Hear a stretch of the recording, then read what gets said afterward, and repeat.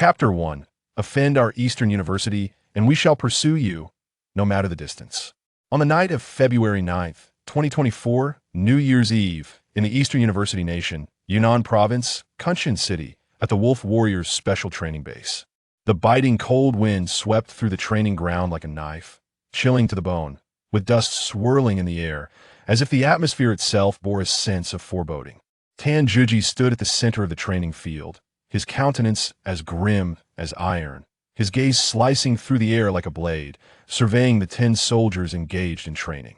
His eyes were cold and keen, as if capable of penetrating the very souls of each individual. The frigid wind howled, lifting the camouflage uniform he wore, causing it to snap sharply. "Fallen," he barked suddenly, his voice resonating like a wolf's howl, piercing the icy air and shattering the silence of the training ground in an instant. The 10 soldiers instinctively halted their movements, quickly converging towards Tanji. In a mere 5 seconds, they had formed a perfectly aligned row, standing erect as if they were 10 iron nails firmly driven into the ground, unmoving. "Report." Tan Juji's voice was as hard as steel, imbued with an undeniable authority. 1, 2, 3. The soldiers' voices were short and powerful, akin to the sound of bullets being chambered, filling the air with an intangible pressure.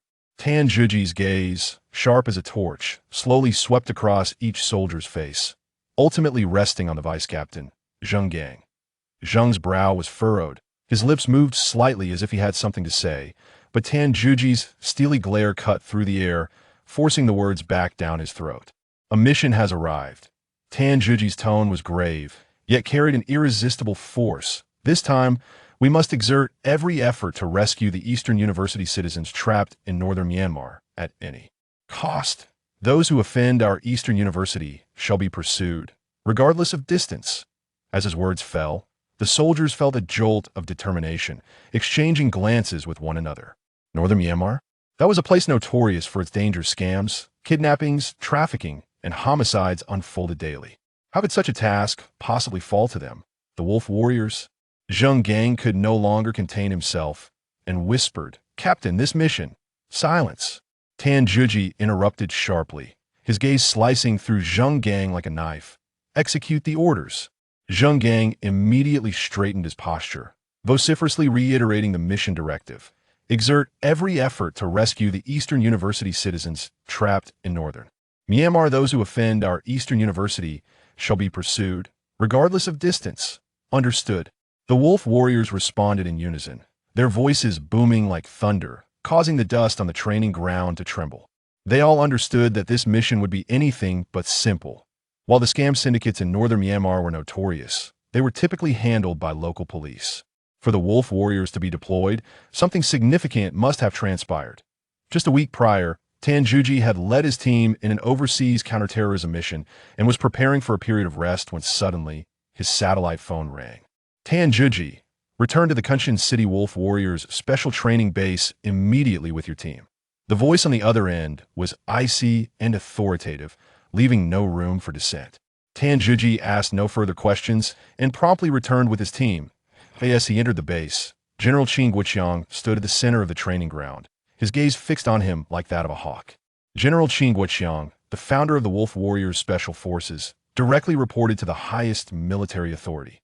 The Wolf Warriors, though few in number, possessed formidable combat capabilities, specializing in executing the most high-level special operations. "Tan Juji, the mission has arrived." General Qing's voice resonated with a deep and commanding tone that we are to dismantle the telecommunications fraud hub in northern Myanmar. Tan Juji furrowed his brow in perplexity. "General, such a task, should it not be handled by others?" General Qing scoffed, his gaze piercing. "This mission is exceptional. The military cannot intervene directly. You, as the battle wolves, are the most suitable choice." He paused briefly before continuing. "The details of the mission are as follows. The battle wolves are to execute a decapitation operation, capturing the leaders of the fraud syndicate, Ming Guoqiang and Ming Guing, among others. The detained citizens of Dongda and the remaining fraudsters will be managed in cooperation with local police." Upon concluding, General Qing handed a thick dossier to Tan Juji. The documents meticulously outlined the fraud group's operational territory, personnel structure, and criminal methodologies. As Tan Juji perused the materials, his frown deepened. Northern Myanmar was no stranger to him. It was a haven for crime, where fraudsters exploited geographical advantages to deceive citizens of Dongda, often imprisoning them and coercing their participation in scams. These individuals were exceedingly brazen. Closing the dossier, Tan Juji's expression turned grave. He understood that this mission was far from a mere arrest operation. The fraud syndicate in northern Myanmar might be concealing a far more insidious conspiracy. General, I comprehend. Tan Juji straightened his posture and rendered a formal military salute to General Chin.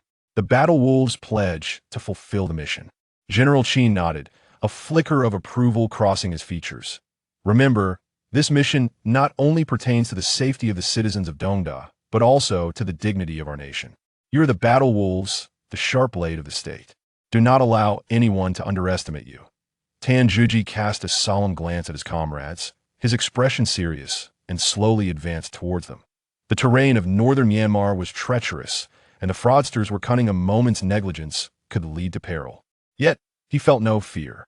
The Battle Wolves had executed numerous missions abroad, amassing a wealth of experience and combat prowess. Whether in jungles, deserts, or urban warfare, they navigated with ease. Surveying his team, he spoke gravely. The terrain in northern Myanmar is intricate, and armed factions are deeply entrenched. The Ming brothers have established a foothold there, undoubtedly supported by powerful allies. Our objective is not only to apprehend them, but also to ensure the safety of the hostages and return unscathed. The team remained silent, the atmosphere tense. Brothers, Tan Juji stood before his comrades, his voice resonating with strength. This mission confronts us not only with a fraud syndicate, but also with the mercenaries backing them. Remember, we are the Battle Wolves, the nation's blade. Regardless of the dangers ahead, we must complete our task and bring our compatriots home. Tan Juji turned, his gaze sweeping over each individual. The honor of the Battle Wolves is earned through blood and sacrifice. This mission allows for no failures, only success. In unison, the team responded, yes. We guarantee the completion of the mission. Tan Juji nodded, his eyes aflame with determination that he recognized that this mission would not only test the Battle Wolves, but also challenge him personally. As their leader, he must guide his team through a path of bloodshed, ensuring that the audacious criminals faced justice. Commence. With a commanding voice, Tan Juji gave the order, and the members of the Wolf Warriors swiftly boarded the helicopter, racing towards the northern region of Myanmar. In the night sky, the roar of the helicopter gradually faded into the distance, resembling a fierce beast leaping into the depths of darkness. Chapter 2. The Wolf Warriors mobilize. Mission must be accomplished on February 10th, in the northern region of Myanmar, near the outskirts of Xaimangla. The night was as dark as ink, and the cold wind howled fiercely. A grand and imposing industrial park stood out against the darkness, illuminated brilliantly, resembling a city that never sleeps. This was the core stronghold of a fraudulent crime syndicate, the lair of notorious leaders Ming Guoqiang and Ming Guoying. In the center of the park, a luxurious villa loomed like a fortress, surrounded by high walls and stringent defenses. Today marked the traditional festival of Dongda, the first day of the Lunar New Year. Yet within this den of iniquity, there was not a trace of festive tranquility. In the reception room on the second floor of the villa, Ming Guoqiang, Ming Guoying, and their associates gathered, engaging in jovial banter. The table was laden with fine wines and exquisite dishes, the atmosphere vibrant, as if they were the true rulers of the world. Over the past year, they had swindled a considerable number of citizens from Dongda, coercing them into participating in telecommunications fraud, amassing a fortune in the process. At this moment, their faces were etched with pride and arrogance. Ming Guoying raised his glass, his countenance glowing with exhilaration. Brother, you truly are formidable. These past few years, we've made a fortune. Those fools from Dongda are nothing but our cash dispensers. Ming Guoqiang chuckled coldly, a glimmer of malice flashing in his eyes. Indeed. However, I have received word that this place is no longer safe. We must relocate swiftly, take our money to South America, and enjoy ourselves thoroughly. Ming Guoying nodded in agreement. Precisely. We can leave this place to our underlings, and we shall remote command from a distance. No matter how formidable Dongda may be, They are constrained by international opinion and dare not pursue us across borders. Besides, with our mercenaries on hand, even if they come, we can hold them off for a while. By then, we will have long flown to safety. In the reception room, several other leaders of the fraudulent syndicate, also wanted by Dongda, raised their glasses to toast to Ming Guoqiang's imminent escape. Laughter and clinking glasses intertwined, creating an illusion of absolute control. Suddenly, a robust, middle-aged man strode into the reception room with urgency. He was Ming Guoqiang's personal bodyguard, his expression grave as he whispered, "Boss, a call has come in, and the password has been breached." Ming Guoqiang furrowed his brow and took the phone. An anxious voice on the other end exclaimed, "A group of unidentified individuals is approaching, and they are coming tonight." Ming Guoqiang's complexion paled, and the glass in his hand shattered on the floor, scattering fragments. "Investigate. Immediately strengthen the defenses of the park," he commanded sharply, then turned to mercenary leader Ming Guojun, bellowing, "Enhance security checks in the vicinity and put everyone on combat alert." He had initially planned to stealthily escape to South America during the Lunar New Year celebrations in Dongda. However, this sudden news had disrupted his plans. "Whoever dares to invade my territory shall face dire consequences." Ming Guoqiang gritted his teeth, a fierce glint in his eyes. Ming Guojun promptly activated the communication devices, issuing an alert to the patrolling mercenaries. "All personnel, take heed, heighten vigilance, and eliminate any suspicious individuals on site." The atmosphere in the reception room instantly froze. Ming Guoying's complexion was pallid, his voice trembling slightly as he spoke. "Brother, could it be the special forces from the Eastern Great Nation? Would they truly dare to conduct cross-border operations?" Ming Guoqiang emitted a cold snort, patting his younger brother on the shoulder. "Do not panic. Our mercenaries are not to be trifled with. Moreover, even if they do come, it is not certain they will return alive." Ming Guojun, standing nearby, exhibited a flicker of excitement in his eyes. "I have long yearned to witness the legendary special forces of the Eastern Great Nation. This evening, let them come and never depart." With that, he turned and exited the room, preparing for battle. Outside the villa, the night was profound. Surrounding the premises, mercenaries were fully armed, vigilantly surveying every nook and cranny. Unbeknownst to them, pairs of keen eyes in the darkness were fixated on their every movement. Led by Tanjuji, the Wolf Special Forces had surreptitiously infiltrated the area. Within the confines of the lawn, the night was as dark as ink. 10 men clad in olive-green military attire lay in wait amidst the grass, gliding forward like phantoms. They were the Wolf Special Forces under Tanjuji's command. With a clear mission, to capture the leaders of the scam syndicate from northern Myanmar, Ming Guoqiang and Ming Guoying. On the lawn, beam from searchlights swept back and forth, momentarily blinding. Tanjuji had chosen a location for concealment that fell within the brief intervals of light and blind spots. The team advanced with the stealth of a whisper, propelled by the contraction of their abdominal muscles, their movements as light as feathers, their breaths nearly inaudible. The ambush had persisted for over 2 hours. They were now only a few dozen meters from their target building. Each step was taken with utmost caution, as if treading upon the edge of a blade. Stealth and assassination were not merely technical skills. They demanded endurance and meticulousness. Tanjuji understood well that the crux of this mission lay in patience and timing. Ming Guoqiang and his associates intended to leave northern Myanmar during the Spring Festival. Missing this opportunity would render their capture nigh impossible. Choosing to strike during their revelry, although fraught with peril, presented the optimal moment. Tanjuji's gaze was as sharp as a hawk's, fixated on the building ahead. His heartbeat was steady, his breathing even, as if he had melded with the night itself. Yet, unbeknownst to him, a secure phone call had already penetrated the premises. Upon receiving the call, Ming Guoqiang ordered the mercenaries within the area to heighten their vigilance. The frequency of the searchlight sweeps intensified, and the number of patrols increased. Tanjuji, perceptive to the anomaly, raised his hand, signaling his comrades to halt. The 10 team members froze instantly, lying completely still on the ground, resembling a pack of ambushed cheetahs. Not far off, a squad of mercenaries was advancing toward their direction. Tanjuji's mind raced, swiftly deducing the reason for the heightened alertness of the adversaries. Had they been exposed? He pondered, but quickly dismissed the notion. Their concealment was flawless. The enemy could not possibly detect them. As the mercenaries drew nearer, their footsteps audible, Tanjuji was acutely aware that they were seasoned soldiers, possessing a keen sense of smell and intuition. If they approached any closer, they risked being discovered. In that critical moment of life and death, Tanjuji resolutely made his decision. He sprang forth like a phantom, the dagger in his hand glinting with a chilling light amidst the night. With a swift and silent strike, 2 mercenaries fell lifeless to the ground, their throats severed. Simultaneously, Tanjuji signaled his comrades on either side to commence their actions.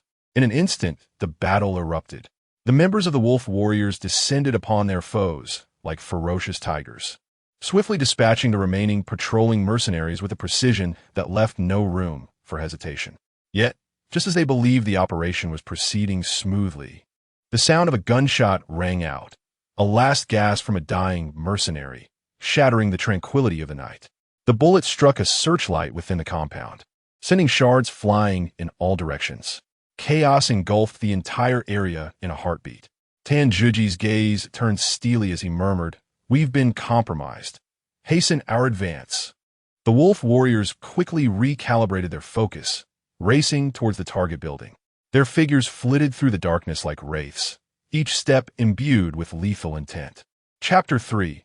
Bloodbath in Northern Myanmar. Blood debts demand blood repayment inside the building.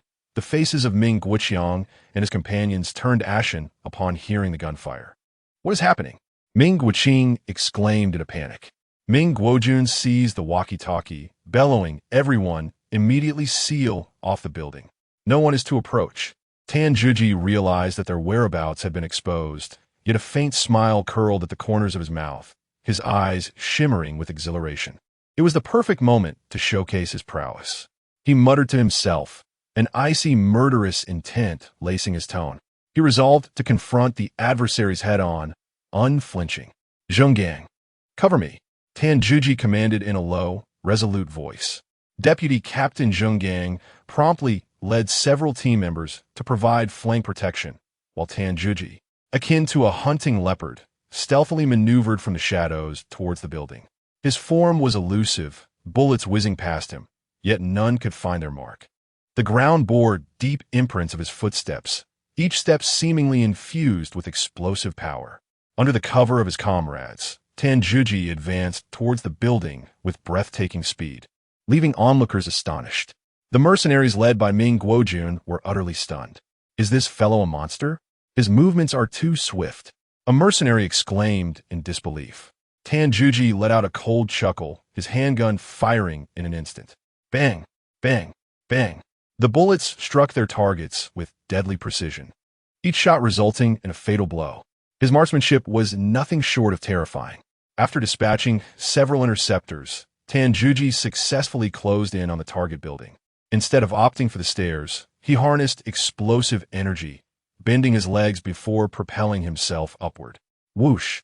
Like a cannonball, he soared, effortlessly landing on the second floor with one foot against the wall. Combat erupted on the second floor in an instant. As soon as he touched down, bullets rained upon him. He swiftly evaded, rolling into a room, his gun already aimed at the mercenaries bursting forth. Bang! Bang! 2 more mercenaries fell lifelessly to the ground. Tanjuji did not pause. He drew his submachine gun from behind and unleashed a torrent of fire upon the enemies within the room. The bullets swept through like a tempest, mercenaries collapsing in droves. Ming Guojun, witnessing this, roared, "Stop him, at all costs." However, Tanjuji's speed and efficiency far surpassed their wildest imaginations. From the initial assault to infiltrating the reception room, it took less than 2 minutes. The mercenaries were utterly incapable of intercepting him in time. In the reception room, Ming Guoqiang, Ming Guoqing, and others remained in a state of chaos, oblivious to the impending danger. Tanjuji burst in like the harbinger of death, his gun aimed at everyone in the room. Bang! Bang! Bang! The ringleader of the fraudsters, the smugglers and Ming Guoqiang's subordinates, dozens on the second floor, fell into a pool of blood. Ming Guoqiang attempted to retaliate, but as soon as his wrist was raised, Tan Juji shot through it. He screamed, the gun slipping from his grasp. Why you? Who are you? Ming Guoqiang stammered in terror. Tan Juji gazed coldly at him, his voice as frigid as ice. We are the war wolves of the Eastern great nation. You are steeped in sin, repeatedly infringing upon the people of the Eastern great. Vengeance shall be yours, even from afar. Ming Guoqiang's face was ashen, trembling as he stammered, I am willing to pay you, as long as we can settle this privately. This sum of tens of millions of dollars is all yours. I beg you, spare my life.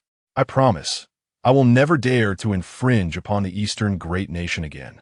Tan Juji offered no reply, merely pulling the trigger. Bang! The bullet pierced directly into Ming Guoqiang's forehead. His eyes widened in shock as he collapsed lifelessly to the ground. Meanwhile, Ming Guoqiang's companion, Ming Guoying, had already crumpled to the floor, his trousers soaked with fear, unable to utter a single word. At that moment, Deputy Captain Zheng Gang entered hastily, exclaiming, Captain, wasn't Ming Guoqiang meant to be captured alive? Tan Juji chuckled softly, his tone indifferent. Such a wretch, steeped in malevolence, deserves a swift demise. And what of Ming Guoying? With that, he retrieved a burlap sack from behind him, binding Ming Guoying and stuffing him inside, then dragging the sack as he made his deliberate exit from the building. Soon after, a series of explosions erupted from within, flames soaring into the night sky. In the darkness, Tan Juji's silhouette receded, the glow of the fire illuminating his stern profile. The war wolves had been unleashed, and they had never faltered. A day later, within the suffocating atmosphere of a high-level conference room between the Eastern Great Nation and Myanmar, Qin Guoqiang stood at the head of the table. His imposing stature reminiscent of a mountain, his visage a stormy hue, fury blazing in his eyes. With a thunderous slap upon the table, the teacups rattled violently, spilling tea across the surface. Are we to be given an explanation? An explanation for what? The tranquility of our borders has been secured through the blood of our warriors. His voice resonated like thunder, causing the entire room to tremble as if the very air quaked in response. Although Qin Guoqiang appeared to be in his 50s, the depth of his gaze revealed an unwavering steadiness and ferocity far beyond his years, resembling a tiger poised to pounce. A representative from the Myanmar military furrowed his brow, a hint of skepticism lacing his tone. General Qin, has your operation been excessively aggressive? You have claimed too many innocent lives in the process, and international opinion is turning against us. The moment his words hung in the air, the tension in the conference room escalated, taut as a tightly strung bowstring.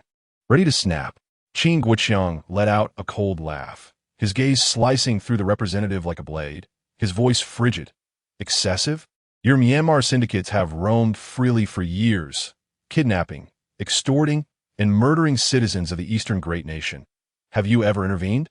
This operation not only rescued numerous innocent lives from our nation, but also obliterated the smuggling and fraud networks along the northern border of Myanmar. His voice crescendoed, culminating in a near roar. What right do you have to question us? Seeing the escalating confrontation, a peacemaker hurriedly stood up to mediate, speaking gently. Gentlemen, let's remain calm. General Qin, while your actions have indeed yielded results, the loss of life is substantial, including some foreigners. We must provide an account to the outside world. Yet Qin Guoqiang remained unmoved, retorting coldly. An account? The Eastern Great Nation owes no explanation to anyone. We are solely responsible for our own citizens, each of those who perished in the compound. Do any of them bear hands untainted by the blood of our people? Disciplining our soldiers? Absolutely not. After speaking, he abruptly turned and strode towards the conference room door, his silhouette resembling an immovable mountain, exuding an oppressive aura that rendered the atmosphere suffocating. Within the conference room, the high-ranking officials of the Myanmar military exchanged helpless smiles, shaking their heads in resignation. One general could not restrain himself and murmured in discontent, "This Qin Guoqiang is utterly lawless and exceedingly arrogant."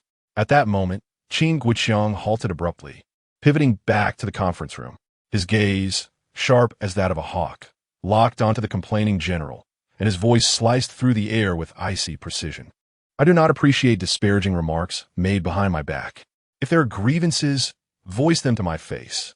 The general's complexion drained of color, and he erupted into a fit of coughing, as if Qin Guoqiang's imposing presence suffocated him, beads of cold sweat forming on his brow. Another general, attempting to diffuse the tension, offered a wry smile and remarked, "We have long been acquainted with General Qin's temperament. However, the pressing issue remains. The situation has transpired, and we must find a resolution. Yet, with the upper echelons of the Eastern nation departed, we have no choice but to accept this outcome." Some senior officials within the Myanmar military expressed their dissatisfaction with Qin Guoqiang's behavior, yet they understood the futility of resistance. The Eastern nation is far more formidable than we are. We can only acquiesce to this reality. A general sighed softly, his tone imbued with a sense of powerlessness, as if confronted by an insurmountable peak. Following the conclusion of the meeting, Qin Guoqiang returned to his office, his expression still as grim as iron. Although his favored Wolf Warriors Special Forces had successfully completed their mission, Tan Juji mentioned in his report that there seemed to have been a leak during the operation. A leak, Qin Guoqiang murmured to himself, a glint of cold light flashing in his eyes, akin to a beast that has caught the scent of its prey. He clenched his fists, the knuckles cracking ominously, and silently vowed, regardless of who lurks in the shadows, he would unearth this individual. Those who dare to threaten his wolf warriors and his national interests should not underestimate his ruthless resolve. Chapter 4: A New Life. Protecting the beauty in the office of the Wolf Warrior Training Base, an atmosphere of solemnity enveloped the room, as if the very air had solidified. Qin Guoqiang sat behind his desk, his gaze piercing and sharp, like two blades aimed directly at the figure of Tan Juji standing opposite him. "Juji, you performed commendably in the recent rescue mission in northern Myanmar. I shall grant you an extended leave to recuperate." Qin Guoqiang's voice resonated with steadiness, yet carried an undeniable authority. Tan Juji furrowed his brow, his tone resolute. "General, I do not require rest. I wish to remain with the unit and continue executing missions." Qin Guoqiang shook his head slightly, a flicker of complexity crossing his eyes. "This time off is merely to assign you a less demanding task." "A less demanding task." Tan Juji paused, a spark of confusion flickering in his eyes. "What task?" Rising from his seat, Qin Guoqiang retrieved a document from his drawer and handed it to Tan Juji, his tone flat, yet laden with significance. "Your new identity will be that of the security manager for the Jiang Group in Hongdu, responsible for the protection of the new president, Jiang Xiaoxiao." Tan Juji received the document, his brow furrowing deeper, a hint of discontent creeping into his voice. "Protecting a woman? What woman is so vital that it necessitates our intervention? The subjects of our protection are typically high-ranking officials of the state." Qin Guoqiang's expression hardened, his tone grave enough to quell dissent. "She is more important than any high-ranking official. Upon your arrival, you will ensure her personal safety and implement round-the-clock protection." "Round the clock." Tan Juji's eyes widened in disbelief, incredulity spilling forth. This is utterly absurd.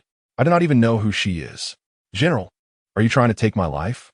Without a word, Qin Guoqiang extracted a photograph from the folder and slid it across the table towards Tan Juji. As Tan Juji glanced down, the woman in the photograph appeared strikingly beautiful, her icy gaze captivating yet chilling. Her demeanor exuded an air of elegance, akin to a thorny rose, both awe-inspiring and irresistibly alluring. "So, she is a beauty?" Tan Juji murmured to himself, a teasing lilt in his voice. He raised his head, tentatively inquiring, "How long must I protect her?" "For 1 month. She will return from abroad and will remain in Hongdu for a month before heading north to the capital. After that, your responsibility will cease." Qin Guoqiang's response was succinct and assertive, as if everything had been meticulously arranged. Tan Juji fell silent for a moment, his brow knitting tighter. "General, isn't this task a bit off?" Qin Guoqiang shot him a cold glance, his tone laced with warning. "Remember, your mission is to ensure her safety. Do not engage in any inappropriate relationships, especially with this woman. That is an order." Tan Juji opened his mouth, words poised on the tip of his tongue, but he swallowed them back. Within the military, he, Tan Juji, could defy anyone without fear. Yet before this fiery-tempered superior, he dared not disobey in the slightest. The aura of menace surrounding this old man was palpable, akin to a tiger ready to pounce. Tan Juji understood that his temperament and capabilities were currently not on the same level as his commanding officers. He lowered his head, his voice so subdued it was almost inaudible. "General, may I return to my hometown in Pengcheng to visit my family?" Pengcheng is adjacent to Gongdu, and a brief visit would not consume much time.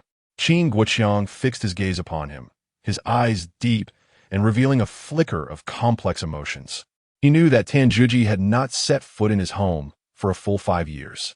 5 years may not seem long for a soldier, but for a son, a brother, it is an interminable torment.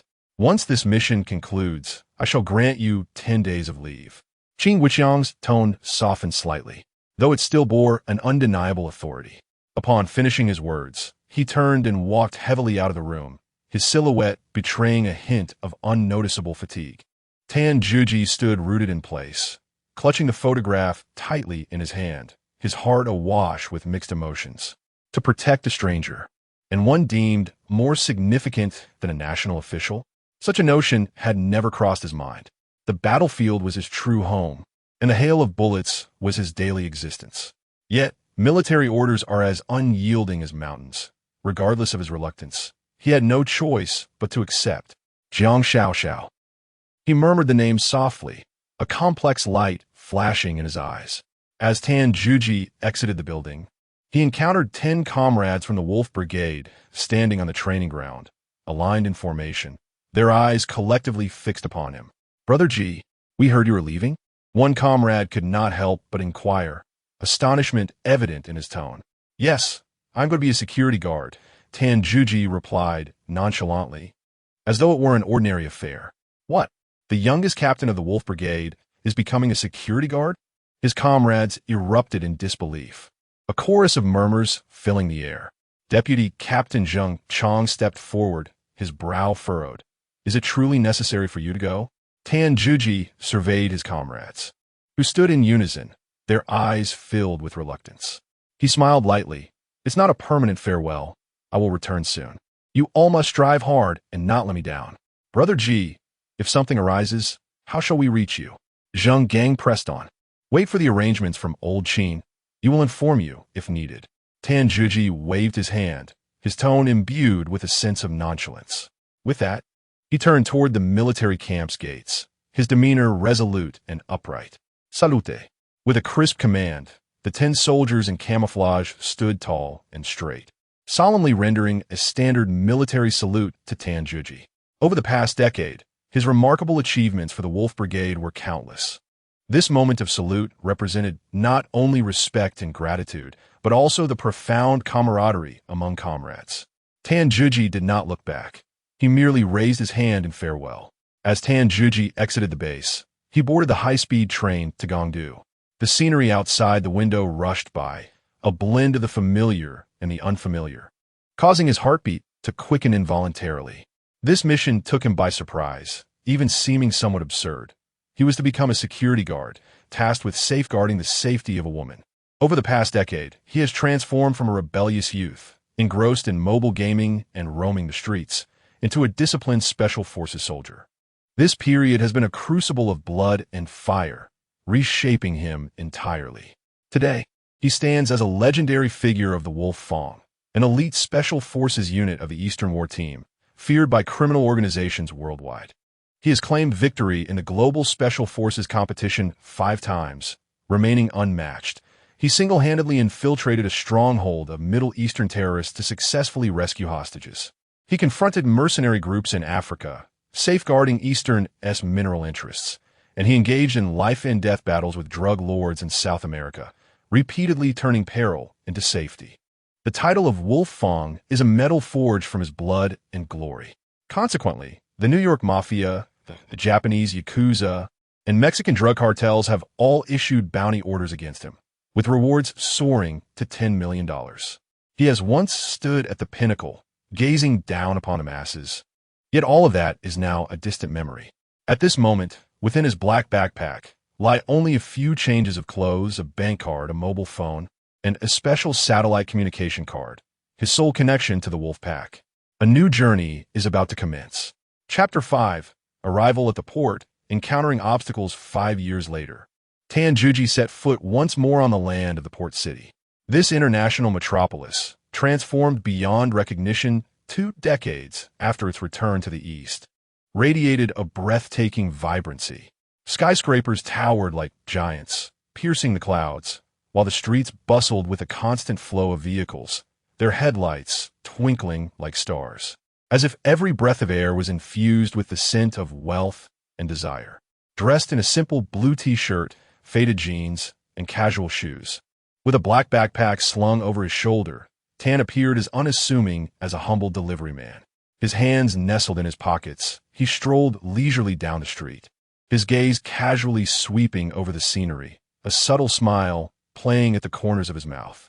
As he passed a group of fashionable young women adorned with exquisite makeup, he squinted slightly, a hint of admiration in his eyes, yet swiftly diverted his gaze. It was a rare moment of tranquility, free from the burdens of duty. He mused internally, his pace remaining unhurried. Soon, his attention was drawn to a towering edifice in the distance, the Jiang Group. The Jiang Group, the pinnacle of high-tech enterprises in the port city, specialized in chip design and sales, employing only the finest talents in the industry. To work here was a dream cherished by nearly every resident of the city. The building's glass, facade, shimmered under the sun, casting brilliant reflections that seemed to proclaim its glory and power to the world. Standing at the bustling intersection, Tan gazed at the imposing structure with a mixture of emotions, a tinge of melancholy stirring within him. With less than $1,000 to his name, the once mighty wolf had fallen to such depths. He chuckled bitterly to himself, muttering softly, "It's all General Qin's fault for being so miserly." Shaking his head, Tan inhaled deeply, his resolve hardening anew. This was the place, he whispered to himself, before striding purposefully towards the Jiang Group's entrance. However, upon reaching the doorway, he was halted by 2 uniformed security guards. "Stop. No entry for non-employees," one guard stated coldly, his eyes betraying an unmistakable wariness. The other guard appraised Tan from head to toe, spotting his humble attire and tattered backpack, and revealed a hint of disdain. "Delivery? Just leave the package at the door and be on your way." Furrowing his brow, Tan patiently attempted to explain. "I'm here to see someone." "See someone?" The guard scoffed, his tone dripping with sarcasm. "With your looks, who could you possibly be here to see? Don't cause trouble, just leave." Tan managed a wry smile, shaking his head in resignation. Were it not for the consideration of this being the territory of his protection target, he would have laid these pretentious fools flat on the ground. It seemed he would have to resort to extraordinary measures, he thought, a glint of coldness flashing in his eyes. Just as both sides reached an impasse, a deep rumble of engines suddenly erupted from afar, drawing the attention of all present. A striking yellow Xiaomi SU-7 supercar roared like a bolt of lightning, coming to a smooth halt at the entrance of the building. The car window descended slowly, revealing a strikingly beautiful face. The woman inside turned her head slightly, her voice cool yet authoritative. "What is happening? Why the commotion at the entrance? This is utterly inappropriate." Upon seeing her, the 2 security guards immediately assumed a respectful demeanor. Standing upright, as they hurriedly explained, "Secretary Gua, a delivery person attempted to enter, and we were just stopping him." Tanjuji maintained his calm expression, replying nonchalantly, "I said I am here to see your president." "To see the president?" One guard scoffed, his tone dripping with disdain. "You? Dress so poorly. You clearly don't seem to be a person of good standing, and yet you dare to speak so boldly." Upon hearing the mention of the president, the woman in the car furrowed her brow slightly and halted the vehicle. The door swung open, and a pair of long, elegant legs stepped out first, followed by a stunning woman with an imposing presence, dressed in a well-tailored business suit that accentuated her curves, especially her high heels. She emanated an aura of icy elegance and nobility. "Secretary Gua." The 2 security guards immediately greeted her, their tone laced with flattery. Guazime cast a scrutinizing glance at Tanjuji, her eyes inquisitive. "And who might you be?" The guard quickly elaborated. He claims he is here to see someone, but we thought he looked like a delivery person, so we did not allow him in. Tanjuji shrugged, his tone remaining composed. I am here to see your president. Guozime raised an eyebrow, a hint of amusement in her gaze. Seeking President Jiang? Do you have an appointment? I do not. But President Jiang should be aware of my arrival. Tanjuji replied casually. No appointment? Guozime let out a cold laugh, tinged with sarcasm. Well, I'm afraid President Jiang does not entertain just anyone. With that, she turned to return to the vehicle, clearly uninterested in someone as presumptuous as Tanjuji. Tanjuji watched her as she entered the car, his gaze inadvertently lingering on her silhouette.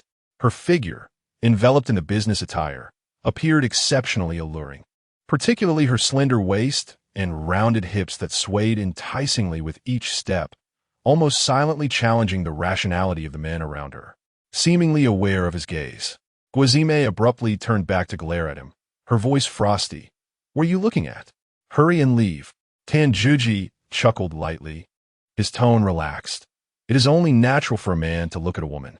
Besides, the way you are dressed is clearly intended to attract attention. You. Guozime's face flushed with anger, her voice sharp. How shameless.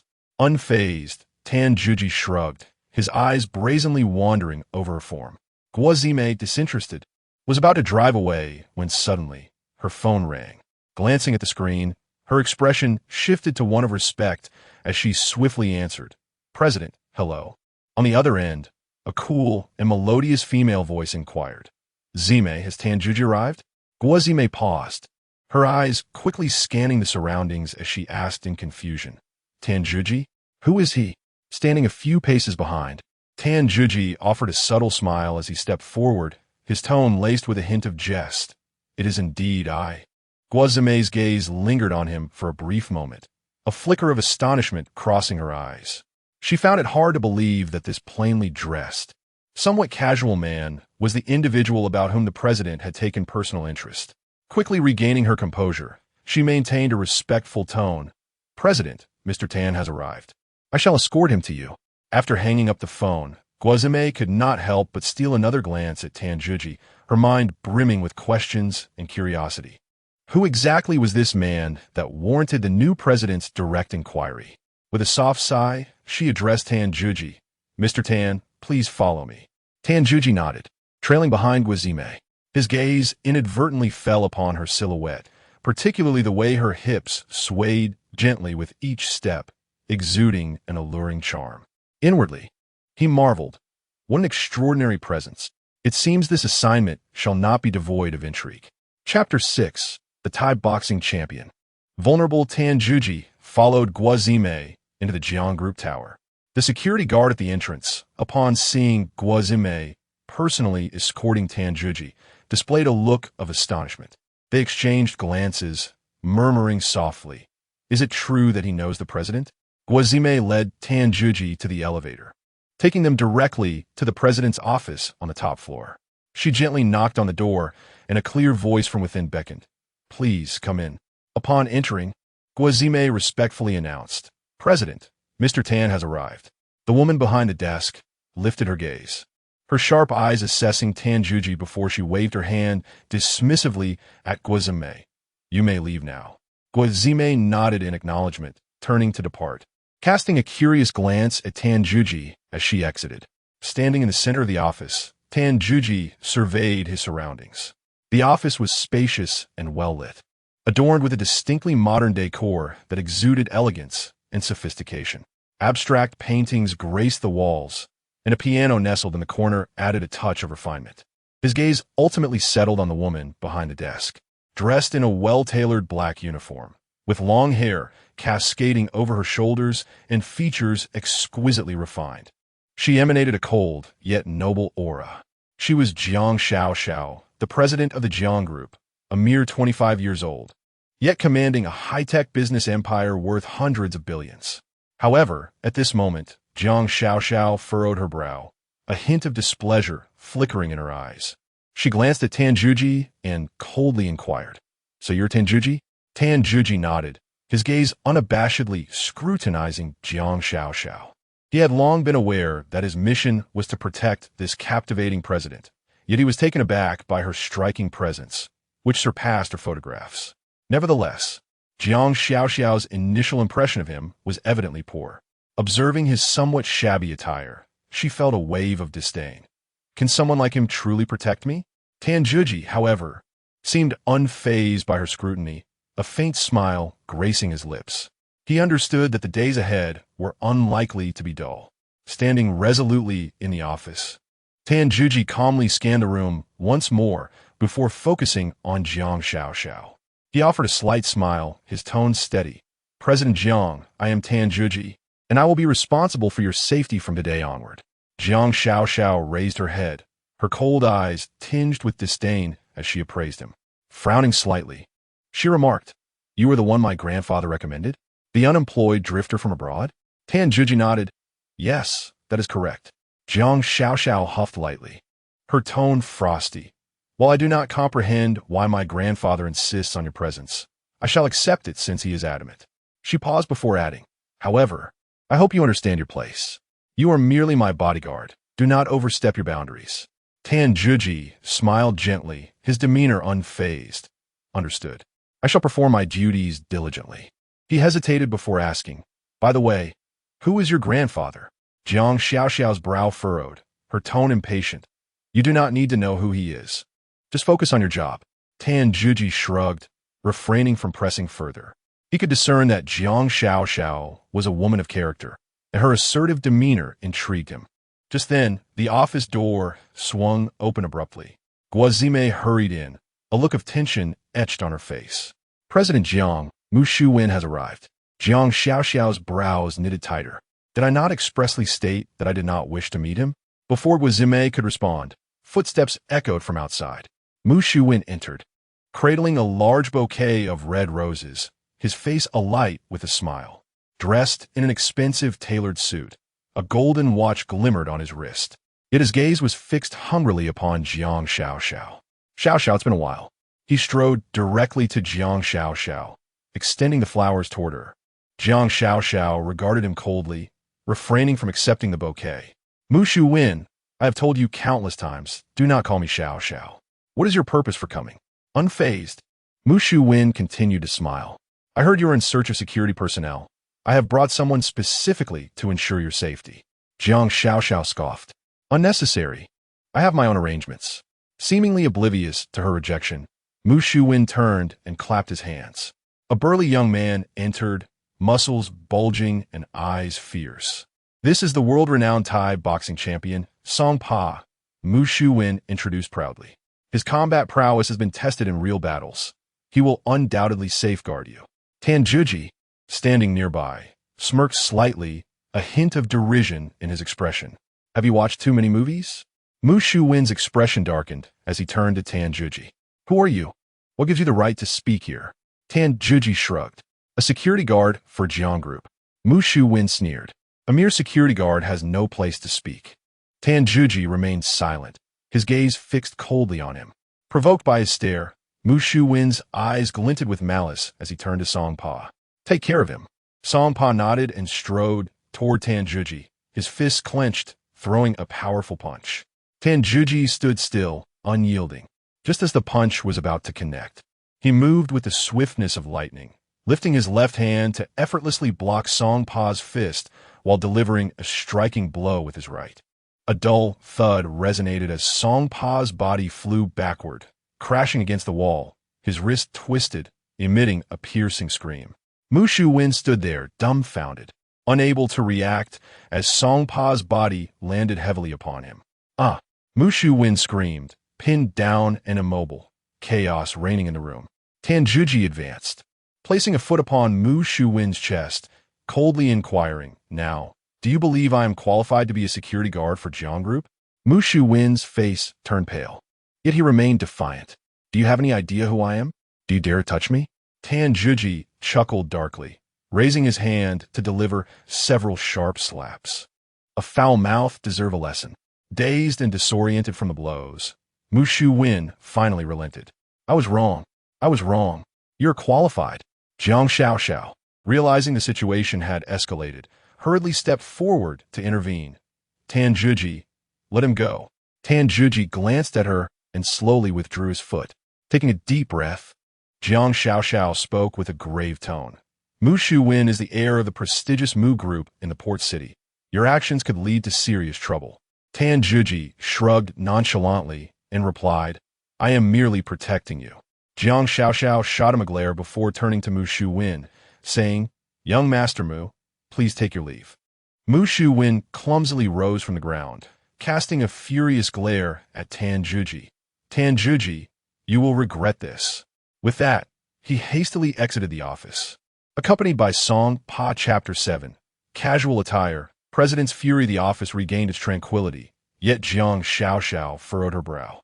She turned to Tanjuji, a hint of skepticism in her eyes. Who exactly are you? Tanjuji smiled faintly. Jiang, did I not mention? I am your security guard. Jiang Xiaoxiao shook her head. Your skills are rather extraordinary. Your methods against Mu Shuwen and his associates were excessively ruthless. Tanjuji shrugged. I showed them mercy. Otherwise, they would have already been incapacitated. Jiang Xiaoxiao scrutinized him, her gaze tinged with caution, her tone frosty. When you were abroad, were you truly, as grandfather described, merely an idle drifter? Tanjuji chuckled, refraining from responding and instead changing the subject. Where will I be residing from now on? Jiang Xiaoxiao glanced at her wristwatch, her tone remaining chilly. No rush. We will pick someone up shortly. Pick someone up? Tanjuji raised an eyebrow, his tone laced with amusement. My cousin, returning from the United States, arriving on a 3 o'clock flight. Jiang Xiaoxiao replied tersely, impatience seeping through her words. Tanjuji frowned slightly, his tone casual. I have just arrived and haven't tea settled in yet. Could we postpone this until tomorrow?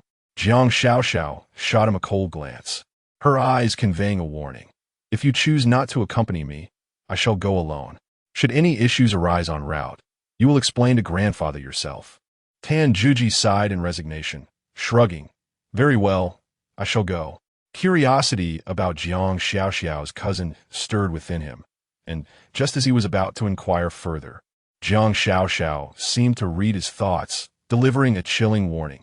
Do not entertain any ideas regarding my cousin, or I shall not hesitate to take action.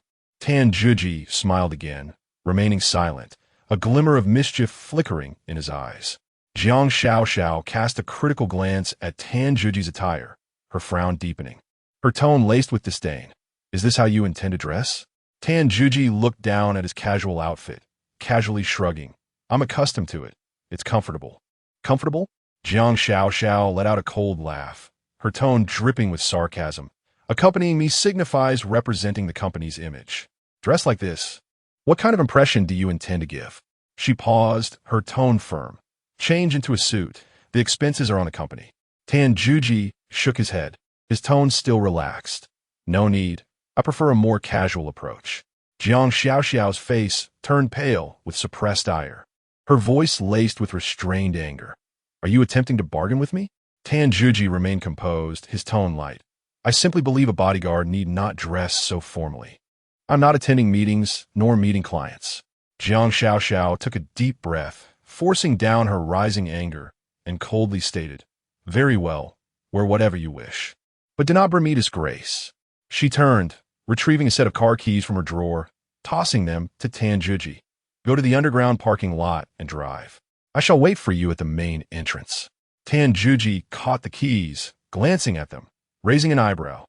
Huawei Zunjia 800? This car is rather luxurious. What if I accidentally damage it? Jiang Xiaoxiao was nearly driven to slam the table, her voice fraught with suppressed fury. Enough with the nonsense. Hurry and drive. Tanjuji shrugged nonchalantly and turned away from the office. As he walked, he toyed with the car keys, a smirk playing upon his lips as he murmured to himself. This woman certainly has quite the temper. Yet, she's rather intriguing. In the underground parking garage, Tanjuji located the luxurious Huawei Zunjia S800. He settled into the driver's seat, caressing the steering wheel, a glimmer of amusement flashing in his eyes as he softly remarked, It has been a while since I drove such a vehicle. The car glided out of the parking lot, and upon reaching the entrance, Two security guards immediately recognized it as the President Jiang Xiaoxiao's chariot. Momentarily taken aback, their faces reflected a palpable apprehension. "Isn't that the president's car?" One guard whispered in astonishment. "Wasn't that man just inside a short while ago? How is he now emerging in the president's vehicle?" The other guards' eyes widened in disbelief. They exchanged anxious glances, their hearts racing. Working as security at Zhang's group not only offered generous benefits and favorable treatment, but also bestowed a sense of prestige among relatives and friends.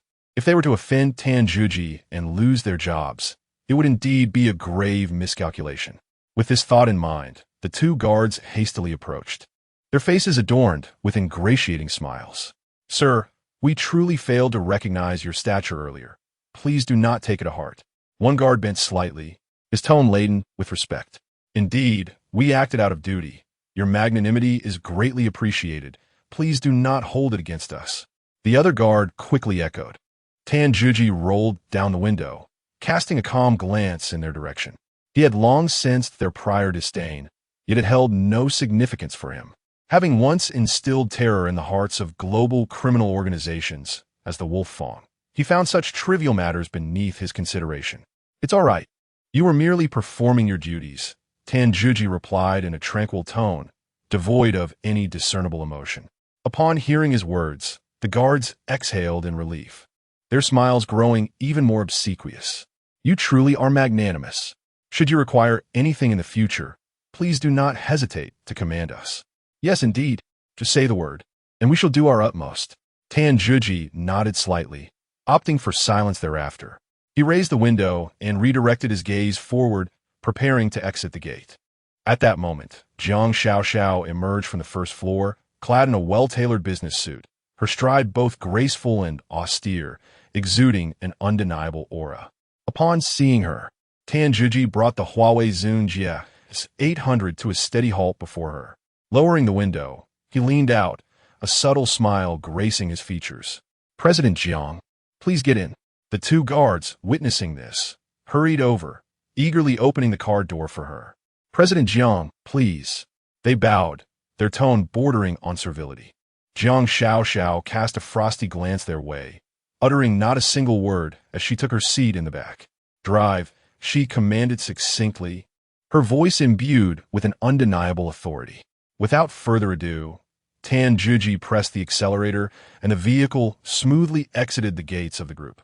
The two guards stood rooted in place, watching the car recede into the distance, their hearts a mixture of relief and trepidation. Fortunately, that gentleman did not hold a grudge against us. Otherwise, today could have turned disastrous. Indeed, one must cultivate a keen awareness in the future and refrain from offending others. The atmosphere within the vehicle was laden with silence, interrupted only by the soft hum of the engine reverberating in the background. Jiang Xiaoxiao gazed through the car window, observing the rapidly passing scenery, her heart a tumult of emotions. She could not comprehend why her grandfather insisted on having this man protect her. He appeared rather ordinary, even somewhat disheveled. Could he truly fulfill this role? As the car continued its journey, Tan Zhuji cast a glance at Jiang Xiaoxiao through the rearview mirror. She was looking up, her attention fixed on the outside world, her expression a blend of focus and detachment. A faint smile curled at the corners of Tan Zhuji's lips as he thought to himself, "This woman is indeed an iceberg." Chapter 8. Airport reception and the interference of a rogue at Kaohsiung International Airport. The throngs of travelers surged as sunlight bathed the expansive plaza, creating a scene of bustling activity. Du Qianqian stood at the airport exit, dragging a pink suitcase behind her, her gaze occasionally drifting to the distance. Adorned in a crop top that revealed her midriff, paired with distressed jeans and adorned with studded boots, she exuded an air of both fashion and rebellion. Her presence immediately captivated the attention of nearby men. "She is quite something," they whispered among themselves, unabashedly eyeing Du Qianqian's striking beauty and enviable figure. Seemingly accustomed to such scrutiny, she disdainfully curled her lip and glanced down at her phone. "Where's my cousin?" she muttered under her breath, a hint of impatience lacing her tone. At that moment, a sleek black Huawei S800 glided into the airport lane. The car's smooth lines shimmered with a subtle yet luxurious sheen under the sunlight, instantly drawing the attention of those nearby. Inside, Jiang Xiaoxiao sat in the back seat, surveying her surroundings through the window until her gaze settled on Du Qianqian. "That is my cousin, Du Qianqian," she remarked, pointing to the flamboyantly dressed girl at the entrance. Her tone measured. Tan Zhuji followed her gaze, raising an eyebrow in mild surprise. "Is that her?" he inquired softly, a hint of skepticism in his voice. Jiang Xiaoxiao nodded and promptly dialed Du Qianqian's number. "Qianqian, I've arrived.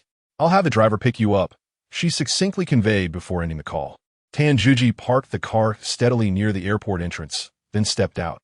Upon seeing him, Du Qianqian approached with an air of curiosity. "Are you the driver here to pick me up?" She assessed him from head to toe, her tone tinged with doubt. Tan Zhuji nodded calmly. "I am Tan Zhuji, the bodyguard of General Manager Jiang." Du Qianqian arched an eyebrow, seemingly taken aback by his designation. "A bodyguard? When did my cousin hire such?" She trailed off, her derision evident even without completing her thought. Tan Zhuji disregarded her attitude, his gaze sweeping over Du Qianqian. Indeed, she was strikingly beautiful, with delicate features and a tall stature, yet her attire prompted a slight frown from him. "Her outfit resembles that of a rebellious youth," he mused inwardly. Du Qianqian scrutinized Tan Zhuji as well, evidently unimpressed by his casual appearance. Yet due to Jiang Xiaoxiao's call, she felt compelled to acquiesce. "Very well. Let us be on our way," she sighed, her tone laced with impatience. Tan Zhuji nodded and reached for her suitcase. "Allow me," he offered. Du Qianqian did not refuse, handing over her luggage as she made her way directly to the car. Just then, a flashy Audi sports car roared into the airport lane, coming to a steady halt beside Tan Zhuji's vehicle. The door swung open, revealing a burly man stepping out. He was clad in an exquisite suit adorned with prestigious labels.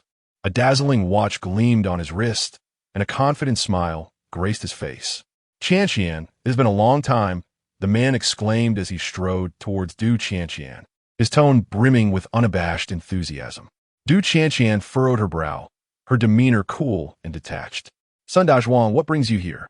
Sun Dazhuang chuckled, his gaze lingering on Du Qianqian with unmasked admiration. "I heard you were in Gongdu, so I specifically came to pick you up." He paused, his tone laced with innuendo. "You have truly become more beautiful." Sun Dazhuang was the scion of the Sun family in Gongdu and a former classmate of Du Qianqian at the University of Beautiful Country. Du Qianqian grimaced in distaste, her voice frosty. "There's no need. I already have someone coming for me." Only then did Sun Dazhuang notice Tan Zhuji standing nearby. He scrutinized Tan Zhuji from head to toe, his gaze filled with disdain. "Him?" Sun Dazhuang scoffed. "Qianqian, you wouldn't let someone like him pick you up, would you? Look at his attire. He resembles a beggar." Upon hearing Sun Dazhuang refer to him as a beggar, Tan Zhuji's brow knitted together and his expression turned icy. He shot a piercing glance at Sun Dazhuang, his voice low and menacing. "Who are you calling a beggar?" Sun Dazhuang was taken aback by his fierce gaze, but quickly regained his brash demeanor. He sneered, pointing at Tan Zhuji's clothing, "With that ragged outfit, what else could you possibly be?" Du Qianqian, witnessing the exchange, stepped forward assertively, her tone resolute. "Sun Dazhuang, cease your nonsense. He is not a beggar. He is here to escort me." As she spoke, she reached for Tan Zhuji's arm, her gaze coldly fixed on Sun Dazhuang. Sun Dazhuang was momentarily taken aback, his expression darkening. He scrutinized Tan Zhuji, his tone rife with skepticism. "To escort you? Him? Dressed like that? Surely he must be a fraud." Du Qianqian let out a cold huff, tightening her grip on Tan Zhuji's arm. "He is my personal bodyguard, solely responsible for my safety. Do not attempt to sow discord." Tan Zhuji was somewhat surprised by Du Qianqian's gesture, yet he did not refute her claim. He glanced down at her hand interlinked with his, feeling a strange sensation within. Sun Dazhuang, upon witnessing their intimate display, felt his expression darken dramatically. He glared at Tan Zhuji, his eyes seemingly ablaze with contempt, his tone dripping with mockery and disdain. "A bodyguard? Him? Dressed like a street beggar? How could he possibly serve as your protector?" Tan Zhuji, however, appeared unaffected, maintaining his impassive demeanor. as if Sun Dazhuang's words were merely a breeze passing by. But Du Qianqian could no longer contain herself. She cast a frosty glance at Sun Dazhuang, her voice laced with piercing coldness. Sun Dazhuang, my affairs are none of your concern. Step aside. Sun Dazhuang's expression darkened, a hint of menace creeping into his tone. Qianqian, do not mistake my kindness for weakness. What can such a pitiable wretch offer you? Come with me, and I assure you a life of opulence and comfort. As he spoke, he reached out to grasp Du Qianqian's wrist. In that fleeting moment, Tan Zhiji swiftly positioned himself before her, his demeanor calm, yet exuding an undeniable authority. Mr. Sun, I implore you to conduct yourself with dignity. Sun Dazhuang was taken aback, his anger swiftly igniting as he pointed an accusatory finger at Tan Zhiji's nose, exclaiming, Who do you think you are to obstruct me? Be wise and leave at once, or I shall not hesitate to be uncivil. Tan Zhiji's gaze turned icy, the corners of his mouth curling in a slight smirk as he seized Sun Dazhuang's outstretched hand. Sun Dazhuang felt as though his wrist were ensnared in a vice, pain shooting through him as he grimaced, attempting to withdraw his hand, but finding himself utterly unable to escape. Uncivil? Pray tell, who is the one lacking in civility? Dan Huhi softly echoed, a hint of amusement in his tone, before finally releasing his grip. Chapter 9. Obstacles at the airport. A brutal encounter with a rival Sun Dazhuang felt a sharp pain in his wrist and a slight unease in his heart. However, he quickly regained his arrogant demeanor and sneered. What? Are you going to make a move? Do you know who I am? Dare to touch me, and I'll ensure you can't survive in Hongdu. Tan Zhiji did not respond, merely casting a calm glance in his direction. Sun Dazhuang felt a chill run down his spine under that gaze and instinctively took a step back. Yet, he soon realized he had lost face, which ignited a furious embarrassment, distorting his expression even further. Provoked by Tan Zhiji's stare, Sun Dazhuang's face flushed with rage. I warn you, mind your own business. My father is the chairman of the Sun Group. Tan Zhiji let out a cold laugh, clenching his fists, the knuckles cracking ominously. He fixed a piercing gaze on Sun Dazhuang, his tone frigid. I couldn't care less who your father is. If you dare to continue pestering Du Qianqian, I assure you, you will regret it. Sun Dazhuang was intimidated by his intensity and retreated a step, beads of cold sweat forming on his forehead. He attempted to feign calmness. Why, you better not act recklessly. This is a public place. Standing nearby, Du Qianqian wore a hint of a mocking smile. She casually remarked, Sun Dazhuang, I advise you not to provoke him. He has connections with the underworld. If you offend him, you won't have a pleasant outcome. Sun Dazhuang's expression shifted, his gaze sweeping over Tan Zhiji. A gangster? Him? He scoffed derisively, his tone dripping with disdain. Look at him, dressed like a beggar. His demeanor screams rural upbringing. Tan Zhiji sneered, a glint of coldness flickering in his eyes. He had no intention of stooping to the level of such a privileged brat. Yet Sun Dazhuang's arrogance stirred his dissatisfaction. Sun Dazhuang, do you really believe that dressing well can disguise your true nature as a worthless heir? His tone was icy, fists slightly clenched. Sun Dazhuang was infuriated by his words, but the fierce demeanor of Tan Zhiji made him falter. He forced himself to say, Why, you better not be arrogant. I warn you, don't meddle in my affairs. Otherwise, you'll be crawling out of Hongdu. Tan Zhiji's lips curled in a slight smirk, tinged with sarcasm. You may give a try. However, those who offend me have never met a good end. Sun Dazhuang feigned composure, though his voice trembled. Why, you regret this? I want to forget you.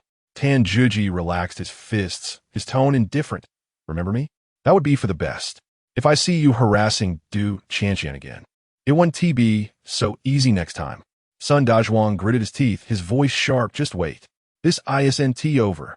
Tan Zhiji's gaze hardened, laced with derision. Sun Dazhuang, do you think that dressing well can mask the fact that you are merely a privileged fool, with no skills to speak of? Relying solely on your family's wealth to flaunt your power is a failure in character. Sun Dazhuang glared fiercely at Tan Zhiji before turning and entering his Audi, speeding away. Tan Zhiji watched the departing car with a cold chuckle, unfazed. Du Qianqian sighed in relief as she witnessed Sun Dazhuang's retreat. She released her grip on Tan Juji's hand. A hint of apology lacing her tone. Thank you for earlier. Tan Juji smiled lightly, his tone relaxed. No need to mention it. However, if you plan to use me as a shield next time, do give me a heads up. Du Qianqian blushed, muttering softly. Who told you to dress so casually? You nearly left me in a bind. Tan Juji shrugged, offering no retort. He opened the car door, signaling for Du Qianqian to enter. Let's go. Your cousin is waiting for you. Du Qianqian nodded and settled into the car. As the vehicle glided away from the airport, Tan Juji glanced at Du Qianqian and Zhang Xiaoxiao through the rearview mirror. They were engaged in hushed conversation, seemingly unfazed by the earlier incident. Once inside, Du Qianqian, seated in the back, excitedly remarked to Zhang Xiaoxiao, Cousin, your bodyguard is truly impressive. He scared son Dazhuang half to death. Zhang Xiaoxiao scoffed, a hint of disdain in her voice. He's merely a brutish man who knows how to throw punches. There's nothing to commend. Tan Juji, overhearing their exchange, chuckled awkwardly, refraining from interjecting. He noted Du Qianqian's curious gaze fixed upon him. She beamed, saying, Tan Juji, thank you again. If it weren't for you, I wouldn't have known how to shake off that annoying fellow. Zhang Xiaoxiao chimed in nonchalantly. Next time you find yourself in such a situation, let him handle it. After all, that's his sole purpose. Tan Juji felt a wave of frustration wash over him. He had originally come to serve as Zhang Xiaoxiao's bodyguard, yet now found himself entangled in her cousin's affairs. This left him feeling somewhat helpless, though he kept his thoughts to himself. Du Qianqian, brimming with curiosity, inquired, Tan Juji, what did you do before? How did you end up as my cousin's bodyguard? He casually fabricated a reason. I was working abroad, ran out of money, and had to return to Hong Kong to seek employment. Fortunately, someone recommended me to Zhang's group, so I thought I'd give it a try. Zhang Xiaoxiao leaned in to whisper to Du Qianqian. To be honest, I didn't want him following me. It was my grandfather who insisted. Du Qianqian blinked, teasingly remarking, what does Grandpa think of recommending him to you? Why don't you just pass him on to me, cousin? Zhang Xiaoxiao chuckled softly. You like him? Then he is all yours. I'll just have to mention it to Grandpa. Tan Juji, overhearing their banter, was momentarily speechless. After all, he was a proud member of the Wolf 2 Special Forces, a bona fide warrior, and yet he was being treated as a mere gift to be passed around. If his comrades were to witness this, they would undoubtedly burst into laughter. As the car traversed the Pengzhong Bridge, Du Qianqian suddenly tapped on the window, exclaiming with excitement, Stop! I want to get out and enjoy the scenery. This is the largest cross-river bridge in Hong Kong, just opened recently, and I've heard the view is spectacular. Tan Juji frowned, cautioning her. It's not convenient to stop here. Parking on the bridge is prohibited. However, Zhang Xiaoxiao waved her hand dismissively. Since my sister rarely visits Hong Kong, let us indulge her. There aren't too many cars at this hour. With a reluctant sigh, Tan Juji was compelled to gradually bring the car to a halt by the bridge's edge.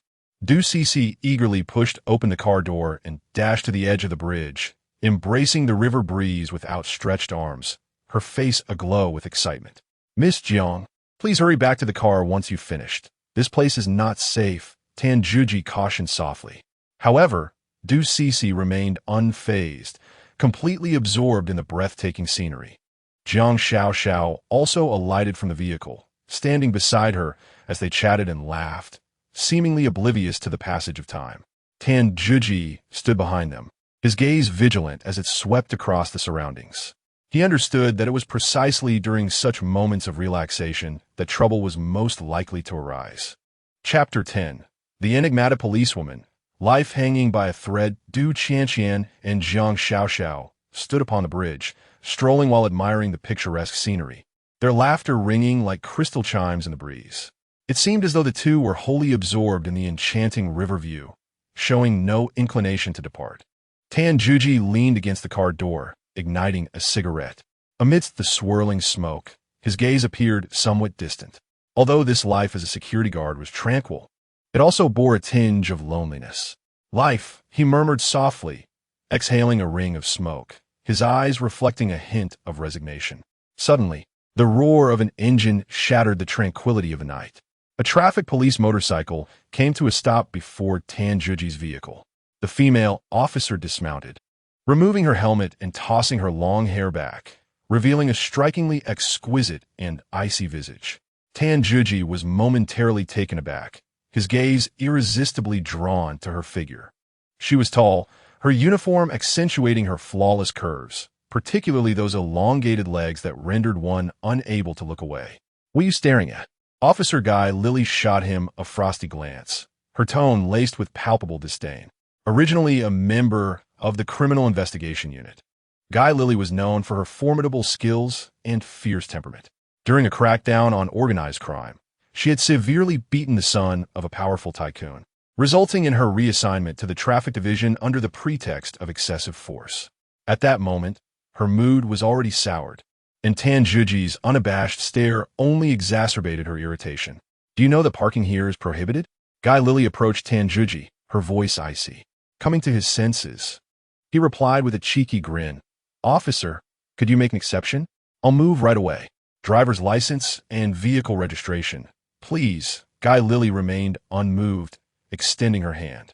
Tanjuji continued to gaze at her, a playful glint in his eyes. "What are you looking at?" Guy Lily's tone grew even colder. "Looking at you." Tanjuji replied candidly, a smile curling at the corners of his mouth. Guy Lily's expression darkened instantly, her fury nearly boiling over. "Crouch down. Hands on your head." She suddenly barked. Tanjuji was taken aback, still processing the command when Guy Lily swiftly produced handcuffs. "What are you doing?" "Tanjuji Fronith. I suspect you are a wanted criminal. I am now placing you under arrest in accordance with the law," Guy Lily stated coldly. Before he could respond, she had already cuffed his hands behind his back. Tanjuji was utterly bewildered. How could a distinguished member of the Fang Special Forces be handcuffed for a mere parking violation? "Officer, you must be mistaken. I was just parking." He attempted to clarify. Guy Lily paid him no heed, her voice frigid as she retorted, "Less chatter. You clearly are not a reputable individual." A sense of helplessness washed over Tanjuji. He was not afraid of going to the police station. Rather, his identity was sensitive, known only to high-ranking military officials. Having just recently left the army, the thought of calling General Chin to bail him out would tarnish his reputation within the Special Forces. This is slander. This is retaliation. Tanjuji protested loudly.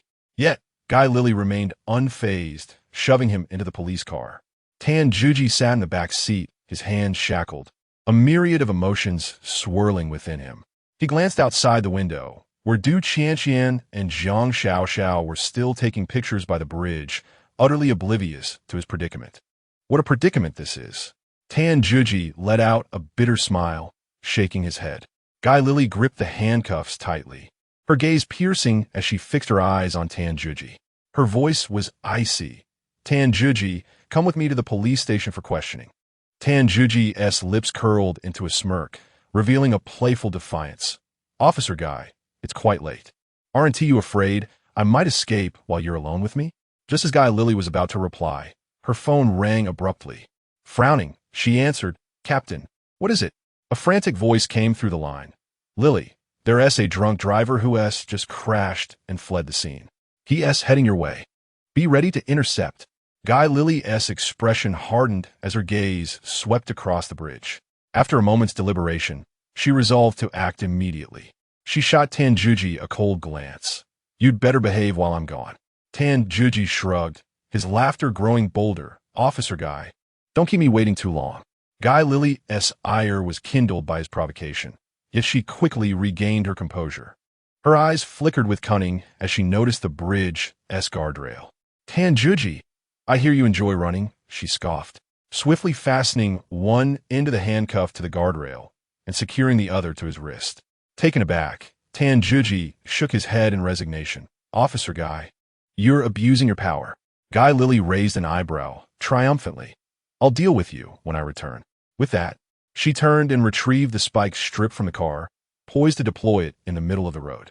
The spikes glimmered ominously in the sunlight, resembling a row of sharp teeth, lying in wait for their prey. Tanjuji lowered his gaze to his restrained wrist, letting out a bitter laugh. What bad luck, encountering such a fierce female officer. Leaning against the guardrail, he surveyed the river below, a nagging sense of unease creeping into his mind. The wind on the bridge seemed to grow colder, carrying an unsettling air. At that moment, Du Qianqian and Jiang Xiaoxiao appeared from the other end of the bridge. Their expressions shifted to one of surprise upon seeing Tan Zhuji shackled to the guardrail.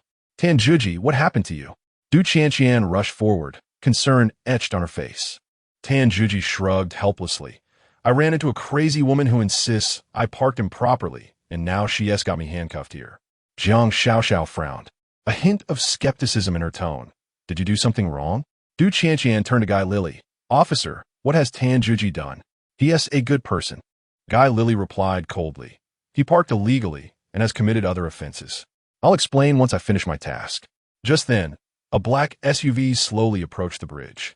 Guy Lily glanced at it, noting that the model did not match the captain's description, and dismissed it. However, Tan Zhuji's gaze turned icy as he whispered, Be careful, that vehicle seems suspicious. Guy Lily brushed him off. Don't try to scare me. Jiang Xiaoxiao and Du Qianqian also paid it no mind.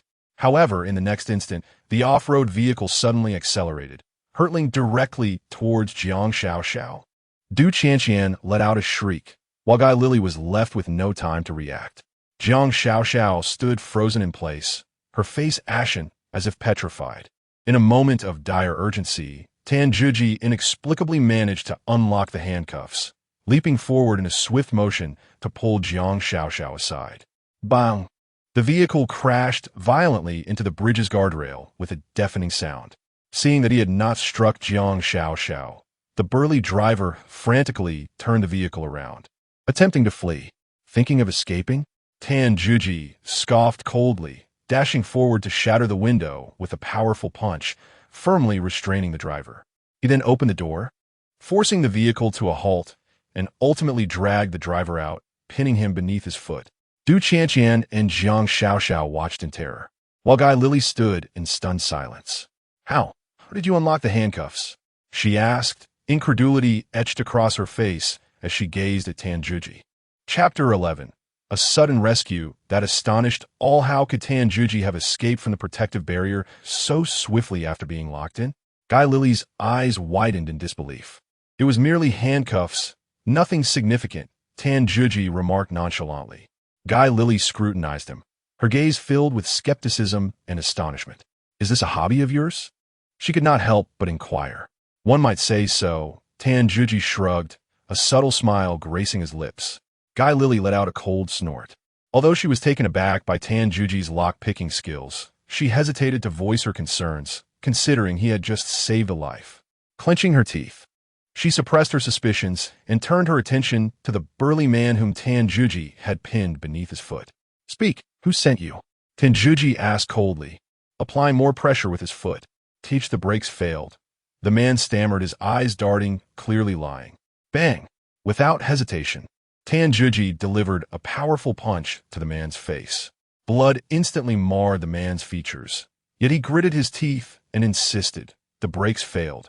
It's not my fault. A glint of cold fury flashed in Tan Zhuji's eyes as he unleashed a flurry of punches, each strike accompanied by a fierce gust of wind. The man howled in agony, finally succumbing to despair as he pleaded, Brother, I've told you, the brakes failed. Even if you kill me, it'll still be the same. Speak the truth, or you shall regret being born. Tan Zhuji's voice was frosty, reminiscent of an otherworldly judge. The man, bruised and battered, ultimately broke down, wailing as he looked towards Guy Lily. Officer, he is attacking me. Why aren't you doing anything? Guy Lily frowned. While she too felt that Tan Zhuji's methods were somewhat excessive, the urgency of the situation compelled her to respond coldly. Tan Zhuji, cease this at once. I will take him back for questioning. With a huff, Tan Zhuji released his grip, standing erect, his demeanor still frosty. At that moment, a vehicle sped onto the bridge. Guy Lily's heart raced as she recognized it as the drunk-driving car she intended to intercept. The vehicle swerved wildly, moving like a chaotic serpent across the bridge.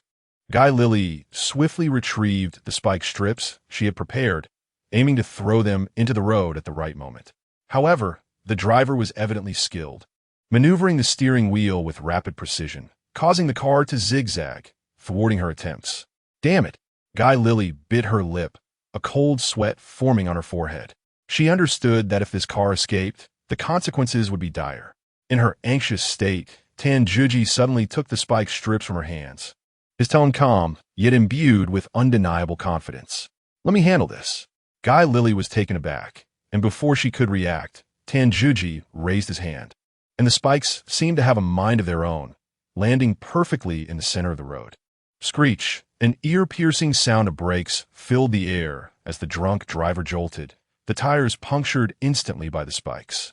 The vehicle lost control, sliding helplessly several times before crashing violently into the bridge's railing and coming to a halt. Guy Lily stood dumbfounded, her heart swirling with tumultuous emotions as she witnessed the scene unfold. She turned to Tanjuji, her eyes brimming with astonishment and confusion. You, how do you know all this? Tanjuji replied with a faint smile, his tone casual. As you said, it's merely a hobby. Without pausing to think further, Guy Lily swiftly moved forward to apprehend the fugitive from the vehicle. By the time she regained her composure, Tanjuji had already driven away with Jiang Xiaoxiao and Du Qianqian.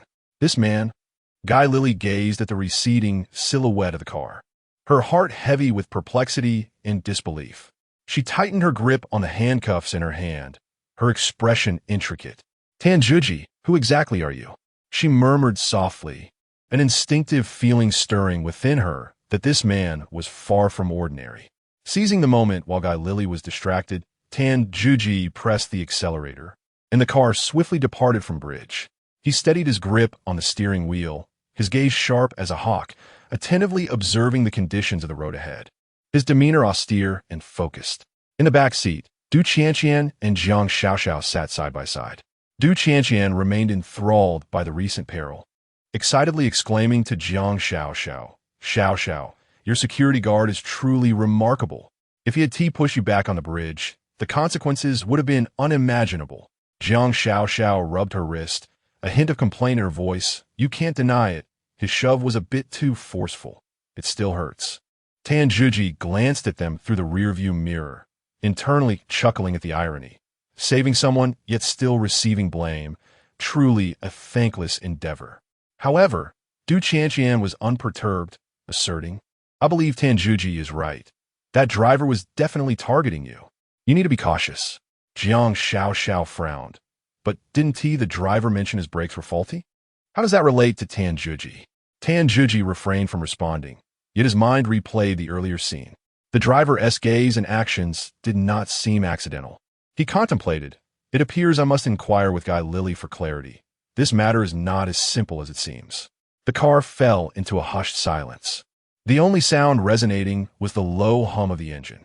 Suddenly, Jiang Xiaoxiao's phone rang, shattering the stillness. She picked up the device, glanced at the caller ID, and answered, Yes, I've picked up Qianqian. Yes, she asked right beside me. Don't worry. After hanging up, Du Qianqian, curious, asked who was that? Who calls at this hour? Jiang Xiaoxiao smiled. It was my grandfather. He was concerned I hadn't picked you up, so he called to check. Du Qianqian blanked playfully. Teasing. Ah, it's your grandfather. He is simply wonderful. Jiang Xiaoxiao nodded, a glimmer of warmth in her eyes. Indeed, he has always cared for us. As the car entered the city, Tanjuji was preparing to turn around to take them home. Suddenly, Du Qianqian spoke up. Xiaoxiao, I just returned from abroad, and I'm still adjusting to the time difference. I don't want to go home so early. How about we grab a bite to eat? Jiang Xiaoxiao hesitated. It's rather late. Isn't it inappropriate?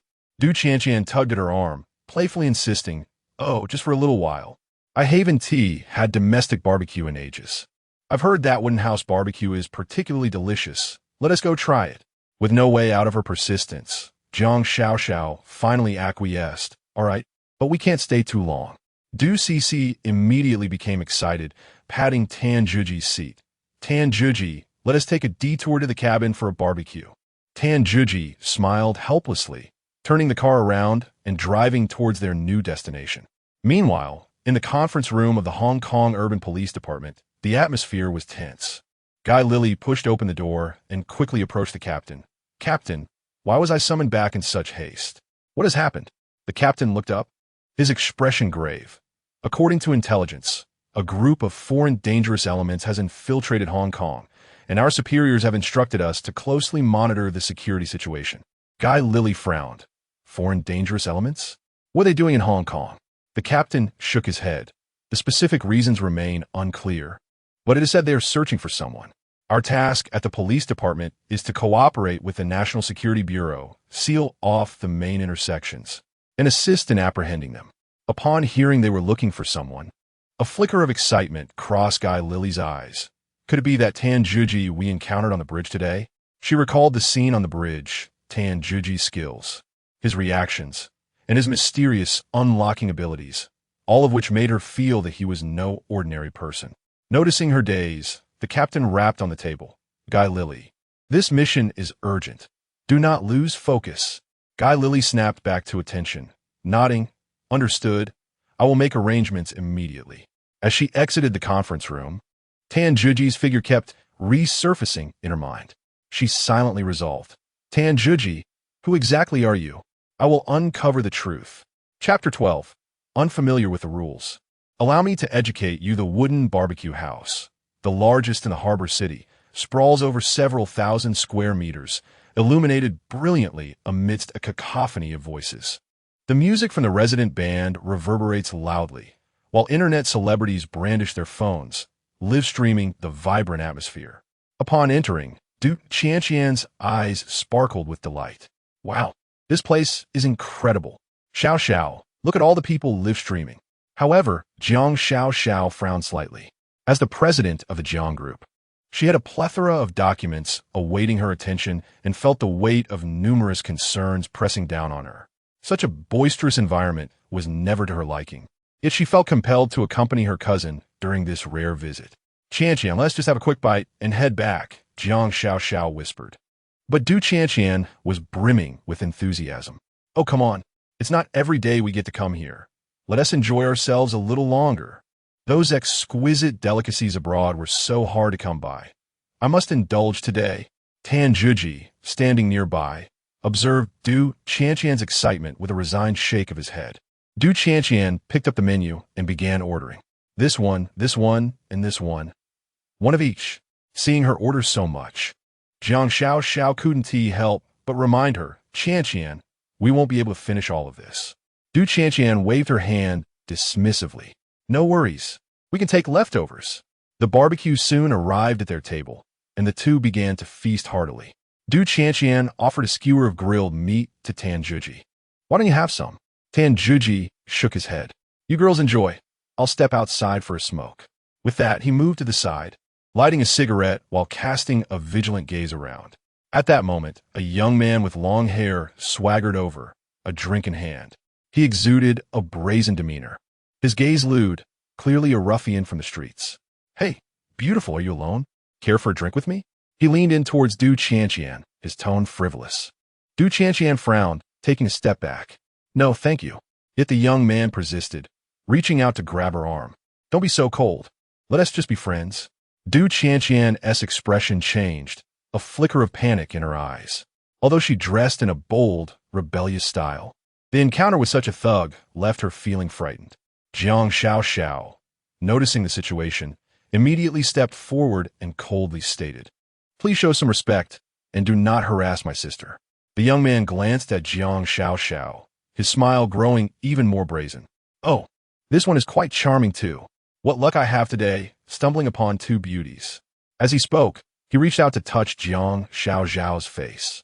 Jiang Xiao Xiao recoiled repeatedly, her complexion paling. Du Qianqian, retreating behind Tan Juji, clutched his shirt tightly, her voice trembling. Tan Juji, please help us. Tan Juji's gaze turned icy as he stepped forward, seizing the young man's wrist. That's enough. The young man paused, then scoffed derisively. Who do you think you are?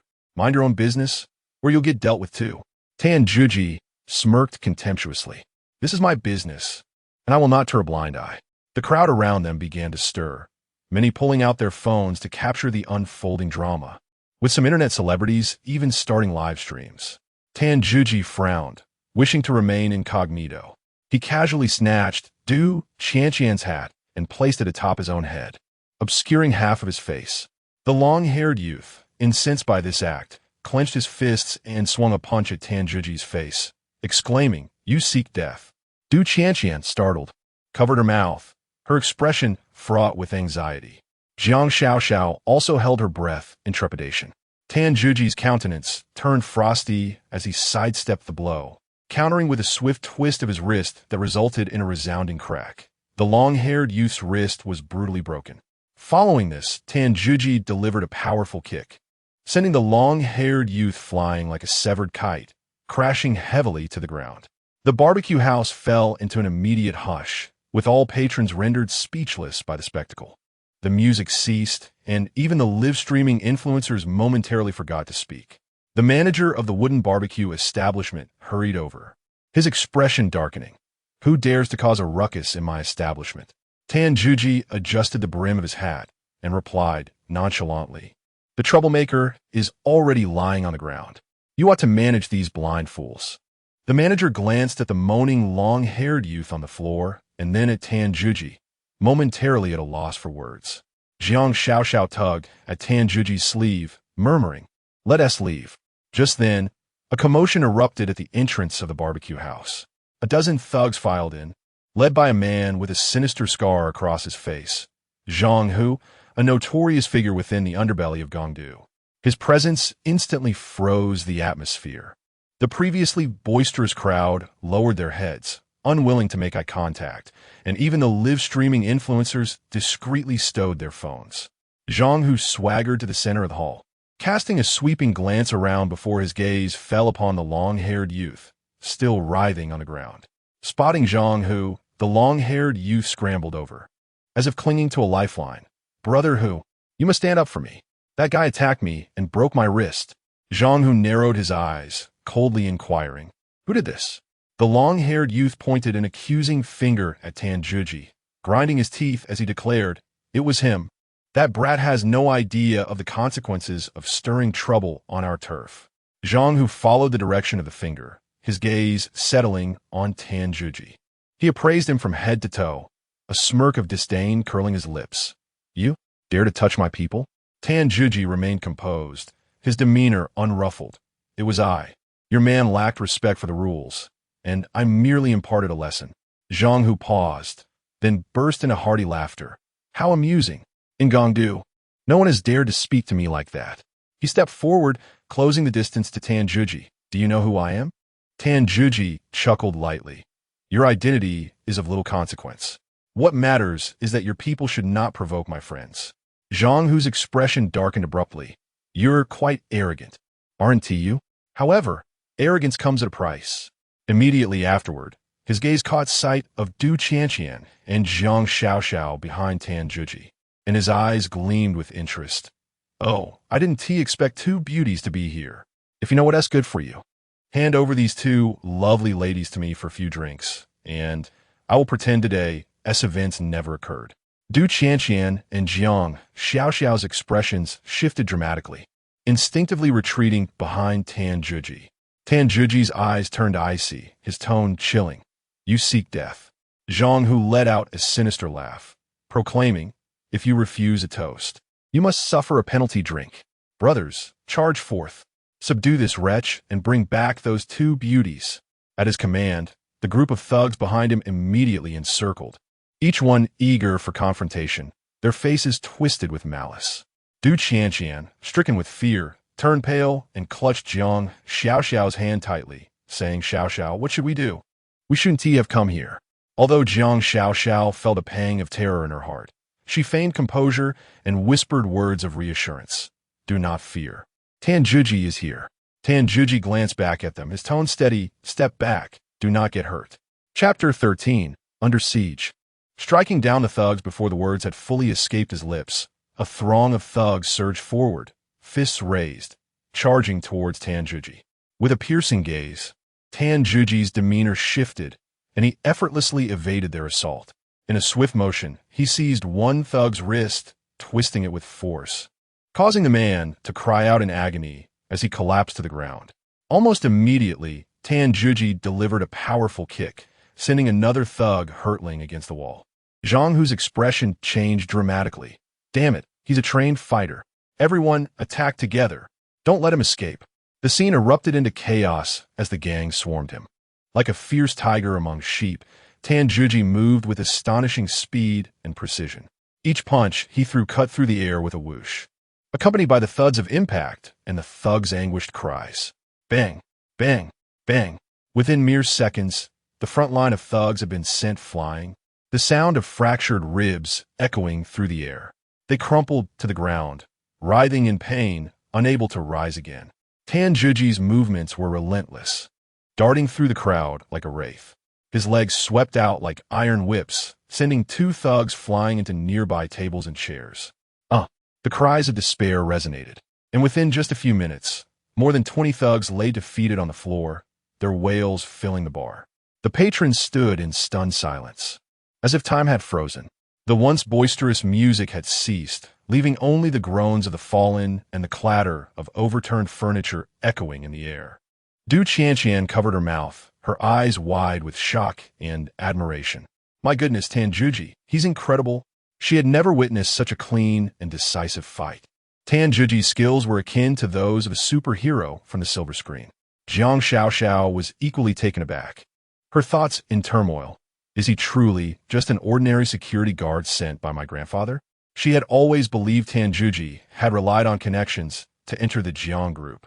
But now it was evident that his prowess surpassed her wildest imagination. He was more than sufficient for the role. Zhang Hu stood nearby, his face ashen, cold sweat beading on his forehead. Watching his subordinates rolling on the ground, his legs trembled uncontrollably. Who is this man? Fear gripped his heart. Tanjuji cast a cold glance in his direction and strode towards him. Zhang Hu, terrified, stumbled backward, his voice quivering. Brother, let's talk this over. I was blind to your greatness. Please, spare me. Tanjuji sneered. Spare you? Were you not quite arrogant just moments ago? Zhang Hu gaped in disbelief, sweat pouring down his brow. He had never anticipated that this seemingly ordinary man could possess such formidable strength. Dusting off his hands, Tanjuji fixed a cold stare upon Zhang Hu. Now it is your turn. Zhang Hu gritted his teeth and suddenly drew a dagger from his waist. Lunging towards Tanjuji with a fierce cry, die. With a sharp gaze, Tanjuji sidestepped the blade, swiftly grasping Zhang Hu's wrist and twisting it forcefully. The dagger clattered to the ground as Zhang Hu cried out in pain. Following this, Tanjuji delivered a heavy punch to Zhang Hu's face. Zhang Hu shrieked, blood gushing from his nose in an instant. Tanjuji did not relent. He delivered a swift kick to the man's abdomen, sending him sprawling onto the ground. Zhang Hu curled up on the floor, wailing in desperation, Please stop. I was wrong. I won't dare again. His face was smeared with blood, a far cry from his previous arrogance.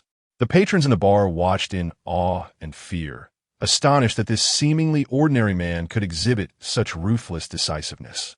Tanjuji flexed his knuckles and coldly declared, Remember, should you ever dare to provoke my friends again, the consequences will be yours to bear. With that, he turned and walked towards Du Qianqian and Jiang Xiaoxiao. Du Qianqian's face was alight with excitement, her eyes sparkling with admiration. Tanjuji, you are so impressive. I thought we were doomed. Her tone was tinged with a playful lilt, completely transforming her perception of him. Jiang Xiaoxiao, feeling a bit awkward, murmured Tanjuji, I misjudged you earlier. I thought you had merely relied on connections to be here, but I see now how formidable you truly are. Tanjuji smiled gently, his voice calm. It's all right, I understand. However, it is my duty to protect you, so do not hesitate to reach out if you ever need assistance. Jiang Xiaoxiao nodded, her impression of Tanjuji shifting as she began to realize that her grandfather's choice to appoint him as her protector was not a matter of mere coincidence. Checking the time, Tanjuji remarked, This place is no longer suitable for us. Let us depart. Du Qianqian and Jiang Xiaoxiao nodded in agreement and hurriedly followed him out of the bar. Just then, a sudden blare of police sirens echoed from outside the barbecue house. Moments later, several police officers rushed in, led by the stern-faced Guy Lilly, wielding a baton and commanding attention. Everyone freeze. Police. The crowd in the bar fell silent. The previously wailing thugs now muted, creating an atmosphere of tense stillness. Guy Lilly scanned the room, her gaze landing on Tan Juji. A flicker of surprise crossed her features, quickly replaced by an icy demeanor. Tan Juji, what a coincidence to see you here, she said coldly. Tan Juji was equally taken aback, not expecting to encounter Guy Lily in this setting. He furrowed his brow, sensing that this encounter would not end favorably. Without further ado, Guy Lily issued her command. Everyone, produce your identification. Reluctantly, Tan Juji complied, retrieving his ID from his pocket and handing it to Guy Lily. She examined the identification and smirked. Well, it truly is you. Last time on the bridge, you managed to escape. This time, it won't be so easy. Tan Juji shrugged. Officer Guy, I acted in self-defense. Self-defense? Guy Lily scoffed, gesturing towards the 20 or so thugs sprawled on the ground. Is this what you call self-defense? At that moment, Zhang Hu painfully crawled over, pleading, Officer, you must help me. This guy attacked me for no reason and left me like this. Guy Lily shot a glance at Zhang Hu and then at the scattered thugs, feeling a mix of astonishment at Tan Juji's prowess. However, she quickly suppressed her emotions and coldly addressed Tan Juji. Regardless of the reasons, fighting is illegal. Come with me to the police station. Tan Juji furrowed his brow, attempting to elucidate. Officer Guy, the situation is not as you perceive, however. Guy Lily interrupted him, commanding, whatever you have to say, it can be discussed at the police station. Upon witnessing this, Du Qianqian could no longer contain herself and interjected, Officer, Tan Juji acted to protect us. You cannot apprehend him. Guy Lily cast a frosty glance at Du Qianqian, stating, Miss, please do not obstruct official duties. Otherwise, I shall take you into custody as well. Du Qianqian was poised to argue further, but was restrained by Jiang Xiao, who whispered, Qianqian, do not act rashly. Tan Juji glanced at Du Qianqian, his tone calm. You all should return. I am fine. Du Qianqian bit her lip, her eyes filled with concern. But Tan Juji offered a slight smile. Do not worry, I will handle this. Guy Lily, growing impatient, waved her hand dismissively. Take him away. Chapter 14. Effortlessly dealing with and teasing the policewoman at that moment, two police officers stepped forward and handcuffed Tan Juji. Tan Juji offered no resistance, allowing them to escort him to the police vehicle. Du Qianqian watched the car drive away, her heart filled with anxiety. She turned to Jiang Xiao and exclaimed, Xiao, we cannot stand idly by. Tan Juji was arrested while protecting us. We must rescue him. Jiang Xiao furrowed her brow, appearing somewhat hesitant. But I'm the president of the Jiang Group. If I become embroiled in this matter, it could tarnish the company's reputation. Du Qianqian, growing impatient, répondait, Xiao. Tan Juji was assigned by Grandpa to protect you. If anything happens to him, how will you explain it to Grandpa? After a moment of silence, Jiang Xiao sighed deeply. All right, I will find a way. Meanwhile, in the police vehicle, Tan Juji leaned back in his seat, his expression composed. He possessed the ability to escape. Yet he chose compliance, knowing that this was not the time for escalation. Guy Lily, seated in the passenger seat, glanced at Tan Juji through the rearview mirror and coldly inquired, Tan Juji, who exactly are you? Tan Juji smiled slightly, but offered no reply. In the interrogation room of the Hong Kong City Public Security Bureau, the glaring cold white light pierced through the air, which was thick with tension. Guy Lily sat at the interrogation table, her gaze sharp as she fixed her eyes on Tan Juji across from her. She lightly tapped her fingers on the table, her voice icy. Name. Tan Juji reclined lazily in his chair, his demeanor relaxed. Tan Huhi. Age. 27 occupation. Unemployed. Guy Lily frowned, a hint of sarcasm creeping into her tone. Unemployed? How do you sustain yourself? Tan Juji shrugged and extended his hand, a playful smile gracing his lips. I make a living with my fists.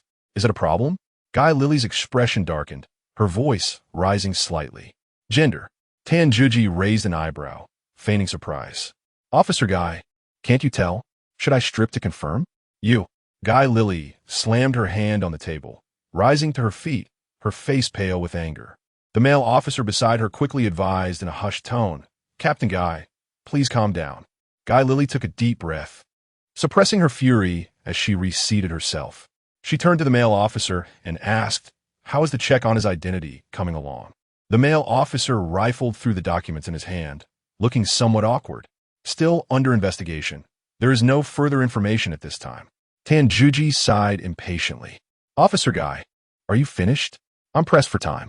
Guy Lily glared at him coldly. Pressed for time? Do you think this is an airport where you can come and go as you please? Tanjuji raised his hands in a gesture of indifference. What would you prefer? Perhaps I could treat you to a meal and we could discuss it over dinner? Guy Lily was infuriated by his flippant attitude, her voice icy. Tanjuji, do not become too arrogant. Once I uncover your criminal record, you will regret it. Tanjuji scoffed, his eyes casually drifting over Guy Lily's figure, his tone frivolous. Officer Guy, you look quite attractive when you're angry. You. Guy Lily could no longer contain her emotions. She abruptly rose to her feet, slamming her hand onto the table. Tanjuji, you ought to show some respect. The male officer, startled, quickly intervened, grasping Guy Lily's arm. Captain Guy, please do not act impulsively. He is deliberately provoking you. Guy Lily took a deep breath, striving to regain her composure. She reseated herself, her tone icy as she addressed Tanjuji. Do not presume that your antics will allow you to evade accountability. Your records indicate that you spent a decade abroad. What did you do during that time? Tanjuji's gaze momentarily sharpened, yet he soon regained his composure. Traveling, working, simply passing the time, he replied nonchalantly. Guy Lily clearly found this hard to believe. A decade. And that is all. Do you think I would accept such a story?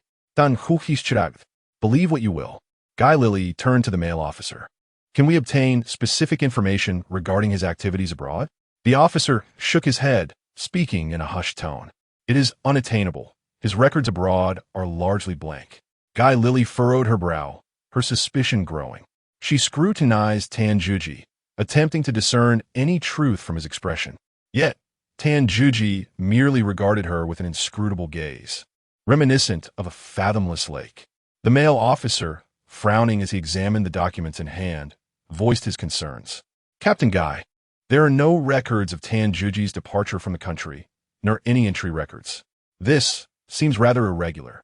Guy Lily, taken aback, replied, How is that possible? The data between Donghua and Meili is interconnected. The records of ordinary citizens are accessible. How could it be blank? Leaning back in his chair with a slight smirk, Tanjuji's eyes glinted with a hint of pride. His information was classified, beyond the reach of the average individual. Noticing his expression, Guy Lily's instincts heightened. She fixed her cold stare upon Tanjuji. Tanjuji, be forthcoming. What were you truly engaged in abroad?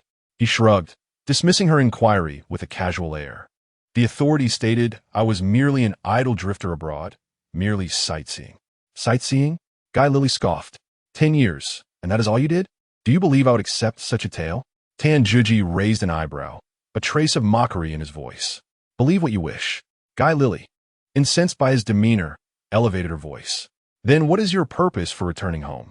Do not tell me you came back to simply waste time. Reclining languidly in his chair, a glint of amusement danced in his eyes. Tanjuji responded, Officer Guy, your concern for me is quite flattering. Do you perhaps harbor feelings for me? You. Guy Lily slammed her hand on the table, her face pale with fury. Tanjuji, I insist you show some respect.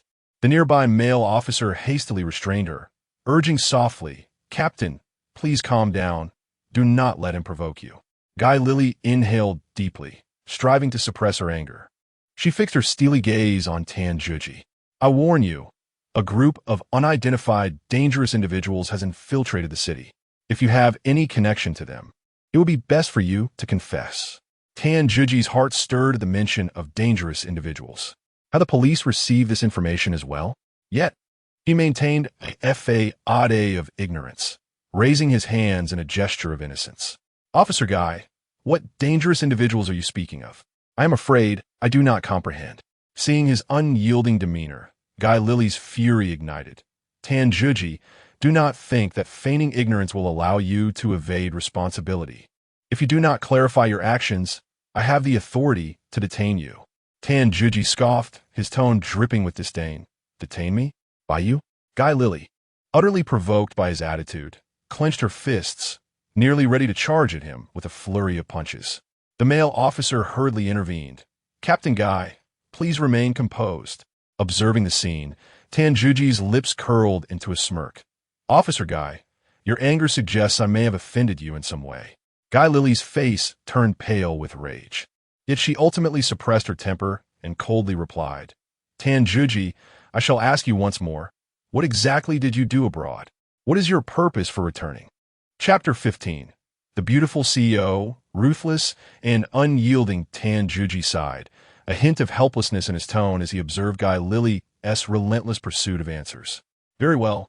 Since you are so concerned about my well-being, I shall divulge the truth. I struggled abroad and have run out of funds, which is why I returned to seek employment. Seeking employment? Guy Lily furrowed her brow. What do you intend to work?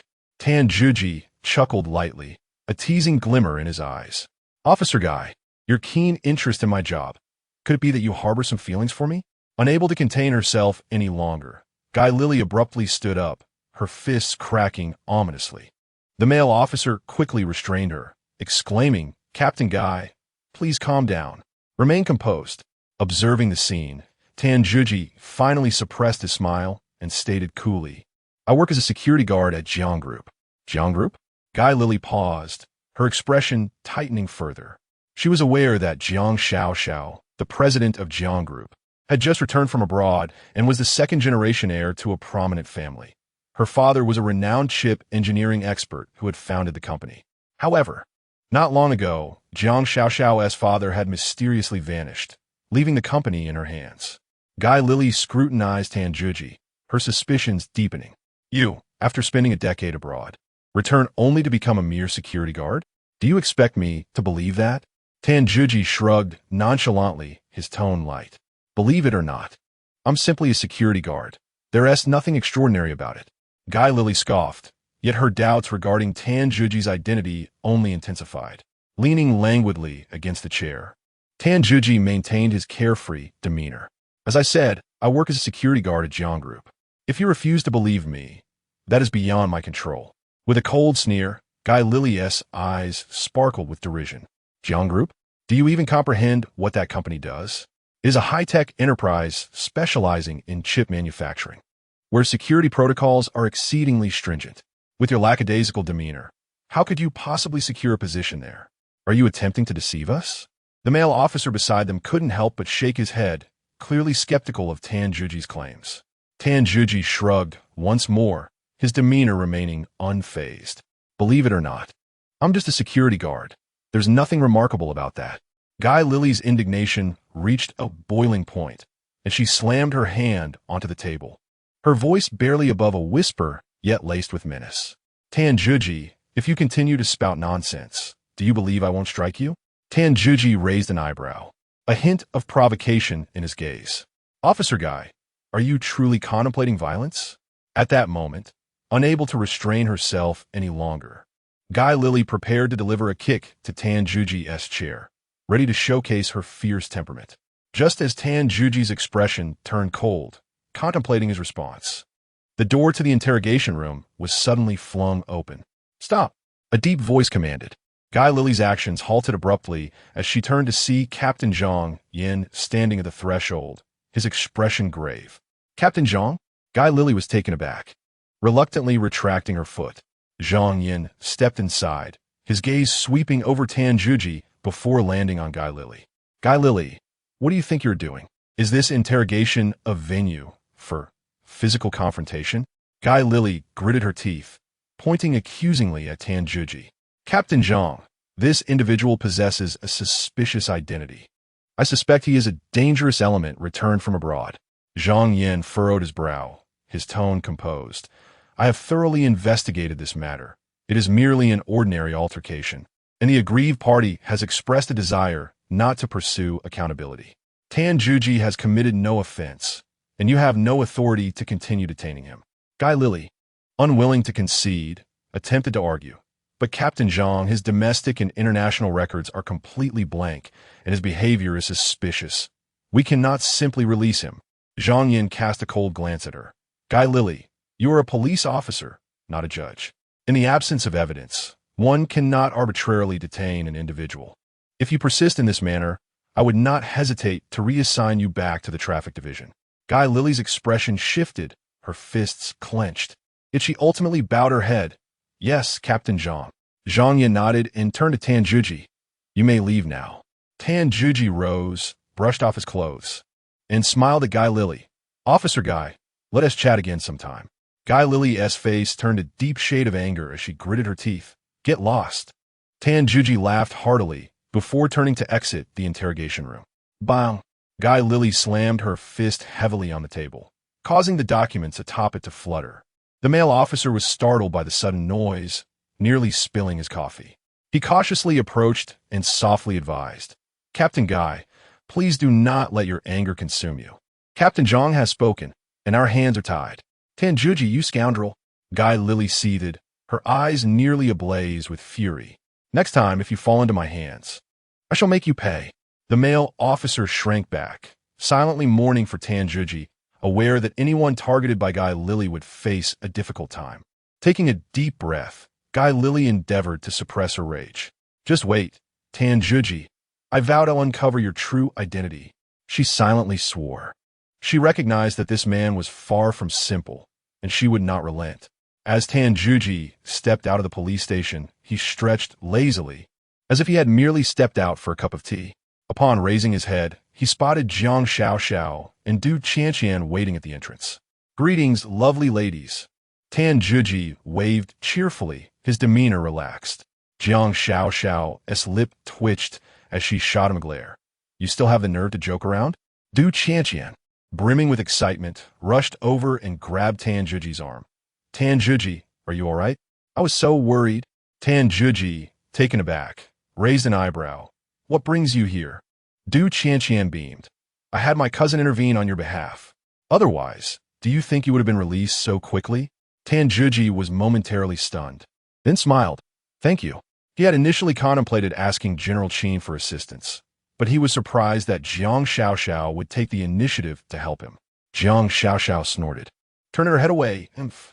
Noticing the tension, Du Qianqian quickly attempted to smooth things over. Tan Juji, those officers didn't give you any trouble, did they? Tan Juji shrugged confidently. Rest assured, a mere police station is hardly something I concern myself with. Jiang Xiaoxiao, unable to restrain herself, turned her head and coldly remarked, Tan Juji, could you refrain from being so arrogant? Engaging in a brawl at the barbecue house, and then being apprehended by the police, only to require my intervention for your rescue. Do you find this behavior commendable? Tan Juji cast a speechless glance in her direction, inwardly grumbling, Jiang Xiaoxiao. How can you turn your back on me after I've fought for you and Du Qianqian? Yet, he refrained from voicing his thoughts, merely offering a resigned smile. Observing the exchange, Du Qianqian promptly embraced Jiang Xiaoxiao's arm, pouting playfully, Cousin, please do not be upset. Tan Juji acted out of a desire to protect us. Jiang Xiaoxiao shot her a glare, retorting, and you still dare to speak. If it weren't for your insistence on visiting such a place, we wouldn't have encountered all this trouble. If I catch you at the barbecue house again, I shall inform grandfather and have him send you back abroad. Du Qianqian stuck out her tongue, hastily conceding, I promise I will never go again. Satisfied, Jiang Xiaoxiao nodded approvingly and turned to Tan Juji, saying, let's go back. Tan Juji internally chuckled at the prospect of being associated with such a formidable and assertive beauty as Jiang Xiaoxiao, realizing he would undoubtedly face challenges ahead. The trio climbed into the car as it slowly departed from the police station. Chapter 16. The Pact of 100 Articles and the Burden of Security. Half an hour later, Tan Juji drove his car, guided by Jiang Xiaoxiao, as he slowly entered a serene residential area. Eventually, the vehicle came to a halt before a two-story white villa, its exterior as pristine as freshly fallen snow, surrounded by lush greenery that exuded an air of elegance. This was the Shangqing Jinyuan community, the most prestigious high-end villa enclave in the harbor city. Nestled against the mountains in a picturesque setting, the standalone villas were artfully arranged, equipped with comprehensive amenities, a golf course, swimming pool, gym, and even a private cinema. The community security seemed stringent, requiring registration for entry and featuring 24-hour patrols. However, Tan Juji, casting a mere glance, quickly discerned numerous flaws. The abundance of blind spots in the surveillance cameras and the fixed patrol routes made it absurdly easy for anyone determined to breach the premises. He mused silently, refraining from voicing his thoughts. Upon exiting the vehicle, Tanjuji surveyed his surroundings, unable to suppress his admiration. Xiao Xiao, this place is truly remarkable. It certainly lives up to its reputation as a high-end community. Jiang Xiao shot him a look, her tone icy. From now on, do not address me by my name. Refer to me as Director Jiang. I find it rather uncomfortable when you call me Xiao Xiao. Tanjuji smiled faintly, choosing not to respond. The housekeeper, Aunt Shun, upon hearing the sound of the car, hurriedly opened the door to greet them. Miss, you've returned. Aunt Shun beamed, warmly welcoming everyone. She had worked for the Jiang family for many years and had accompanied Jiang Xiao back from abroad to provide care. As Tanjuji stepped into the villa, his gaze swiftly scanned the interior. The decor was minimalist, devoid of excessive embellishments, reflecting a style that was understated yet tasteful, truly befitting Jiang Xiao's character, he thought to himself. While changing her shoes, Jiang Xiao introduced, currently there are not many people living in the villa, just me, Aunt Shun, and the two of you. She gestured towards Tanjuji and Du Qianqian. Upon hearing the phrase the two of you, Tanjuji's lips curved into a slight smile. A sense of contentment washing over him. Living with two stunning beauties was indeed quite delightful, he mused. Jiang Xiao seemed to see through his thoughts and coldly warned. Tanjuji, do not get ahead of yourself. Your presence here is solely at my grandfather's request to ensure my safety. After a pause, she continued, while residing here, there are several rules you must adhere to. From now on, you and Aunt Shun will occupy the first floor, while Qianqian and I will be on the second. Without my permission, you are not to ascend to the second floor. Tanjuji was taken aback, momentarily speechless. What? Why must I stay on the first floor? He murmured. Jiang Xiao glared at him. What? Do you have objections? Tanjuji quickly shook his head. No, Director Jiang, whatever you say goes. Du Qianqian, stifling a laugh, tugged at Jiang Xiao's hand. Cousin, don't be so fierce. Tanjuji is here to protect us after all. Jiang Xiao huffed and fell silent. Tanjuji regarded her retreating figure, a wry smile gracing his lips. Living alongside such a formidable and assertive female, so it seemed the days ahead would not be so easy. He glanced up at the staircase, a silent sigh escaping his lips. The second floor, truly unattainable. Before Tanjuji could ponder further, Jiang Xiao retrieved an A4 sheet from her bag and presented it before him. This is the 10 Commandments. Take a good look and sign to confirm. Tanjuji, perplexed, accepted the document and glanced down, instantly taken aback. The page was densely filled with stipulations, far exceeding 10. The first decree mandated appropriate attire, forbidding anyone from wandering the villa bare-chested or in slippers. The second prohibited the entry of any individuals into the villa without permission. The third forbade any form of harassment towards the women within the villa. The fourth dictated that he must address her as President Jiang and refrain from using her name. As Tanjuji continued to read, his headache intensified, and he couldn't help but protest. President Jiang, is this truly the 10 Commandments? It seems more like 100. This is excessively stringent. I feel as though my basic human rights have been stripped away. Jiang Xiao regarded him coldly. Do you refuse to comply? Then you may pack your bags and leave. Tanjuji was momentarily at a loss, realizing that his task was to safeguard Jiang Xiao. And thus he begrudgingly acquiesced. Very well, I will sign. He picked up a pen, internally resenting old Qin.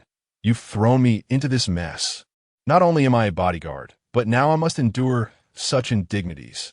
After signing, Jiang Xiao tucked away the paper and continued.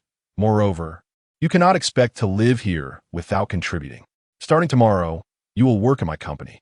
Tanjuji was taken aback, having anticipated a leisurely life of comfort, only to find Jiang Xiao leaving him no opportunity for that. Work? Doing what? He ventured. As a security guard. Jiang Xiao replied in a tone as casual as if discussing the weather. Tanjuji immediately objected. A security guard? I am your personal bodyguard. Is it not beneath my dignity to be relegated to such a role? Jiang Xiao shot him a glance, her tone brooking no argument. I have no need for a disheveled shadow. If you are unwilling, then do not enter my company. Left with no choice, Tan Juji relented. Could I perhaps take on a different role? Being labeled as a security guard would tarnish my reputation. Jiang Xiaoxiao let out a cold laugh, her lips curling in derision. A different role? Your resume is utterly blank, devoid of any experience. Apart from being a security guard, what else could you possibly do? Tan Juji found himself at a loss for words, frustration boiling within him. At that moment, Du Qianqian could no longer remain silent and interjected. Cousin, Tan Juji is quite capable. Wouldn't it be too demeaning to make him a security guard? How about elevating him to a managerial position? Tan Juji's eyes lit up, eagerly chiming in. Yes, a manager would suffice. I wouldn't even mind being a vice president. Jiang Xiaoxiao's laughter was laced with scorn, a smirk playing on her lips. Manager? Vice president? Do you believe this company is your family's? Given your current standing, being appointed as the deputy manager of security is already a favor from your grandfather. Just as Tan Juji was about to retort, Jiang Xiaoxiao unceremoniously interrupted. Focus on your duties and do not disappoint me, or I will have you pack your belongings at a moment's notice. With that, she turned on her heel and departed, the sharp click of her high heels on the floor resonating like a drumbeat. Each step a reminder of Tan Juji's wounded pride. Upon witnessing this, Du Cece helplessly shrugged and patted Tan Juji's shoulder. Being an assistant manager is still commendable. At least it's a beginning. Beyond that, I cannot be of any further assistance. You'll have to muster your own strength. Tan Juji cast a glance at the document in his hand outlining the 10 stipulations, an array of conflicting emotions swirling within him. He couldn't help but chuckle wryly, muttering to himself, as a proud member of the Wolf Fang of the elite special forces, I have somehow sunk to the role of a security guard. If my comrades were to find out, they would surely burst into laughter.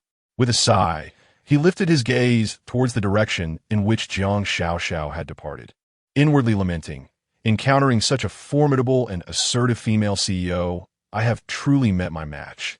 Chapter 17. Birds of a feather flock together the following morning at 8 o'clock. Outside the headquarters of the Jiang Group, Tan Juji ambled toward the entrance.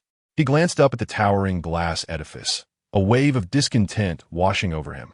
He had initially hoped to accompany Jiang Xiaoxiao in her luxurious Huawei Zunjie S800, but that woman dismissed him, deeming his attire too shabby to be seen with her. And with a curt remark about taking a taxi, she departed in a huff. Truly, it felt as though the tiger had fallen to the plains only to be bullied by dogs. Tan Juji cursed inwardly, yet he had no choice but to acquiesce. After all, she was the president, and he was merely a temporary worker. He had to endure for now. As he approached, 2 security guards immediately donned ingratiating smiles. Nodding and bowing, "Good morning, Mr. Tan." Tan Juji offered a faint nod in return. After a night of contemplation, he ultimately chose to yield. Since his duty was to protect Jiang Xiaoxiao, he resolved to bear with her arrogance for the time being. After all, she was the very person he was tasked with safeguarding. One of the guards, unable to contain his curiosity, stepped forward and inquired, "Mr. Tan, are you here to see the president?" Tan Juji chuckled lightly, his tone casual. "No, I am here to work. We shall be colleagues from now on." Colleagues? The 2 guards exchanged bewildered glances, utterly perplexed. Wasn't Tan Juji a distant relative of the president? Why had he suddenly come to work as a security guard? At that moment, the sound of high heels click-clacking approached. Guozame, striding confidently in 10-centimeter stilettos, approached with a graceful sway. She was Jiang Xiaoxiao's secretary, clad in black sharkskin pants paired with a short skirt, her long legs dazzling under the sunlight, exuding an air of elegance and authority. "Mr. Tan, the president has asked me to escort you to the HR department for your onboarding," she stated coolly, her gaze scrutinizing him as if assessing a suspicious individual. Tan Juji appraised her, a playful smile tugging at his lips. "Secretary Gua, you look particularly lovely today. Would you be interested in joining me for dinner after work?" Guozime frowned, her tone turning even frostier. "Mr. Tan, please conduct yourself appropriately. I am here to guide you through the onboarding process, not to entertain your flirtations." Tan Juji shrugged nonchalantly, accustomed to such frigid attitudes. After all, Jiang Xiaoxiao herself was akin to an iceberg, and those around her mirrored that distant demeanor. However, Guizime felt a flicker of doubt. She had initially assumed that Tan Zhiji's relationship with Jiang Xiaoxiao was extraordinary, possibly leading to a managerial position within the company. To her surprise, he had come to serve as a mere security guard, which only deepened her skepticism regarding his true identity. What was their actual relationship? She pondered, her demeanor towards Tan Zhiji growing even more aloof. Jiang Xiaoxiao had long warned Tan Zhiji against revealing their bodyguard relationship within the company, to avoid causing a stir among the staff. They could only claim he was a distant relative. Though Tan Zhiji found this arrangement unsatisfactory, he had no option but to comply. "Mr. Tan, please follow me," Guizime said coldly, turning on her heel to lead the way. Tan Zhiji followed behind, watching her retreating figure, shaking his head inwardly, musing, like attracts like, and people tend to congregate in their own circles. Jiang Xiaoxiao was as frigid as a block of ice, and her secretary was no different. He let out a helpless sigh, silently contemplating how to navigate the days ahead. After all, the task of safeguarding Jiang Xiaoxiao was no easy endeavor. Tan Zhiji followed Guizime into the Human Resources Department of the Jiang Group. The decor of the department was both simple and elegant, with a subtle aroma of coffee lingering in the air. Guizime approached a desk where a middle-aged woman sat and said, "Manager Li, this is Tan Zhiji. The president has arranged for him to report here." Li Dongmei looked up, adjusted her glasses on the bridge of her nose, and cast a sharp, scrutinizing glance at Tan Zhiji. In her 30s, her facial features were severe, exuding an air of unapproachability. "Tan Zhiji?" Li Dongmei repeated the name, her tone laced with a hint of skepticism. Guizime nodded and turned to leave, the sound of her high heels gradually fading away. Li Dongmei's gaze returned to Tan Zhiji, appraising him from head to toe. He was clad in a blue t-shirt paired with casual jeans and sneakers, presenting an appearance that seemed both relaxed and disheveled. Coupled with his playful grin, he resembled a streetwise rogue. Li Dongmei frowned, her mind brimming with doubt. The Jiang Group was a renowned high-tech company in Hong Kong, known for its generous employee benefits and fierce competition. Those who gained entry were the elite among the elite. Yet, this individual before her hardly appeared qualified to be a part of such an esteemed organization. "Are you Tan Zhiji?" Li Dongmei inquired, her tone tinged with disbelief. Tan Zhiji nodded, his smile unwavering. "Yes, I am Tan Zhiji." Li Dongmei pressed further. "What is your relationship with the president?" "Tan Zhiji shrugged nonchalantly. Distant relatives." "Distant relatives?" Li Dongmei's brow furrowed even deeper, a glimmer of disdain flickering in her eyes. She harbored a deep-seated aversion towards those who relied on connections to gain favors. Her demeanor instantly turned frosty, her tone becoming brusque. "Very well, I understand. Please fill out the employment form." Tan Zhiji noted the disdain in her gaze and grimaced internally, feeling somewhat perturbed. Nevertheless, he refrained from voicing his thoughts, accepting the form and finding a corner to sit down and begin filling it out. Li Dongmei observed his retreating figure, shaking her head inwardly. How long could someone like him possibly last? As Tan Zhiji filled out the form, he muttered to himself, "Why is everyone in this company so cold as ice?" It seemed that the days ahead would not be particularly easy. Upon learning that Tan Zhiji was merely a distant relative of Jiang Xiaoxiao, Li Dongmei promptly lost interest. She frowned, casually picking up the phone on her desk and dialing a number. "Fang Yuan, please come here." Before long, a round-faced, charming young woman rushed over. Dressed in tidy professional attire and with a hint of shyness on her face, she resembled a freshly graduated university student. The moment Tan Zhiji laid eyes on Fang Yuan, his expression brightened. This girl was utterly adorable, so charming that he felt an urge to pinch her cheeks. He thought to himself, a smile unconsciously tugging at the corners of his mouth. Li Dongmei pointed at Tan Zhiji and instructed Fang Yuan, "Please take him to register and then escort him to the security department." With that, she turned to leave, lacking even the interest to glance back at Tan Zhiji. Tan Zhiji smiled gently at Fang Yuan and said, "Hello, my name is Tan Zhiji. What is yours?"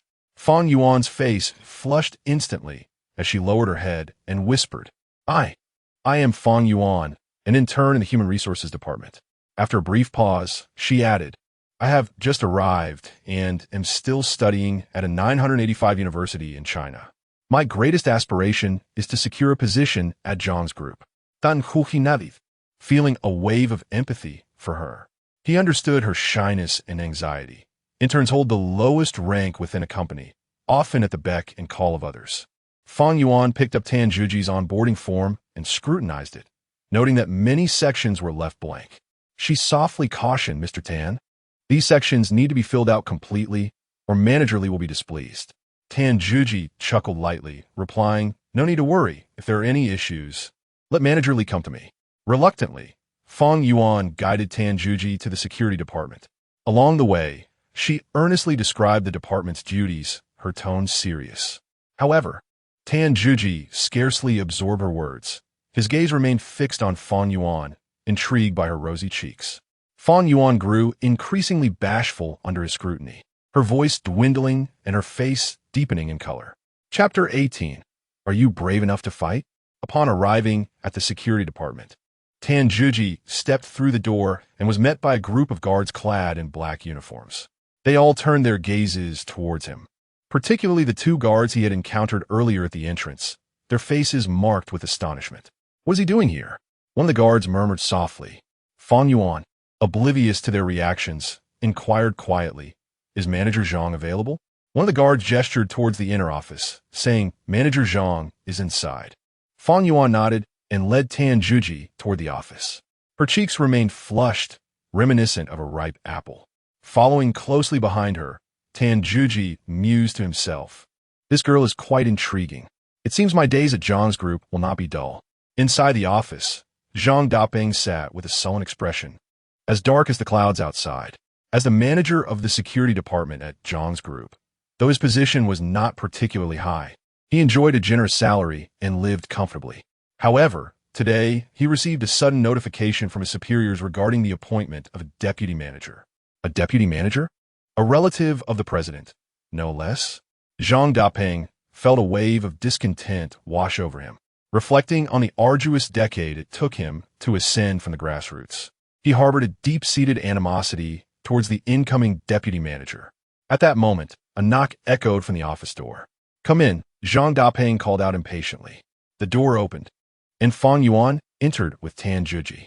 "Manager Zhang, this is Tan Juji, the newly appointed deputy manager of the security department," Fang Yuan introduced in a hushed tone. Zhang Dapeng glanced up at Tan Juji, his brows immediately knitting together. Dressed in a blue t-shirt, jeans, and sneakers, Tan Juji appeared casual and unassuming, showing no semblance of a deputy manager. "This is the new deputy manager?" Zhang Dapeng thought to himself with a sneer. He seemed to be nothing more than a useless individual who had relied on connections to secure his position. With a darkened expression, he spoke in a cool tone. "Understood. You may leave now." Fang Yuan nodded and turned to exit. However, Tan Juji suddenly called out to her, "Fang Yuan, wait a moment." Fang Yuan turned back, her brow furrowing in confusion. "Mr. Tan, is there something else?" Tan Juji smiled lightly, his tone relaxed. "In the future, if I have any questions, may I seek your assistance? Could I have your contact information?" Instantly, Fang Yuan's face turned crimson as she replied softly, "We can connect on WeChat." Tan Juji pulled out his phone, shrugging with feigned exasperation. "Unfortunately, my phone cannot access WeChat." Fang Yuan paused, leaning closer for a glance, her eyes widening in surprise. Tan Juji's phone appeared unremarkable, yet its screen displayed nothing but a simple dialing interface, devoid of any applications. What kind of phone is this?" Fang Yuan couldn't help but inquire. Tan Juji chuckled softly, offering no explanation. In truth, this was a special phone he used during his time in the Wolf Warrior Special Forces, capable only of making calls and sending text messages, with no other functionalities. Although Fang Yuan was curious, she refrained from pressing further and simply left her phone number. "Well then, Mr. Tan, I shall take my leave," she said, her cheeks still flushed as she hurried out of the office.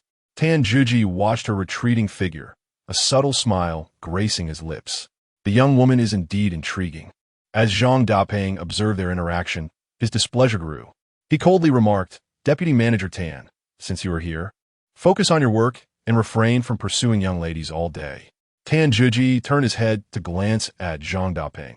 Maintaining his smile, rest assured, Manager Zhang, I will dedicate myself to my work. Zhang Dapeng snorted, secretly calculating, this fellow appears to be quite extraordinary.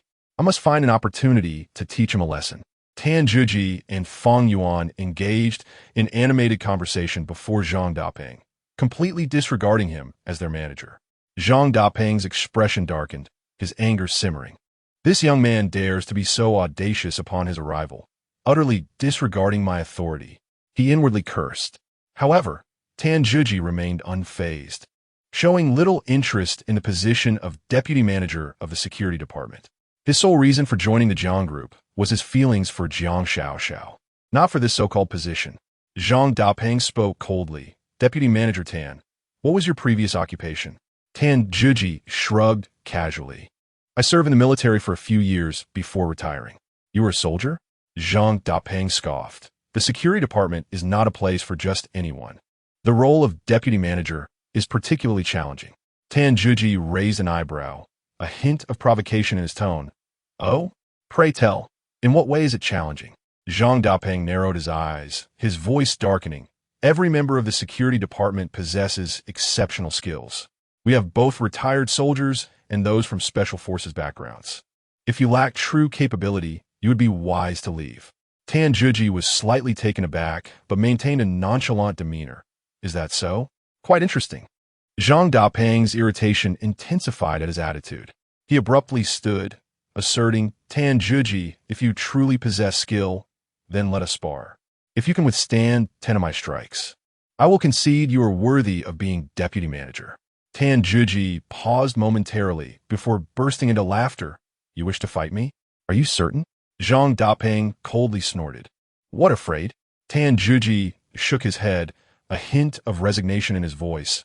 It's not a matter of fear. It's just that most who have challenged me in the past ended up hospitalized for a month. Zhang Dapeng's expression darkened further. He slammed his hand on the table. Enough talk. Are you willing to fight or not? Give me a straightforward answer. Tan Zhiji regarded Zhang Dapeng, his brow slightly furrowed. Are you really determined to fight me? Zhang Dapeng mistakenly perceived fear, sneering, what scared? A coward who resorts to underhanded tactics lacks courage. Tan Zhiji's lips curled into a sardonic smile. I fear I might strike too hard and accidentally kill you. Zhang Dapeng's face turned ashen, his fists cracking ominously. Enough of this. If you can endure 10 of my strikes, I will acknowledge your qualification as deputy manager. Tan Zhiji shook his head, a note of disdain in his tone. 10 strikes? Too cumbersome. How about this? If you can withstand 3 of my strikes, I will immediately resign from the security department. What do you say? Zhang Dapeng was thoroughly incensed by his arrogance and slammed the table with force. Very well. This is your assertion. Do not regret it. With that, he strode out of the office, followed lazily by Tan Zhiji. The two made their way to the training ground, and the news quickly spread. Members of the security department, upon hearing that the newly appointed deputy manager was challenging the manager, hurriedly gathered to witness the spectacle. Chapter 19. 3 Moves to Conquer. Off from all in the training arena, Zhang Dapeng stood at the center, his voice resonating with authority. Ladies and gentlemen, allow me to introduce our new deputy manager of security, Tan Zhiji. He has just boasted that he will defeat me in 3 moves. Today, let us bear witness to this claim.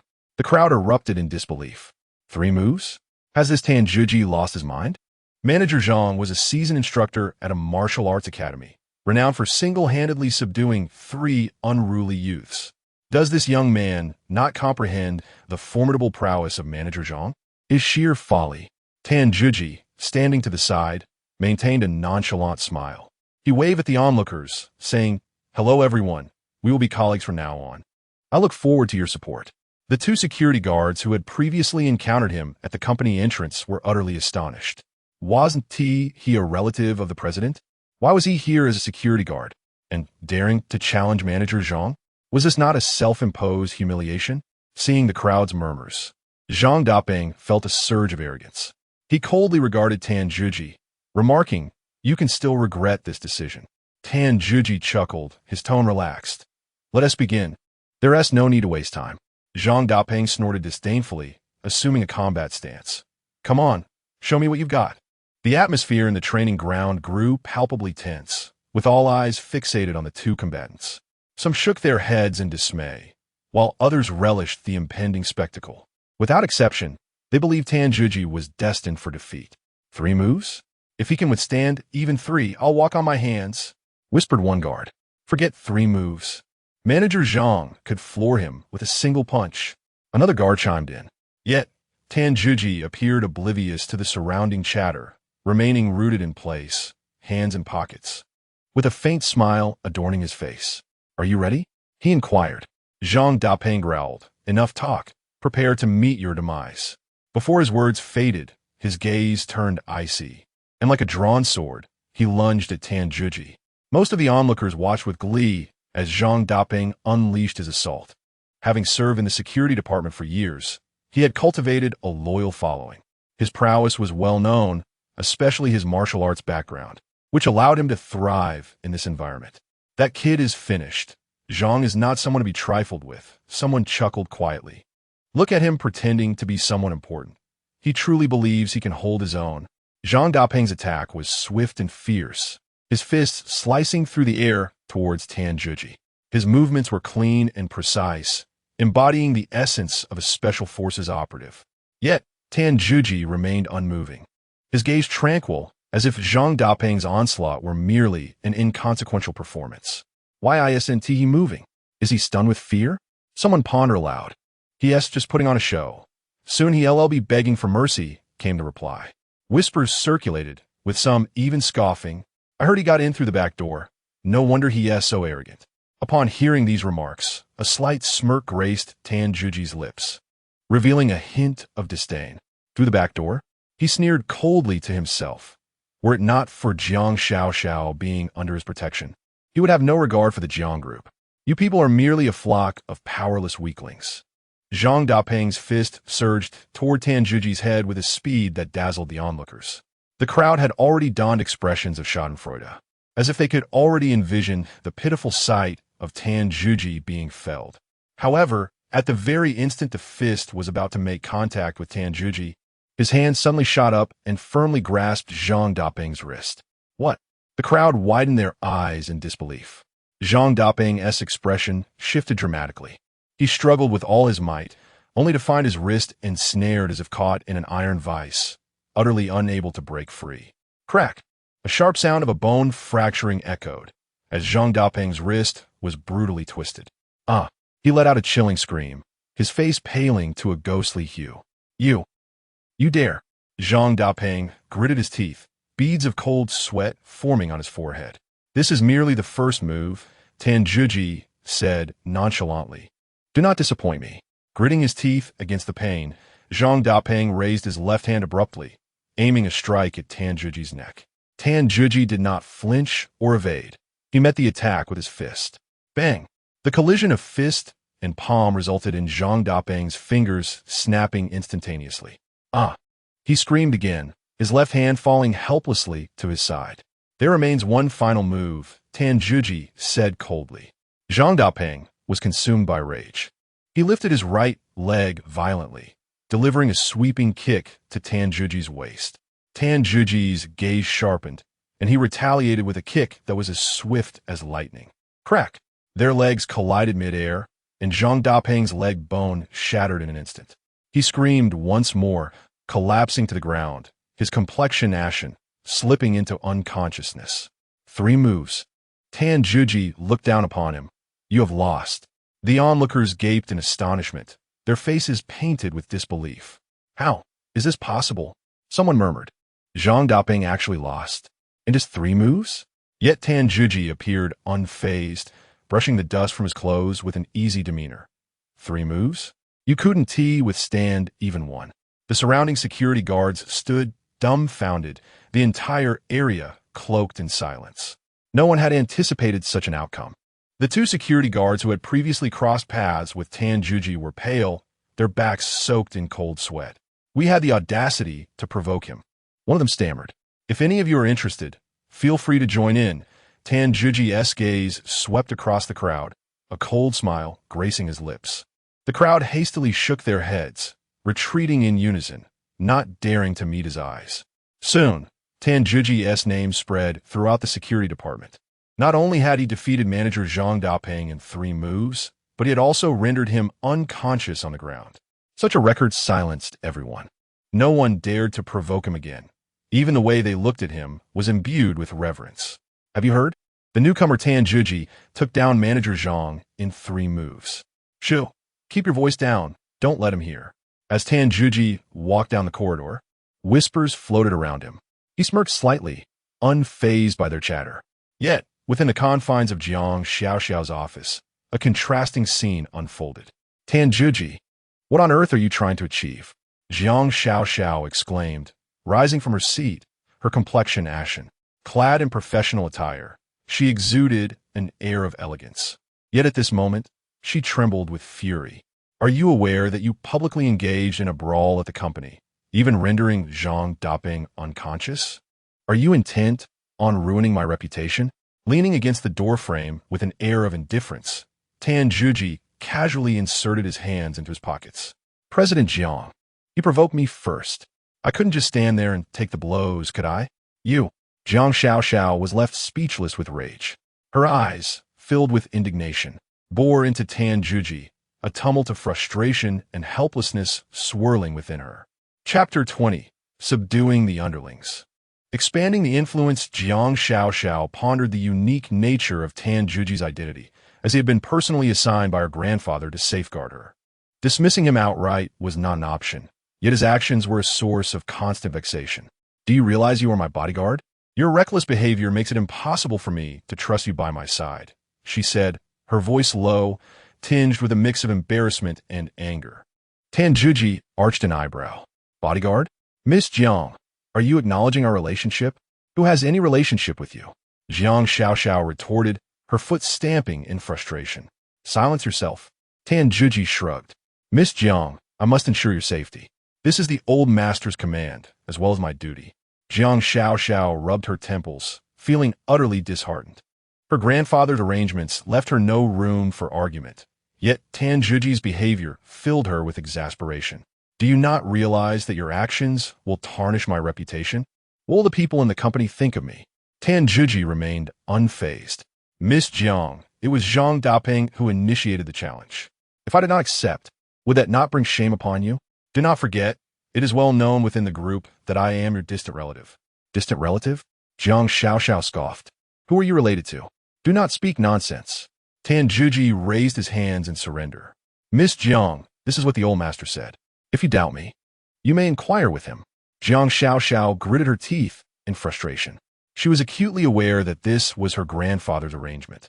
Yet Tan Zhiji's lack of restraint ignited her anger. You have been too harsh. Zhang Dapeng is still in the hospital. Tan Zhiji smiled lightly. I have shown him mercy. Otherwise, he would never walk again. Jiang Xiaoxiao widened her eyes in disbelief. You're utterly unreasonable. Tan Zhiji took a step closer, his gaze piercing into hers. Miss Jiang, if you are concerned about the negative implications, perhaps we should publicly acknowledge our relationship. Simply state that I am your personal bodyguard. It would quell the unrest. Absolutely not.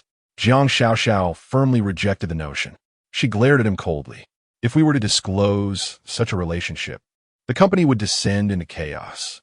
Do not bring this up again, or I will sever all ties with you. Tan Zhiji frowned, feeling somewhat disheartened. He believed he had been patient enough, yet Jiang Xiaoxiao continued to dictate his actions.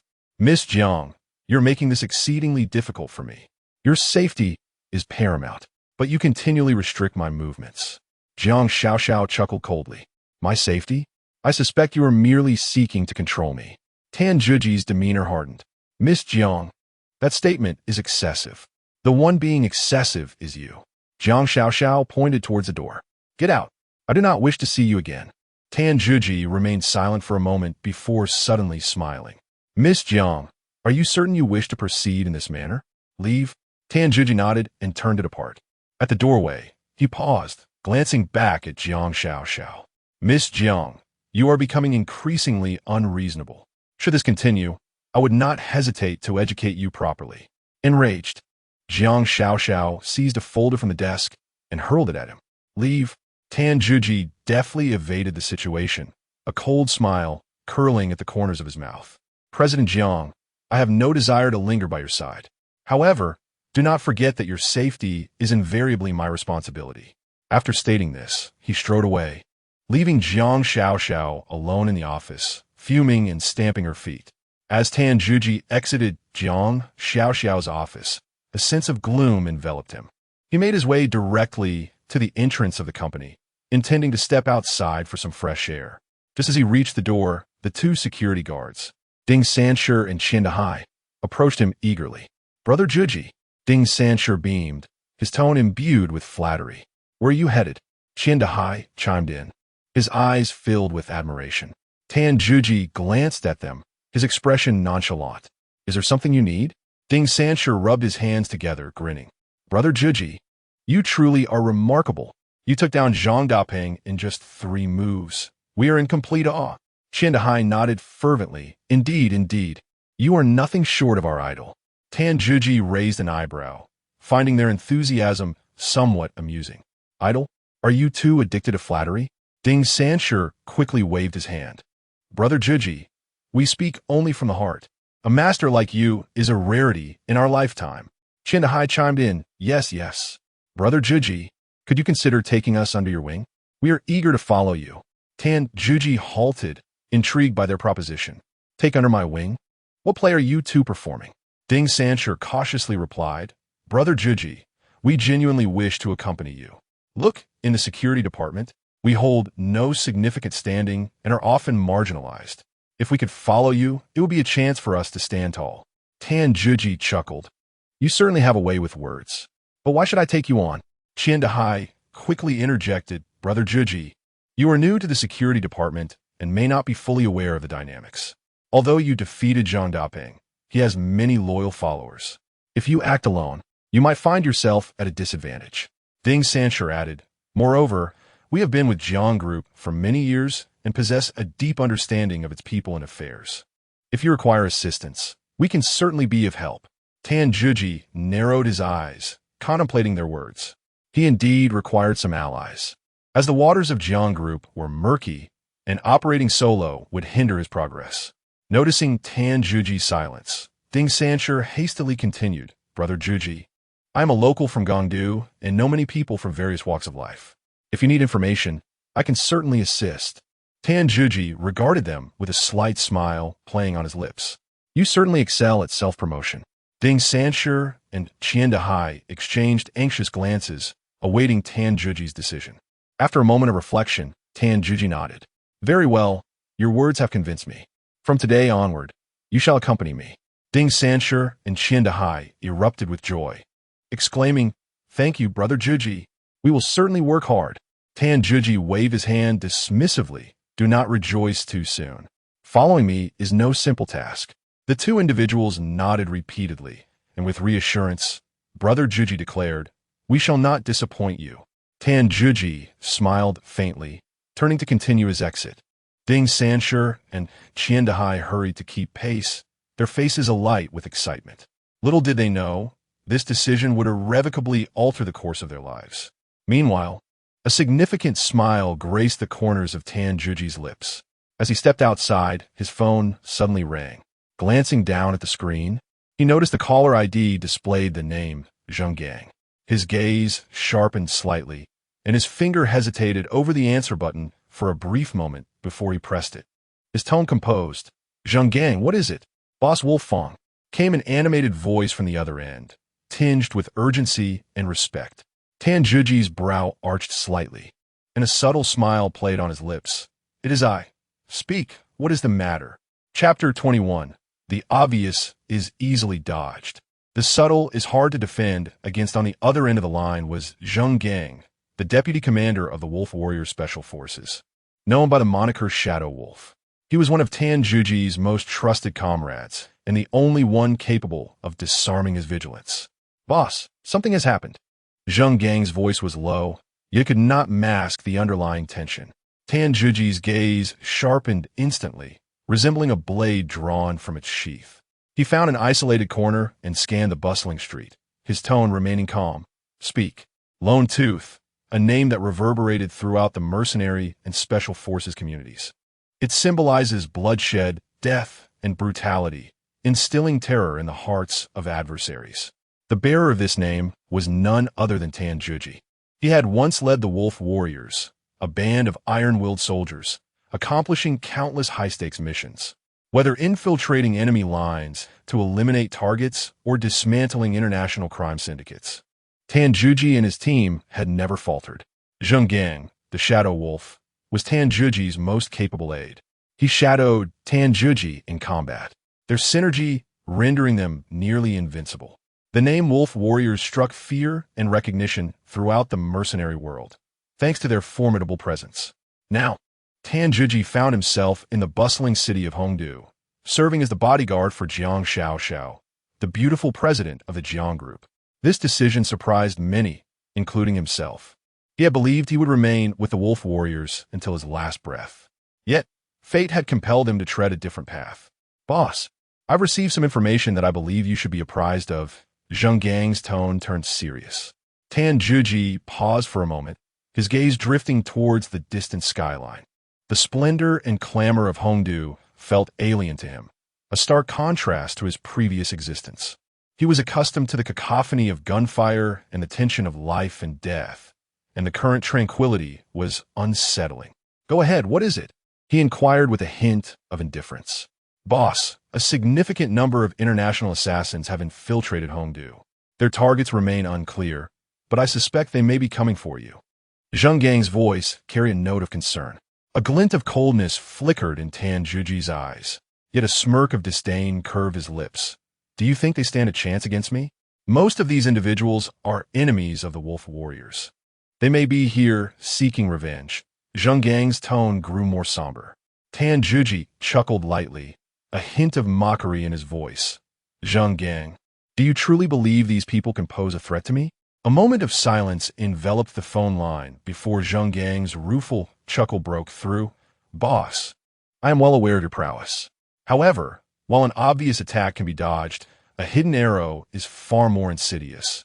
It would be wise to remain vigilant. Tanjuji's gaze deepened, and he spoke slowly. These individuals are merely a rabble, hardly worth my concern. However, I am curious as to why they have chosen this moment to surface. Boss, when will you return? The brothers miss you dearly. Zheng Gang's voice carried a hint of longing. Tanjuji's expression flickered momentarily before returning to calm. Once I complete my task here and visit home, I shall rejoin the team. This tranquil life is indeed ill-suited for me. Boss, you will forever be our wolf Fang. Zheng Gang's voice brimmed with reverence. Dan Huhi Chekev, a touch of confidence lacing his tone. Rest assured, no matter what transpires, I shall manage it well. Be cautious on your end as well. Do not let those buffoonish clowns exploit any vulnerabilities. He murmured to himself, a glint of sharpness flashing in his eyes. As he ended the call, the phone screen dimmed, yet his mind remained tumultuously unsettled. He gazed skyward. The heavy clouds loomed ominously, as if foretelling an impending storm. He yearned for an ordinary life, to savor a fleeting moment of tranquility. Yet reality reminded him that past adversaries would not relent easily. Those lurking in the shadows were poised, watching intently for their moment to strike. Thoughts of the international criminals infiltrating the harbor city sent a chill through Tanjuji's gaze.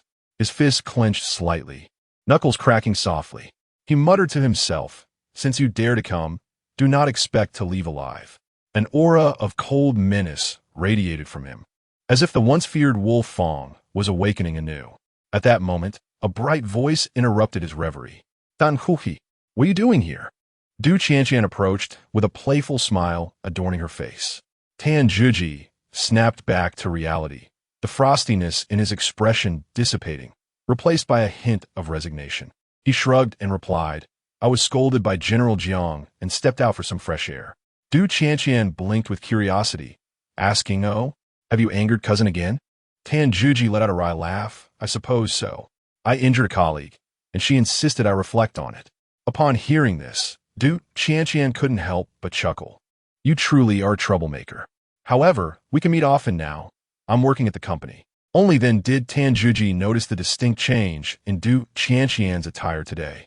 She was no longer the girl clad in punk-inspired clothing, but rather donned a sleek black JK uniform, exuding both professionalism and playfulness. Her long hair cascaded casually over her shoulders, her subtle makeup enhancing her youthful vigor. "You're working at the company?" Tanjuji asked, somewhat surprised. Du Qianqian nodded, explaining. "Yes, after returning home, I had little to occupy my time, so grandfather arranged for me to join my cousin's company, claiming it would enrich my experience." Tanjuji smiled, feeling an increased fondness for Du Qianqian. Despite being a wealthy girl, she bore none of the traits of pampered privilege. Instead, she radiated warmth and approachability. "By the way, have you eaten?" Du Qianqian inquirait soudainly. Tanjuji touched his stomach and shook his head. "Not yet." Her eyes brightened, and she exclaimed, "Perfect! I haven't eaten either. Let us go together. It's on me." Without hesitation, Tanjuji readily agreed, secretly relieved as he had not a penny to his name, making the prospect of a meal a daunting challenge. As he followed Du Qianqian towards a nearby restaurant, he inwardly grumbled, "Old Qin is truly miserly. He assigned me to protect Jiang Xiaoxiao without allocating any funds, leaving me to devise my own solutions." Chapter 22. The Dinner Dispute. Who should foot the bill as Tanjuji and Du Qianqian were preparing to depart? A cold voice emerged from behind them. "Tanjuji, as the deputy manager of the security department, why are you loitering outside?" Tanjuji stiffened, slowly turning around to find Jiang Xiaoxiao standing at the company entrance, her brow furrowed and her gaze sharp as a knife. He found himself at a loss for words, unsure how to respond. Observing the situation, Du Qianqian quickly interjected, "Cousin, I was the one who brought him out. We were just about to go for a meal." Jiang Xiaoxiao's eyes flicked between the two, and she coldly remarked, "The company has a cafeteria. There is no need to eat out. Tanjuji, return to your post immediately, or you can forget about your bonus this month." With a resigned sigh, Tanjuji could only nod in agreement. He glanced at Du Qianqian and whispered, "It seems we'll have to postpone this meal." Du Qianqian linked her arm with Jiang Xiaoxiao's and gently swayed. "Cousin, don't be so harsh. Tanjuji is your bodyguard. You'll have plenty of time together in the future. You can't always be like this, can you?" Jiang Xiaoxiao's expression darkened further as she replied, "Seeing him makes me lose my appetite." Her tone was laced with displeasure. Tanjuji managed a bitter smile, ready to retort. But Du Qianqian had already chimed in with a laugh. "Cousin, a person is made of iron, and meals are made of steel. One meal skipped can lead to hunger. If you don't let Tanjuji eat, how will he have the strength to protect you?" Her tone was light, tinged with a hint of playful charm. Jiang Xiaoxiao scoffed and reluctantly nodded. "Fine, let us go eat." Yet her voice remained frosty, clearly indicating that her discontent with Tanjuji had not dissipated. Standing to the side, Tanjuji could not help but mutter a curse under his breath. He felt exasperated by Jiang Xiaoxiao's attitude, yet he found himself powerless to change it. This woman, who he was tasked with protecting, continually maintained an air of superiority. Suppressing his dissatisfaction, he maintained a calm facade. The trio made their way to the parking lot, where Jiang Xiaoxiao's vehicle was a modest Huawei Zunjia S800. Despite her status as the president of the Jiang Group, she led a life of understated elegance. This car served as her daily transport, perfectly suiting her identity without appearing ostentatious. "Where shall we dine?" Tanjuji Kachuri inquired. Du Qianqian shrugged and turned to Jiang Xiaoxiao. "Cousin, it's up to you." Jiang Xiaoxiao replied coolly, "I don't know." Tanjuji chuckled and teased. Then, "President Jiang, you should treat us. I'm not picky. Anything will do." Upon hearing this, Jiang Xiaoxiao raised an eyebrow and retorted with a hint of sarcasm. "Aren't you a man? Shouldn't it be your responsibility to treat us?" Du Qianqian chimed in with a laugh. "Exactly, Tanjuji, it's only natural for a man to pay." Tanjuji raised his hands in a gesture of innocence. "Who made that rule? I've never heard of such a custom." Jiang Xiaoxiao let out a cold laugh. "You can't even afford to treat us? You truly are full of surprises." Tanjuji sighed and confessed, "It's not that I'm unwilling. I simply don't have a single penny to spare." Du Qianqian widened her eyes, clearly in disbelief. "Is that true? Are you just making excuses?" Jiang Xiaoxiao shot him a sardonic glance. "A miser is a miser. Even when it comes to treating others, you can't help but find excuses." Tanjuji remained unfazed, chuckling as he teased, "President Jiang, with your worth in the billions. Treating someone to a meal is but a trifling matter. Besides, you are the president, and I am merely your bodyguard. Isn't it only natural for you to treat me? Jiang Xiaoxiao's expression darkened instantly. She fixed her gaze on Tan Zhuji, her voice laced with suppressed fury. Tan Zhuji, with such audacity, I truly question my own judgment for having chosen you as my bodyguard. Tan Zhuji shrugged, still wearing a light-hearted smile. President Jiang, one cannot speak in such a manner. Though I may lack wealth, my ability to protect you is unquestionable. Jiang Xiaoxiao's face turned pale with anger as she turned and opened the car door, sliding inside. Drive. Her tone was as frigid as ice, clearly unwilling to utter another word to Tan Zhuji. Du Qianqian glanced between Tan Zhuji and Jiang Xiaoxiao, exhaling a helpless sigh. You two are truly adversaries, she murmured quietly before joining her in the car. Tan Zhuji took the driver's seat and started the engine. Upon Du Qianqian's suggestion, they ultimately decided to try Hunan cuisine. As Tan Zhuji gripped the steering wheel, his gaze swept through the rearview mirror. A black Toyota had been tailing them for 3 blocks, maintaining a distance that was neither too close nor too far. He had noticed it long ago but feigned indifference. The tailing skills were decent, but in Tan Zhuji's eyes, it was child's play. A smirk crept onto his lips as he thought, with such limited skill, do they dare to follow me? The car came to a gradual stop outside a lavishly decorated Hunan restaurant. Jiang Xiaoxiao pushed the car door open, her high heels clicking sharply against the pavement. After exiting the vehicle, Tan Zhuji glanced up at the restaurant sign, jesting, President Jiang. For your first time treating me to a meal, you've chosen such an upscale place. I am quite flattered. Jiang Xiaoxiao shot him a frosty glance. Don't get ahead of yourself. I'm here to welcome Qianqian, not to treat you specifically. Tan Zhuji shrugged, his expression nonchalant. As long as there's food, I'm not picky. Du Qianqian smiled, attempting to ease the tension. Come on, let's go. I'm starving. The three entered the restaurant, and a server promptly approached them. Welcome, esteemed guests. How may I assist you today? The server inquired respectfully. Jiang Xiaoxiao produced a black gold membership card from her bag and handed it over. Upon seeing the card, the server's demeanor became even more respectful, bending lower as he said, President Jiang, welcome. Please follow me. We will arrange the finest private room for you. Tan Zhuji took a glance at the black gold card, stifling a laugh within. This card represented not only wealth, but also status and prestige.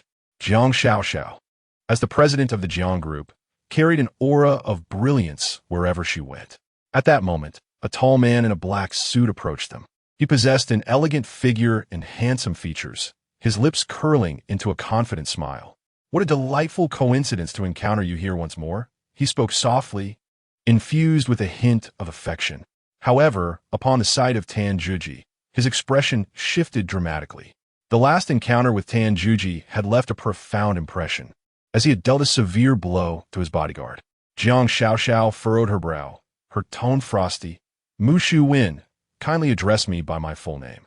Du Qianqian leaned in close to Tan Zhuji, whispering, he is the heir of the Mu group who has harbored feelings for my cousin for several years. Tan Zhuji cast a disdainful glance at Mu Shu Wen, filled with contempt. After all, he was merely an inept and frivolous young master. This wealthy scion, though outwardly polished, possessed no genuine abilities. He was unworthy of Jiang Xiaoxiao, lacking even the qualifications to stand by her side. Mu Shu Wen appeared unfazed by Jiang Xiaoxiao's chilliness, still smiling as he suggested, since fate has brought us together, why not dine together? My treat. Jiang Xiaoxiao promptly declined. No, we have other matters to attend to. Undeterred, Mu Shu Wen pressed on.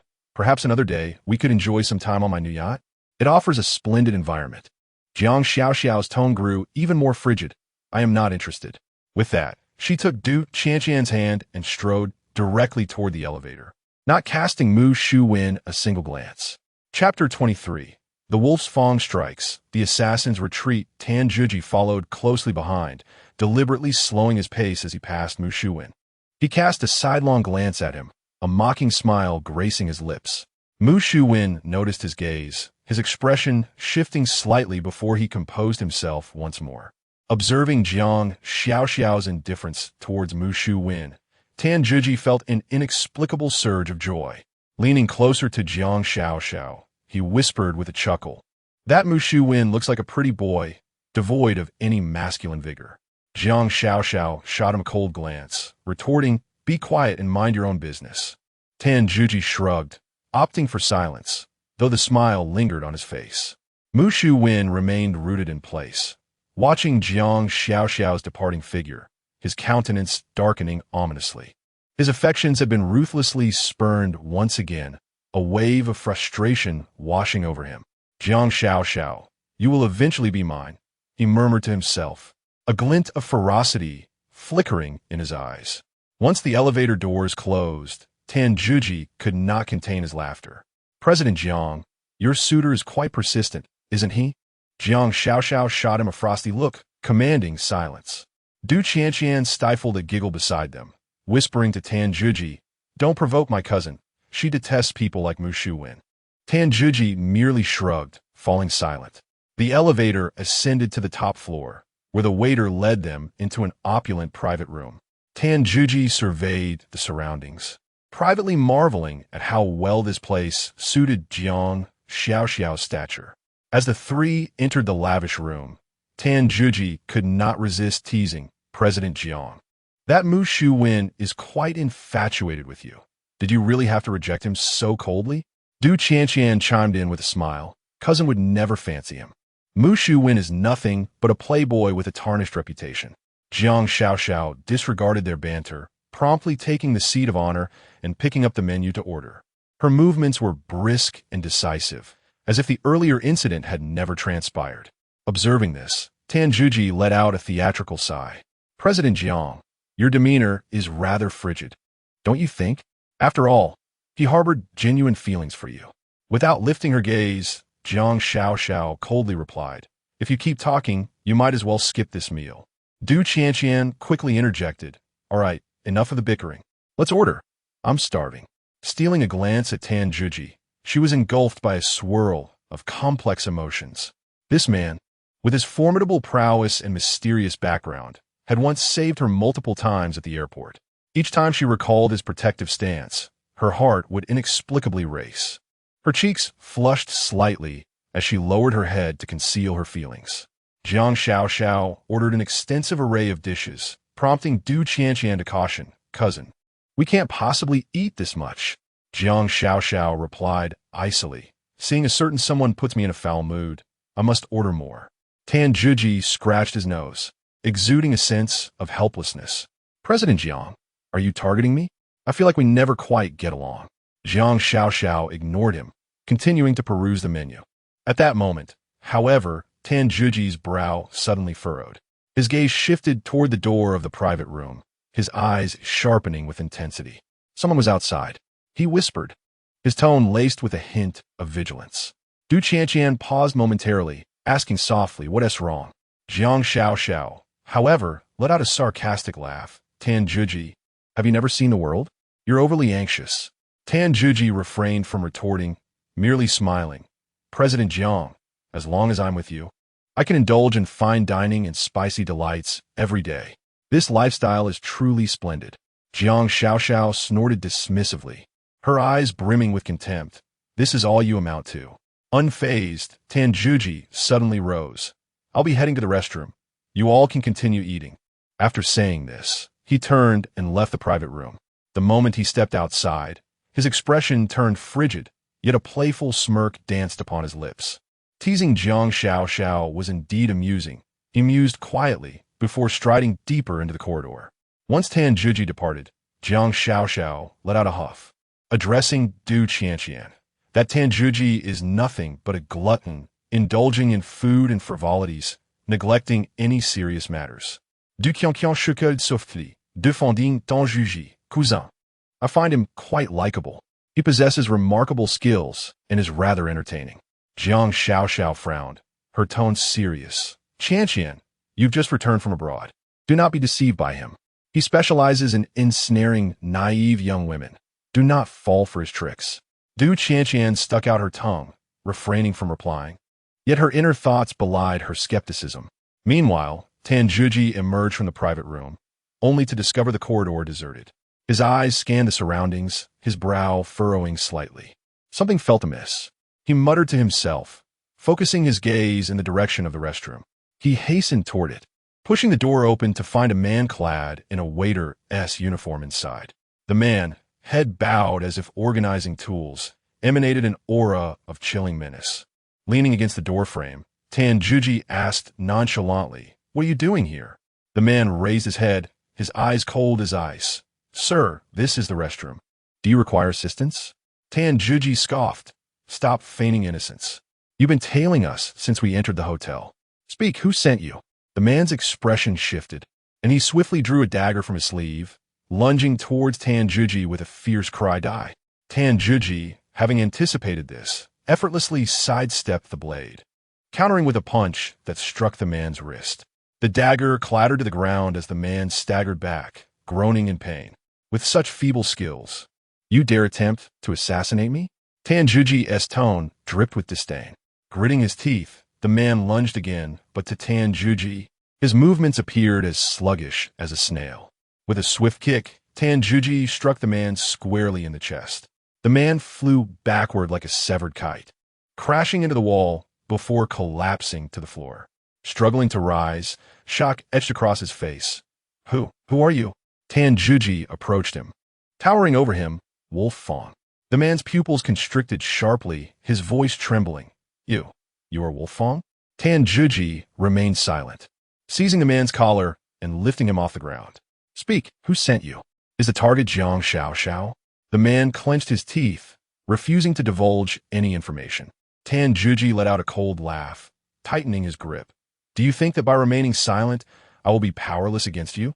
The man's face flushed, and with great difficulty, he managed to utter, I cannot disclose that. But rest assured, I am not alone. There are others also in motion." Tanjuji's gaze turned icy. "Others? Where are they?" The man suddenly laughed, a trickle of blood escaping from the corner of his mouth. "You will never find out." Chapter 24. The Hotel Murder. A game of wits. Tanjuji sensed something amiss and immediately released his grip. However, it was too late. The man's body collapsed limply, a stream of black blood trickling from the corner of his mouth. "Poison?" Tanjuji crouched down, prying open the man's jaw, and discovered a venomous pouch concealed among his teeth. He rose to his feet, his expression darkening. Truly ruthless, willing to forsake his own life. Tanjuji inhaled deeply, a glint of icy resolve flashing in his eyes. "No matter who you are, if you dare to harm those around me, I shall ensure that you pay dearly." Tanjuji glanced at the now silent assassin on the ground, calmly retrieving his phone to dial emergency services. "Hello, this is the restroom of the Xiang Cuisine restaurant. Someone has suddenly fallen ill and requires immediate medical assistance." His tone remained composed, devoid of any hint of distress. Before long, the sound of police sirens grew louder. Approaching rapidly, several police vehicles halted at the hotel entrance, and officers swiftly entered the scene. To Tanjuji's astonishment, leading the charge was the formidable female officer, Guy Lily. Spotting Tanjuji amidst the onlookers, her brows furrowed instantly. "What are you doing here again?" Her voice carried a note of impatience and skepticism. Tanjuji shrugged, a wry smile escaping his lips. "I wish it weren't so. Even a meal has become an ordeal. Truly unfortunate." Guy Lily snorted dismissively, ignoring him as she proceeded to examine the restroom. However, she quickly realized that the scene was astonishingly pristine. Apart from a man lying on the floor, there were no signs of a struggle, not even a single fingerprint to be found. "What in the world?" Guy Lily murmured to herself, her sharp gaze scanning the surroundings. Standing beside her, Tanjuji wore a faint smile. As a member of the Wolf Fang, he had thoroughly cleaned up the scene, erasing any trace of evidence that could expose him. Guy Lily turned her head, fixing her gaze on Tanjuji. "When you discovered him, was he already like this?" Tanjuji nodded. "Indeed, he was on the ground when I entered." Guy Lily clearly found this hard to believe, yet at that moment, she could not unearth any evidence to counter his claim and reluctantly let it go. She gestured for her subordinates to remove the body, then conducted a brief interview with Tanjuji, Jiang Xiao, and Du Qianqian. "All right, you may leave now." Guy Lily closed her notebook, her tone frosty. Tanjuji smiled as he turned to depart. Yet, Guy Lily suddenly called out to him, Tan Juji, do not think you can evade this time. One day, I will uncover the evidence and personally apprehend you. Tan Juji glanced back at her, his demeanor relaxed. Then I shall await that day. Back in the car, Jiang Xiaoxiao furrowed her brow and inquired, what exactly transpired just now? Why did the police arrive? Dan Huhis Chirag. Nothing serious. Perhaps someone fell ill. Jiang Xiaoxiao clearly remained unconvinced but chose not to press further. Du Qianqian, however, cast a furtive glance at Tan Juji, a sense of unease creeping into her heart. Meanwhile, Guy Lily returned to the police station, increasingly convinced that something was amiss. She summoned a colleague and asked, who made the emergency call earlier? Colleagues shook their heads in confusion, remarking, it's strange. We cannot trace the incoming call number or any information related to it. Guy Lily furrowed her brow, incredulous. How is that possible? We could track both ordinary phones and mobile devices. Who could this person who reported the incident be?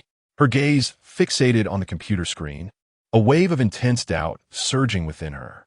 Tan Juji, who exactly are you? Upon returning to the company entrance, Tan Juji had scarcely stepped into the lobby when a human resources manager, Li Dongmei, approached him, a document clutched in her hand, her expression rife with displeasure. Tan Juji, halt! Li Dongmei's voice pierced the air, imbued with an undeniable authority. Tan Juji paused, his brow knitting slightly as he regarded her coolly. The company has decided to issue you a warning and deduct 1 month as salary, Li Dongmei proclaimed, raising the document triumphantly. A hint of smugness laced her tone. Tan Juji's lips curled into a derisive smile. A warning? A salary deduction? He repeated softly, a flicker of dissatisfaction crossing his eyes. He understood all too well that this was Jiang Xiaoxiao's doing. President Jiang is truly ruthless, he thought, a cold smile gracing his lips. Noticing his silence, Li Dongmei assumed he felt guilty, her tone growing more aggressive. Tan Juji, don't think that your special relationship with the president grants you carte blanche in this company. If you err again, you will be dismissed on the spot. Tan Juji shrugged nonchalantly, replying lazily, do as you wish. With that, he turned on his heel and departed, entirely dismissive of Li Dongmei's words.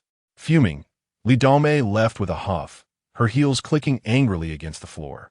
Upon returning to his office, Tan Juji slumped into his chair, propping his feet on the desk, an air of leisure about him.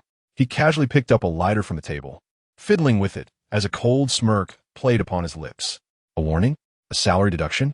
He murmured to himself, Jiang Xiaoxiao, you certainly know how to play the game. Such disciplinary actions held no weight for him. They were mere trifles. Li Dongmei's warning? He hardly regarded it. Dismiss me? Ha! You lack the capability, he scoffed inwardly. At that moment, the office door creaked open slightly. The intern, Fang Yuan, peeked in cautiously, her demeanor hesitant. Brother Tan, may I come in? She asked softly, her voice tinged with timidity. Tan Juji glanced up and nodded. Fang Yuan entered, closing the door behind her, standing before him with her hands entwined nervously. Brother Tan, I heard that you hit Director Zhang from the security department? She inquired in a hushed voice, curiosity evident in her eyes. Tan Juji regarded her, a slight smile gracing his lips. Fang Yuan, clad in professional attire, was slender and fair, her features delicate, particularly her large eyes, which exuded an air of innocence. Tan Juji couldn't help but acknowledge the allure of this young woman as figure. So you've heard about it too? He asked languidly. Fang Yuan nodded, admiration flickering in her gaze. Brother Tan, you are truly remarkable. Director Zhang is usually so arrogant, yet you dared to confront him.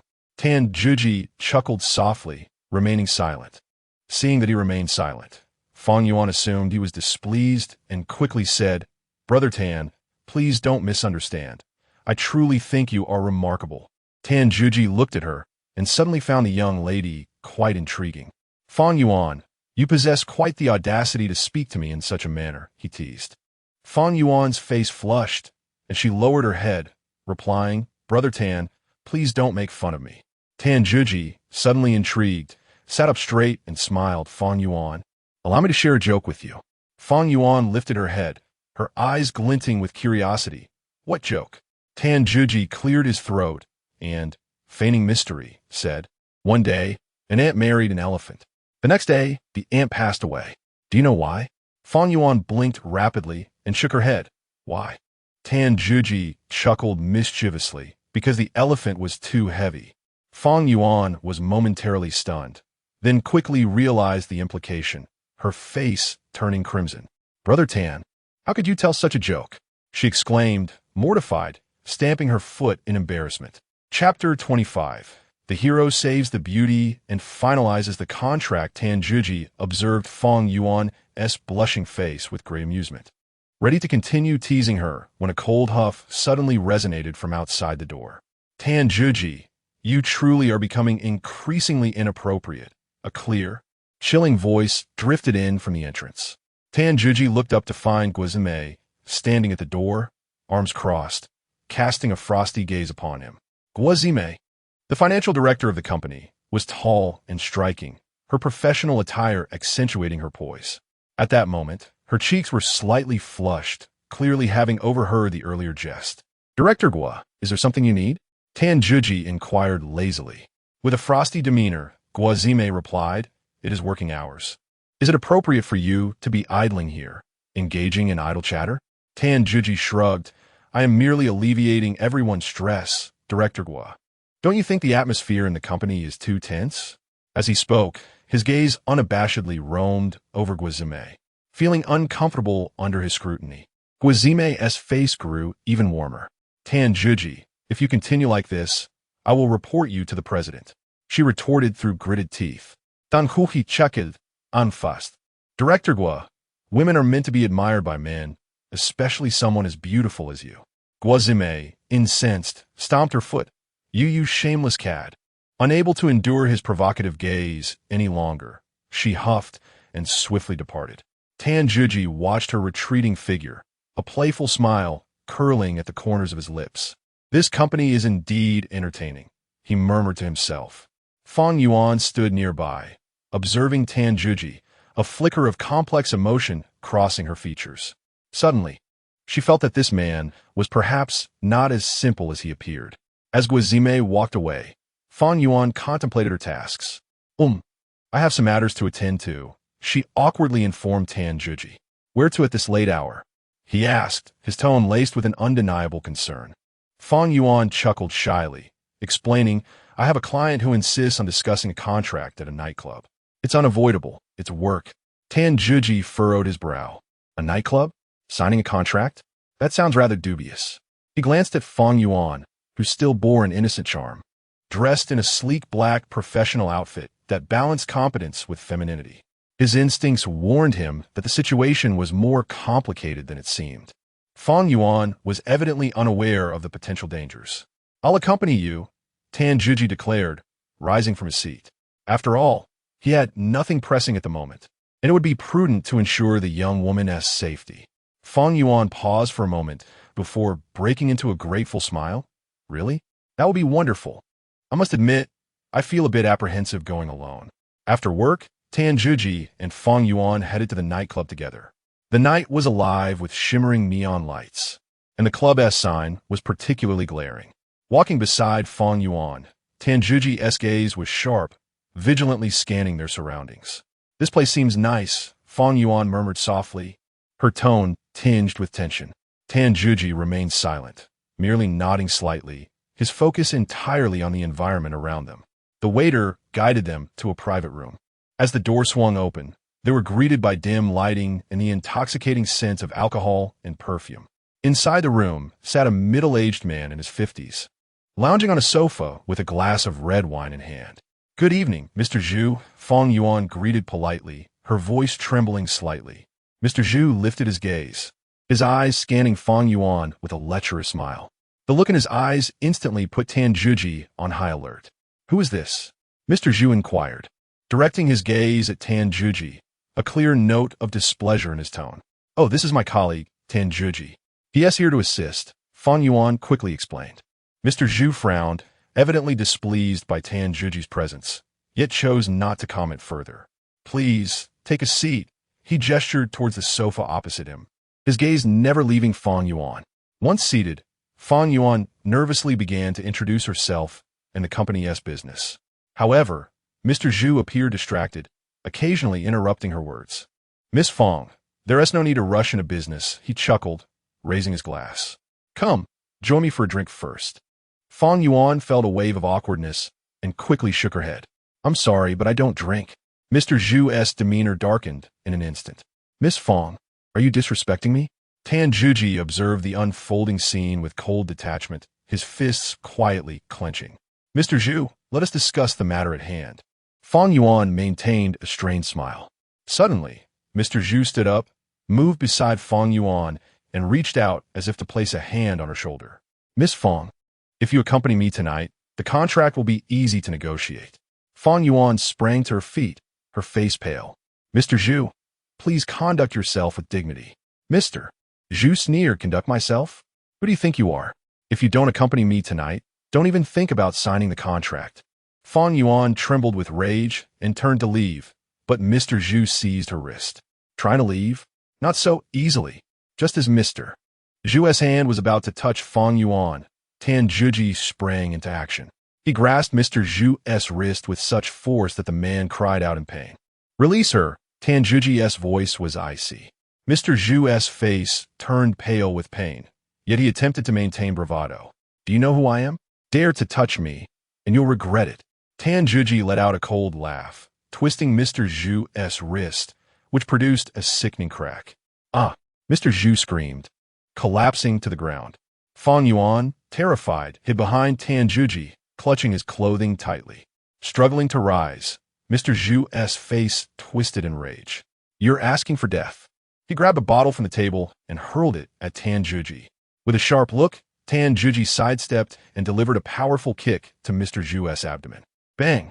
Mr. Zhu slammed against the wall, the bottle shattering into pieces. Tan Zhuji approached, looking down at him disdainfully. Now, can we sign the contract? Fear etched across Mr. Zhu's face. He nodded repeatedly. I'll sign. Tan Zhuji released his grip, coldly warning, no tricks. Trembling, Mr. Zhu picked up a pen and signed his name on the contract. Tan Zhuji picked up the contract and handed it to Fang Yuan. Let us go, he said. Fang Yuan accepted the contract, her eyes filled with gratitude as she looked at Tan Zhuji. Thank you. Without you, I truly would not know what to do. Tan Zhuji responded with a faint smile. Let's be on our way. This place is not safe. The neon lights of the nightclub gradually receded behind them, and the clamor of the streets was swallowed by the night. Tan Zhuji guided Fang Yuan out of the nightclub, the cold wind brushing against their faces, dissipating the nauseating scent of alcohol that lingered in the private room. Fang Yuan tightly clutched the contract in her hands, her steps somewhat unsteady, clearly still reeling from the recent peril. Chapter 26. The beautiful invitation and the graceful refusal. Thank you, Tan Zhuji, Fang Yuan murmured, her voice trembling slightly. I truly do not know what might have happened tonight had it not been for you. Tan Zhuji cast a sidelong glance at her, his tone calm. It's nothing. Just be more cautious in the future. It's best to avoid such places. Fang Yuan nodded, though her gaze dimmed. Lowering her head, she spoke almost inaudibly. Am I really that useless? I couldn't even negotiate a contract properly, and I almost encountered a disaster. Tan Zhuji halted, his attention fixed on her. Beneath the night lights, her face appeared particularly pale, imbued with a sense of helplessness and self-reproach. Do not think that way, he said with steady conviction, his voice imbued with an undeniable strength. Everyone has their own suitable role. You are not useless. You simply have yet to discover the right approach. Fang Yuan raised her head, a flicker of hope igniting in her eyes. Really? Do you believe I can succeed? Absolutely, Tan Zhuji replied with a gentle smile. You merely lack experience. Just be more observant moving forward. The Jiang Corporation is not easily penetrated, and your progress thus far has already demonstrated your capabilities. Fang Yuan seemed to brighten, a faint smile gracing her lips. Thank you, Tan Zhuji. I will strive diligently. I must pass the probation period. Remaining at Jiang Corporation is my aspiration. Tan Zhuji nodded, choosing not to elaborate further. Glancing at the time, he inquired, Where do you reside? I shall escort you home. I live in an apartment nearby, just a short distance from here, Fang Yuan indicated ahead. It's about a 10-minute walk. Let us go, Tan Zhuji urged, setting off and gesturing for her to follow. The two walked in silence, the only sound being the echo of their footsteps on the quiet street. Soon, they arrived at the foot of an apartment building. Fang Yuan paused, turning to Tan Zhuji, her face revealing a hint of hesitation. Should I invite you up for a moment? She asked softly, her eyes sparkling with anticipation. I wish to express my gratitude properly. Tan Zhuji shook his head, his tone unruffled. No need, it is getting late. You should rest. Fang Yuan felt a twinge of disappointment, but persisted. But I truly want to thank you. If it weren't for you today, I might have. It was merely a small effort. Tan Zhuji interrupted her, maintaining his tranquil demeanor. You should head in. I will ensure you enter safely. Biting her lip, Fang Yuan finally acquiesced with a nod. Then, very well. Thank you, Tan Zhuji. She turned and entered the building, her silhouette appearing somewhat forlorn. Tan Zhuji remained in place until her figure vanished into the elevator before he turned to leave. The night was deep, and the streets were nearly devoid of passers-by. Tan Zhuji quickened his pace towards the Jiang Corporation villa. He pulled out his phone to check the time. It was nearing midnight. The villa was enveloped in silence, with only the porch light illuminating the darkness. Tan Zhuji cautiously opened the door, striving to make no sound. The living room was shrouded in darkness, clearly indicating that Du Qianqian and Jiang Xiaoxiao had already retired for the night. He released a sigh of relief, stealthily moving into his own room. Once the door was closed, he finally allowed himself to relax. It was fortunate he had not been discovered. Tan Zhuji murmured softly to himself, a hint of a wry smile gracing his lips. If Jiang Xiaoxiao were to discover that he had returned so late, he would undoubtedly be subjected to yet another round of admonishments. He removed his coat and carelessly tossed it onto a chair, collapsing onto the bed. The fatigue of the day washed over him like a tidal wave, rendering his eyelids nearly impossible to lift. The following morning, Tan Zhuji arrived at the company punctually. Sunlight streamed through the glass facade, casting a radiant glow upon the lobby floor. Dressed in the same casual attire as before, he strode with steady steps, his gaze piercing, exuding an undeniable aura of authority. As he entered the building, several security personnel immediately straightened up, respectfully greeting him. Good morning, Manager Tan.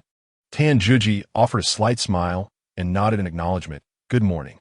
His demeanor was relaxed and casual, as though the incident involving the security chief, Zhang Dapeng, had never occurred. Yet, who in the company was unaware? That day, emboldened by his connections, Zhang had provoked Tan Zhuji only to be swiftly incapacitated by a single punch, requiring hospitalization. Since then, the security staff regarded Tan Zhuji with a reverence akin to that of encountering a formidable deity. Tan Zhuji remained indifferent to their trepidation. He was not one to flaunt his authority, and besides, Zhang Dapeng had brought it upon himself. Settling into the security office, he reclined comfortably, crossing his legs while casually perusing the documents on his desk. Since that day, Zhang Dapeng had taken an extended sick leave, clearly avoiding any potential embarrassment. Tan Zhuji relished the tranquility, having complete control over the security department, but he held little interest in management matters, preferring to wander about the company under the pretense of ensuring security. Just as he prepared to rise for a patrol, a gentle knock sounded at the office door. Come in, Tan Zhuji called out nonchalantly. The door swung open, revealing Fang Yuan, her face alight with barely concealed joy. Tan Zhuji, you're here. Tan Zhuji looked up, offering a smile. What's the matter? You seem quite cheerful. Fang Yuan entered, holding a document in her hand, her excitement palpable. The large contract signed last night. President Li praised me. She said I performed excellently and encouraged me to keep it up. Tan Zhuji nodded, his tone measured. Very good, congratulations. However, Fang Yuan was unwilling to let the conversation end there. She approached him earnestly, stating, if it weren't for you last night, I would never have secured that contract. So, I would like to treat you to a meal as a proper thank you. Tan Zhuji waved his hand dismissively. No need, it was a trivial matter. Absolutely not. Fang Yuan insisted. This is far from trivial for me. You must agree. Faced with a resolute stance, Tan Zhuji chuckled helplessly. All right then, if you insist. Fang Yuan's face brightened with satisfaction. It's settled then. I'll find you after work. She turned and exited the office with a lightness in her step, clearly in high spirits. Tan Juji watched her retreating figure, shaking his head as he stepped out of the security department. He wandered aimlessly through the company, eventually finding himself at the door of Du Qianqian's office. The door was ajar, and he knocked gently before pushing it open. Du Cece was deeply engrossed in a pile of documents when she heard a sound and looked up, surprised to see Tan Juji. "What brings you here?" she inquired. Tan Juji shrugged nonchalantly. "I was bored, so I thought I'd come check on you." Du Cece smiled faintly and gestured towards the documents on her desk. "I'm not as leisurely as you. I must personally review all this material." Tan Juji stepped closer and casually flipped through the papers, observing that each page was meticulously annotated and noted. Raising an eyebrow, he remarked with approval, "Impressive. You possess the qualities of a strong woman." Du Cece felt a touch of bashfulness at his compliment and lowered her head to continue organizing the files. "Oh, it's nothing, just doing my best." Chapter 27, Culinary Delight of Noodles. Enchanting the two women, Tan Juji stood beside Du Qianqian, his gaze inadvertently sweeping across her profile. Today, Du Qianqian wore a light-colored shirt, accentuating her prominent bosom, her hair casually tied back, exuding an air of competence mixed with femininity. Her skin was alabaster, her nose elegantly sculpted, and her eyelashes fluttered delicately, reminiscent of a refined butterfly. For reasons unbeknownst to him, Tan Juji suddenly found himself lost in thought. He quickly averted his eyes, clearing his throat. "You carry on? I shall take my leave." Du Qianqian lifted her head, a hint of crimson gracing her cheeks. "All right." As Tan Juji turned to depart, Du Qianqian remained rooted in place, her heart racing. She touched her face, realizing it was slightly flushed. "What is happening to me?" she murmured softly, a wave of confusion washing over her. She endeavored to regain her composure, yet the image of Tan Juji persisted in her mind. His smile, his gaze. Even the tone of his voice ignited an unprecedented flutter within her. "No, I mustn't feel this way." Du Qianqian shook her head, attempting to dispel those thoughts. She was acutely aware that Tan Juji was her cousin Jiang Xiaoxiao's bodyguard, and they belonged to entirely different worlds. Yet, the more she suppressed her feelings, the more intense they became. With a sigh, she picked up the documents on her desk, forcing herself to focus on her work. However, her heart remained in turmoil, as if an invisible thread connected her to Tan Juji. "What is truly wrong with me?" Du Qianqian whispered, her eyes filled with bewilderment. Tan Juji exited du Qianqian's office, and just as he closed the door, the familiar sound of high heels echoed behind him. Turning around, he saw Jiang Xiaoxiao standing at the end of the corridor, arms crossed, gazing at him with a frosty demeanor. "What are you doing here?" Jiang Xiaoxiao's tone was sharp, her eyes betraying a hint of suspicion. "Dan hu he's chiragd," adopting a casual tone. "Just passing by, thought I would check on Du Qianqian." "Passing by?" Jiang Xiaoxiao raised an eyebrow, clearly unconvinced. "You, a deputy manager of the security department, have no business passing by the marketing department." Tan Juji smiled resignedly. "What, am I not allowed to show concern for a colleague?" Jiang Xiaoxiao scoffed, taking a few steps closer, lowering her voice to issue a warning. "I caution you, do not harbor any inappropriate thoughts towards Du Qianqian. She is my cousin and mine to protect." Tan Juji was taken aback, feeling a wave of frustration wash over him. He had merely come to say hello, yet he was being accused of having ulterior motives. Just as he opened his mouth to explain, his gaze inadvertently fell upon Jiang Xiaoxiao. She was clad in a black short skirt paired with stockings, her long legs appearing particularly alluring under the lights. "Dan huhi is mirkid, disindiri marking, hian. You look rather seductive today. Are you off to meet a client?" Jiang Xiaoxiao's expression darkened, shooting him a glare. "What business is it of yours? Keep looking, and I might just pluck your eyes out." Tan Juji shrugged, feigning innocence. Aesthetic appreciation is a universal sentiment, is it not? Jiang Xiaoxiao, uninterested in further banter, waved her hand dismissively. "Hurry back to your security department and stop being an eyesore here." Tan Juji smiled and turned away, unable to suppress the murmurs in his heart. This woman is becoming increasingly difficult to please. At noon, Tanjuji, Jiang Xiaoxiao, and Du Qianqian returned to the villa not far from the company. As soon as they entered, Du Qianqian collapsed onto the sofa, clutching her stomach and complaining, "I'm starving. Is there anything to eat?" Tanjuji glanced at the empty kitchen and suggested, "Shall we order takeout?" Jiang Xiaoxiao immediately opposed, "No way. Takeout consists of pre-prepared dishes. Eating that is detrimental to health." Tanjuji raised an eyebrow. "Then what do you propose? We can't just starve, can we?" Jiang Xiaoxiao shot him a sidelong glance and matter-of-factly stated, "Aren't you capable of cooking? Go into the kitchen and whip something up." Tanjuji was taken aback, then chuckled. "President Jiang, your logic seems a bit flawed. I am a security guard, not a chef." Jiang Xiaoxiao dismissed him. "So what if you're a security guard? Can a security guard cook? Besides, you're a grown man. Can you not even prepare a meal?" Tanjuji shook his head helplessly. "All right, I will cook. But if it turns out poorly, don't blame me." Du Qianqian interjected, "Tanjuji, can you really cook?" With confidence, Tanjuji smiled. "It's a piece of cake. Just wait and see."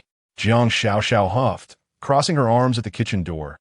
"I warn you, if it's inedible, I won't let you off easily." Ignoring her, Tanjuji walked straight into the kitchen. Upon opening the refrigerator, he was instantly taken aback. It was completely bare, devoid of even a single vegetable leaf. "President Jiang, is your refrigerator merely for show?" Dan Huhi inquired helplessly. Jiang Xiaoxiao shrugged. "I rarely eat at home and don't cook. The housekeeper buys ingredients daily for freshness." Tanjuji sighed, feeling a sense of exasperation regarding Jiang Xiaoxiao's life skills. This woman, while exceptionally capable at work, was utterly chaotic in her personal life. He began rummaging through the villa for ingredients. The kitchen cabinets were empty, and the refrigerator contained only a few packets of instant noodles and a couple of eggs. He shook his head in resignation, thinking, "This life is quite challenging. What have you found to eat?" Du Qianqian eagerly jumped off the sofa and approached the kitchen door. Tanjuji waved the instant noodles in his hand and replied with a smile, "It's just noodles. It will have to do." Du Qianqian's eyes lit up. Her excitement palpable. "Noodles? That's my favorite, especially with the poached egg." Tanjuji nodded and was about to turn on the stove when he heard Jiang Xiaoxiao coldly remark, "Noodles? Tanjuji, could you be more mindful with your words? Can't you just say you're cooking instant noodles?" Tanjuji paused, then quickly realized and couldn't help but chuckle. "President Jiang, your thoughts seem a bit impure." Jiang Xiaoxiao's face flushed, and she shot him a glare. "Speak properly, or get out of the villa." Du Qianqian, looking confused, glanced between Tanjuji and Jiang Xiaoxiao and quietly murmured, "Why are you two arguing again?" Tanjuji shrugged, choosing not to elaborate, and turned to start cooking the noodles. The kitchen soon filled with a delightful aroma, causing Du Qianqian to swallow hard. Her gaze fixated eagerly on the pot of noodles. "How fragrant!" she exclaimed, unable to contain her admiration. Although Jiang Xiaoxiao remained silent, she couldn't help but cast a few glances towards the kitchen. She held a degree of skepticism regarding Tanjuji's culinary skills, yet the enticing scent began to sway her resolve. Moments later, Tanjuji emerged with 3 bowls of instant noodles, each crowned with a perfectly fried golden egg. Du Qianqian, unable to restrain her excitement, eagerly grasped her chopsticks and took a bite of the noodles. "Wow, this is delicious." Her eyes sparkled with delight as she exclaimed, "Tanjuji, your instant noodles are far superior to those sold outside." Chapter 28. An accidental encounter in the bathroom. Awkwardness between the genders. Jiang Xiaoxiao, somewhat skeptical, took a tentative bite and nodded slightly. "It's passable, I suppose." Tanjuji smiled, but said nothing, lifting his bowl to commence his meal. However, just as he was about to lift a mouthful of noodles, he felt 2 intense gazes fixed upon him. Looking up, he discovered that Jiang Xiaoxiao and Du Qianqian had swiftly finished their own noodles and were now eagerly staring at his bowl. "Surely, you aren't thinking of stealing mine?" Tanjuji inquired, his voice laced with caution. Du Qianqian, with a playful grin, responded, "Tanjuji, your noodles look far more delectable. Would you be so kind as to share a bit?" Tanjuji shook his head in resignation. "No way. I haven't had my fill yet. After all this time, I am absolutely starving." Du Qianqian, undeterred, reached out and snatched his bowl, exclaiming, "Oh, come on, just let me have some." Tanjuji, on the verge of tears, could only watch helplessly as his noodles were whisked away by Du Qianqian. Turning to Jiang Xiaoxiao, he hoped for her to intervene, only to find her gaze fixed on him, filled with a hint of anticipation. You too, Tan Zhiji sighed, conceding defeat as he rose. Fine, I'll cook another pot. He returned to the kitchen, reigniting the stove to prepare more noodles. Meanwhile, Jiang Xiaoxiao and Du Qianqian sat at the dining table, contentedly indulging in the noodles they had pilfered. Tan Zhiji, make sure to cook extra. I'm still not full. Du Qianqian called out. Jiang Xiaoxiao chimed in nonchalantly. I want some too. As he cooked, Tan Zhiji lamented inwardly. What have I done to deserve this? A once proud Special Forces soldier, reduced to a mere house husband. He shook his head and continued his bustling task. The kitchen was filled with an enticing aroma, while at the dining table, Jiang Xiaoxiao and Du Qianqian laughed like two mischievous cats who had gotten into the cream. Gazing at the boiling noodles, Tan Zhiji silently vowed, never again will I cook. After the meal, Jiang Xiaoxiao and Du Qianqian languidly reclined on the sofa, contentedly rubbing their bellies. Tan Zhiji surveyed the table, piled high with dirty dishes, and frowned, inquiring, who is going to wash the dishes? Without lifting her eyelids, Jiang Xiaoxiao replied matter-of-factly, of course, it's the man's job. You're the security guard. Do I really have to lift a finger? Tan Zhiji, upon hearing this, became quite displeased. Jiang, your reasoning leaves much to be desired. I cook, you eat. And now you expect me to wash the dishes? Jiang Xiaoxiao shot him a sidelong glance, a smug smile playing on her lips. What? You disagree? Don't forget, I am your boss.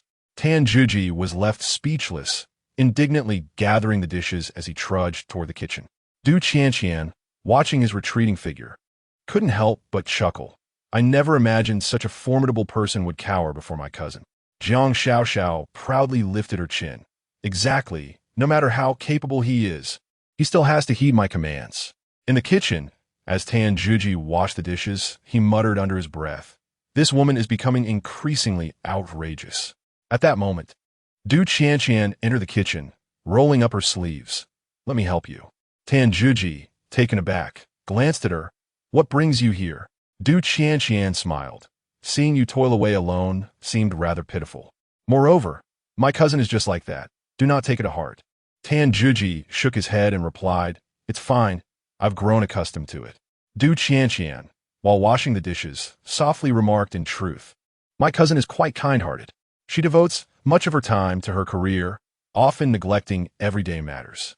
You may not be aware, but she donates a portion of her earnings from Jiang Group each year to support schools and students in impoverished regions, and she frequently contributes to charitable causes. Tan Zhiji paused momentarily, taken aback. Really? Du Qianqian nodded, indeed. She simply prefers to remain low-key. You might perceive her as a cold and distant CEO, yet she harbors concern for many. Tan Zhiji fell silent for a while, his impression of Jiang Xiaoxiao shifting. He had initially thought of her as a lofty, powerful woman, unaware of this compassionate side. It seems I have misjudged her, he murmured. Du Qianqian smiled, so do not hold it against her. She merely struggles with expressing herself. After finishing the dishes, Jiang Xiaoxiao stood up and stretched. I'm going upstairs to rest for a bit. Qianqian, would you like to join me? Du Qianqian nodded. Sure. I'm feeling a bit tired as well. The two ascended the stairs together, while Tan Zhiji returned to his own room. He lay on his bed, hands behind his head, his mind drifting back to recent events. Who were the assassins truly targeting? He mused. Initially, he believed they were after him, as he had garnered numerous enemies during his time in the Special Forces. However, it now seemed the situation was far more complex. Jiang Xiaoxiao was merely a businesswoman. Why would anyone wish to harm her? Tan Zhiji furrowed his brow, utterly perplexed. After pondering for a moment without arriving at a conclusion, he sighed, well, whatever will be, will be. I shall face challenges as they come. In the stillness of the night, the villa lay enveloped in silence. Tan Zhiji tossed and turned in bed, his thoughts a tangled mess. Finally, he sat up, rubbed his temples, and murmured, forget it. I shall set aside what I cannot comprehend for now. He rose from his bed, decided to take a shower to unwind. Entering the bathroom, he casually closed the door, too lazy to lock it. At this hour, Jiang Xiaoxiao and Du Qianqian should both be asleep. Just as he removed his shirt, His gaze was suddenly drawn to an object in the corner, a pink bra and panties carelessly draped over a rack. Tanjuji was momentarily stunned, then swallowed hard. Unable to suppress his thoughts, this size, could it belong to Du Qianqian? Jiang Xiaoxiao isn't that in doubt. He shook his head, attempting to dismiss the chaotic thoughts. Yet, having had no opportunity for intimate contact with the opposite sex since returning home, he couldn't help but feel a rush of desire upon seeing the garments. Calm down, calm down. He took a deep breath and turned on the shower head, letting the cold water wash over him. At that moment, the bathroom door was abruptly pushed open. Ah! Tanjuji exclaimed in shock, instinctively covering himself. Ah! Du Qianqian also cried out, quickly turning away. Why didn't you lock the door? Tanjuji wore an expression of helplessness, stating, I assumed you all were asleep, so I neglected to lock the door. Moreover, it is I who was observed. It appears you have suffered no misfortune. Du Qianqian's face flushed a deep crimson, resembling a ripe apple, as she retorted you. What nonsense are you speaking? This is the first time I've ever seen a boy shower. Tanjuji shrugged, his tone playful. Then I must consider myself quite honored. Rest assured, I shall remember to lock the door next time. Du Qianqian bit her lip and spoke softly. Never mind, I was at fault as well. I should not have barged in unannounced. Chapter 29. Scandalous Images. Misunderstandings arise. Du Qianqian paused for a moment, suddenly recalling something, and cautiously inquired, have you seen the clothes in the bathroom? Tanjuji raised an eyebrow, deliberately elongating his response. Oh, you mean that pink lingerie? Yes. I saw it, quite alluring. Du Qianqian's face flushed deeper, her heart racing, and her voice barely above a whisper. Why, don't say such things. Seeing her flustered demeanor, Tanjuji couldn't resist teasing her further. By the way, did you do something improper last night? Otherwise, why would there be clothes to change into? Du Qianqian was taken aback, then indignantly retorted, Why you re-talking nonsense? I did not. Tanjuji smirked, his tone laden with implication. Actually, having physical needs is quite normal. If you need assistance, I could. Go to hell. Du Qianqian exclaimed, mortified, grabbing the clothing from the rack and fleeing. Tanhudi yanchit head huriad. Unable to suppress a laugh. This girl is quite amusing. Du Qianqian dashed upstairs, her face crimson, a mixture of embarrassment and anger swirling within her. Bursting into her room, she slammed the door shut and leaned against it, gasping for breath. That Tanjuji was insufferable, she muttered under her breath, yet felt an inexplicable flutter of anxiety in her heart. Tanjuji observed Du Qianqian vanish around the corner of the staircase, a smile forming at the corners of his mouth. This young lady blushes so easily. She truly cannot take a joke. In the bathroom, Tanjuji turned off the shower, drying the beads of water from his skin, still wearing a grin. After a refreshing bath, he lay in bed tossing and turning, unable to find sleep. Bored, he rose and made his way to the living room, plopping down on the sofa. Grabbing the remote, he turned on the television, hoping to find a program to alleviate the tedium of the night. Who could have anticipated that as the screen flickered to life, it would display a scandalous scene of intimacy between a man and a woman? Tanjuji was momentarily stunned, his eyes wide in disbelief. He rubbed his eyes instinctively, confirming he was not mistaken. When the world was this? After a brief moment of shock, he realized the villa must have satellite television from abroad. Likely, this was a foreign program. Previously stirred by Du Qianqian's bashful demeanor, he now found himself inexplicably drawn to the screen, engrossed in the salacious display. At that moment, a faint sound of footsteps echoed from the staircase. Tanjuji's heart sank. He cursed under his breath and hastily reached for the remote to turn off the television. Yet his swift action could not match Jiang Xiaoxiao's descent, and she caught a glimpse with her keen eyes. What are you doing awake at this hour? Jiang Xiaoxiao's voice rang out in the living room, tinged with curiosity. Tanjuji's mind raced as he concocted an excuse. It's too hot. I can't sleep. He fanned himself nonchalantly. Jiang Xiaoxiao was not so easily deceived. She raised an eyebrow, skepticism evident in her gaze. Hot? With the air conditioning on? How can it be hot? Tanjuji offered an awkward smile, falling silent thereafter. Jiang Xiao, clad in alluring sleepwear, gracefully approached and seated herself on the sofa.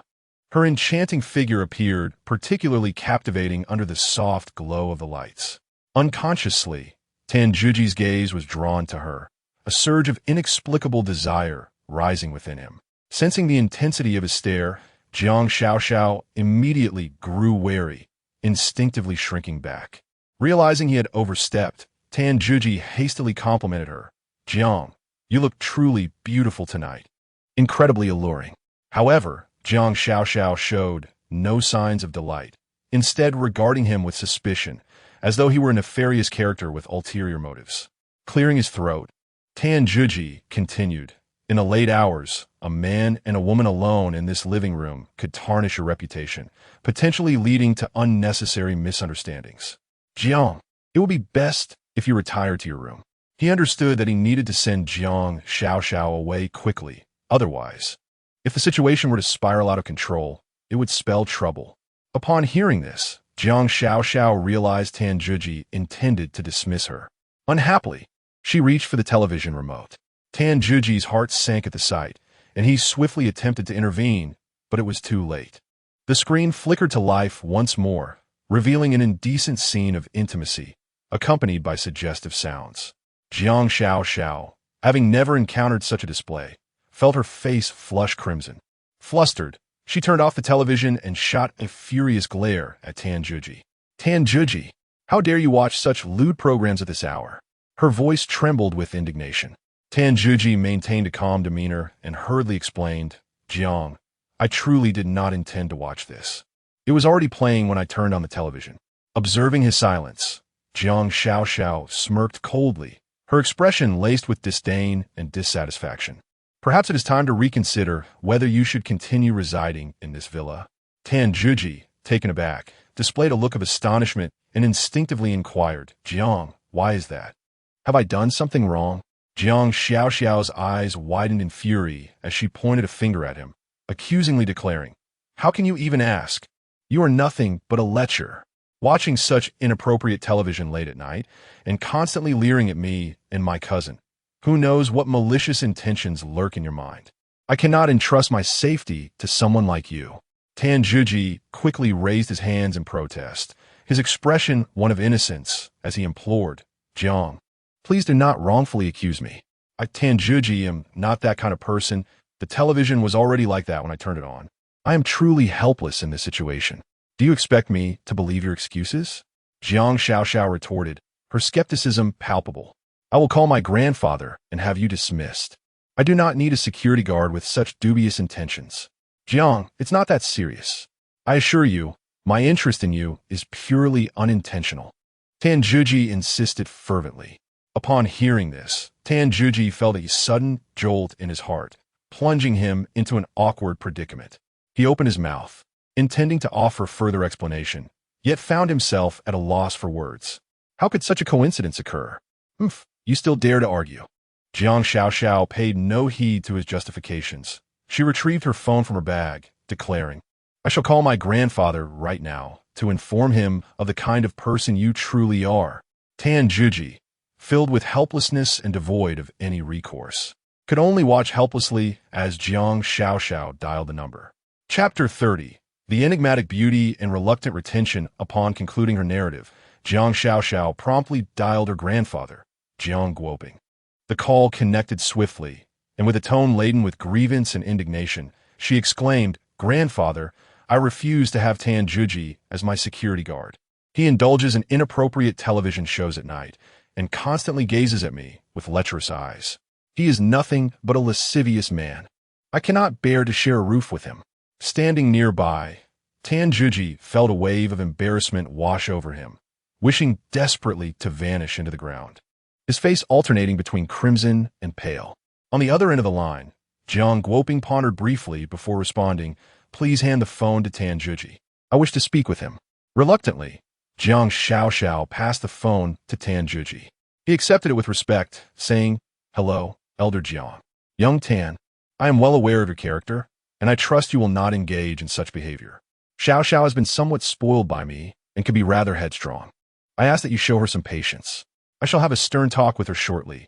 Jiang Guoping's voice resonated with calm authority. Tan huhi hastiri plaid, elderhian. You overestimate me. It is indeed my shortcoming that has led to Jiang Zong's misunderstanding. After a few more admonitions, Jiang Guoping instructed Jiang Xiaoxiao to take back the phone. Xiaoxiao, your safety is my prerogative. You must not act so recklessly. Tan Zhiji is a carefully selected security guard whose capabilities I trust implicitly. You must heed my decision. Jiang Guoping's tone was succinct and resolute. Upon hearing this, Jiang Xiaoxiao's face flushed with anger as she shouted into the phone, Grandfather, why? I do not wish for him to be my security guard, nor do I want him living in our home.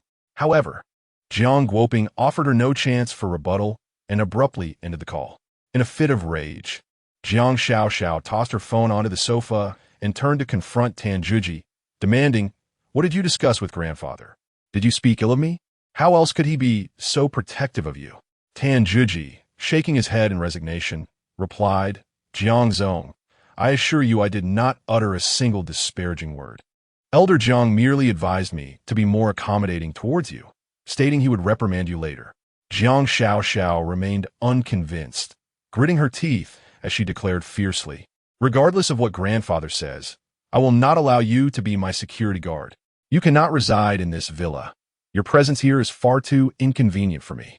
Tan Zhiji shrugged nonchalantly and replied, Jiang Zong, I will follow Elder Jiang's directives. The opinions of others are inconsequential. Frustrated and stamping her feet, Jiang Xiaoxiao found herself powerless against Tan Zhiji's indifference and stormed away in a huff. As he observed her departing figure, Tan Zhiji smirked to himself, thinking, This president is indeed a handful. However, since Elder Jiang places his trust in me, I shall not disappoint his expectations. With that, he stretched lazily and returned to his room for some rest. The following morning, sunlight bathed the villa neighborhood in warmth. Tan Zhiji emerged from the villa with renewed vigor, shielding his eyes from the glaring sun as he prepared to walk and hail a taxi for work. At that moment, a brand new Huawei Zunji S800 glided into view.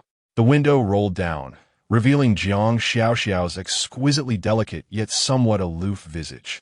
In the rear seat, Du Cici's keen eyes quickly spotted Tan Zhiji walking along the roadside.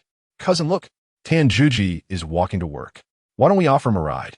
She inquired with a puzzled expression. Jiang Xiaoxiao cast a disdainful glance at Tan Zhiji and coldly replied, Not him. Dressed so poorly and so careless in demeanor. I have no desire to let him in my car.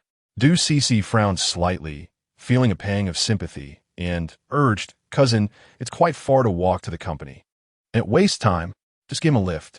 Tan Zhiji, overhearing this, felt a surge of frustration. The villa area was already remote, making it difficult to hail a taxi. He often had to wait a long while for one to arrive. Seeing that Jiang Xiaoxiao remained unmoved, Du Cici pressed on, Cousin, the distance to the company is really considerable. If he walks, he'll surely be late. Jiang Xiaoxiao furrowed her brow, seemingly swayed by her words. After a moment's thought, she pulled a set of car keys from her bag and tossed them to Tan Zhiji, saying, You could drive that BYD song. Don't waste any more time. Tan Zhiji caught the keys, his eyes lighting up. The BYD song? An electric vehicle? Not bad. Initially resigned, he felt a rush of excitement upon hearing this. As long as he had a car to drive, and the BYD song was reputed to be a thrilling ride. Thank you, Ms. Jiang, he called, waving the keys as he turned toward the garage. Moments later, the BYD song emerged from the garage, with Tan Zhiji at the wheel, a smile gracing his lips.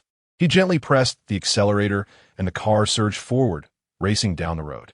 As it hit the highway, it sped away like an arrow released from a bow, captivating the attention of numerous passersby with its sleek design and astonishing velocity. What a fantastic car, Tan Zhiji thought, reveling in the joy of driving while humming a cheerful tune. Meanwhile, Guy Lily was feeling quite dejected as she patrolled the streets. Following the previous incident involving Tan Zhiji, she had faced severe reprimand from her superiors and had been reassigned to the traffic police. Harboring resentment towards Tan Zhiji, she silently vowed to make him pay. Suddenly, a BYD song zipped past her. Guy Lily squinted and recognized the driver as Tanjuji. That guy again. She seethed through gritted teeth. Tanjuji, stop, she shouted. However, Tanjuji was driving too fast to hear her cries. Without hesitation, Guy Lily hopped onto her motorcycle, revving the engine and pursuing Tanjuji. The roar of her motorcycle echoed through the streets as she tightly tailed the BYD song, her eyes ablaze with anger. On the highway, a chase unfolded with the BYD song and the motorcycle in a fierce pursuit. Tanjuji glanced in the rearview mirror, noticing someone was following him, but he paid it no heed and accelerated instead.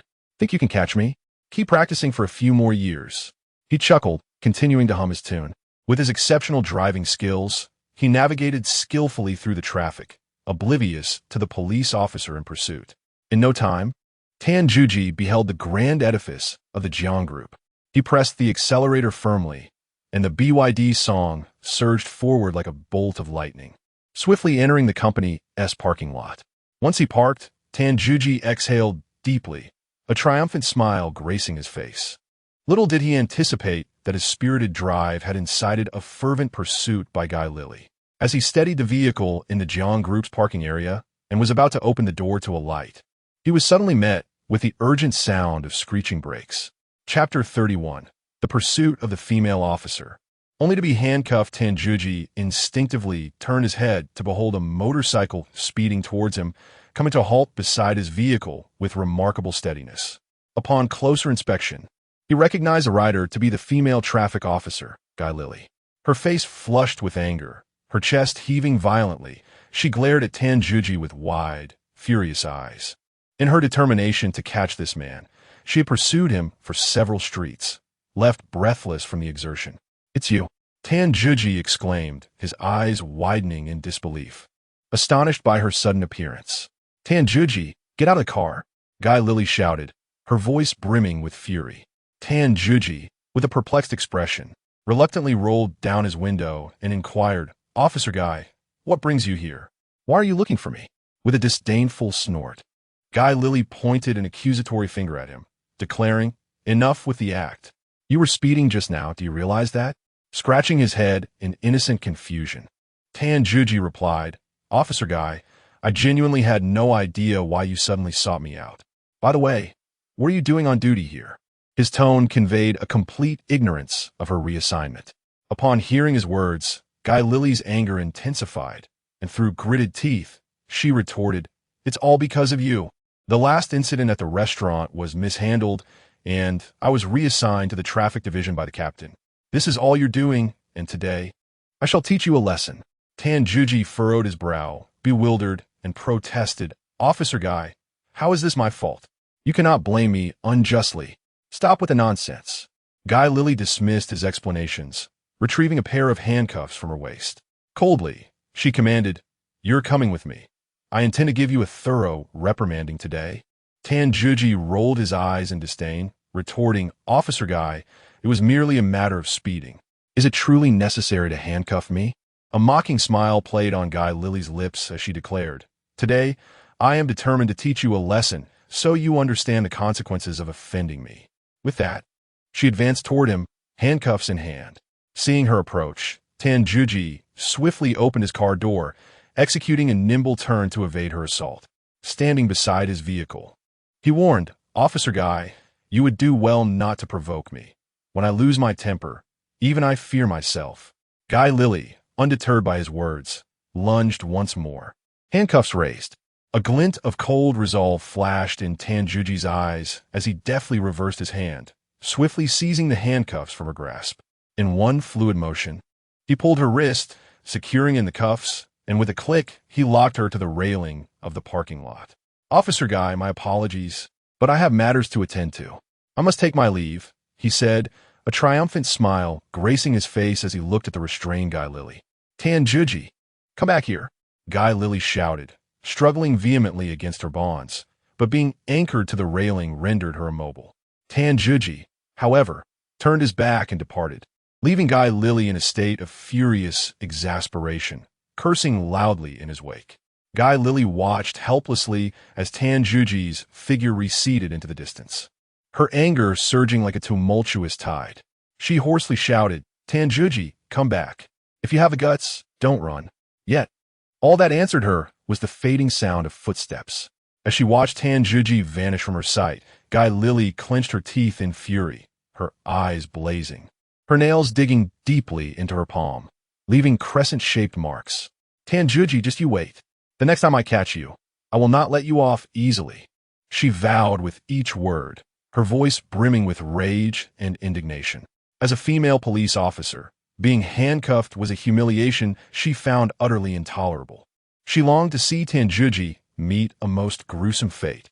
Having freed himself from Guy Lily's grasp, Tanjuji sauntered into the company, greeted by a chorus of respectful gazes from the security personnel as he entered the security department. "Good morning, Brother Tan. You're here." The greetings echoed around him. A faint smile graced Tanjuji's lips as he nodded in acknowledgement. At that moment, Lu Hua quietly approached him, lowering her voice. "Brother Tan, the security department manager, Zhang Dapeng, has returned." Tanjuji merely raised an eyebrow, his expression unperturbed. "Oh, if he is back, then so be it. If he seeks trouble, I would mind teaching him another lesson," he replied casually, seemingly dismissive of Zhang Dapeng. He then proceeded into the security department. Upon spotting him, Zhang Dapeng immediately lowered his head, resembling a mouse in the presence of a cat, feigning concentration on other tasks. The memory of his previous humiliation at Tanjuji's hands was still fresh. He certainly did not wish to experience it again.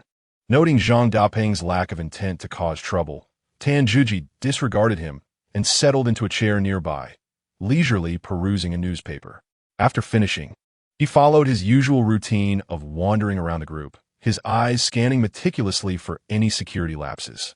Before long, the end of the workday arrived. Tanjuji stretched and exited the company, preparing to return to his villa in his BYD song. As he drove through the streets, he hummed a tune, enjoying the scenery along the way. Suddenly, a familiar female figure caught his eye. Upon closer inspection, he realized it was Fang Yuan. Why isn't she heading home after work? What is she doing alone on the street? He pondered, curiosity stirring within him. At that moment, Tanjuji noticed several unsavory-looking men surrounding Fang Yuan, tugging at her. Her face was etched with anxiety and fear as she shouted, attempting to escape. But the men clung tightly to her arms, preventing her from leaving. "Hey, little sister, why not play with the brothers?" One of the men, his face flushed from apparent intoxication, leered with malicious intent glimmering in his eyes. Fang Yuan's eyes brimmed with tears, her voice quivering with desperation as she pleaded, "Please, let me go home." Yet, the ruffians paid no heed to her entreaties. Instead, they taunted her with even greater audacity. Enveloped in despair, Fang Yuan was acutely aware that, as a frail woman, she was no match for these thugs. Witnessing this scene, Tanjuji's sense of justice ignited within him. In broad daylight, they dared to bully a vulnerable woman. Resolute in his decision, he drove his car towards them without hesitation, determined to rescue Fang Yuan from her plight. Chapter 32. A lone rescue and a fierce beating. "What are you doing?" Tanjuji's furious shout reverberated like thunder, instantly capturing the attention of all present. He strode purposefully towards the group of ruffians, his gaze emanating an undeniable aura of righteousness. The thugs, startled by the sudden outburst, turned to face Tanjuji with expressions of displeasure. Upon hearing that familiar voice, Fang Yuan's initially terrified visage blossomed with joy. "Brother Tan, you finally made it," she exclaimed, her eyes glistening with tears. Tanjuji quickly approached Fang Yuan, concern etched on his face. "Fang Yuan, what happened? Have they bullied you?" With a tone of grievance, Fang Yuan recounted her ordeal. "Brother Tan, I was just about to head home after work when these people suddenly surrounded me, refusing to let me go." Gently patting her shoulder, Tanjuji assured her, "Don't be afraid. I'm here, and they won't dare to harm you." Fang Yuan gazed into Tanjuji's resolute eyes, a warm surge of comfort enveloping her, and she felt an overwhelming sense of safety. "Kid, mind your own business. If you know what's good for you, scram." One thug threatened menacingly. Tanjuji cast them a disdainful glance, a mocking smile playing on his lips, entirely unfazed by their words. "Oh, so you aspire to be a hero?" Perhaps you should assess your own capabilities first. Another thug jeered. Tan Juji merely smiled nonchalantly, flexing his wrist leisurely, and remarked, "You lot are hardly a challenge." The ruffian leader, incensed by Tan Juji's solitary stance, waved his hand angrily, bellowing, "Everyone attack. Teach this brat a lesson." At his command, the thugs eagerly rolled up their sleeves and charged towards Tan Juji. His expression hardened as he swiftly assumed a fighting stance, ready for the confrontation. Fang Yuan, witnessing the tension in the air, was filled with anxiety, her hands clenched tightly, nails digging into her palms. "Brother Tan, be careful," she called out, unable to contain her concern. However, Tan Juji's prowess exceeded their wildest imaginations. Like a flash of lightning, he maneuvered effortlessly among the ruffians. With a series of swift punches and kicks, the thugs fell to the ground, wailing in defeat. "With such meager skills, you dare to bully others?" Tan Huhi remarked coldly, brushing off non-existent dust from his clothes. Fang Yuan watched the scene unfold, her eyes shimmering with admiration. "Brother Tan, you are incredible," she exclaimed excitedly. Tan Juji simply smiled modestly and replied, "It's nothing, really." After dispatching the ruffians, Tan Juji addressed Fang Yuan, "It's getting late. Let me escort you home." Fang Yuan hesitated for a moment before nodding, "Thank you, Brother Tan." As they approached the BYD song, Fang Yuan gazed at the car with surprise and envy. "Brother Tan, you've only just joined Zhang's group, and you already have your own car. That's impressive." Tan Juji smiled wryly and explained, "This is the company's vehicle, not mine." Fang Yuan, however, bore an expression of skepticism. How could the company possibly provide cars for its employees? Even the president, Jiang Xiaoxiao, drove her own vehicle. Tan Juji no longer offered further explanation. He merely started the engine and directed the car towards Fang Yuan's residence. Soon, they arrived at the entrance of her neighborhood. "Thank you for driving me home, Tangu," Fang Yuan expressed gratefully. "Not all. Hurry back," Tan Juji replied with a smile. Just as Tan Juji was preparing to depart, Fang Yuan suddenly called out to him, "Tangu, why not come upstairs for a while? Last time, after you dropped me off in the nightclub, it was too late for you to come up, but now it's still early. You must come up." Tan Juji recalled that Jiang Xiaoxiao had left work early that afternoon and had likely returned to the villa by now. He could not afford to linger outside for too long.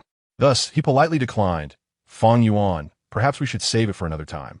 Seeing Tan Juji's reluctance, a flicker of disappointment crossed Fang Yuan's eyes. Yet, she quickly mustered her courage and, blushing, said, "Tangu, close your eyes." Though bewildered, Tan Juji complied. At that moment, Fang Yuan leaned in and gently pressed her lips against his. "Goodbye," she murmured shyly after the kiss, then swiftly exited the car and dashed into the neighborhood. Tan Juji stood momentarily stunned before breaking into a chuckle, absent-mindedly touching his lips, secretly reveling in his own charm. It seemed his allure was indeed substantial, winning over girls wherever he went. Nevertheless, he dared not delay further and started the car, heading back to the villa. Driving his BYD song, he sped back to the villa. After parking, he entered with a light step and flicked on a light switch. Instantly, the bright lights illuminated the entire room. Tan Juji hummed a little tune as he walked into the living room. However, the scene before him caused him to freeze in place.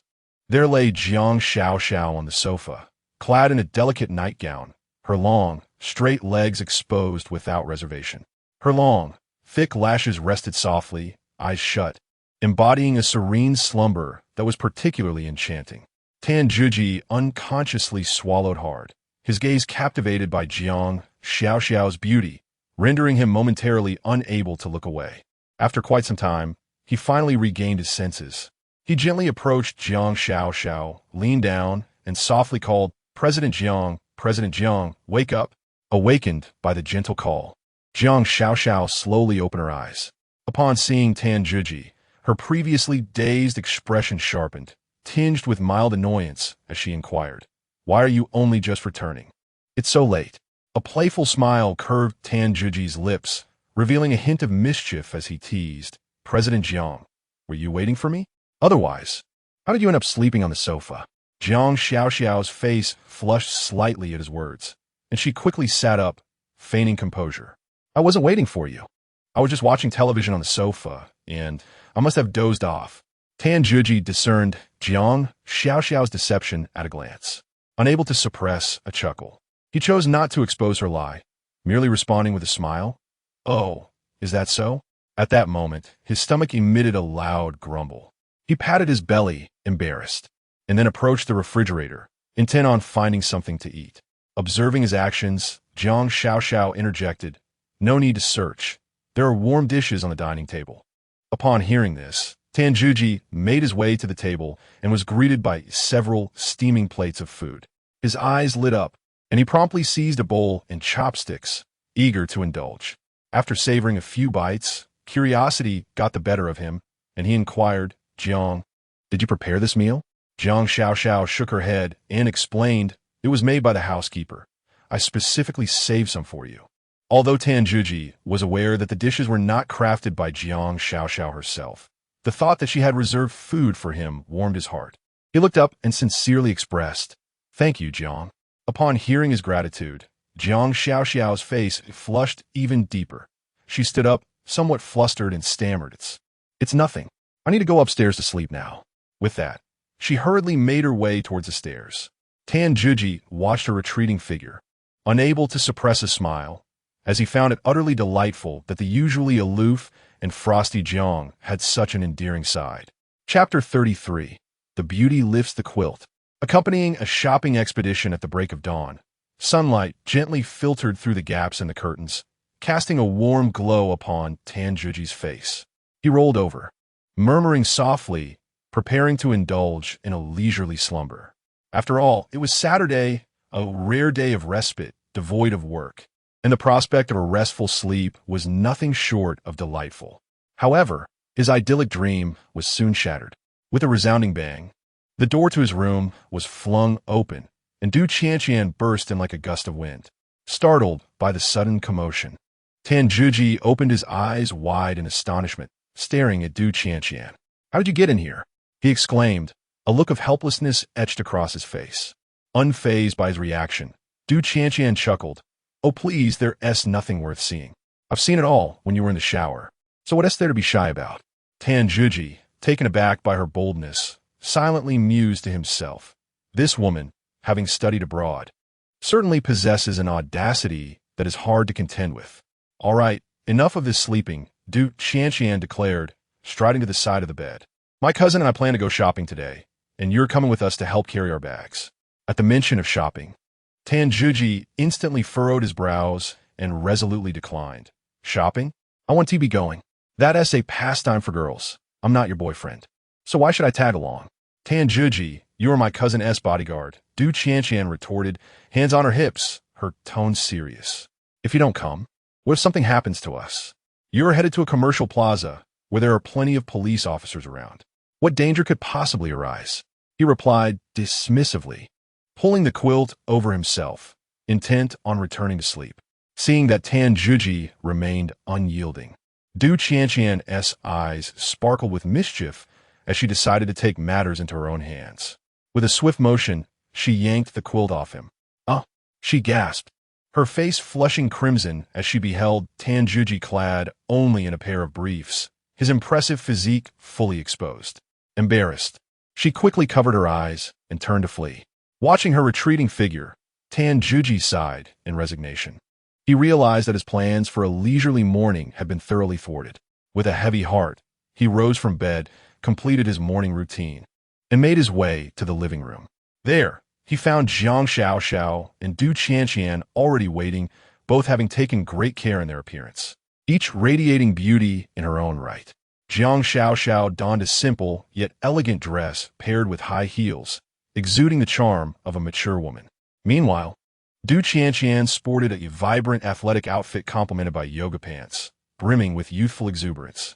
Jiang Xiaoxiao appraised Tan Zhuji from head to toe and, noticing his casual attire of worn sneakers and frayed jeans, frowned slightly in disapproval. "You're going to accompany us dressed like that?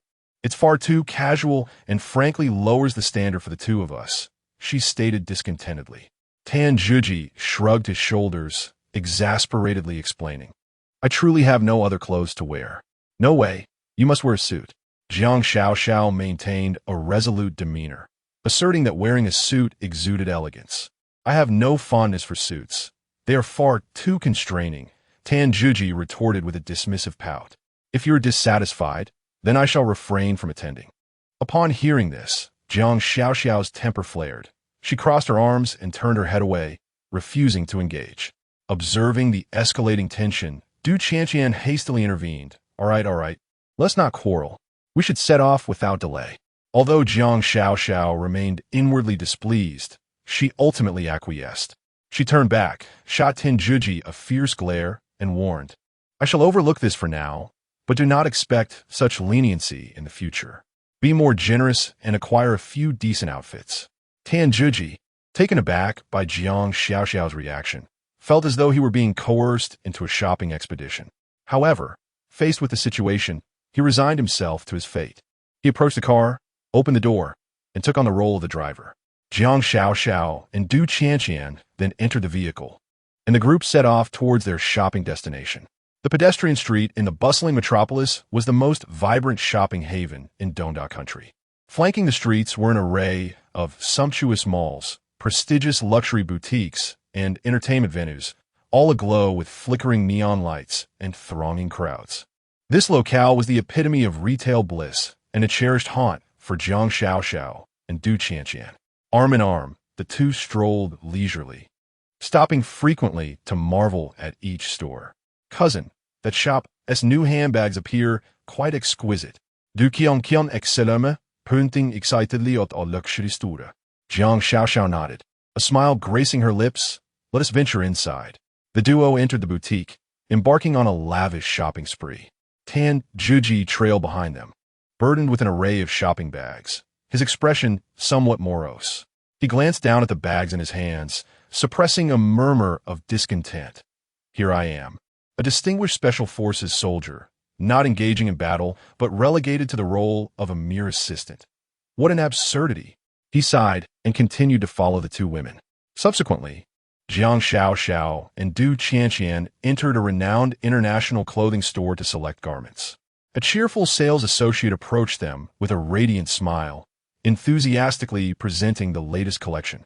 Ladies, these are our newest arrivals, limited editions globally, perfectly suited to your exquisite tastes, the sales associate proclaimed with enthusiasm.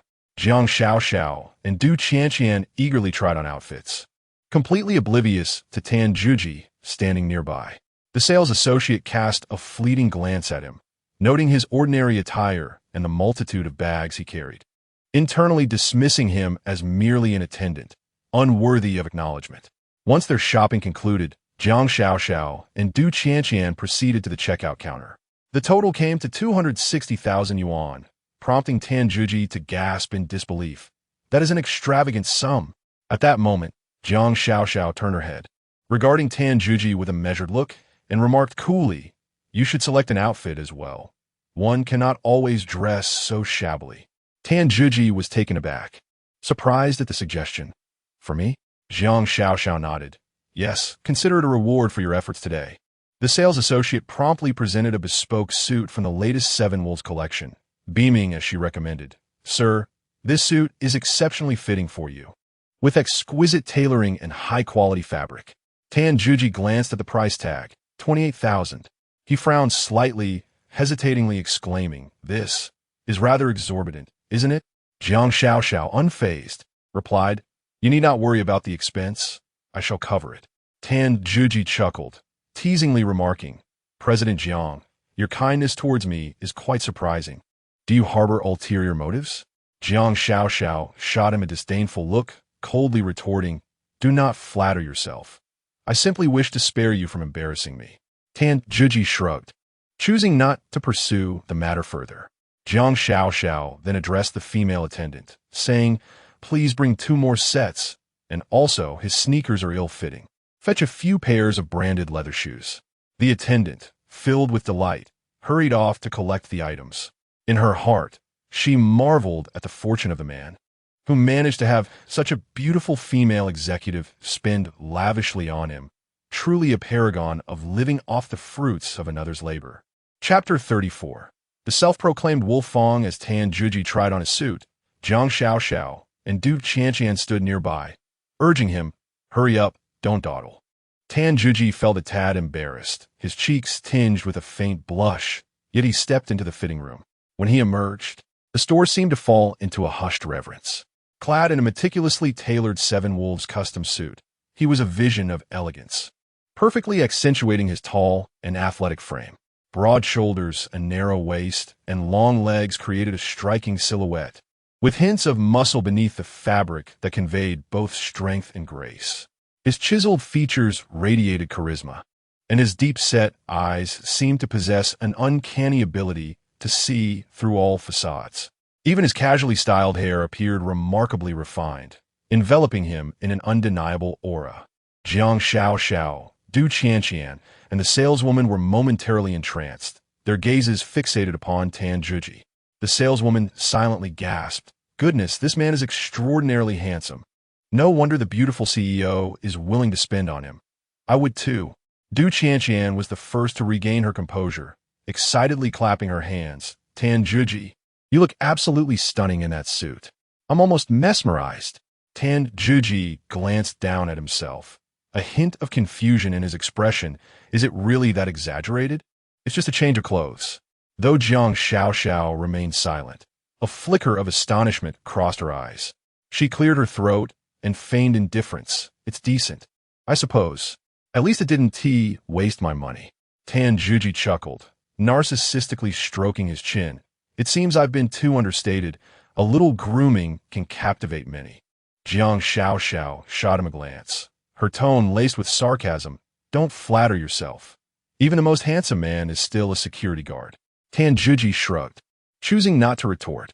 An awkward silence enveloped them until Du Qianqian quickly intervened. "All right, let us move on to the next store. I heard a luxury jewelry shop just opened nearby. Let's go check it out." Jiang Xiao nodded. "Let us go." Tan Juji glanced at the shopping bags overflowing in his hands and draped around his neck, and sighed. "Do we really need to shop more? I'm practically a mobile display." Du Qianqian cheerfully replied, "Oh, stop complaining. Accompanying us on this shopping spree is your honor." Tan Juji shook his head helplessly, thinking to himself, "Honor? This is sheer torment. I'd rather be on a battlefield than endure more shopping." Nonetheless, he followed, as Jiang Xiao was his employer, and Du Qianqian was her cousin. He couldn't abandon them. Upon entering the luxury jewelry store, the dazzling lights illuminated an array of sparkling jewels displayed in glass cabinets. Jiang Xiao and Du Qianqian eagerly surveyed their surroundings, their eyes brimming with anticipation. Tan Juji, however, trailed behind, disinterested in the glimmering treasures. He settled into a corner, placing his shopping bags at his feet and rubbing his sore arms. At that moment, a saleswoman approached with enthusiasm, smiling as she inquired, "Sir, may I assist you with something? We have the latest men's jewelry, perfectly suited for someone of your stature." Tan Juji waved his hand, his tone weary. "No need. I'm merely a follower. You should seek them out." The waitress paused momentarily, then smiled. "Sir, you are far too modest. With your demeanor, how could you possibly be just a follower?" Tan Juji offered a bitter smile, choosing not to elaborate further. He glanced up at Jiang Xiao and Du Qianqian, who were engrossed in selecting jewelry, silently praying, "Please, let this end soon. I can hardly endure any longer." However, it was evident that Jiang Xiao and Du Qianqian had no intention of concluding their endeavor. They were enthusiastically trying on various pieces, occasionally exclaiming in delight. At that moment, Du Qianqian leaped up excitedly, pointing at a pure gold necklace displayed in the counter, exclaiming, "Cousin, come look. This necklace is simply stunning." Jiang Xiao was drawn in by her exclamation, her gaze fixated upon the necklace. It was exquisitely crafted from pure gold, featuring smooth, natural lines, and the pendant boasted a ruby that shimmered vibrantly, akin to a blazing flame. Its exquisite design radiated a breathtaking brilliance under the lights. Just then, the waitress approached with a bright smile, enthusiastically introducing the piece. "You two have impeccable taste. This necklace is the work of the internationally acclaimed jewelry designer, Mark Fai. Only 3 of these exist worldwide, and this is the sole piece in our region, remarkably rare." Upon hearing this, Du Qianqian became even more exhilarated. Mark Fi? The legendary master who designed Heart of Flames? The waitress nodded affirmatively. Indeed, that is correct. Mark Fi. I know him well. Du Qianqian's eyes sparkled as she eagerly spoke. The Heart of Flames necklace has a truly legendary tale. It was reportedly stolen by a mysterious figure known as Wolf Fang, who later gifted it to his beloved. Moreover, he snatched it from the hands of a prince from some African nation. Such audacity. Jiang Xiaoxiao listened, captivated.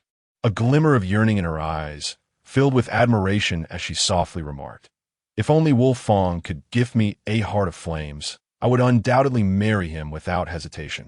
Du Qianqian chimed in with a laugh. Wolf Fang is a true man, brave and decisive, the very embodiment of a hero. Tan Zhiji, quietly listening from side, allowed a faint smile to grace his lips as he softly remarked, "Wolf Fang is just an ordinary person. He is not as extraordinary as you make him out to be. In fact, I am Wolf Fang." As he spoke, he smiled confidently, his gaze sweeping over Jiang Xiaoxiao and Du Qianqian. Jiang Xiaoxiao, momentarily lost in thought, felt as if Tan Zhiji's figure had suddenly grown taller. But she quickly regained her composure, frowning with distaste as she retorted, "Stop talking nonsense. How could you possibly be Wolf Fang?" Du Qianqian burst into laughter, pointing at Tan Zhiji and teasingly mocking him. "Tanga, don't jest with us. You lack the charisma of Wolf Fang. You are merely a security guard. If you truly were Wolf Fang, I might consider marrying you, but how could that ever be?" Jiang Xiaoxiao chimed in, "Indeed, if you were Wolf Fang, I would willingly serve you for a lifetime. But you surely are not, so cease your boasting." Tan Zhiji, with a wry smile of resignation, spread his hands and remarked, "Why is it that you refuse to believe my honesty?" He observed Jiang Xiaoxiao and Du Qianqian giggling as they glanced at him, feeling an overwhelming sense of helplessness. He silently lamented, "In this day and age, even the truth goes unrecognized. It is utterly bewildering." Meanwhile, Jiang Xiaoxiao and Du Qianqian continued to select jewelry, entirely disregarding Tan Zhiji's words. Chapter 35. The Clown. Stay away from me. Tan Zhiji gazed at Jiang Xiaoxiao and Du Qianqian, their faces adorned with laughter, completely disregarding his presence, which left him feeling quite vexed. He had anticipated that revealing his identity as the Wolf Fang would astonish them, prompting a newfound respect. Yet, to his dismay, they merely dismissed his declaration as a jest. The Heart of Blazing Flames was no ordinary treasure. It was a rare masterpiece designed by Mark Fei. Previously, Tan Zhiji had received orders to procure it. Reluctantly, he sought out Mark Fei, only to learn that the heart had been sold to a royal prince of a Middle Eastern nation for an astronomical sum of $1 billion. Initially, Tan Zhiji considered purchasing the heart with money, prioritizing the mission above all. However, the prince showed no interest in negotiation, exhibiting an exceedingly arrogant demeanor. Tan Zhiji's patience wore thin, and in a fit of rage, he brandished his firearm to threaten the prince. Startled by Tan Zhiji's formidable presence, the prince ultimately yielded, allowing Tan Zhiji to secure the Heart of Blazing Flames. However, the prince was not one to concede easily. As Tan Zhiji prepared to exit the Middle East, the prince dispatched troops to encircle Tan Zhiji's Special Operations Unit, the Wolf Brigade. Little did the prince anticipate that the Wolf Brigade was no easy adversary. After a fierce confrontation, the troops he sent were utterly annihilated. Still unsatisfied, Tan Zhiji returned to the palace alone, slapping the prince before a gathering audience, instilling in him a sense of compliance, and silencing any thoughts of retaliation or further mention of the Heart of Blazing Flames. Standing aside, Tan Zhiji shook his head in resignation, reflecting that perhaps the secret of his Wolf Fang identity should remain intact. Meanwhile, Jiang Xiaoxiao and Du Qianqian remained oblivious to Tan Zhiji's frustrations, reveling in the pleasures of shopping. Jiang Xiaoxiao pointed to a pure gold necklace and inquired of the attendant, "How much for this necklace?"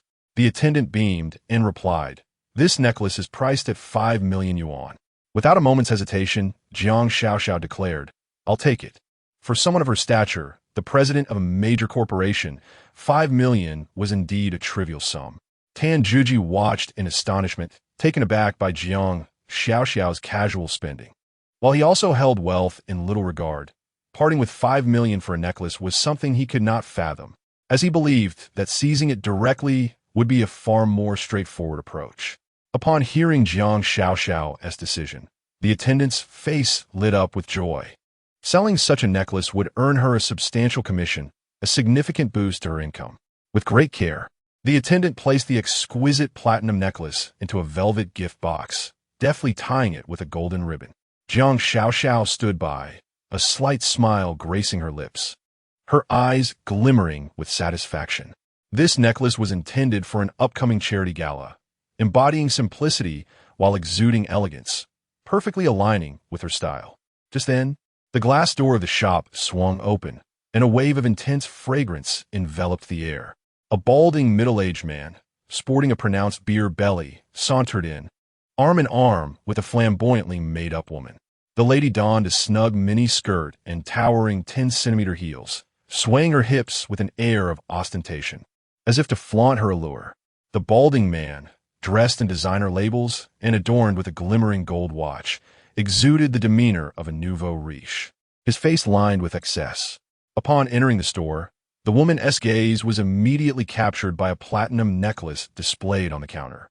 She gasped dramatically, covering her mouth, and exclaimed, "Oh, this necklace is exquisite. Darling, I must have this." The balding man glanced at the necklace with indifference and waved his hand dismissively. "How much?" "Buy it." The attendant smiled politely, explaining, "I'm sorry, but this necklace has already been reserved by this young lady." Upon hearing this, the woman pouted and tugged at the balding man's arm, insisting, "No, I want this. Money is no object, right, darling?" The man patted her hand, signaling her to remain calm. His gaze followed the attendant's gesture, landing on Jiang Xiaoxiao. In that instant, his eyes sparkled with intrigue. Jiang Xiaoxiao, clad in a well-tailored professional suit, radiated a cool elegance that starkly contrasted with the gaudy woman. The balding man licked his lips, displaying a lewd grin. "Miss, shall we become friends? I'll gift you this necklace." Jiang Xiaoxiao frowned, a flicker of disdain crossing her features. "No, thank you. Attendant, please pack my items."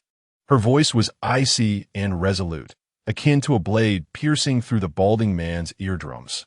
Infuriated by her demeanor, the balding man slammed his palm on the counter, bellowing, "I want this necklace.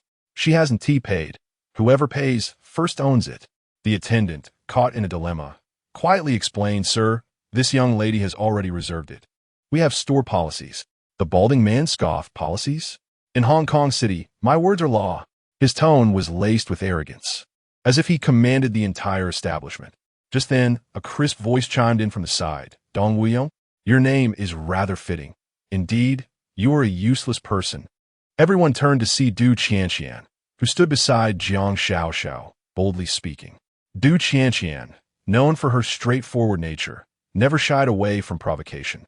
The balding man's eyes lit up at the sight of her. Dressed simply in a white t-shirt and jeans, Du Qianqian exuded youthful vitality that was hard to overlook. He leered at her. "Another beauty. Be my girlfriend. I would mind giving you more necklaces." Du Qianqian responded with a disdainful laugh. Do you think you're worthy?" Her tone dripped with contempt, as if addressing a repugnant fly. Standing nearby, Tan Zhiji, with his hands buried in his pockets, observed the unfolding drama with a stoic expression. His gaze swept over the balding man, a flicker of coldness reflecting in his eyes. When he heard the balding man's crude remarks directed at Du Qianqian, his expression darkened slightly, and his fists clenched instinctively. However, he did not act immediately. Instead, he quietly observed the unfolding situation. The heavily made-up woman, noticing the balding man lavishing attention on Jiang Xiaoxiao and Du Qianqian, was instantly consumed by jealousy. She grasped the balding man's arm and, in a feigned coyness, exclaimed, "Darling, didn't you promise to buy me a necklace? Why are you now fawning over others?" The balding man, irritated, shook her hand away and disdainfully replied, "Be silent. Look at them, then look at you. They're celestial beings while you are earthbound." The heavily made-up woman, struck speechless by his words, could only cast a furious glare at Jiang Xiaoxiao and Du Qianqian. The balding man appeared to be brimming with self-assurance regarding his charm. He leaned closer to Jiang Xiao and whispered, "Beautiful lady, join me, and I promise you a life of luxury. This necklace is nothing. I will buy you a car and a house. No problem." Jiang Xiao regarded him coldly, as though observing a mere buffoon.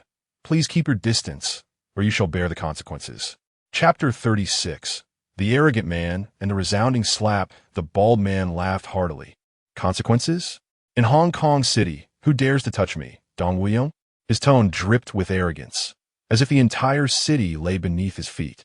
Jiang Xiao, growing weary of Dong Wuyong's words, coldly replied, "Dong Wuyong, is it? I shall say this one last time. Go away."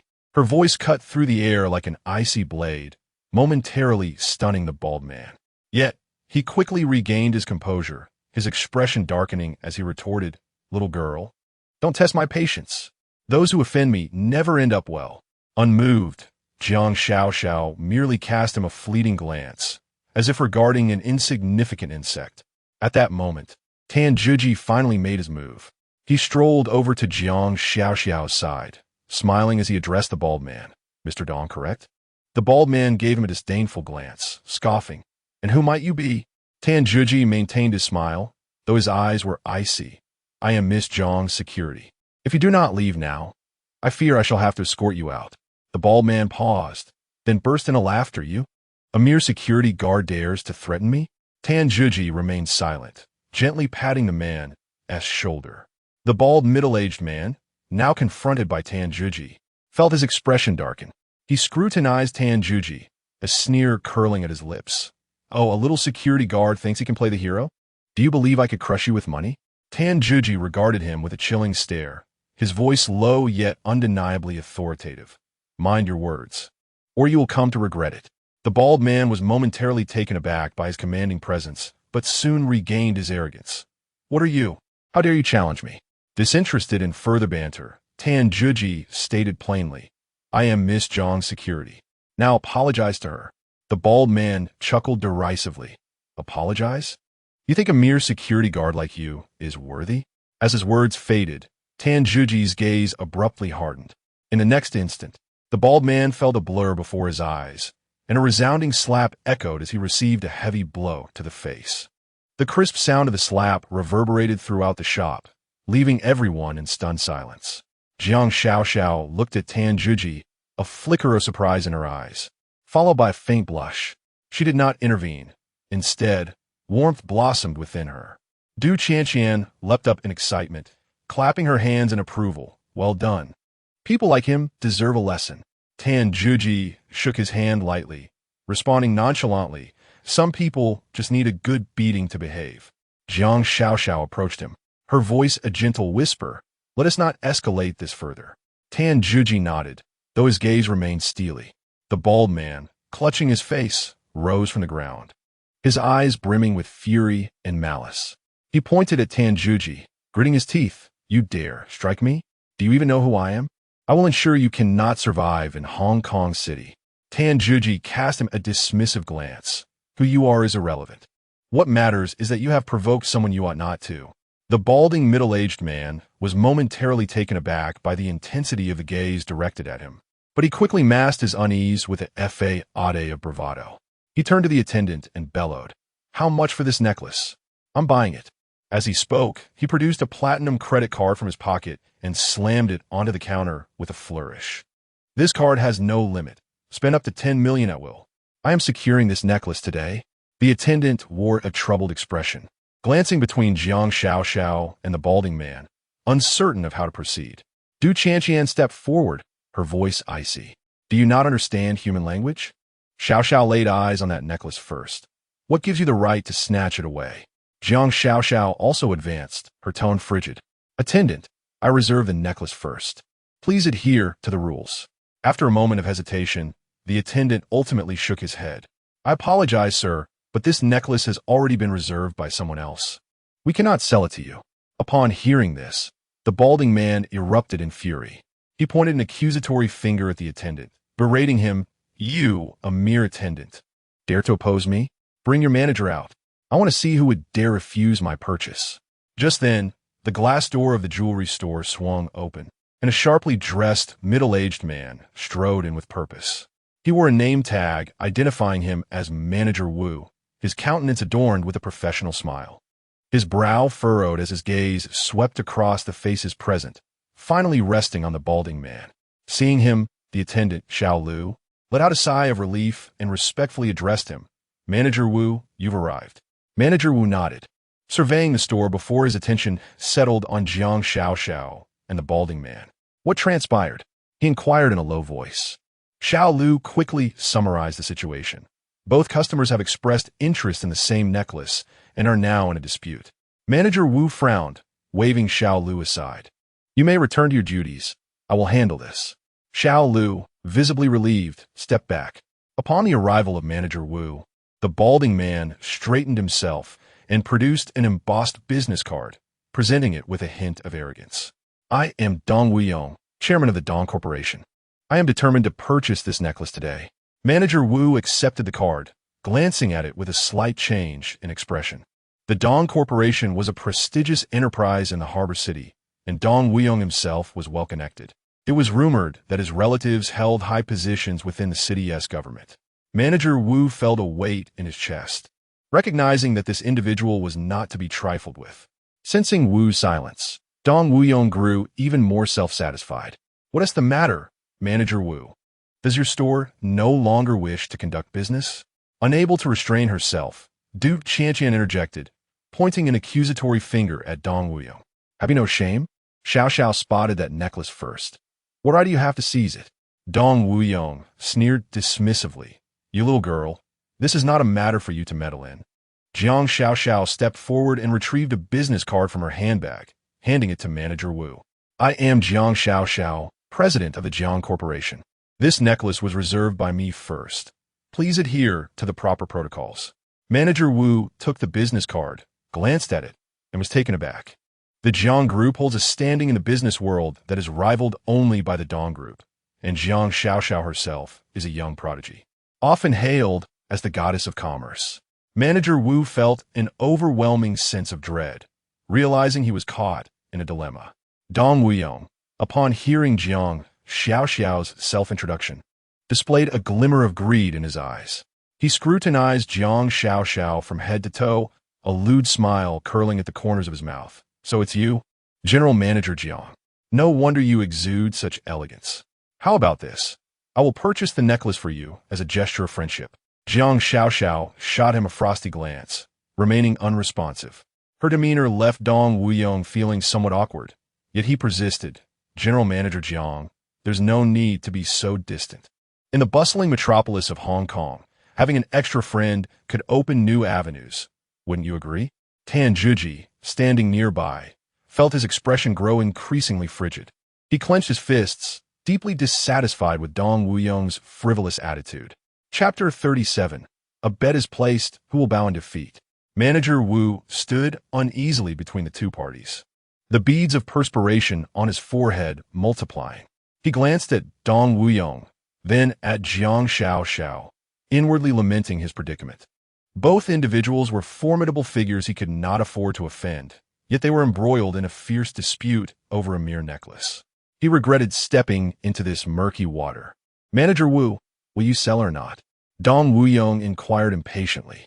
"Manager Wu, I trust you will adhere to the proper protocols." Jiang Xiao's voice remained composed, yet it bore an undeniable authority. Manager Wu opened his mouth, unsure of how to respond. He understood that any choice he made would alienate one of the parties. Observing Wu's indecision, Dong Wuyong's lips curled into a smirk of triumph. He produced a business card from his pocket and handed it to Manager Wu, saying, "Manager Wu, if you assist me today, this card will grant you or your family preferential access to employment opportunities at the Dong Group in the future." Taking the card, Manager Wu's eyes flickered as he began to weigh the pros and cons. Dong Wuyong's offer was undoubtedly a considerable temptation, especially in the fiercely competitive environment of the harbor city. He cast a downward glance at the card in his hand, then lifted his gaze to Jiang Xiao and Dong Wuyong, his mind a battleground of conflicting thoughts. After a moment's contemplation, Manager Wu inhaled deeply and made his decision. He turned to the waiter, Xiao Lu, and commanded, Wrap up that necklace and sell it to Mr. Dong. Upon hearing this, a satisfied smile spread across Dong Wuyong's face. He patted Manager Wu on the shoulder, commending, "Manager Wu, you truly understand the current situation. We shall collaborate more in the future when opportunities arise." Manager Wu managed a strained smile, but unease churned within him. He was acutely aware that Jiang Xiaoxiao was the president of the Jiang Group, a formidable entity in its own right. However, the connections of Dong Wuyong's relatives in municipal government compelled him to tread carefully. No matter how powerful the Jiang Group might be, it paled in comparison to the depth of Dong Wuyong's affiliations, he reassured himself. Stealing a glance at Jiang Xiaoxiao, he felt a twinge of guilt, quickly overshadowed by the allure of tangible benefits. Du Qianqian, witnessing Manager Wu align himself with Dong Wuyong, was instantly incensed. She pointed an accusatory finger at Dong Wuyong, rebuking, "You balding man, do you have no shame? Stealing from others and acting so brazenly." Dong Wuyong, highly sensitive to any reference to his baldness, felt his countenance darken at her words.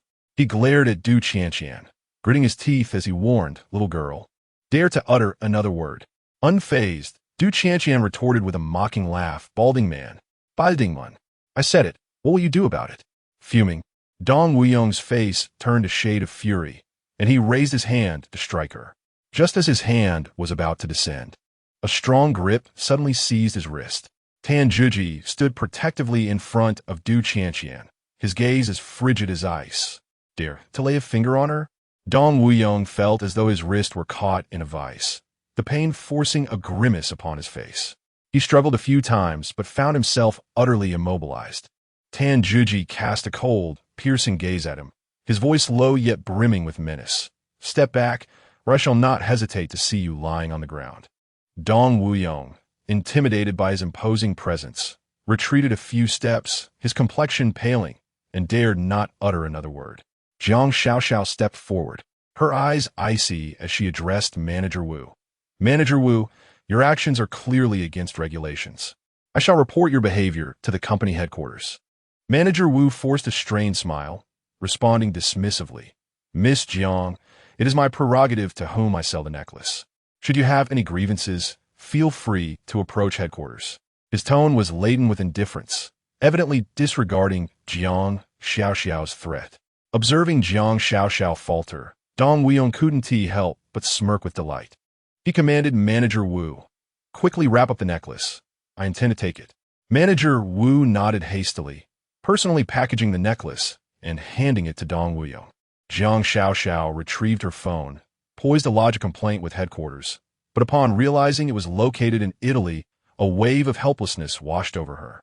Distant waters cannot quench nearby fires. Resigned, she set her phone aside. Dong Wuyong, clutching the necklace, gleefully regarded Jiang Xiaoxiao and Du Qianqian. He laughed heartily. "Miss Jiang, if you desire this necklace, it's simple. Become my woman, and I shall gift it to you." Jiang Xiaoxiao shot him a frosty glare. Her eyes filled with revulsion. "You must be dreaming." Du Qianqian, equally incensed, clenched her teeth. "Balding man, don't get too cocky. Someone will eventually put you in your place." Dong Wuyong dismissed their remarks with a wave of his hand. "Say what you will, the necklace is mine now." With that, he laughed boisterously and turned to face Tenjuji and the others, leaving Jiang Xiaoxiao and Du Qianqian seething in frustration and helplessness. Just as Manager Wu prepared to hand the packaged platinum necklace to Dong Wuyong, Tan Zhiji suddenly stepped forward, positioning himself between them. He extended his hand, firmly resting on the box, his voice deep yet resolute. "Hold on." Dong Wuyong's expression darkened, a flicker of anger flashing in his eyes. "What do you mean? Are you attempting to snatch it away?" He scoffed, brandishing his phone. "Do you believe I won't call the police right now?" Tan Zhiji cast him a calm glance, his tone steady. "I am a civilized person. I do not engage in theft. However, this matter is far from over." Dong Wuyong sneered, his face a mask of disdain. "You, a mere security guard, think you can negotiate with me?" Unperturbed, Tan Zhiji retrieved his phone from his pocket.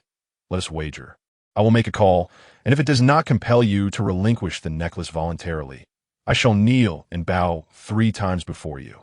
However, should I prevail, You must bow 3 times to Miss Jiang, apologizing for your earlier rudeness. Dong Wuyong paused, then burst into laughter. Very well. I am eager to see what ways you can stir. He crossed his arms confidently, anticipating Tan Zhuji's folly. Jiang Xiaoxiao furrowed her brow and quietly advised Tan Zhuji, "There is no need to gamble over such a trivial matter. It is merely a necklace, not worth it." Du Qianqian gently tugged at Tan Zhuji's sleeve, whispering, "Tan Zhuji, don't act impulsively. A man's worth is often measured by the gold beneath his knees. How could one bow casually?" Tan Zhuji turned his head slightly, offering them a faint smile, his eyes radiating confidence. "Rest assured, I will not falter," he declared with unwavering conviction, as if everything were firmly within his grasp. Jiang Xiaoxiao and Du Qianqian exchanged glances, despite lingering doubts in their hearts. Tan Zhuji's composure silenced any further objections. He retrieved an antiquated Huawei phone from his pocket, its screen marred by several fine cracks, revealing years of use. Observing this, Dong Wuyong couldn't help but mock. "Oh, still using such an old relic? It seems your tenure as a security guard leaves much to be desired." Jiang Xiaoxiao and Du Qianqian were taken aback. They had not anticipated that Tan Zhuji wielded such an outdated device. Du Qianqian muttered, "Isn't this phone practically an antique?" Meanwhile, Jiang Xiaoxiao regarded Tan Zhuji thoughtfully, sensing that there was more to this phone than met the eye. Tan Zhuji paid no heed to Dong Wuyong's derision, his fingers gliding swiftly across the phone screen. Though it appeared ordinary, the device had been meticulously modified. It not only boasted anti-tracking capabilities, but also allowed for global internet access at any time and place, coupled with exceptional waterproof features. Tan Zhuji felt a swell of pride. This phone had been his standard issue during his time in the Special Forces, accompanying him through countless perilous missions. With practiced ease, he dialed a number and brought the phone to his ear. Under the watchful eyes of those around him, the call connected swiftly. Chapter 38, Acknowledging Defeat. Bowing down, Tan Zhuji dialed the phone, and a deep, languid voice emerged from the receiver, tinged with surprise. "Old friend, long time no see. Why do you call me now?" Tan Zhuji smiled slightly and responded in fluent Italian. "I have a small matter that requires your assistance." Du Qianqian's eyes widened in astonishment as she heard Tan Zhuji's fluent Italian, and she quickly tugged at Jiang Xiaoxiao's sleeve. "Xiaoxiao, he is actually speaking Italian." Jiang Xiaoxiao, equally surprised, whispered inquiringly, "What did he say?" Du Qianqian shook her head. "My proficiency in Italian is limited. I cannot comprehend the specifics, but his fluency is remarkable." Jiang Xiaoxiao cast a scrutinizing glance at Tan Zhuji, sensing that this man was far more intricate than she had initially perceived. A ripple of curiosity stirred within her. She realized that the secrets surrounding Tan Zhuji were multiplying, shrouded in layers of mist that obscured his true identity. Dong Wuyong, on the other hand, wore a disdainful expression, scoffing. "What gibberish is that? Just a display of pretense." However, Manager Wu's complexion suddenly paled. Being well-versed in Italian, he clearly understood the content of Tan Zhuji's conversation. What shocked him further was the realization that the voice on the other end belonged to a person of significant stature, one he could not afford to offend. Cold sweat beaded on Manager Wu's forehead as he inwardly lamented. Who exactly is this Tan Zhuji? Tan Zhuji confirmed the identity of the person on the line, speaking in a relaxed tone. "Mark Fei, long time no see." On the other end, Mark Fei appeared somewhat surprised. "Tan, are you still with the Wolf Warriors Special Forces?" Tan Zhuji chuckled. "I retired long ago. Now I'm just wandering around. By the way, I'm at Dawn University." Upon hearing Dawn University, Mark Fei's tone abruptly shifted to one of tension. "You're not here to collect a debt, are you?" "I've already settled the payment for that last batch of goods." Tan Zhuji shook his head in exasperation. "No need to be anxious. I'm not here for that. There's a matter I need your help with." He succinctly explained the ownership issue regarding the platinum sapphire necklace. Upon hearing the name Mark Fei, Manager Wu felt as though he had been struck by lightning. He never anticipated that Tan Zhuji, this seemingly ordinary security guard, was acquainted with the internationally renowned jewelry designer Mark Fei, who was also a major shareholder in their jewelry store. Manager Wu's face turned ashen. cold sweat trickling down his cheeks. After listening to Tan Juji's account, Mark Fei's tone relaxed considerably. I see. That store is indeed one of my ventures. Rest assured, I will resolve this immediately. Tan Juji handed the phone to Manager Wu. Mark Fei wants to speak with you. Trembling, Manager Wu took the phone, and as soon as it reached his ear, he heard Mark Fei's icy voice. This is Mark Fei. The necklace is to be sold to Tan's friend. Understood? Manager Wu nodded fervently, his voice quivering. Yes, I understand. I will take care of it immediately. His demeanor was now so respectful that it bordered on subservience, a stark contrast to his earlier arrogance. Mark Fei's command was simple and direct, and Manager Wu dared not defy it in the slightest. After he hung up the phone, he immediately presented the necklace box to Jiang Xiaoxiao with both hands, speaking respectfully. Miss Jiang, this is your necklace. Please take care of it. Tan Juji took back his phone and said to Mark Fei, Thank you. I'll come find you when I have the chance. Mark Fei chuckled, a hint of teasing in his tone. The signal is poor. I'll hang up now. Don't come empty-handed. Soon after, the line went dead, and Mark Fei had already ended the call. Tan Juji frowned, unable to suppress a quiet curse. That old fox, he is quite quick on his feet. He understood that Mark Fei was eager to avoid any further requests, hence the hasty disconnection. However, Tan Juji had no intention of pursuing the matter further. After all, the current issue had been resolved. Once the call ended, Tan Juji placed his phone back into his pocket and turned to Jiang Xiaoxiao and Du Qianqian, stating, The problem is resolved. Du Qianqian excitedly patted Tan Juji on the shoulder, exclaiming, Tan Juji, you're incredible. You actually know Mark Fei. Dan Hu Smaid. Choosing to say nothing further, he then turned to Manager Wu, his tone neutral. Manager Wu, how shall we handle the necklace now? Manager Wu immediately adopted a respectful demeanor, extending the necklace box towards him. Mr. Tan, please take this necklace. Chairman Mark Fei has stated it is a complimentary gift to you, as an apology. Tan Juji raised an eyebrow. Complimentary? This necklace is not inexpensive. Manager Wu hastily nodded. Yes. Chairman Fei specifically instructed this. Please don't hesitate. He paused momentarily, then cautiously added, Previously, I failed to recognize your esteemed relationship with the chairman.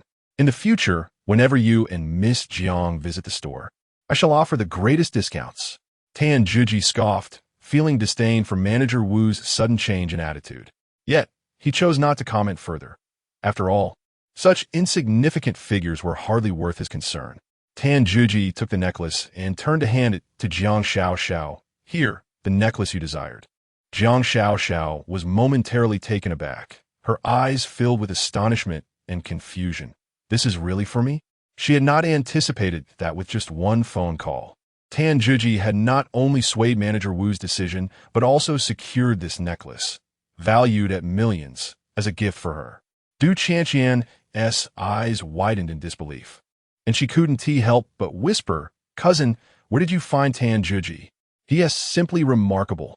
As Jiang Xiaoxiao accepted the necklace, a wave of complex emotions surged within her. She gazed at Tan Juji and softly inquired, Who exactly are you? Tan Juji smiled faintly, offering no response, merely stating, It's good that you have the necklace. Dong Wuyong, witnessing this scene, turned ashen with anger. He pointed at Manager Wu, shouting furiously, What do you mean by this? The necklace clearly belongs to me. Manager Wu, feeling helpless, shrugged, Mr. Dong, this is the decision from above. There is nothing I can do. With that, he quickly turned and left the scene, eager to avoid further entanglement in the conflict. Dong Wuyong, furious, stamped his foot and yelled at Manager Wu's retreating figure, Come back. Let's clarify this. But Manager Wu did not look back, swiftly disappearing around the corner of the store. Dong Wuyong gritted his teeth and declared, You shall pay for this. With that, he turned to leave. However, Tan Juji stepped forward, blocking his path. Mr. Dong, have you forgotten something? Dong Wuyong paused for a moment, then feigned ignorance. Forgotten what? I don't know what you're talking about. Tan Juji smirked coldly. You would have forgotten the wager we just made, would you? Dong Wuyong's expression shifted, and he feigned calmness. What wager? I never agreed to anything. Tan Juji's gaze hardened, his tone dripping with menace. It seems you intend to renege on your debts. Dong Wuyong took a step back, intimidated by his presence, yet soon puffed out his chest, attempting to exert his authority. I warn you, don't act recklessly. My relatives are high-ranking officials in the city. If you dare to touch me, you will face dire consequences. Tan Juji scoffed dismissively.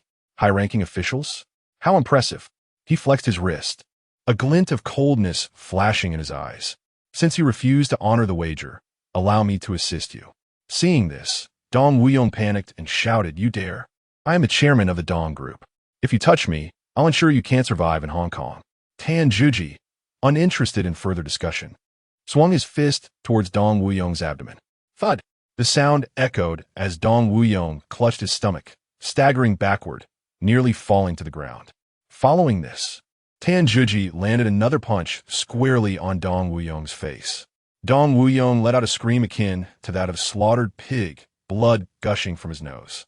Yet, Tan Juji showed no signs of stopping, raining punches down upon Dong Wuyong. Each blow carried fierce momentum, leaving Dong Wuyong defenseless. Jiang Xiaoxiao rushed forward, grabbing Tan Juji's arm. Stop! If you continue, something terrible will happen. Meanwhile, Du Qianqian clapped her hands in approval from his side. Well done. People like him deserve a lesson. Tan Juji ignored Jiang Xiaoxiao's pleas, coldly stating he didn't consider the consequences when he insulted you. With that, he swung his fist again, striking Dong Wuyong's abdomen with ferocity. Dong Wuyong curled up, resembling a crushed shrimp, his face pale, unable to utter a word due to the pain. Just then, a heavily made-up woman suddenly rushed forward, positioning herself in front of Dong Wuyong. She spread her arms wide, her voice piercing, Stop! Please, I beg you. Don't hit him. Chapter 39. Mysterious Identity. Curiosity of a beauty. Tan Juji furrowed his brow at the sight of the heavily made-up woman begging for mercy, halting his actions. He had always been reluctant to lay a hand on women, especially on someone as insignificant as her. Dong Wuyong lay on the ground, his face swollen like a pig's head, mumbling incoherently. Tan Juji regarded him coldly, his tone laced with menace. Apologize to Miss Jiang while kneeling, or I shall not hesitate to strike again. Dong Wuyong trembled, fear evident in his eyes. Tan Juji looked down at him from his elevated position, coldly stating, Now, may I expect your kowtow? Dong Wuyong, drenched in cold sweat from the pain, dared not retort and could only grit his teeth in reluctant agreement. Under Tan Juji's unwavering gaze, he struggled to rise and knelt before Jiang Xiaoxiao. His voice was weak, yet he had no choice but to comply with Tan Juji's demand. Shouting, Miss Jiang, I apologize. Miss Jiang, I was blind to your worth. Miss Jiang, I promise it will not happen again. Jiang Xiaoxiao frowned and quietly urged Tan Juji. That's enough. Let us not escalate things further. She understood that Dong Wuyong was, after all, the chairman and acquainted with local officials. Making the situation too tense would benefit no one. Tan Juji dismissively waved his hand, Scram, and do not let me see you again. Dong Wuyong felt as if he had been granted a reprieve, scrambling to his feet in a disheveled manner as he fled the shop.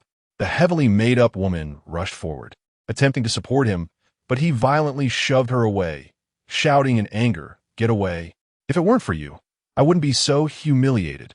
Stumbling back, the woman was filled with tears of grievance. Biting her lip, she murmured, I only wanted to help you. Yet, Dong Wuyong showed no gratitude, pointing a finger at her in ire. Help me? You only drag me down. Leave. I never want to see you again.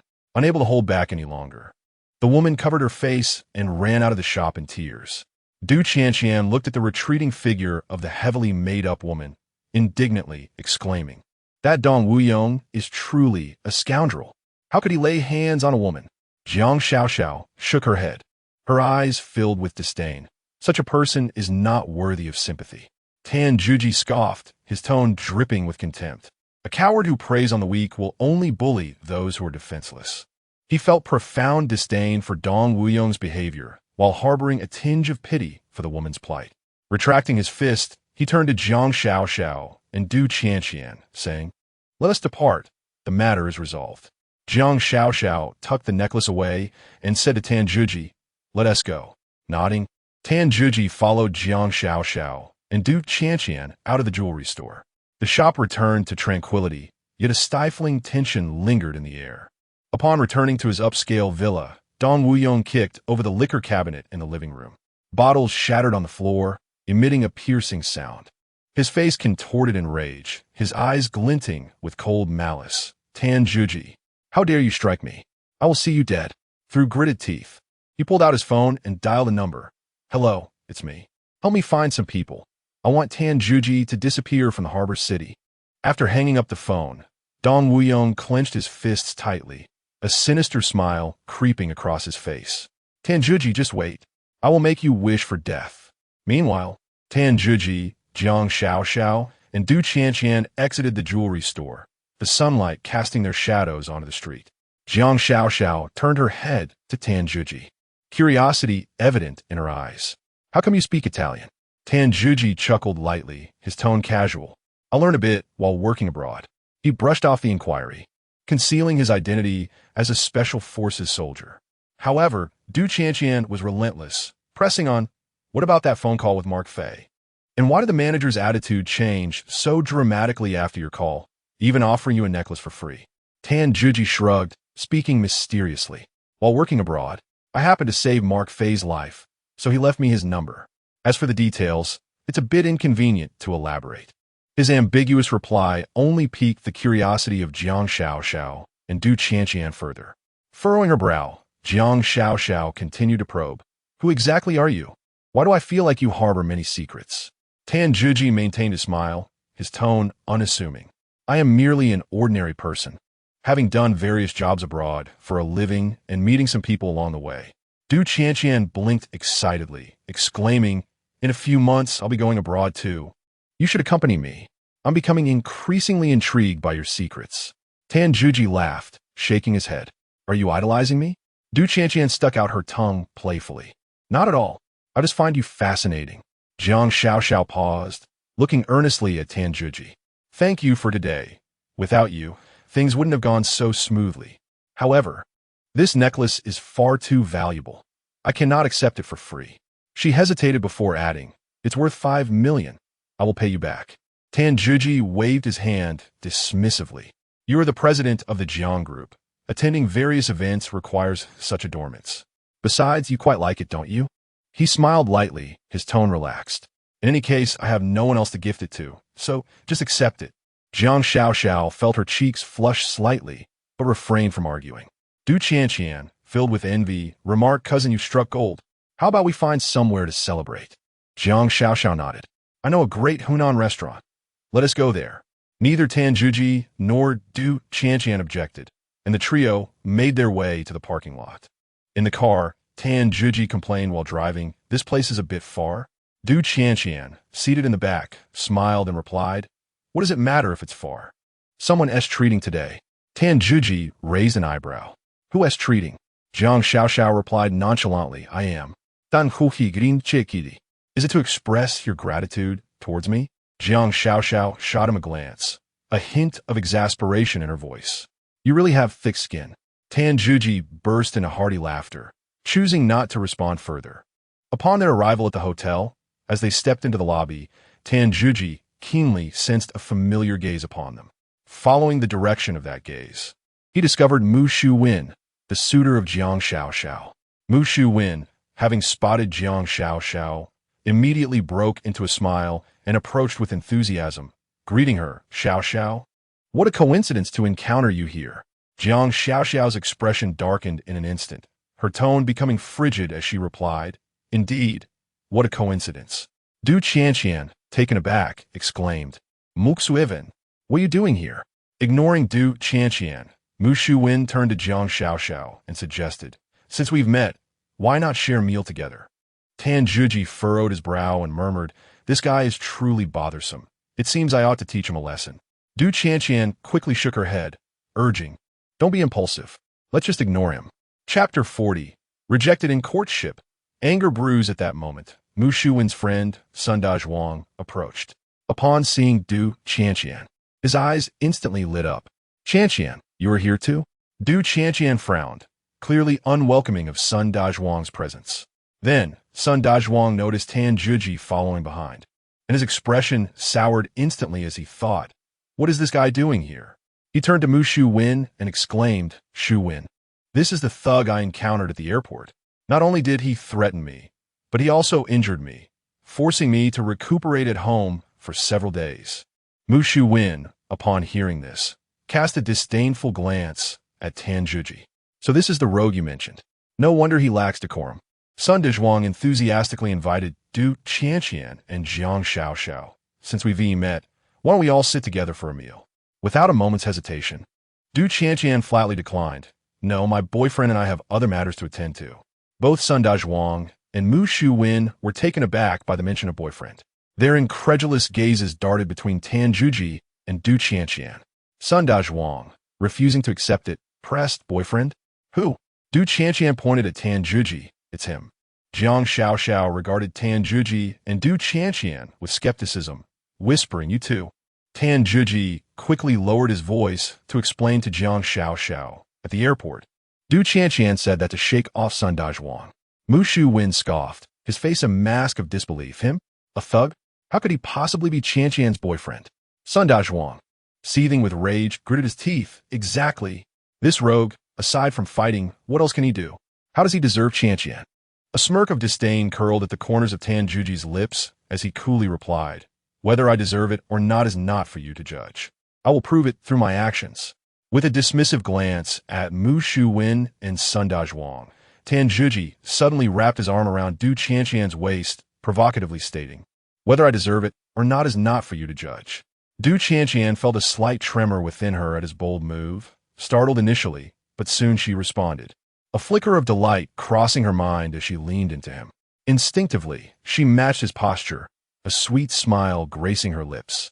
Sun Dazhuang, witnessing this scene, turned a deep shade of anger, pointing at Tan Zhuji and shouting, "You scoundrel, let her go." Tan Zhuji lifted his head, a mocking expression on his face as he looked at Sun Dazhuang and retorted, "What? Not satisfied? If you have the ability, find yourself a girlfriend too." Jiang Xiaoxiao watched the unfolding drama in astonishment, her mind racing with questions. Could it be that Tan Zhuji and Du Qianqian were truly entwined in a genuine romance? Catching a glimpse of Jiang Xiaoxiao glaring at him with icy disdain, Tan Zhuji felt a sudden jolt of apprehension, as if caught in a compromising situation. He swiftly released Du Qianqian, his movements brisk and decisive, wary of provoking Jiang Xiaoxiao's ire further. Tan Zhuji took a moment to compose himself, a hint of a devil-may-care smile gracing his lips as he glanced at Mu Shu Wen. With a nonchalant tone, he remarked, "Young Master Mu, you must understand that Xiao Xiao is also my confidant." With that, as if to deliberately provoke, he turned and wrapped his arm around Jiang Xiaoxiao's waist once more. Caught completely off guard by Tan Zhuji's boldness, Jiang Xiaoxiao was momentarily stunned, her eyes wide and her body frozen in place. She wished to break free, but the gaze of those around her compelled her to endure this unexpected intimacy. After a considerable pause, she regained her composure and shot Tan Zhuji a fierce glare, her eyes brimming with discontent. Yet, Tan Zhuji appeared oblivious, wearing a self-satisfied expression. Embracing Jiang Xiaoxiao, Tan Zhuji felt an exhilarating thrill. This was his first instance of such close contact with her. The softness of her form sent his heart racing uncontrollably. He chuckled inwardly, grateful to Mu Shu Wen for providing this splendid opportunity. Thus, he turned to Mu Shu Wen, a mischievous grin on his face, and said, "Young Master Mu, I owe you my thanks. Without you, I would not have had the chance to be so close to Xiao Xiao." Witnessing the closeness between Tan Zhuji and Jiang Xiao ignited a surge of fury within Mu Shu Wen, his complexion darkening as he clenched his fists tightly. Unable to contain himself any longer, he bellowed, "Tan Zhuji, you scoundrel! What is your relationship with Xiao Xiao? By what right do you get to be so familiar with her?"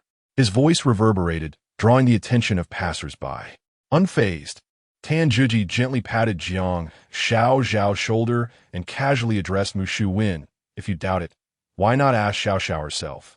Taking a deep breath, Jiang Xiao, despite her dissatisfaction with Tan Zhuji's actions, resolved to dispel Mu Shu Wen's hopes. Gritting her teeth, she declared, "Indeed, Tan Juji and I share that kind of relationship. Mushu Win, I hope you will cease your pursuits. There is no possibility between us." Mushu Win felt as though he had been struck by a bolt from the blue, momentarily rendered speechless. After some time, he regained his senses and, refusing to accept defeat, gazed at Jiang Xiao earnestly. Xiao, I truly care for you. I would do anything for you. Please, grant me a chance." Jiang Xiao's expression was icy as she unhesitatingly rejected him. "Mushu Win, I have made myself abundantly clear. Do not make a fool of yourself." Humiliated, a glint of menace flickered in Mushu Win's eyes as he glared at Tan Juji, his mind racing with thoughts of injustice. How could this ruffian win Xiao as favor? I will not concede so easily. Taking a deep breath, Mushu Win endeavored to calm himself, recognizing that confronting Tan Juji head-on would serve him no purpose. Thus, he shot a fierce glare at Tan Juji before turning to leave, throwing back one final remark. "Tan Juji, we shall see. I will never give up on Xiao." Watching Mushu Win's retreating figure, Tan Juji let out a soft hum, his eyes betraying a hint of caution. He was acutely aware that Mushu Win possessed a profound depth of character and an admirable level of restraint, which indicated he would not easily relent. It was likely that he would bring considerable trouble to both himself and Jiang Xiao in the future. Sun Dazhuang, observing all of this from the sidelines, felt an overwhelming fury with no outlet for expression. As he watched Tan Juji being surrounded by admirers, jealousy consumed him. He could not fathom how a ruffian like Tan Juji could attract such fortune, with both Du Qianqian and Jiang Xiao as his girlfriends. In a fit of anger, he marched up to Du Qianqian, pointed at Tan Juji, and demanded, "Qianqian, have you lost your senses? He is nothing but a thug. How could you possibly be with him?" Chapter 41. A convenient ruse. Pretending to be a couple, Du Qianqian blinked, a sly smile gracing her face as she deceitfully proclaimed, "Sun Dazhuang, Jugi and I are indeed in a romantic relationship. We have been together for quite some time." As she spoke, she entwined her arm with Tan Jugi's, deliberately adding, "Moreover, we are already living together." Hearing her words, Tan Jugi felt a wave of embarrassment wash over him. He had not anticipated Du Qianqian's straightforward and audacious declaration. Stealing a glance at Jiang Xiao, he noticed her glaring at Du Qianqian with a fierce expression, as if to say, "You mischievous girl, what on earth are you up to?" Sun Dazhuang's eyes widened in disbelief, his countenance a portrait of incredulity. How could he, the esteemed heir of the Sun family, renowned and surrounded by countless admirers, be bested by a mere ruffian like Tan Jugi? A surge of anger coursed through him as he trembled, his voice quaking with indignation. "Qianqian, how could you treat me this way? I have been nothing but good to you. Why have you chosen him?" Observing Sun Dazhuang's disheveled state, Tan Jugi's lips curled into a mischievous smirk as he remarked, "Oh, Sun Dazhuang, do not be too disheartened. After all, what can I say? I am simply too exceptional. Women are naturally drawn to me." Both Du Qianqian and Jiang Xiao rolled their eyes in unison at Tan Jugi's shameless remarks, their expressions a blend of exasperation. Enraged, Sun Dazhuang shook with fury. Pointing at Tan Jugi and gritting his teeth, "Tan Jugi, you wait. I will surely reclaim Qianqian." With that, he stormed out in a fit of rage. As Tan Jugi watched Sun Dazhuang's retreating figure, his spirits lifted. He embraced both beauties, his hands gently caressing their soft waists, reveling in the intoxicating fragrance they exuded. Unable to contain his delight, he let out a few triumphant chuckles. With Sun Dazhuang and Mushu Win's departure, the atmosphere in the hotel lightened somewhat. Yet, Jiang Xiao had no intention of letting Tan Jugi off easily. She abruptly turned, her striking eyes fixed on him, seemingly ablaze with fury as she barked, "Have you had your fill of hugging? Let go of me at once." With a roguish grin, Tan Jugi not only refused to release her, but tightened his grip further, playfully retorting, Xiao, you didn't seem to object just now. I thought you were rather enjoying it." Jiang Xiao trembled with rage, her chest heaving as she vociferously admonished, "Tan Jugi, do not push your luck. I warn you, release me immediately." Tan Jugi remained unperturbed, still wearing a playful grin as he inquired. But I must ask, when you claimed we were a couple earlier, was that true or false? Without hesitation, Jiang Xiaoxiao replied, of course it was false. I merely said that to deceive Mu Shu Wen. Do not read too much into it. Tan Zhigi's smile faltered, his expression transforming into one of amusement. He pouted, feigning reluctance as he finally relinquished his hold on Jiang Xiaoxiao, muttering, how boring. Seeing that Jiang Xiaoxiao had freed herself from Tan Zhigi's clutches, Du Qianqian promptly interjected. Tan Zhigi, you should let me go as well. Upon hearing this, Tan Zhigi turned to Du Qianqian, a glimmer of mischief dancing in his eyes as he asked, Qianqian, be honest with me. Do you truly have feelings for me? Given my charm, it seems only natural that I could attract your interest. Jiang Xiaoxiao and Du Qianqian exchanged glances, rolling their eyes in unison, their faces reflecting utter exasperation at Tan Zhigi's self-absorption. Du Qianqian retorted with irritation, like Xiaoxiao. I only said that to dissuade Sun Dazhuang. Don't get carried away with your own sentiments. With a resigned sigh, Tan Zhigi released his hold around Du Qianqian's waist. Jiang Xiaoxiao, concerned, took Du Qianqian's hand and said firmly, rest assured, Qianqian, there is absolutely no chance of Tan Zhigi and me becoming a couple. What transpired earlier was merely a misunderstanding. Please do not take it to heart. Upon hearing this, Du Qianqian hastily clarified, cousin, I only mentioned that Tan Zhigi was my boyfriend and that we were living together to shake off Sun Dazhuang. Don't misconstrue it. There is genuinely nothing between us. Tan Zhigi feigned heartbreak, clutching his chest and lamenting, you two are excessively ruthless. I went to such lengths to help you escape those two fellows. And now you turn your backs on me. I feel utterly despondent. Jiang Xiaoxiao and Du Qianqian, clearly agitated, shot back in unison. After you've had your arm around her waist, what more do you want? If you continue with your nonsense, we will report you to Grandpa and have you dismissed. Tan Zhigi opened his mouth to protest, but found himself at a loss for words, ultimately resigning to silence and trailing behind them. As they walked, Jiang Xiaoxiao and Du Qianqian engaged in animated discussion about their next destination. Unable to contain himself, Tan Zhigi interjected, I propose we head home. After all this commotion, it is time we rested. Du Qianqian's eyes lit up as she exclaimed, I wish to go to the gym to play table tennis. I haven't exercised in ages, and I feel quite unwell. Tan Zhigi frowned in disapproval, retorting, table tennis? How exhausting. It's much more comfortable at home. However, Jiang Xiaoxiao paid no heed to Tan Zhigi's objections and cheerfully replied to Du Qianqian, that sounds splendid, Qianqian. I will accompany you. It has been far too long since we exercised together. Elated, Du Qianqian leaped up, grasping Jiang Xiaoxiao's hand as they headed out. Tan Zhigi watched their retreating figures, exhaling a resigned sigh, and reluctantly followed. Tan Zhigi drove the Huawei Zun Jie S800, transporting Jiang Xiaoxiao and Du Qianqian toward the gym in the heart of the port city. The atmosphere in the car was light and cheerful, filled with their laughter and chatter. Upon arriving at the gym, Jiang Xiaoxiao and Du Qianqian changed into table tennis attire, which accentuated their graceful figures.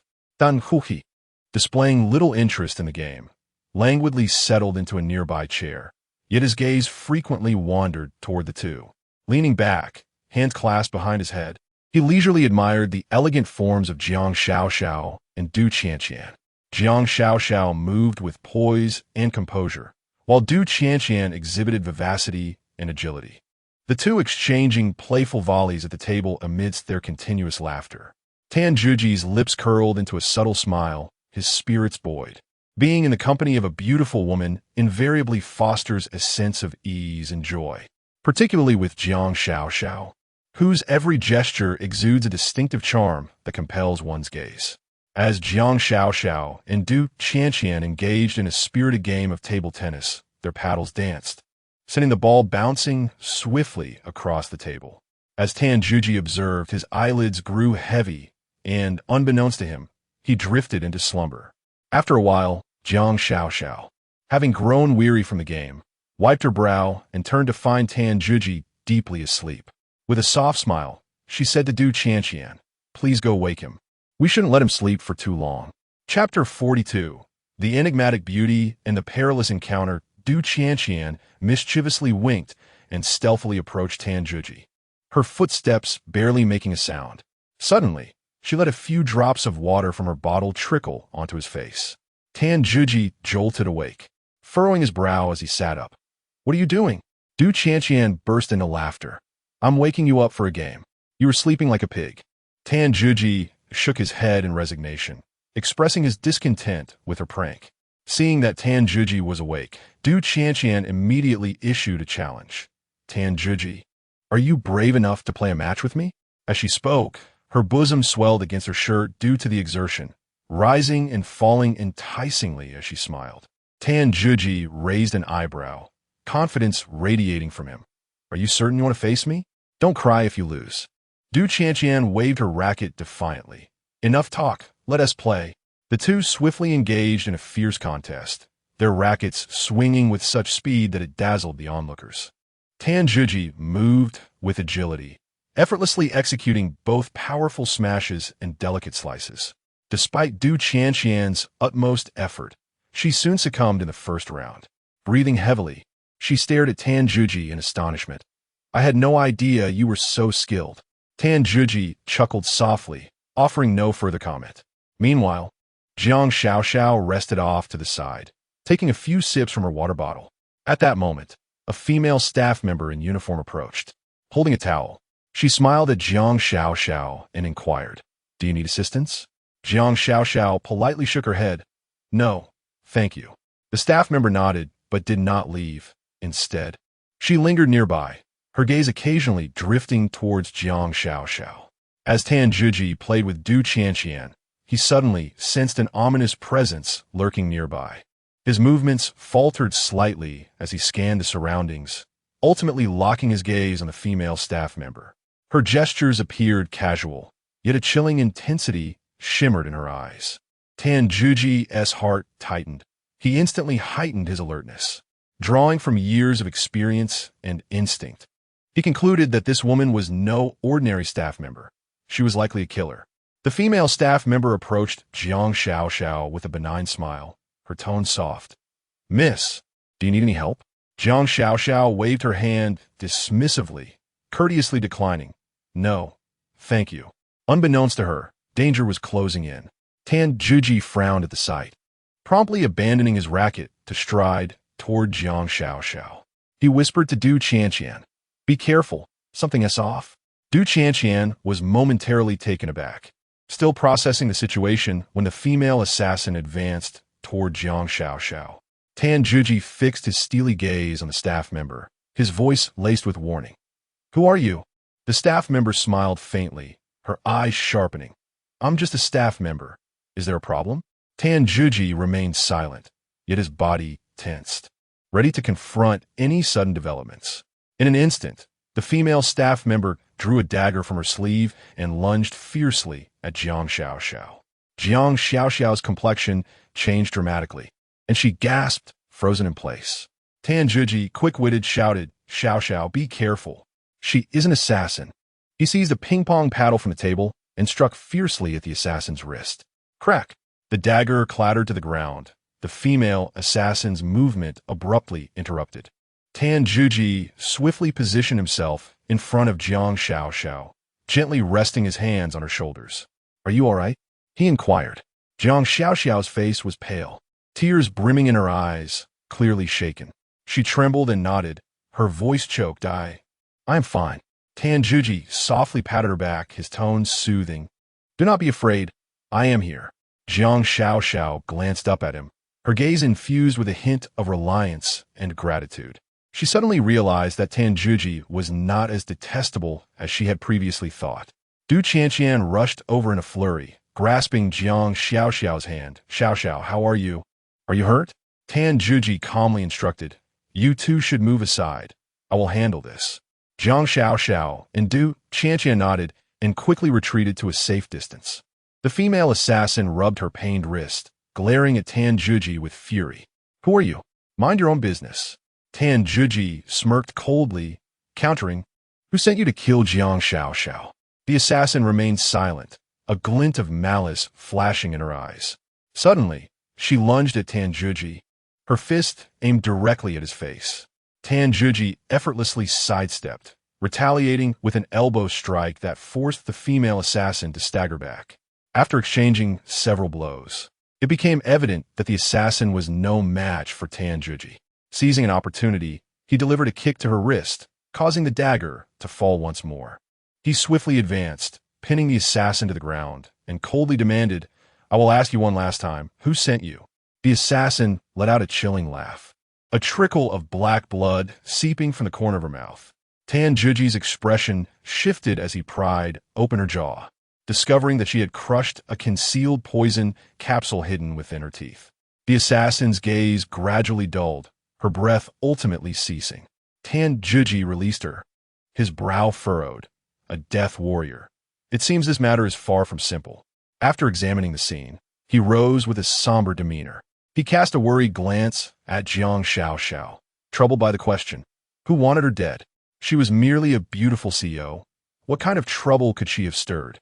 He realized that Jiang Xiaoxiao was entangled in a vast conspiracy. But who was the puppet master?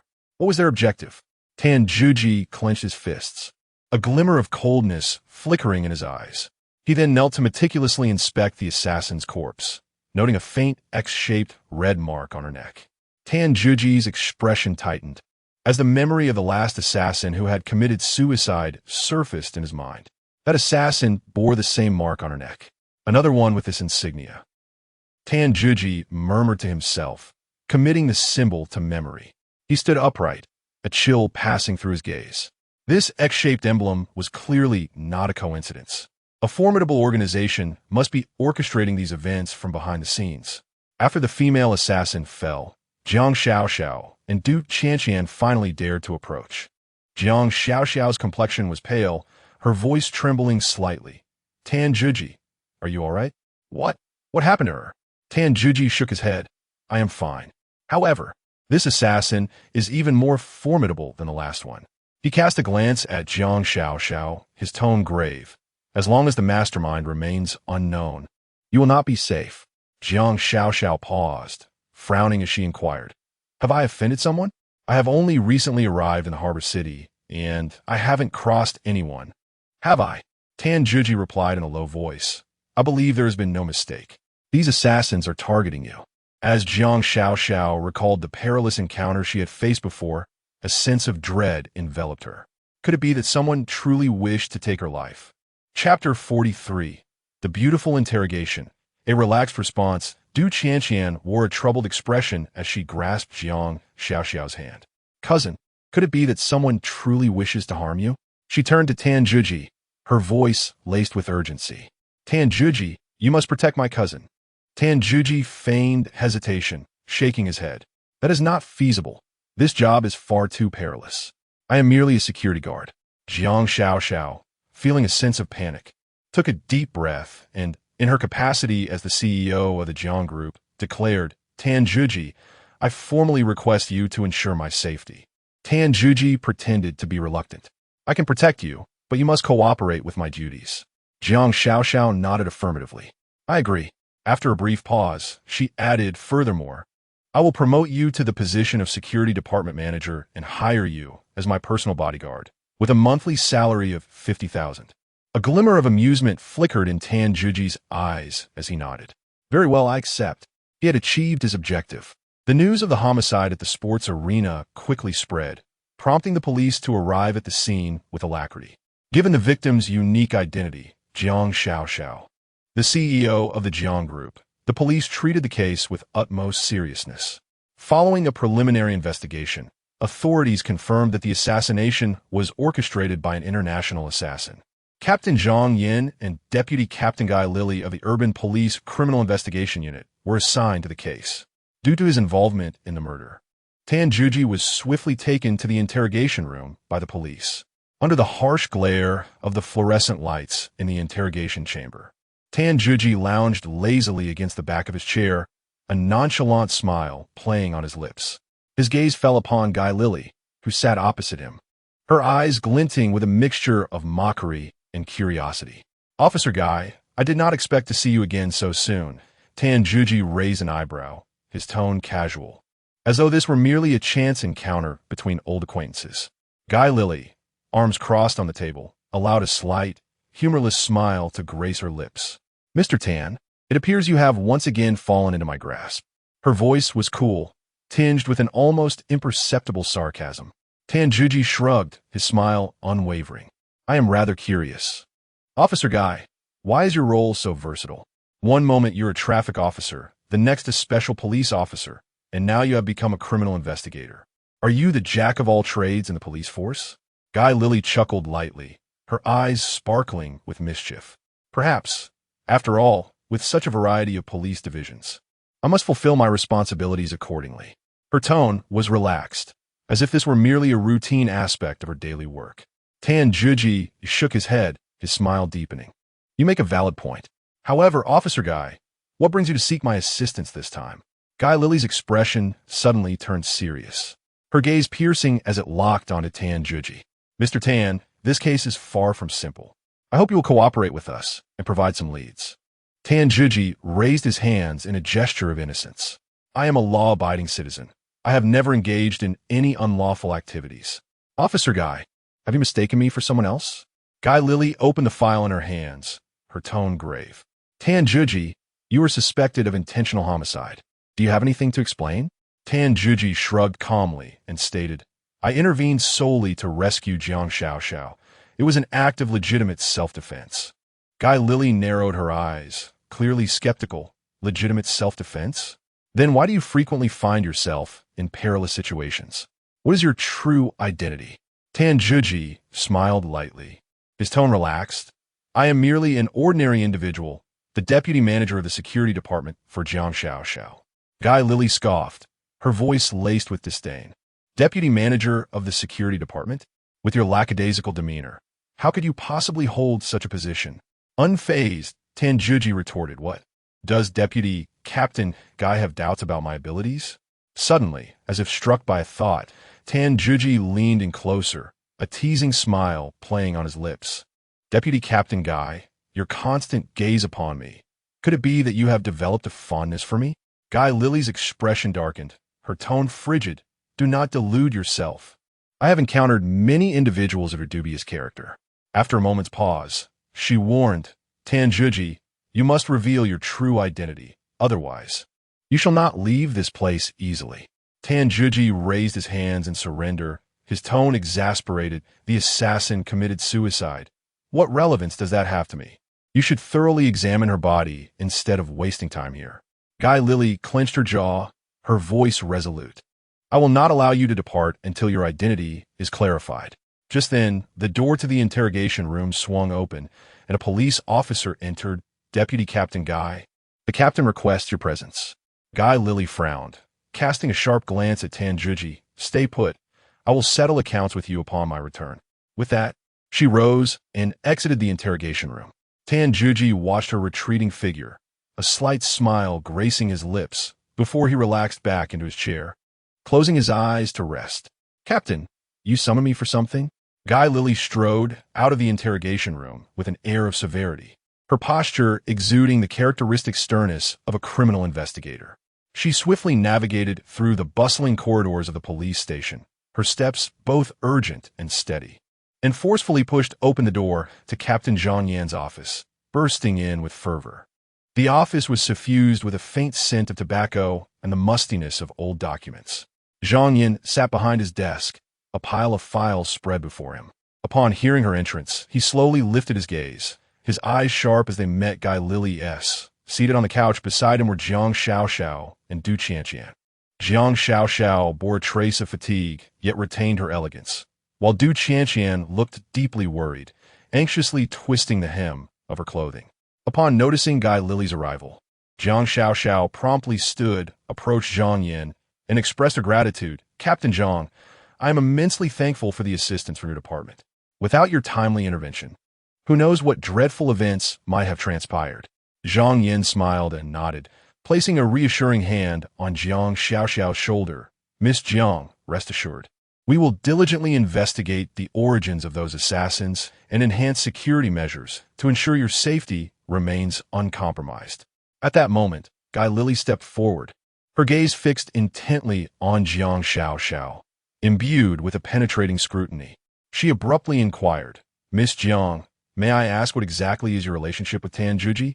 A faint flush crept across Jiang Xiao's cheeks, her eyes evasive as she hurriedly clarified, "We are merely ordinary friends." His previous mention of being a security guard is indeed accurate. He truly works as a security guard at Jiang Corporation. Guy Lily internally scoffed, her skepticism deepening. She secretly pondered that this Tan Juji appeared to be anything but ordinary, perhaps concealing some unspeakable secret. She resolved to teach him a lesson when the opportunity arose. Chapter 44. Insufficient evidence. The tiger released into the mountains. Jiang Xiao hesitated for a moment before inquiring, "Officer Guy, when will Tan Juji be released? He has been detained for a considerable time, and I'm quite worried about him." Guy Lily furrowed her brow and replied solemnly, "Miss Jiang, Tan Juji is currently suspected of murder. According to protocol, it is unlikely that he will be released in the near future." This is unacceptable," Du Qiong exclaimed, leaping to her feet, her hands gesticulating wildly, her face etched with anxiety. "How could Brother Tan possibly commit murder?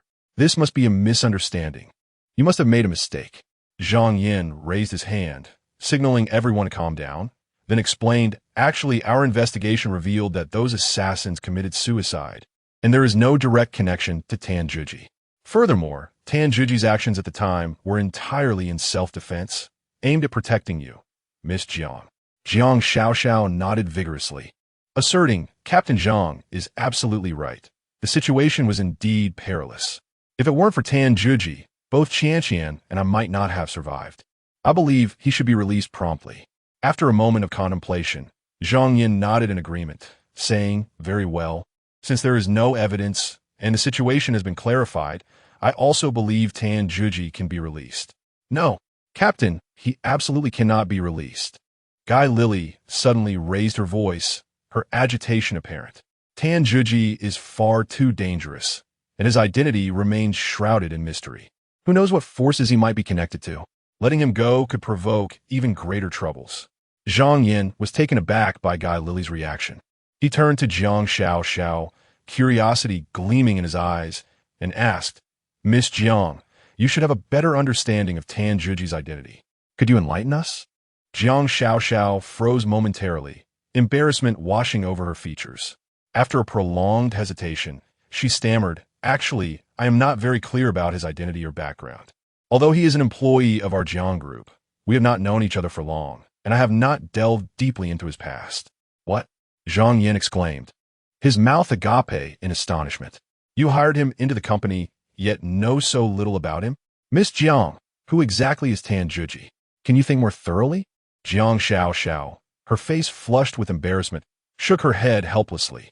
"I truly do not know. I have never inquired about such matters. I never considered the need to learn more about him." The office fell into a heavy silence, the atmosphere growing awkward. Captain Zhang, usually composed, displayed a hint of surprise, raising an eyebrow as he fixed his gaze intently on Jiang Xiao, seemingly attempting to glean some insight from her expression. Pondering silently, the security hired by the esteemed Jiang group possesses such a mysterious identity? At that moment, the female officer Guy Lily crossed her arms, a skeptical expression on her face, and remarked, "President Jiang, I find your words hard to believe. What are the odds that a mere security guard could cause so much trouble? Are you concealing something?" Her tone was laced with doubt, her gaze sharp and penetrating. Jiang Xiao, already feeling uneasy due to the arrest of Tan Juji, immediately darkened her expression upon hearing Guy Lily's skepticism.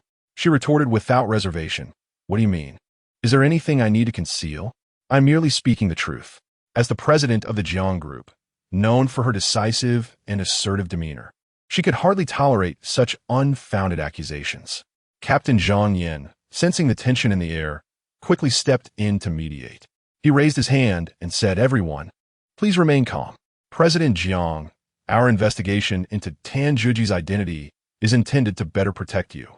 You must understand that, as the president of the Jiang group, you are a prominent figure, and there are considerable risks surrounding you.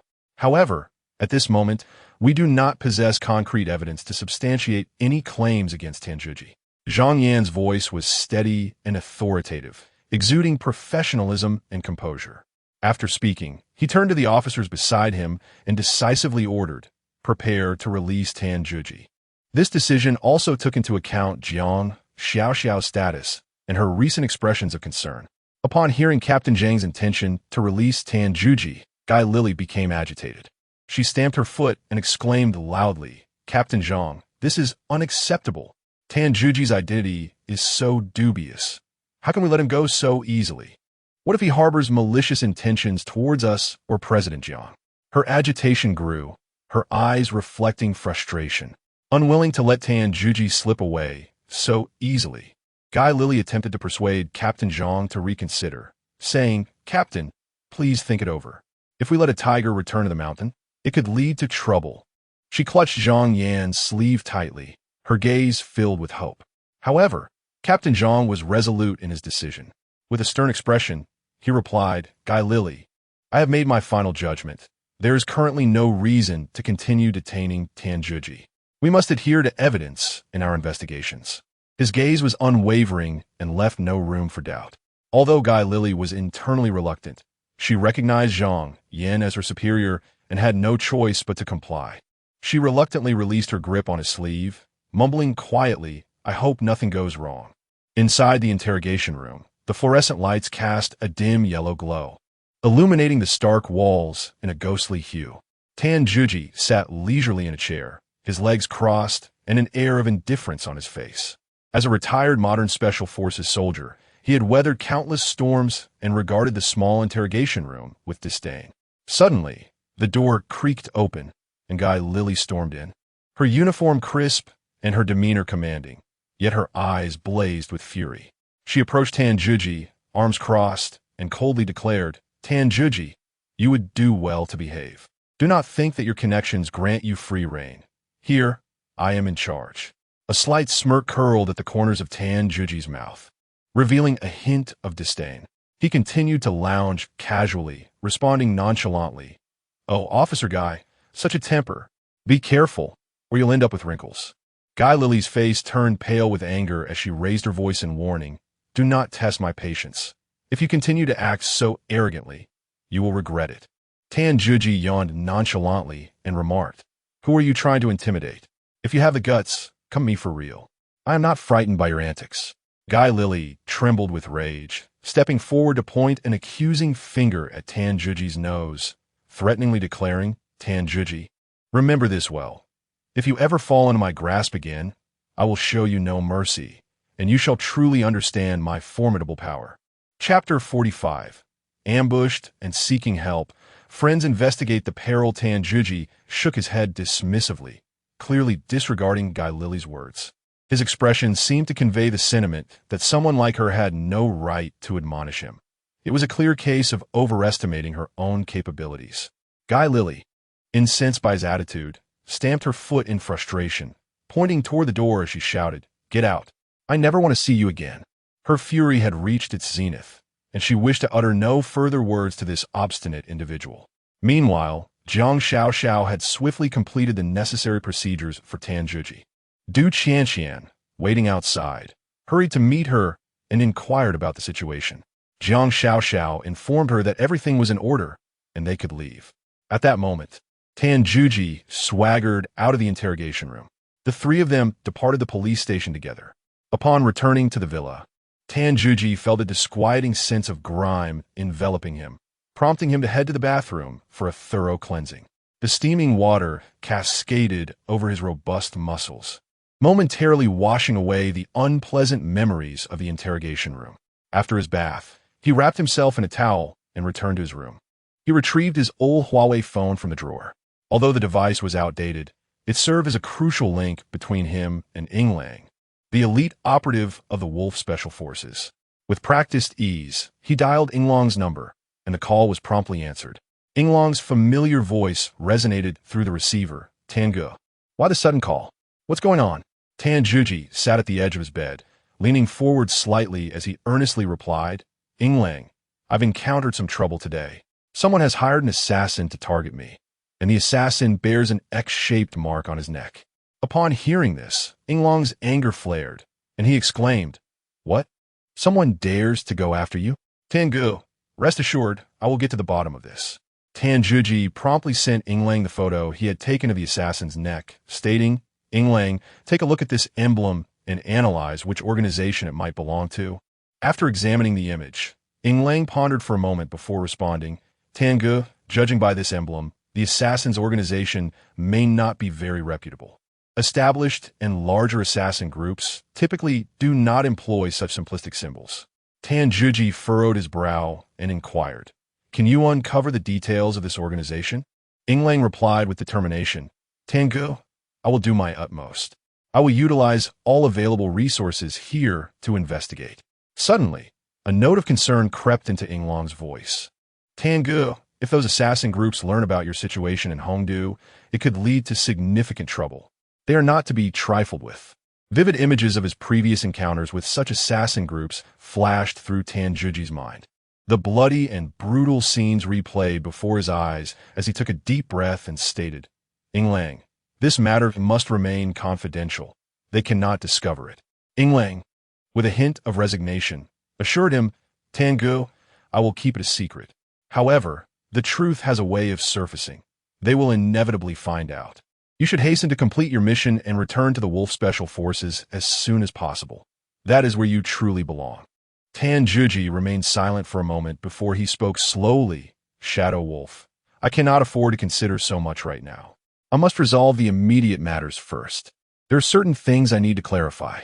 Shadow Wolf, knowing Tanjuji's steadfast nature, sighed and replied, "All right, Brother Tan, take care of yourself. I will update you with any progress." With that, he ended the call, concluding their conversation. Just after hanging up, Tanjuji felt an urgent need to relieve himself. The call had dealt with some work-related issues, but now he was acutely aware of his bursting bladder, demanding immediate attention. He grunted softly, cursing the untimely urgency. Yet bodily needs could not be resisted. Thus, he decided to head to the restroom without delay. Upon arriving at the restroom door, he found it firmly shut. Furrowing his brow slightly, he speculated on who might be inside. In the Jiang Group villa at this late hour, it was likely either the beautiful President Jiang Xiaoxiao or her cousin Du Qianqian, who had yet to retire for the night. He crossed his arms and leaned against the wall, waiting for the occupant to emerge. Before long, the door creaked open, and Jiang Xiaoxiao stepped out with an elegant yet weary gait. Her once meticulous makeup appeared slightly disheveled, revealing that she had endured quite a bit that evening. Upon noticing Tanjuji at the restroom entrance, a glimmer of surprise flickered in her eyes, followed by a curious inquiry. "Tanjuji, why are you still awake?" Tanjuji countered, "President Jiang, and what about you? Why aren't you asleep?" Jiang Xiaoxiao let out a gentle sigh, her face betraying a hint of worry. "After everything that happened today, I'm still quite frightened, convinced that someone might come to harm me, which is why I can't sleep." As she spoke, she instinctively wrapped her arms around her shoulders, as if seeking solace from the chill of fear. Seeing her vulnerable demeanor stirred a wave of compassion within Tanjuji.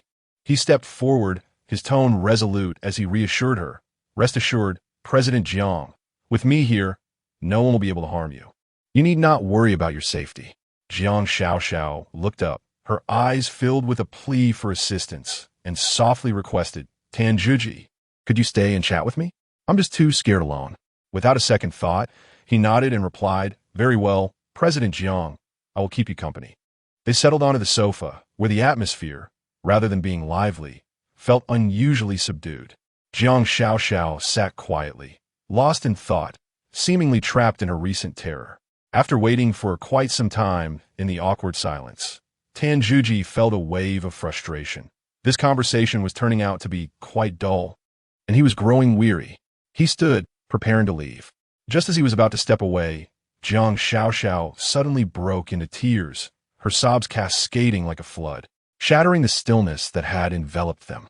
She suddenly plunged into Tanjuji's embrace, her hands tightly gripping the hem of his garment, her body trembling incessantly. Jiang Xiaoxiao wept inconsolably in his arms, her sobs interspersed with choked words. I feel utterly useless, unable to even protect myself. My father entrusted the company to me, yet I feel I am incapable of managing it. I fear I might ruin everything. Tan Juji gently patted her back, offering solace. Jiang, it is entirely natural to feel frightened. Anyone would react this way under such circumstances. Furthermore, managing a company is not something that can be mastered overnight. Take your time. By the way, where has your father gone? Chapter 46, An Unexpected Incident. Soothing the beauty, Jiang Xiao pondered for a moment before speaking in a series of soft utterances. I am uncertain of my father's whereabouts. All I know is that he has been engrossed in chip development. During our last phone call, he was elated, proclaiming that he had created the world's most advanced 3 nanometers process technology. I was originally studying abroad when I received his sudden message, urging me to return and take over the management of the company. Gradually, Jiang Xiao stifled her sobs, lifting her head from Tan Juji's embrace.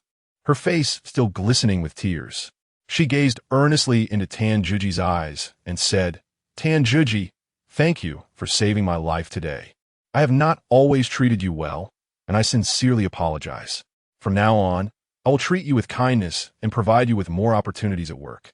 I will no longer regard you through a biased lens. Tan Juji was taken aback by Jiang Xiao's sudden declaration, feeling a mix of surprise and awkwardness. He thought to himself that perhaps it was too late and that she was somewhat muddled, likely to forget this conversation by morning.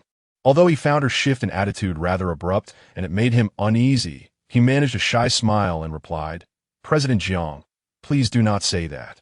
Protecting you is simply my duty. Tan Juji intended to elaborate, but Jiang Xiao raised an eyebrow, cutting him off with a hint of urgency in her tone.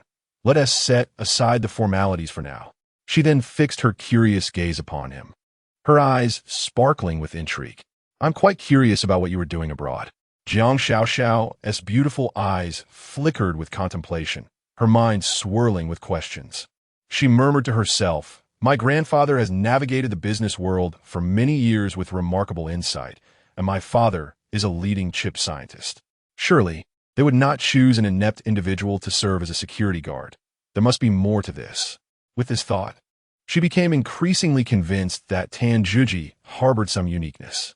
Redirecting her focus to Tan Juji, she pressed, do tell me, what exactly did you do abroad? Tan Juji maintained a calm demeanor, responding vaguely, it was rather arduous abroad. I was merely working to earn a living. Unwilling to relent, Jiang Xiao continued to probe. What kind of work specifically? Please, spare me the mystery. Tan Juji's expression remained unchanged, his tone light as he replied, just odd jobs, mostly physical labor. There's nothing much to elaborate on. Upon hearing his response, Jiang Xiao pouted, letting out a dismissive huff, her face etched with dissatisfaction. Humph, continue with your charade. One day, I shall uncover your true identity. With that, she turned on her heels, her high-heeled shoes clicking sharply against the quiet office floor as she strode away. Tan Juji leaned against the wall, his gaze following Jiang Xiao's retreating figure, and then he chuckled softly. He understood that her attitude towards him had begun to shift. The events of the day had made it evident to him that Jiang Xiao's perspective was changing. He silently hoped, may this trend continue, for it would enable us to collaborate effectively and allow me to fulfill my duties as her security guard. The following day, the warm sunlight poured through the window, unabashedly illuminating the room. The clock on the wall ticked steadily, signaling it was already 9 in the morning. Tan Juji abruptly awoke from his slumber, instinctively reaching for his phone to check the time. Realizing it was getting late, he swiftly tossed aside the covers, hastily donned his clothes, and hurried toward the washroom. After a flurry of activity, he emerged refreshed and revitalized. Upon entering the living room, he found Du Qianqian comfortably seated on the sofa. Dressed in a crop top and denim shorts, her figure was strikingly showcased. Tan Juji's gaze lingered on her momentarily before he bashfully averted his eyes. With curiosity bubbling within him, he inquired, Qianqian, where is Xiao? Where has she gone? Without turning her head from the television, Du Qianqian replied, Cousin went to the supermarket. What? She went to the supermarket alone? Tan Juji's face registered surprise and concern, and images of the previous assassins flashed through his mind. Frowning deeply, he spoke with grave seriousness that is far too dangerous. She could encounter those assassins again. Du Qianqian, however, remained calm and unhurried, assuring him, "Do not worry. The police have arranged for personnel to covertly protect her." With the knowledge that police protection was in place, Tan Juji's previously taut nerves eased somewhat, and he exhaled a sigh of relief. Yet, worry still gnawed at him as he muttered, "Those are international assassins. The police may not be their match." Realizing the gravity of the situation, Tan Juji's expression hardened as he resolutely declared, "No, I must go find Xiao Xiao. Only by being by her side can I ensure her safety." Upon hearing this, Du Qianqian perked up with excitement and exclaimed, "I want to go too." With a serious demeanor, Tan Juji firmly declined, "You stay at home. It is too dangerous outside." Du Qianqian pouted, her face a picture of grievance, as she playfully retorted, "You don't care about me at all. Your focus is only on cousin Jiang Xiao Xiao." Seeing her dejected expression stirred a sense of guilt within Tan Juji. He sighed softly and apologized, "Qianqian, I'm sorry. It's not that I don't care. The situation outside is too complicated, and I want to keep you safe." Although Du Qianqian still felt a twinge of disappointment, she ultimately nodded gently and murmured, "All right, I want to go." Noticing the hint of tears in her eyes and her somewhat sulky demeanor, Tan Juji suspected she might genuinely be upset with him. However, at that moment, Jiang Xiao Zhao's safety took precedence, and he could not afford to soothe Du Qianqian's feelings. Tan Juji swiftly made his way to the garage, driving his BYD Song out of the villa area at breakneck speed. As he watched the car disappear from view, Du Qianqian stomped her feet in frustration, angrily muttering, "Tan Juji, you big bad guy." The supermarket was not far from the villa area, and Tan Juji sped through the streets, arriving at the destination in no time. The vehicle came to a steady halt at the entrance of the supermarket. Tan Juji unfastened his seatbelt, preparing to reach out to Jiang Xiao Xiao. He deftly retrieved his phone from his pocket, his thumbs skillfully pressing Jiang Xiao Xiao's number. A rhythmic, busy tone immediately resonated through the receiver. No matter how many times Tan Juji attempted to call, the result remained unchanged. With a furrowed brow, he muttered to himself in frustration, "This young lady goes out without even bringing her phone. It truly is exasperating."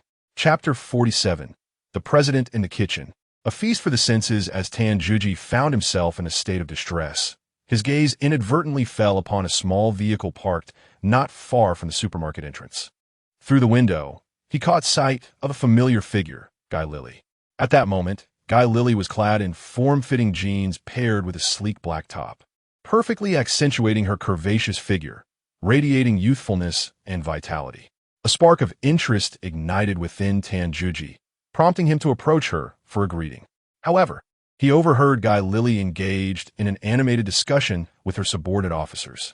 The possibility of the assassin re-emerging loomed large, and everyone was on high alert, determined to ensure Jiang Xiaoxiao's safety.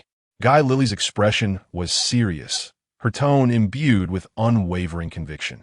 It turned out that she was assigned by the police to discreetly protect Jiang Xiaoxiao. A sly smile crept onto Tan Juji's lips as he approached the car window with a playful demeanor. Suddenly, he popped up with a cheeky grin, startling Guy Lily, who gasped in surprise and exclaimed, "You nearly gave me a heart attack." Unfazed, Tan Juji grinned and inquired, "Officer Guy, where is Jiang Xiaoxiao?"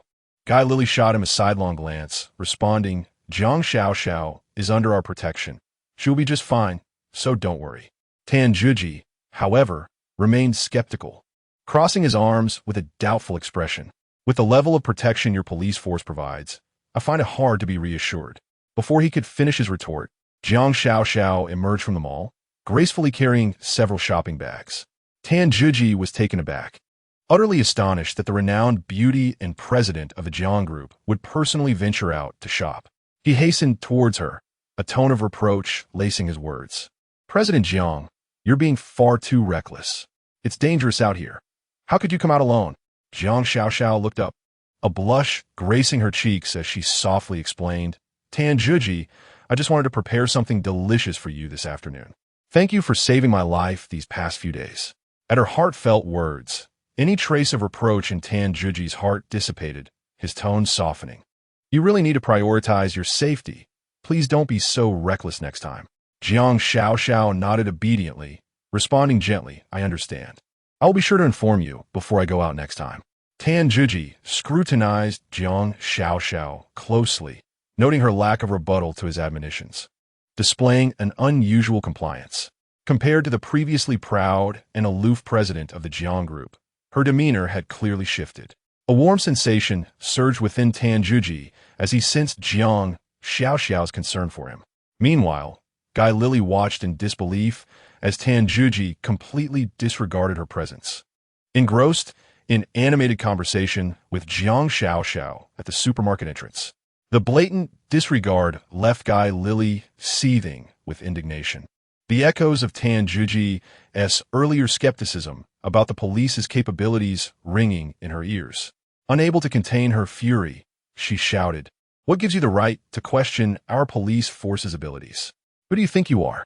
Calmly turning around, Tan Juji gazed steadily at Guy Lily and responded, "I never claimed to look down upon the police. I merely have yet to witness any remarkable capabilities from your side." Guy Lily, infuriated, clenched her teeth. Her face flushed with rage and retorted vehemently, "You are nothing but an arrogant and disrespectful individual. You will inevitably pay for your contempt." Tan Juji, disinterested in furthering the argument with the furious female officer, took Jiang Xiaoxiao's hand and said, "Let us leave and ignore her." He then led Jiang Xiaoxiao to the car, started the engine, and drove off, raising a cloud of dust in their wake. As they traveled down the road, Tan Juji's phone suddenly rang, the crisp chime resonating distinctly in the quiet of the vehicle. Glancing down, he saw it was a call from Yinglang Zhonggang, and his eyes lit up with anticipation as he hurriedly pressed the answer button. "Yinglang, have you unearthed any information?" Tan Juji inquired eagerly. On the other end, Yinglang's tone was steady and decisive. "Indeed, I have discovered that the assassin organization behind that emblem is the Spirit Snake Mercenary Corps. Their headquarters is located in Thailand, and the 3 assassins dispatched to Dongda have already been eliminated by you." Hearing this, Tan Juji let out a long sigh of relief. To him, the Spirit Snake Mercenary Corps was merely an ordinary assassin organization, posing little threat. He narrowed his eyes slightly and confidently stated, "It appears Jiang Xiaoxiao is not in immediate danger." Yinglang continued, "Boss, should we consider dismantling the Spirit Snake Mercenary Corps at their headquarters? Such an insignificant organization would not pose a significant loss." A warmth surged within Tan Juji as he gratefully replied, "Thank you, Yinglang, but there is no need for now. Let us discuss it further once I complete my current mission." Yinglang then divulged a startling revelation. A price of $10 million has been placed on Jiang Xiaoxiao's life, though the identity of the employer remains undisclosed. Upon hearing this, Tan Juji's expression darkened instantaneously, a palpable aura of menace emanating from him. Gritting his teeth, he enunciated each word with determination. "I shall investigate this mastermind myself." He had already formulated a plan. Upon fulfilling his duty to protect Jiang Xiaoxiao, he would find an opportunity to journey to Thailand and uproot the Spirit Snake Mercenary Corps, demanding to know the identity of their benefactor. Not long after, Tan Juji drove Jiang Xiaoxiao back to their residential complex. As they entered the villa area, he keenly noticed several police officers lurking nearby. Upon closer inspection, he realized that Guy Lily was among them. It turned out they were covertly protecting Jiang Xiaoxiao. A subtle smile flickered at the corners of Tan Juji's mouth. Although he recognized that these officers might not offer substantial assistance, their presence provided a semblance of security, serving as free bodyguards nonetheless. He chose to disregard Guy Lily and proceeded directly toward the villa. As night fell and the city lights illuminated the surroundings, Jiang Xiaoxiao, the beautiful president of the Jiang group, entered her home carrying fresh vegetables. After changing into her loungewear, she headed straight for the kitchen to commence her culinary endeavors. In the living room, while watching television, Tan Juji heard a commotion emanating from the kitchen, prompting him to venture in for a closer look. What he beheld left him utterly astonished. There stood Jiang Xiaoxiao, donned in an apron, skillfully chopping vegetables and stir-frying with the grace of a devoted wife and mother. He could hardly fathom that the formidable president of Jiang Corporation, known for her decisiveness in the corporate realm, would take the time to cook. A flicker of anticipation ignited within Tanjuji at the prospect of savoring a meal prepared by the president herself, a privilege not afforded to just anyone. Yet, a twinge of concern nagged at him. After all, Jiang Xiaoxiao's demanding schedule surely limited her opportunities to cook. Would the meal truly be delectable? Chapter 48. An unfortunate encounter in the bathroom. A lady screamed. Tanjuji pondered whether he should disclose the existence of the Ling Snake Assassin Organization to Jiang Xiaoxiao and Du Qianqian. Despite Jiang Xiaoxiao having been pursued by these assassins on multiple occasions, he had refrained from revealing this perilous situation to them. He understood that once the truth was spoken, both women would undoubtedly be engulfed in fear. In an effort to ensure their peace of mind, he opted to shoulder this danger alone. Before long, Jiang Xiaoxiao called out, "Dinner is ready." Tanjuji and Du Qianqian hurried to the dining table to find an array of 3 dishes and a soup, all vibrant in color and visually appealing. Du Qianqian exclaimed with excitement, "Cousin, I never imagined you had such culinary skills. These dishes look absolutely delectable. The taste must be equally delightful." Tanjuji, intrigued, inquired, "President Jiang, how do these dishes taste?" Jiang Xiaoxiao smiled faintly, her eyes twinkling with mischief as she replied, "You'll know once you try them." Unable to contain her eagerness, Du Qianqian quickly grabbed a piece of food and placed it in her mouth, her eyes lighting up instantly. "Wow, this is delicious. Brother Tan, you must try it too." Curiosity piqued, Tanjuji took a bite, and his taste buds were instantly captivated. Jiang Xiaoxiao's dishes not only boasted exquisite flavors, but were also artfully presented, achieving a harmonious balance of color, aroma, and taste. Nervously, Jiang Xiaoxiao looked at Tanjuji and asked, "So, how is my cooking? Is it acceptable?" Tanjuji gave a thumbs up and sincerely responded, "President Jiang, your culinary skills are absolutely top-notch. You truly embody the ideal woman who excels both in the parlor and the kitchen. Whoever marries you will be exceedingly fortunate." Jiang Xiaoxiao rolled her eyes playfully and retorted, "You're just full of flattery." After dinner, the trio settled onto the sofa for a leisurely chat. Du Qianqian reclined comfortably, patting her round belly and declaring, "I'm so full. I don't want to learn to cook. With a cousin like you, I can simply wait for the delicious meals to be served." Tanjuji shook his head in exasperation, speechless at Du Qianqian's unabashed gluttony. Yet, witnessing this warm scene filled him with a sense of comfort. Moments like these were particularly precious amidst the chaos of the city. After relishing a sumptuous meal, Jiang Xiaoxiao, Du Qianqian, and Tanjuji decided against venturing out and instead opted for a cozy night in, enjoying the rare leisure of watching television. The spacious living room was awash in warm, soft lighting. Jiang Xiaoxiao nestled languidly in one corner of the sofa, snacks in hand, her gaze occasionally drifting to the television screen. Du Qianqian sprawled carelessly on the sofa, her feet resting haphazardly on the coffee table. Tanjuji sat quietly beside them. Though his sharp eyes seemed to be focused on the television, his vigilance remained unyielding, ever alert to the sound surrounding him. The relaxed, cheerful atmosphere flowed through the living room like a gently babbling brook. They engaged in light conversation, occasionally erupting into laughter at the humorous scenes playing out on the screen. The day slipped away in such blissful tranquility, and as night descended, the city was enveloped in darkness, shrouded in mystery and serenity. In recent days, in a bid to ensure the safety of Jiang Xiaoxiao, Tanjuji has been shadowing her closely, his nerves perpetually taut. At this moment, he feels a profound weariness settling in. Seeking respite, Tanjuji finds a quiet corner, sitting cross-legged to rest. He gradually empties his mind, immersing himself wholly in the tranquility surrounding him. It seems as though every cell in his body is being restored and revitalized through this process.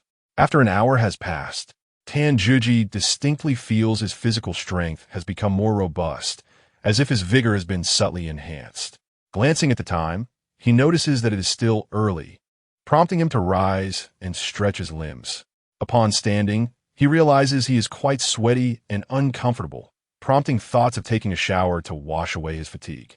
Without further deliberation, he strides towards the bathroom, pushing the door open and stepping inside. However, as he crosses the threshold, The sight before him causes his eyes to widen in shock. There, in the lavish bathtub, is Du Cece, luxuriating in the warm water, the steam curling around her, partially veiling her exquisite form. Tan Juji's face flushes instantly, his mind going blank. Recognizing the gravity of his blunder, he silently curses his misfortune and attempts to stealthily retreat from this uncomfortable situation. Just as he is about to turn away, Du Cece speaks up. "Cousin, you arrived at the perfect moment. I need your help." She had mistakenly assumed it was Jiang Xiaoxiao entering.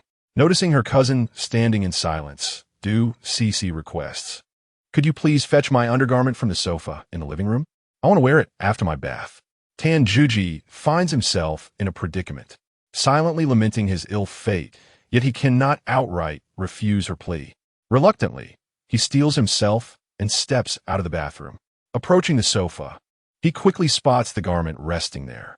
It is a yellow piece adorned with a Neza design, a unique choice that seems to perfectly reflect Du Cece's fiery personality. His cheeks flush slightly as he hastily retrieves the undergarment, making his way back to the bathroom in quick strides. He gently places it on the edge of the bathtub, preparing to exit without uttering a word. "Cousin, could you help me apply some shower gel? I can't reach my back." Du Cece requests anew. "Tan Huhi estás frozen," nearly on the verge of tears from embarrassment, yet he cannot refuse her again. With a heavy heart, he carefully takes the shower gel and begins to apply it to her back. After what feels like an eternity, he finally completes the task, feeling a wave of relief wash over him as he prepares to make a hasty exit from this mortifying situation. Sensing her cousin's silence, Du Cece finds it somewhat peculiar and, unable to contain her curiosity, turns her head to see what is amiss. When she turned to see not her cousin, but Tan Juji standing behind her, Du Cece's eyes widened in shock, and a terrified scream escaped her lips. The piercing cry echoed throughout the bathroom. Upon hearing the scream, Tan Juji turned to look, only to find Du Cece staring at him with wide, unblinking eyes. His face instantly flushed crimson with embarrassment, and he inwardly cursed his misfortune, realizing that he had been discovered. With an awkward smile directed at Du Cece, he hurriedly explained, "Miss Du, I truly did not intend to intrude. I was merely thinking of assisting you with the matter at hand." Chapter 49. Spying on a Bath. Accused of being a pervert at this moment, Du Qianqian was in no mood to listen to Tan Juji's explanations. With her eyes wide with fury, she shouted at him, "Tan Juji, you rogue, get out of here immediately." Upon hearing her outburst, Tan Juji felt a wave of relief wash over him and quickly exited the bathroom. After her bath, Du Qianqian, wrapped in a towel, sat on the sofa in a huff. Tears streamed down her cheeks as she muttered indignantly, "Tan Juji, you despicable scoundrel. How could you sneak into the bathroom and watch me bathe?" Standing to the side, Tan Juji hung his head in silence, the tension in the room palpable. Jiang Xiaoxiao glared at him with a stern expression, vehemently accusing, "Tan Juji, you are nothing but a lecher. How could you invade the bathroom and spy on Qianqian while she was bathing?" Tan Juji furrowed his brow, feeling utterly wronged, yet unsure of how to defend himself. He scratched his head and hastily explained, "Director Jiang, I merely intended to take a shower. I had no idea someone was inside the bathroom, and besides, Du Qianqian didn't even close the door." Upon hearing this, Du Qianqian's sobs intensified, her voice tinged with grievance as she said, "Cousin, it's late. How could I have anticipated that Tan Juji would barge in unexpectedly?" Jiang Xiaoxiao turned her gaze to Du Qianqian, chastising her, "Qianqian, you should have closed the door while bathing." However, just as she finished her sentence, she shot a fierce look at Tan Juji, firmly stating, "Regardless, I believe Tan Juji deliberately spied on you." Tan Juji could only manage a wry smile, saying, "Director Jiang, didn't you also enter my bathroom unannounced the last time I was showering? How do we reconcile that?" Jiang Xiaoxiao's cheeks flushed crimson as she hastily denied it. "I did not. You were the one acting inappropriately." She waved her hands in frantic explanation, but the more she spoke, the more tangled the misunderstanding became.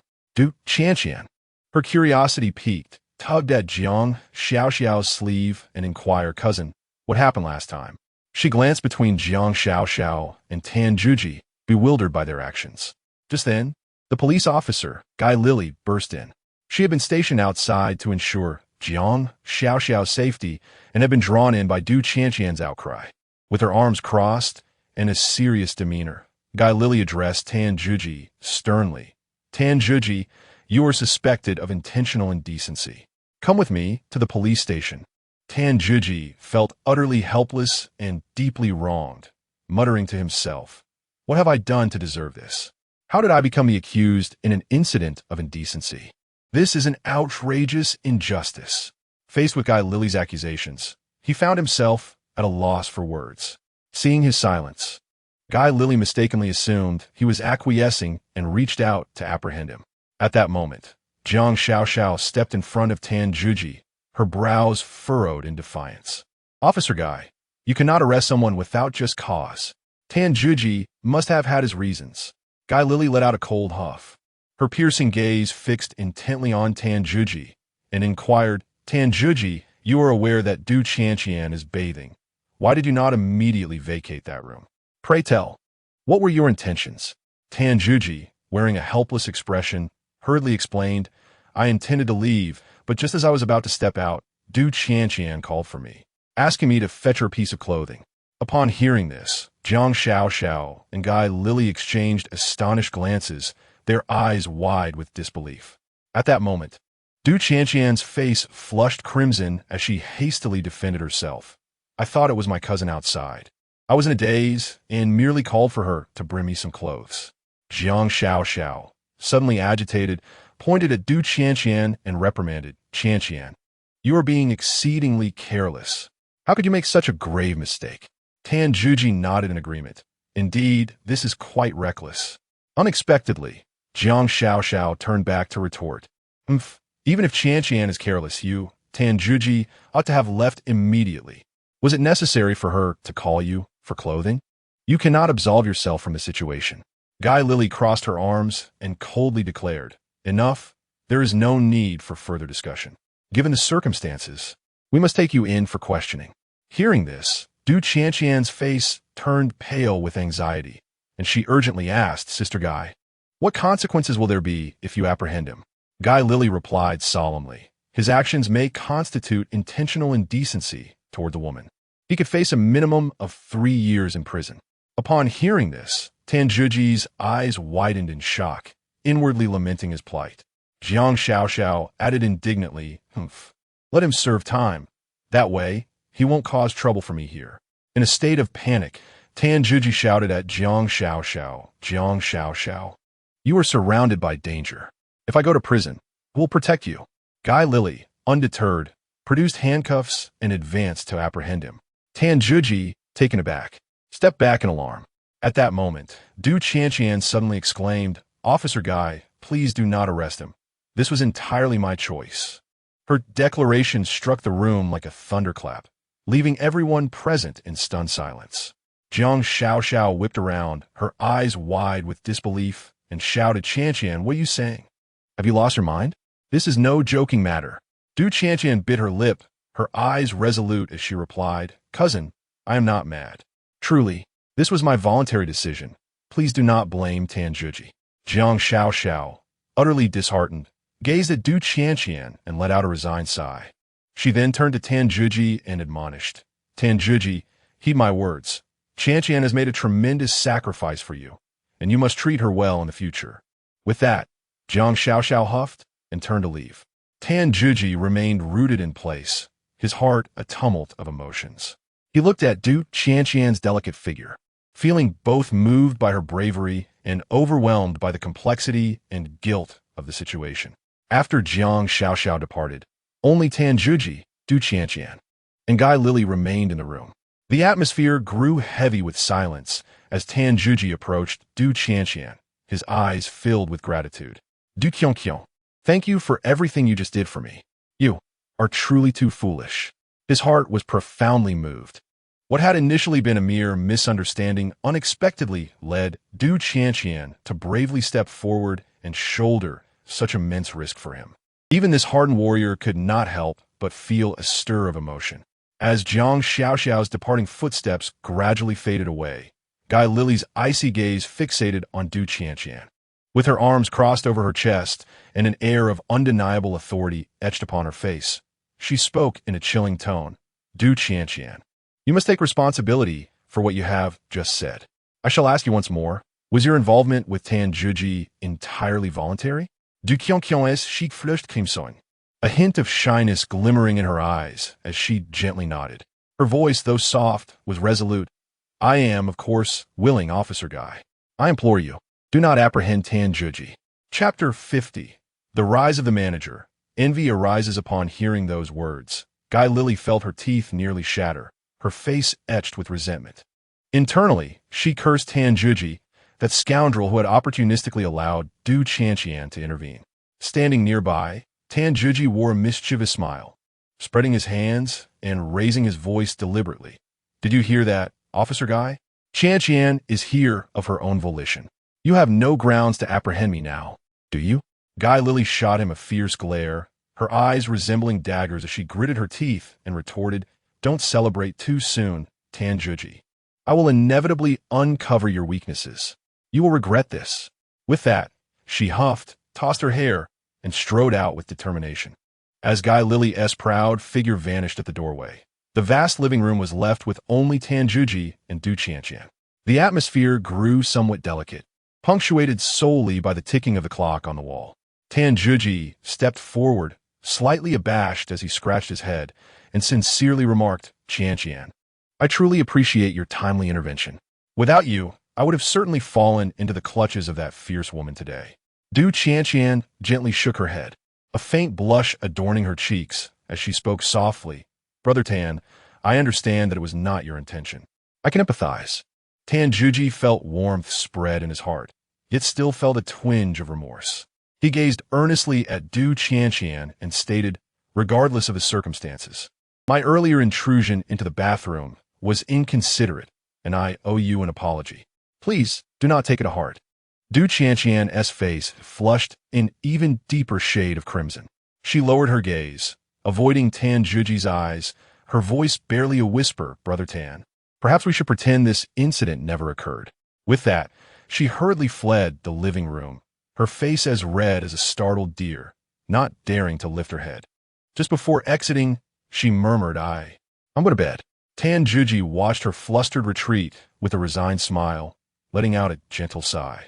Leaning against the sofa, his mind raced as he reflected on the events that had transpired. He had finally managed to shift Jiang Xiaoxiao's attitude in recent days, securing his position within the Jiang group as security. Yet now, with this commotion, he feared he would be back at square one, rubbing his temples in frustration. He pondered how to navigate his future interactions with Du Qianqian and Jiang Xiaoxiao. However, who was Tan Zhuji? A soldier forged in the crucible of battle. Such challenges were mere trifles. He clenched his jaw, resolutely deciding that he would remain in the villa, determined that there might still be a glimmer of hope ahead. After lingering in the living room a while longer, Tan Zhuji finally shook his head in resignation and wearily made his way to his room. He thought to himself that tonight he would rest well, regaining his strength to confront the tangled mess awaiting him the next day. As soon as he entered his room, he collapsed onto the bed with a thud, swiftly drifting into the realm of dreams. The following day, Tan Zhuji, as per his usual routine, drove his BYD to the office. Shortly after entering the security department, the personnel manager, Li Dongmei, burst in with great energy. Dressed in a professional suit, her makeup immaculate.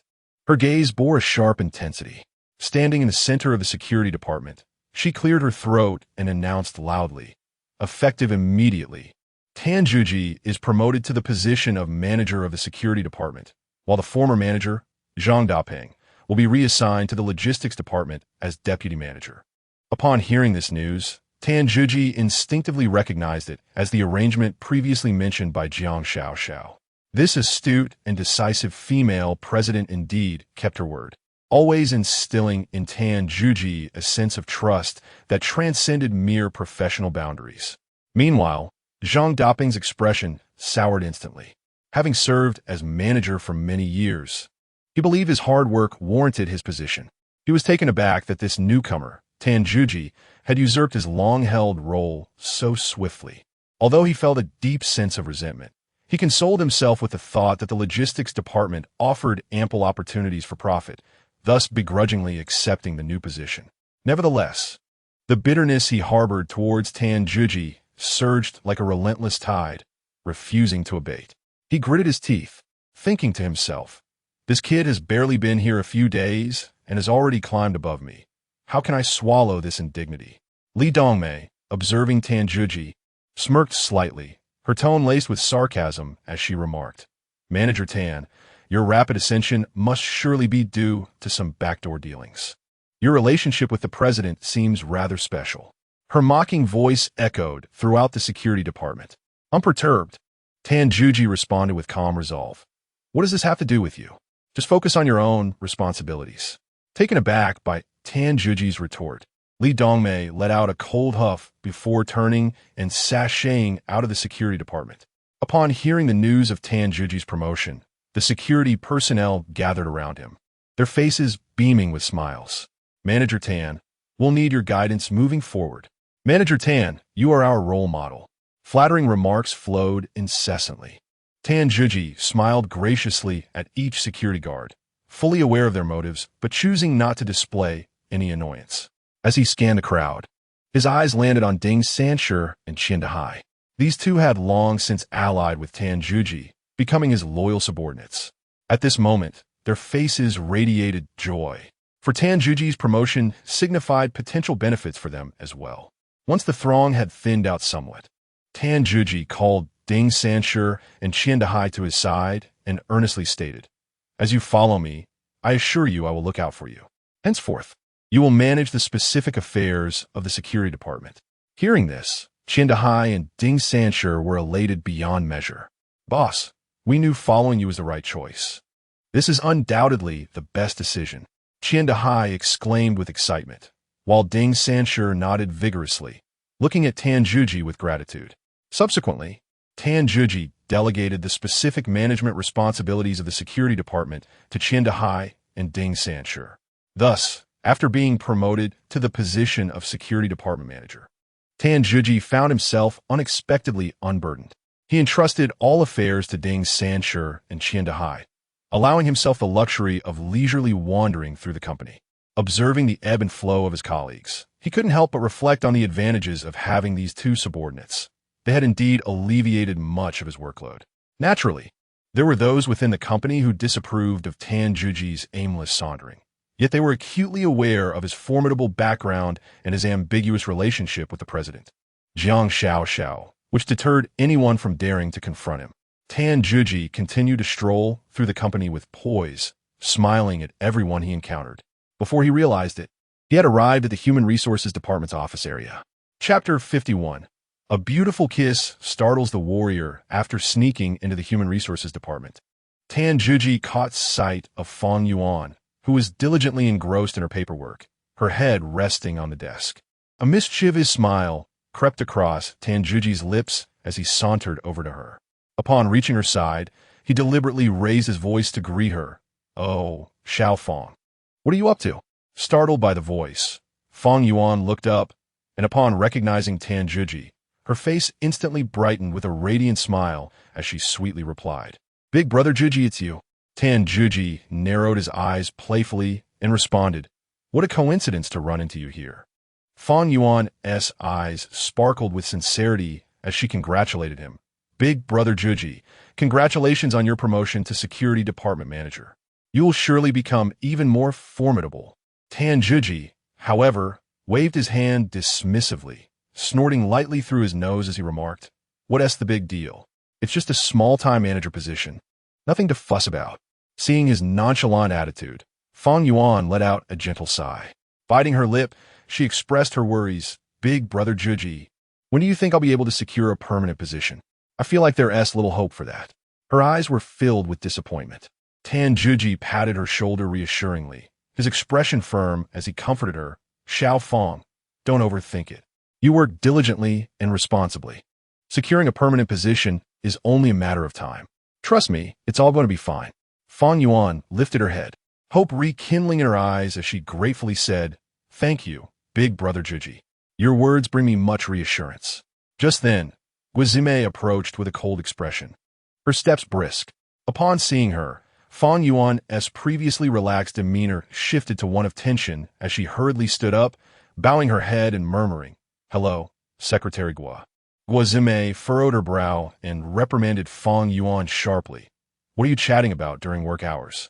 Are you so idle? Hurry back to your tasks." Fang Yuan, startled, trembled slightly and quickly replied, "Yes, Secretary Gua." She then turned and scurried back to her workstation. Gua Zimei turned her gaze sharply to Tan Zhiji. Her eyes filled with skepticism as she inquired, "Tan Zhiji, why are you here in the Human Resources Department instead of being in the Security Department?" Crossing his arms and lifting his chin, Tan Zhiji responded proudly, "Secretary Gua, I am now the Security Department Manager, and my responsibilities encompass the entire company. Naturally, I can roam around to identify any security risks." Gua Zimei, momentarily taken aback by his explanation, quickly regained her composure. She adopted a serious demeanor and sternly warned him, "Fang Yuan has only recently graduated. She is quite naive. You must not harbor any ill intentions towards her." With a playful smirk, Tan Zhiji teased, "Secretary Gua, you needn't concern yourself with my personal affairs. Your keen interest in me. Could it be that you have a secret crush?" Gua Zimei's face flushed crimson, and she angrily stamped her foot, vehemently denying, "Who has a crush on you? Don't flatter yourself." Tan Zhiji, intrigued, continued to observe her with curiosity, asking, "Then why do you care so much about my relationship with Fang Yuan?" Gua Zimei clasped her hands before her chest, letting out a cold snort as she remarked, "I merely wish to prevent you from engaging in disorderly conduct within the company, tarnishing the reputation of our esteemed president. Should you continue in this manner, I will have no choice but to inform General Manager Jiang." Upon hearing this, Tan Zhiji's smile vanished instantaneously, his expression darkening. He pondered the implications of Jiang Xiaoxiao discovering his amiable conversations with Fang Yuan. The thought instilled a sense of trepidation within him. Observing the change in Tan Zhiji's demeanor, Gua Zimei smirked with satisfaction, issuing another warning, "Mind your actions." With that, she turned and strode out of the Human Resources Department. Tan Zhiji remained rooted to the spot, watching Gua Zimei's swaying figure depart, a disdainful smile curling at the corners of his mouth as he nonchalantly raised his middle finger in her direction. "What nuisance!" he muttered under his breath, filled with contempt. Within the company, Tan Zhiji felt akin to a headless fly, wandering aimlessly throughout the morning. With no tasks at hand, he was plagued by a restless irritation, akin to being scorched by flames. The monotonous atmosphere and routine of the office were, to this former battlefield soldier, an unbearable torment. Observers noted his listless demeanor, their gazes heavy with dissatisfaction and scorn. Whispers circulated, unappreciative of his fortune. How many strive to enter this company while he idles away? Tan Zhiji could easily surmise their words, yet a nonchalant smile lingered on his lips. At long last, the end of the workday arrived, and Tan Zhiji was eager to escape the stifling environment and satiate his empty stomach. Stretching languidly and adjusting his attire, he prepared to embark on a solitary lunch. The unpleasant events of the previous night had left Du Qianqian and Jiang Xiaoxiao indifferent towards him. With a resigned sigh, he shook his head. It seemed this meal would be a solitary affair. Hands tucked into his pockets, he strode out of the company building. Not far from the exit, he heard a faint sound of sobbing. Following the sound, he found Fang Yuan crouched in a corner, her shoulders shaking with quiet tears. Tan Zhiji furrowed his brow and hastened over, crouching beside her to softly inquire, "Fang Yuan, what troubles you? Why do you weep so sorrowfully?" Upon hearing his voice, Fang Yuan lifted her head, her voice quivering as she replied, "It's nothing. Please do not concern yourself with me." With that, she lowered her head once more. Tan Zhiji was not inclined to relent so easily. He insisted, "If something is troubling you, speak of it. Bottling it up will only exacerbate your distress." After a moment of hesitation, Fang Yuan stammered, "It's Manager Li Dongmei from the Human Resources Department. She berated me for being slow and consistently making mistakes, suggesting I might not pass my probation." As she spoke, tears streamed down her cheeks uncontrollably. Tan Zhiji's anger flared upon hearing this, and he rose to his feet, declaring, "That woman has gone too far. Do not fear. I shall confront her on your behalf. Upon hearing this, Fang Yuan's tears subsided, and she quickly grasped his arm, urging, "Please, do not act impulsively. If you go, I might truly lose this job." Fang Yuan gazed at the man before her, who was willing to stand up for her, and an unfamiliar emotion surged within her heart. She bit her lip, summoning her courage to speak. "Brother Juji, I want to express my gratitude. You saved me before, and now you are willing to stand up for me again. You are truly a wonderful person." Tan Juji's eyes widened in astonishment as he looked at Fang Yuan, about to utter a response. However, she suddenly leaned in, pressing her lips firmly against his. Chapter 52, Pretending to Divine. Seizing an opportunity to woo Tan Juji's mind was a whirl, silently lamenting his predicament. How had he found himself subjected to yet another forceful kiss? Just at that moment, Jiang Xiao, bearing a meticulously prepared lunch, was making her way towards him. Her intention had been to ease the tension in their relationship. Although she regarded Tan Juji merely as a security guard, for reasons unknown, the memory of their unpleasant encounter the day before left her feeling restless. However, upon witnessing the intimate embrace and kiss shared between Fang Yuan and Tan Juji, she was rendered utterly speechless. Shock flooded her visage, her body trembling involuntarily, her complexion paling to that of a ghost, as the lunchbox in her hands nearly slipped from her grasp. Jiang Xiao felt as though her heart was gripped by an invisible hand, wrenching it painfully, leaving her breathless. With a self-deprecating smile, she mused inwardly, "Jiang Xiao, what are you truly thinking? He is but a security guard." She cast a lingering glance at Tan Juji before turning away, unsteadily departing. Her silhouette appeared profoundly desolate. Tan Juji, hearing a sound from behind, turned to discover it was Jiang Xiao, and a sense of foreboding washed over him. His mind raced, and, in a flurry, he pushed Fang Yuan away, exclaiming, "I'll step out for a moment." With that, he hastened after the direction Jiang Xiao had taken. Fang Yuan watched his hurried retreat, her lips moving as if to speak, yet no words escaped her. Tan Juji traversed the office corridor in pursuit, yet he did not catch a glimpse of Jiang Xiao. He pressed on, eventually arriving at Du Qianqian's office. At that moment, Du Qianqian was leisurely enjoying her lunch at her desk. Without hesitation, Tan Juji inquired, "Qianqian, have you seen General Manager Jiang?" Du Qianqian paused, her curiosity piqued as she lifted her gaze to him. "Oh, what do you need her for?" she replied, setting down her chopsticks and observing him with keen interest. "I have something urgent to discuss," Tan Juji stated, his urgency evident, unwilling to elaborate further. Du Qianqian pouted, resuming her meal, and between bites, she remarked, "She went to bring you lunch earlier. Didn't you see her?" Furrowing his brow, Tan Juji felt a wave of confusion. "No, I haven't seen her all," he insisted, dismissing any further conversation from Du Qianqian as he swiftly exited the office, continuing his search for Jiang Xiao.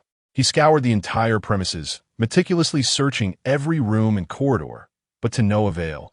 It was as if Jiang Xiao had vanished into thin air. Just as disappointment began to settle in and he contemplated giving up, Fang Yuan appeared before him. "Tan, you haven't had lunch yet, have you? Shall we go eat together?" she invited warmly, a sweet smile gracing her face. Tan Juji still held thoughts of Jiang Xiao in his heart, initially intending to decline. He found it difficult to utter the words of refusal upon encountering Fang Yuan's eager gaze. After a moment of hesitation, he reluctantly nodded in agreement. The two made their way to a small restaurant not far from the company. After ordering their dishes, Fang Yuan, unable to contain her curiosity, inquired, "Brother Tan, who was the woman you were pursuing before?" With a playful wink and a gossiping demeanor, she pressed on. Tan Juji felt a tightening in his chest and evasively replied, "Oh, just a friend." He then picked up his cup to sip water, attempting to conceal his unease. However, Fang Yuan was not easily deceived, tilting her head. She beamed with a teasing grin. "I bet she likes you." Upon hearing this, Tan Juji quickly waved his hand in denial. "Stop guessing. That's not the case at all." He hastily shifted the conversation, asking Fang Yuan how her work had been recently. To his surprise, Fang Yuan suddenly mustered the courage to look at him earnestly and confessed, "Brother Tan, I have liked you for a long time. Taken aback by this unexpected declaration, Tan Juji momentarily faltered before stammering, I don't think we're suited for each other. You might be misunderstanding. The moment those words left his lips, he felt a wave of awkwardness wash over him. Yet, as a thought struck him, he smiled at Fang Yuan and proposed, how about I tell your fortune? Without waiting for her consent, he took her hand in his. Fang Yuan's face flushed red, a mix of shyness and joy coursing through her. But she skeptically replied, You can tell fortunes? I don't believe it. With utmost seriousness, Tan Juji grasped her hand and proclaimed, My fortune-telling is quite accurate. Just wait and see. In truth, he was secretly reveling in this sly maneuver. As he held Fang Yuan's hand, its softness and smoothness intrigued him, and he began to playfully knead it. Fang Yuan's face turned a deep crimson, akin to a ripened tomato.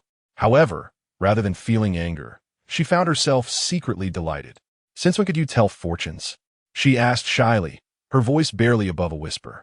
Tan Juji, eyes glinting mischievously, pointed at the lines on her palm and began to speak whimsically. Look, this line indicates that you have a stroke of good fortune in love coming your way, and it's a significant one. He spoke with such conviction that he almost seemed possessed by a prophetic spirit. Fang Yuan listened, half believing, yet as she thought of her feelings for Tan Juji, she couldn't help but ponder if there might be some truth to his words. Those dining nearby cast disdainful glances at the pair. This guy is definitely trying to flirt. Someone muttered softly, their tone dripping with contempt. At that moment, Tan Juji caught a familiar figure entering the restaurant out of the corner of his eye. Upon closer inspection, he realized it was none other than Guy Lily. A sudden jolt of surprise coursed through him. Guy Lily instantly spotted Tan Juji, her face contorting in an expression of disdain. Yet, Tan Juji remained unfazed. Greeting her with a smile, Officer Guy, would you care to join me for a meal? It's on me. We'll want to dine with you.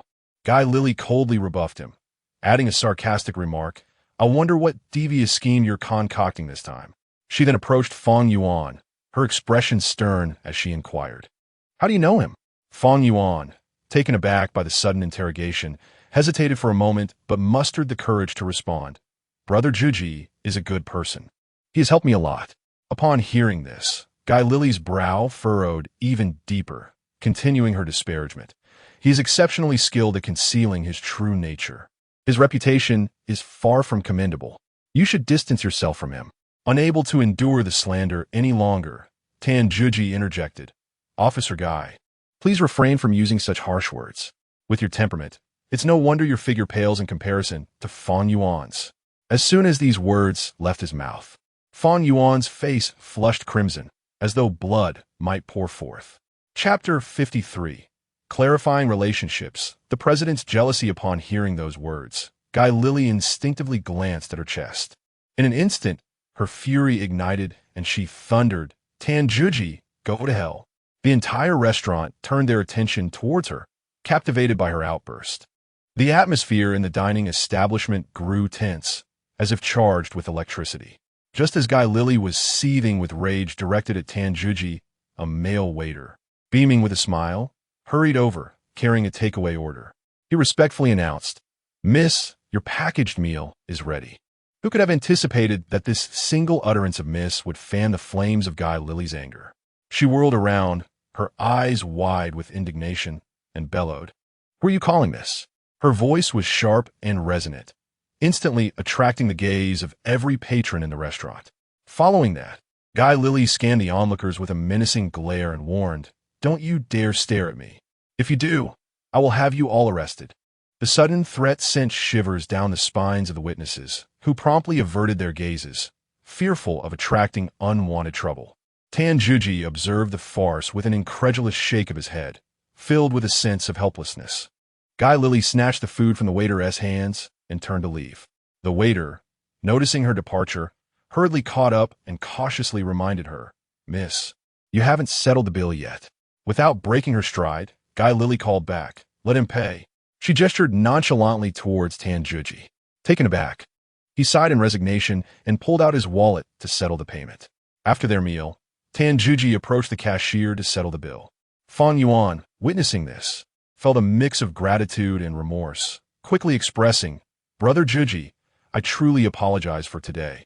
Next time it's my treat." Tan Juji smiled and nodded, readily agreeing, "Right? It's a deal." In the afternoon, with nothing pressing on his mind, Tan Juji found himself thinking of Jiang Xiao and decided to visit her office. He straightened his attire and walked purposefully toward her office. Upon reaching the door, he knocked, and upon receiving permission, he stepped inside. As he entered, Tan Juji immediately sensed that Jiang Xiao's demeanor was somewhat frosty. He hastily clarified his relationship with Fang Yuan, stating, "Manager Jiang, Fang Yuan and I are merely colleagues. I happened to rescue her once. There's nothing more to it." Jiang Xiao did not look up, continuing to sift through her documents as she coldly replied, "I'm not interested in your relationships."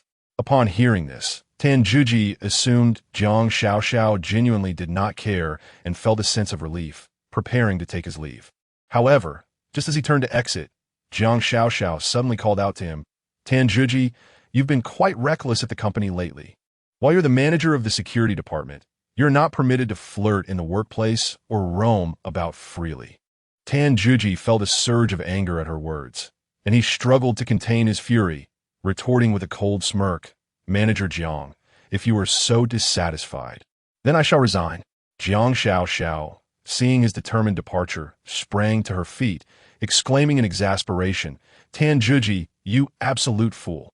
She would certainly not agree to Tan Juji's resignation. After all, as a former Special Forces soldier, his exceptional skills ensured her security. If he were to leave, the nefarious gangs that coveted the Jiang group and unscrupulous business rivals might concoct some mischief. Upon hearing Jiang Xiao's furious outburst, Tan Juji felt a pang of distress. He believed he had devoted himself wholeheartedly to his role as a security guard at the Jiang group, not only alleviating numerous troubles for Jiang Xiao, but also safeguarding her on multiple occasions. Yet, now being reproached by her left him feeling as though his fervor had been doused with cold water. Nevertheless, he understood that Jiang Xiao was a strong-willed woman, and her words were undoubtedly born of her own concerns. At that moment, however, his feelings of grievance and anger prevailed. Du Qianqian, carrying a stack of documents, happened to pass by just as Tan Juji emerged from Jiang Xiao's office with a stormy expression. Curiosity piqued, she approached him with genuine concern, asking, "Tan Gu, what happened?" Tan Juji shook his head, attempting to mask his emotions, and softly replied, "It's nothing." Du Qianqian's eyes sparkled mischievously as she speculated. "Could it be that you were reprimanded by President Jiang?" With a resigned sigh, Tan Juji nodded. "Oh dear, Tan Gu, don't take it to heart." Du Qianqian quickly reassured him. "President Jiang seems to be in a rather foul mood today. Once she cools off, it will all be fine." Tan Juji managed a wry smile and shook his head, saying, "Qianqian, the matters between her and me are not so simple." Afterward, he glanced at the documents in Du Qianqian's hands and inquired, "Where are you headed?"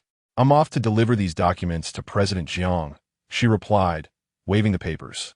"Perhaps I could speak a few kind words on your behalf."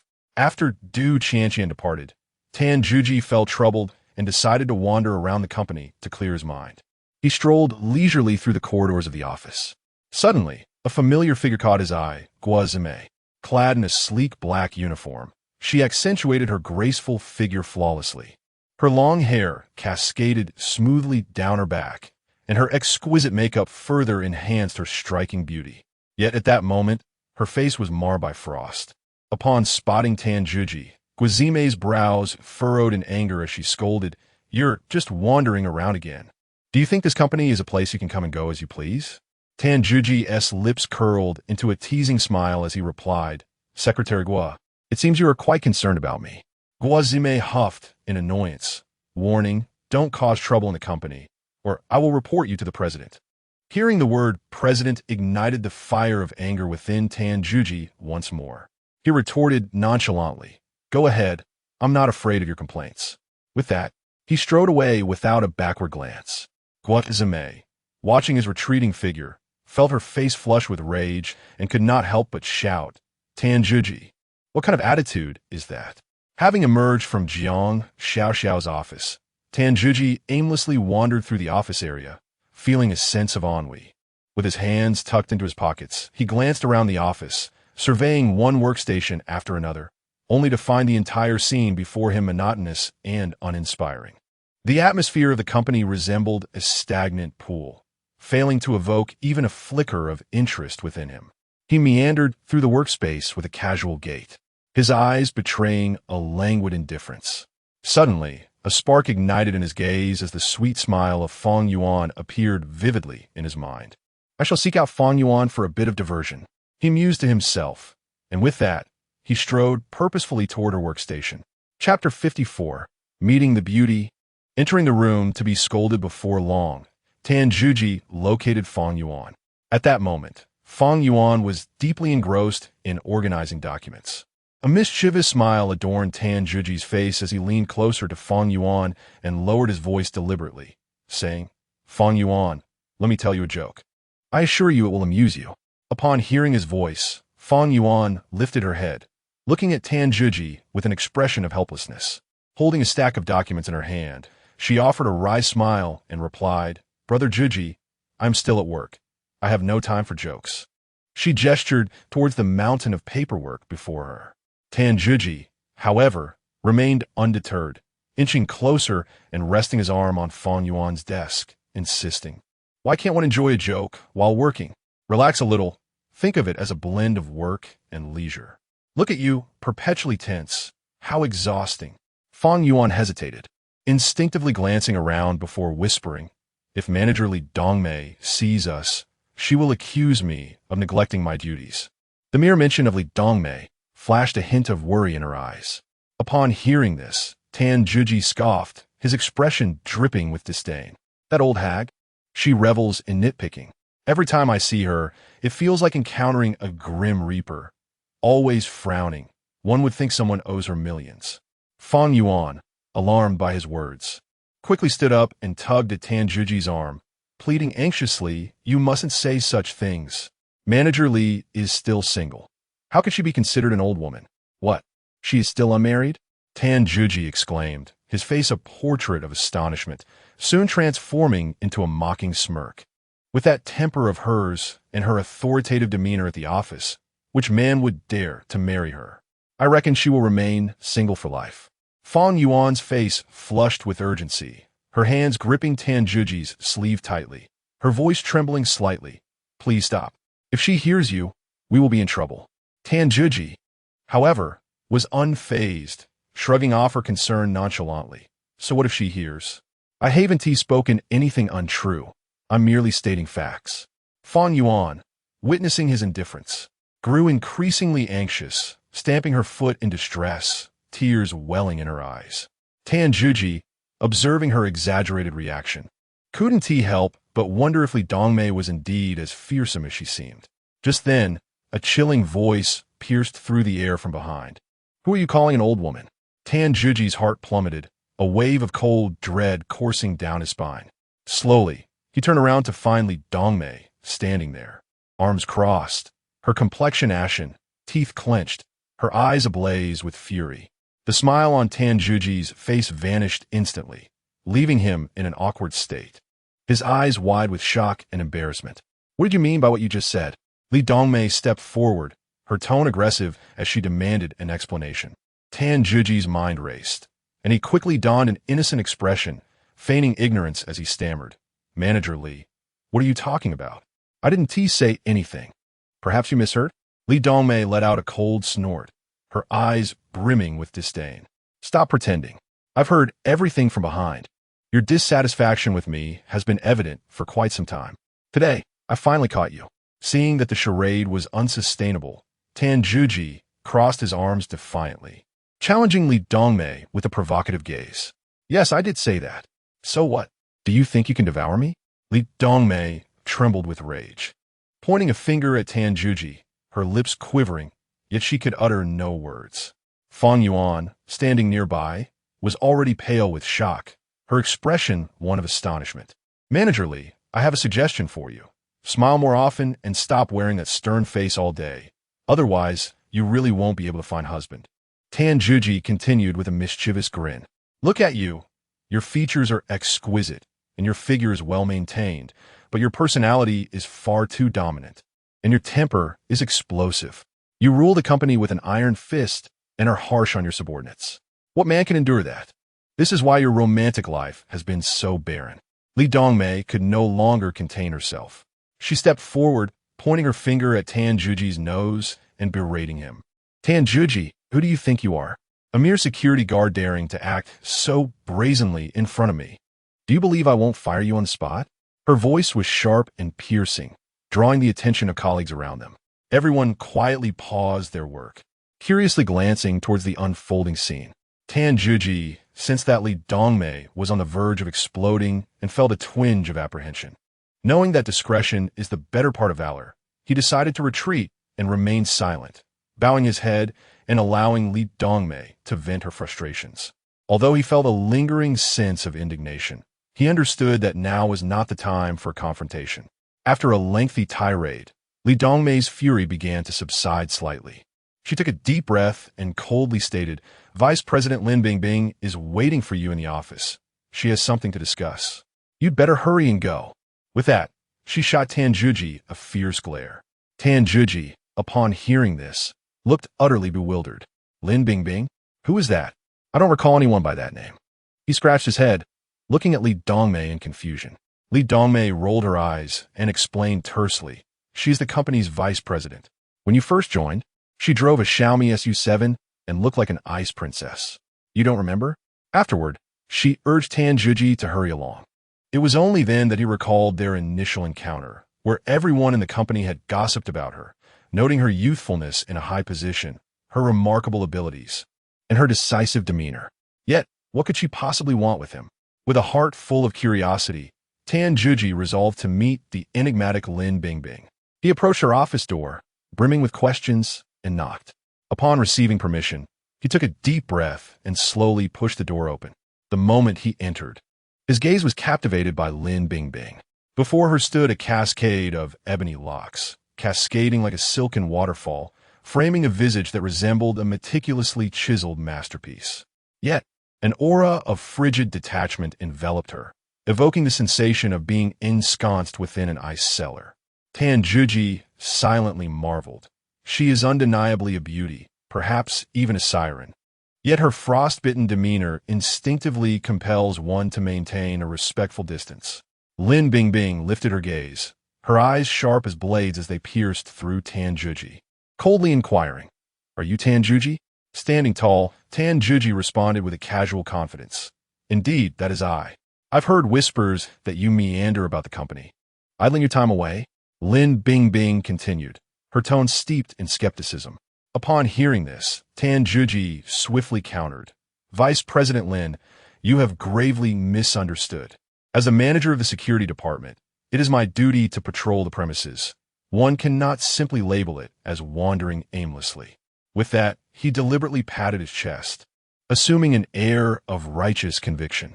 Chapter 55. An appointment in the park. Encountering a bomb, Lin Bingbing furrowed her brow slightly and said in a measured tone, "Tan Juji, there have been reports that you not only idly pass your time, but also disturb others in their work." A jolt of realization struck Tan Juji, and he instantly suspected that it was Guo Zimei's scheming. He replied, "I suspect it was that girl Guo Zimei stirring up trouble behind my back, isn't it?" A flicker of annoyance flashed in Lin Bingbing's eyes as she pressed, "How do you know it was her who said that?" Tan Juji shrugged his shoulders, helplessly stating, "I haven't offended her. She simply disapproves of my roaming about." Seizing the opportunity, Tan Juji reiterated, "Deputy General Manager Lin, conducting inspections around the company is indeed my responsibility. It is a necessary measure to ensure the company's safety." However, Lin Bingbing was not inclined to let him off easily and continued to question, "What, then, is the reason for your frequent visits to the Human Resources Department?" Tan Juji, with a quick flick of his eyes, maintained his composure and replied, "I am fulfilling my duties, liaising with the HR team regarding personnel safety management." Upon hearing this, Lin Bingbing was taken aback by Tan Juji's seemingly rational yet shameless response, her lips twitching slightly as she found herself at a loss for words. After a moment of silence, Lin Bingbing suddenly declared, "Come with me to handle some matters shortly." Without a second thought, Tan Juji outright refused. "Deputy General Manager Lin, I am the security department manager, not your personal bodyguard. This is quite inappropriate. Lin Bingbing snorted coldly and retorted, "You are the least busy in the company. If not you, then whom should I seek? If you refuse, you may as well relinquish your position as security department manager." Tan Juji's temper flared upon hearing this, yet he restrained himself and countered. "My position was personally appointed by the president. I doubt you have the authority to dismiss me at will." He aimed to rebut Lin Bingbing's threat with this assertion. Lin Bingbing's lips curved into a slight smile, revealing a hint of triumph as she slowly responded. "Before you entered, I had already contacted General Manager Jiang. From now on, your work will be managed by me, as she has authorized me to oversee you." Tan Juji was taken aback by her words, realizing that Jiang Xiao had indeed been provoked by him. He clenched his teeth, filled with resignation, and ultimately conceded, "Fine, I will accompany you." Seeing Tan Juji acquiesce, Lin Bingbing displayed a satisfied smile, as though she had emerged victorious in their exchange. Tan Juji observed her expression and internally muttered, "I wonder what kind of trouble we might encounter on this outing." Reluctantly, Tan Juji followed Lin Bingbing out of the company. She walked directly to a brand-new black sedan, gracefully taking her seat in the driver's position. Tan Juji plopped down in the passenger seat, still pondering this inexplicable outing. The car started and smoothly headed toward their destination. Throughout the journey, Lin Bingbing focused intently on driving, the atmosphere in the vehicle growing somewhat oppressive in its silence. Unable to contain himself, Tan Juji broke the silence. "Deputy General Manager Lin, where exactly are we headed?" Lin Bingbing, without glancing away from the road, coldly replied, "The park." Tan Juji furrowed his brow, increasingly perplexed. What could the company's affairs possibly have to do with a park? Upon arriving at the park, Lin Bingbing parked the car and walked in with Tan Juji. Tan surveyed his surroundings, observing the leisurely citizens strolling and children playing joyfully, which hardly seemed like a venue for business discussions. Unable to contain his curiosity any longer, he inquired once more, "Vice President Lin, what brings us to the park?" Lin Bingbing halted, her expression serious as she replied, "I have an important client to meet, and, as the head of security, your responsibility is to ensure my safety." Upon hearing this, Tan Juji nearly leaped in disbelief. "What? I, a seasoned warrior, am here to serve as your personal bodyguard?" Frustration and dissatisfaction surged within him. Yet, faced with Lin Bingbing's unwavering gaze, he swallowed his discontent. They found a spacious bench to sit on, silently awaiting the client. As seconds turned into minutes, the client appeared to have vanished into thin air. Bored, Tan's eyes wandered over Lin Bingbing, who was clad in a fitted business attire that accentuated her graceful figure. He contemplated in silence.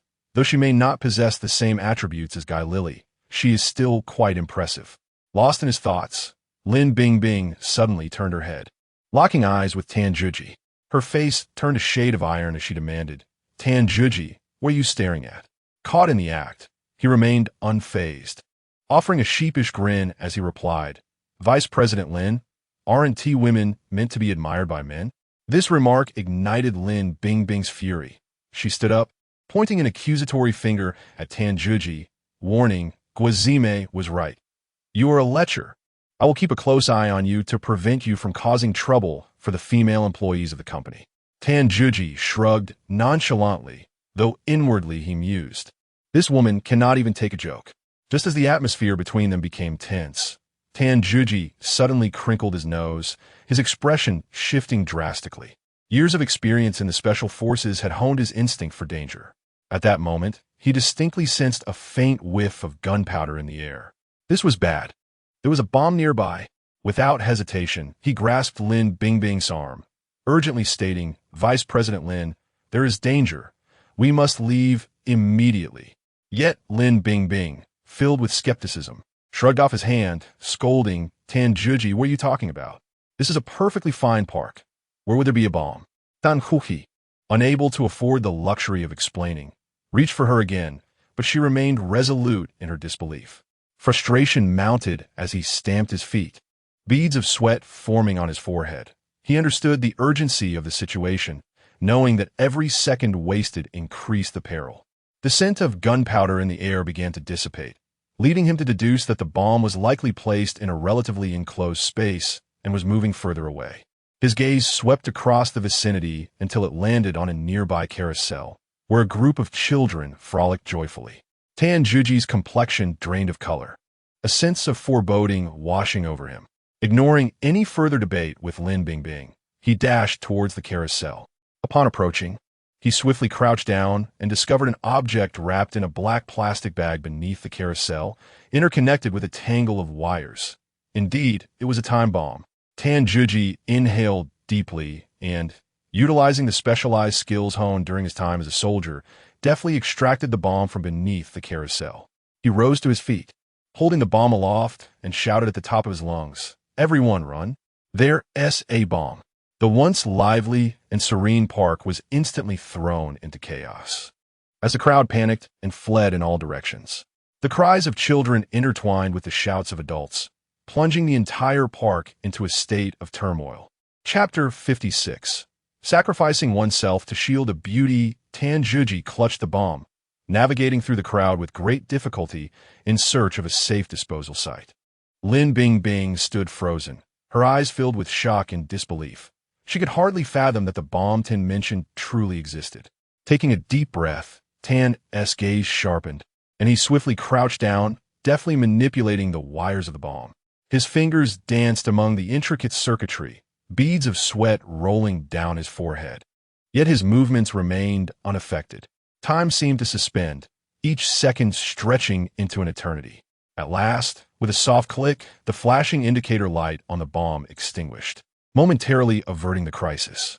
However, before the crowd could exhale in relief, a sharp crack of gunfire erupted. Tan instinctively sidestepped, a bullet grazing the hem of his clothing, sending a chill through the air. The crowd descended into further chaos, screams and cries intermingling as many fell to the ground in panic, blood staining the earth. Lin Bingbing stood petrified by the sudden turn of events, her eyes brimming with terror. Observing her distress, Tan dashed over, pushing her to the ground and shouting, "Get down. Don't move."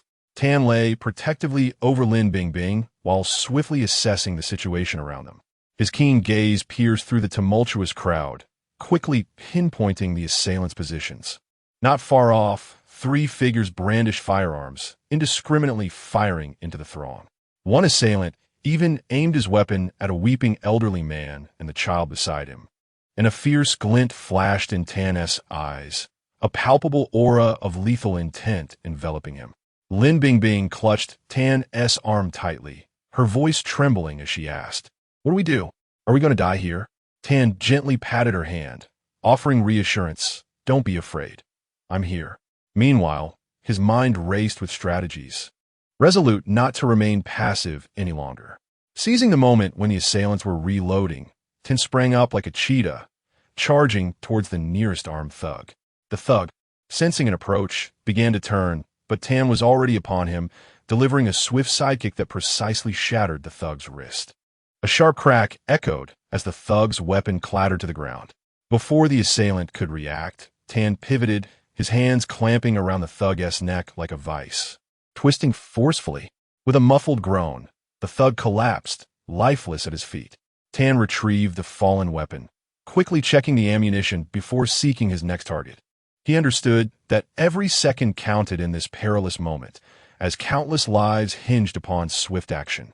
The remaining two assailants, enraged by the loss of their companion, began firing furiously at Tan.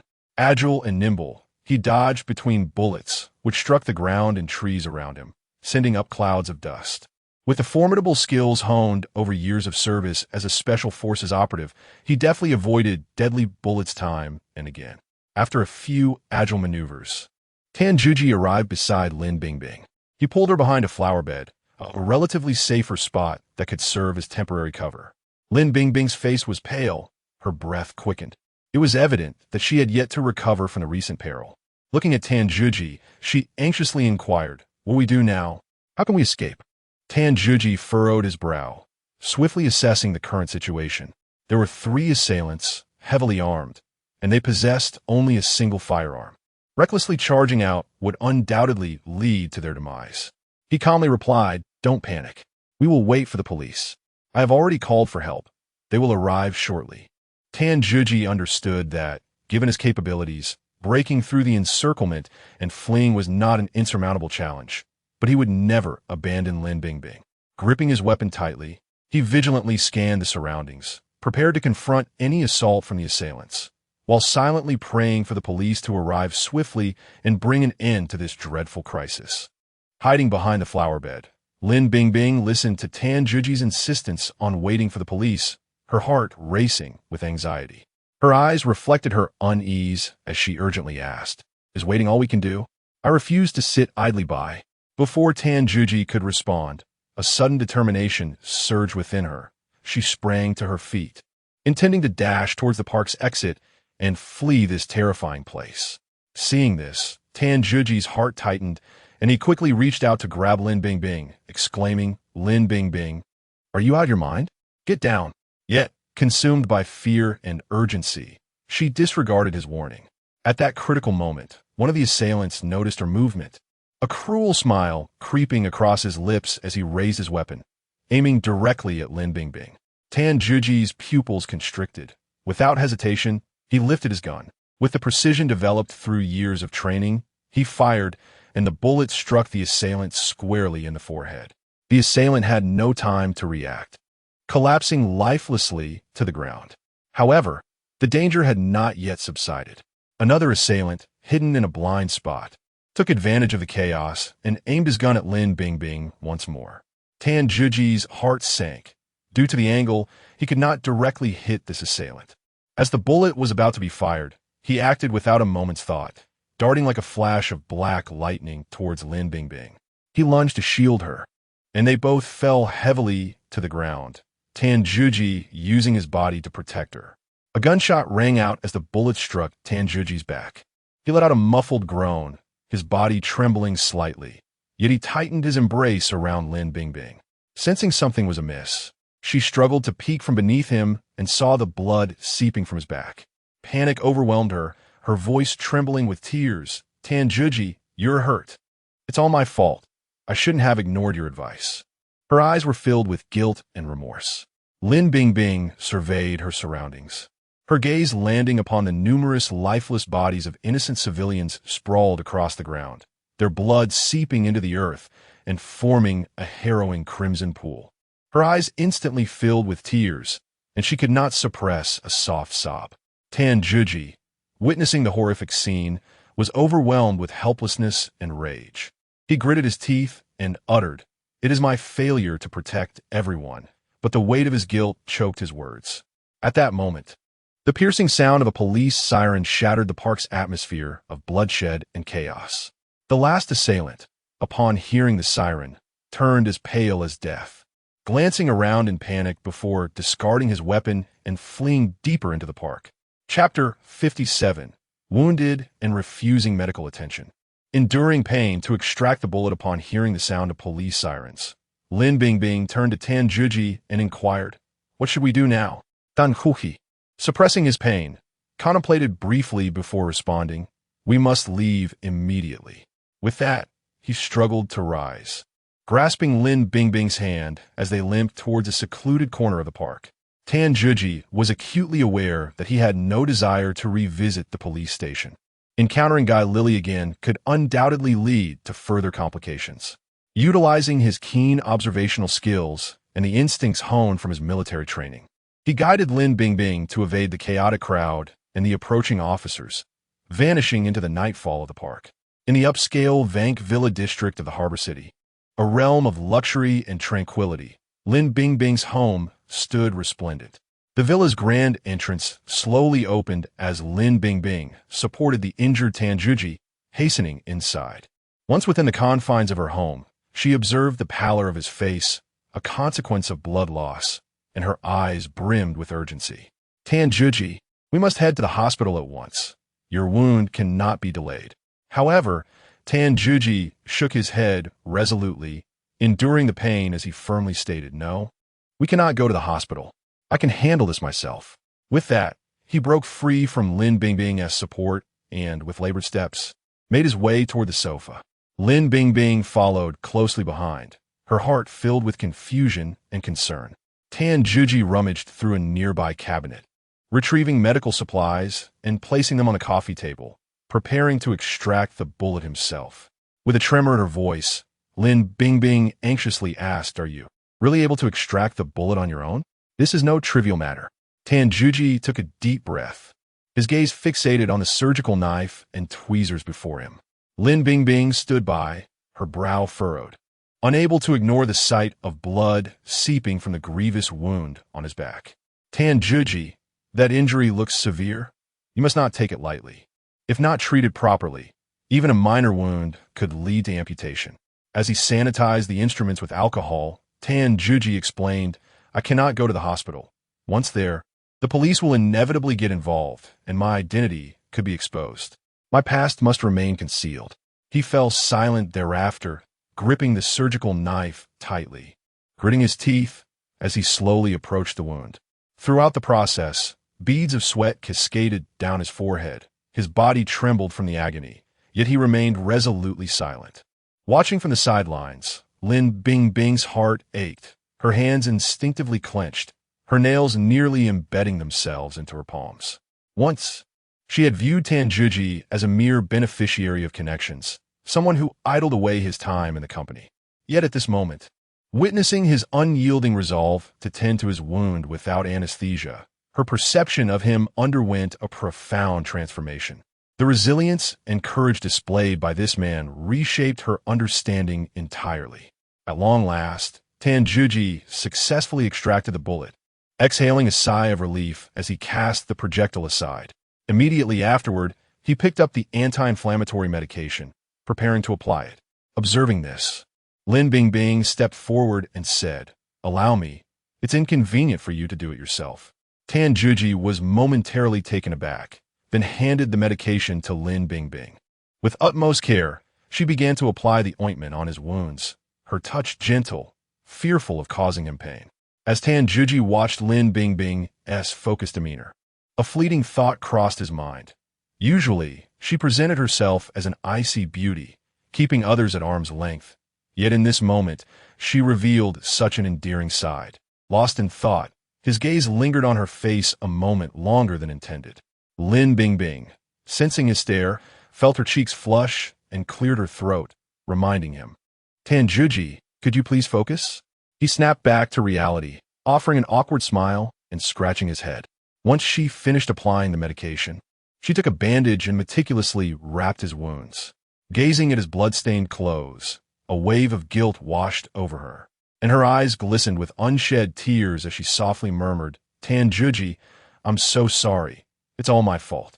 If I had only listened to you, you wouldn't have been hurt." Tan Juji turned to her, earnestly stating, "Do not say that. I am a man and the manager of the security department.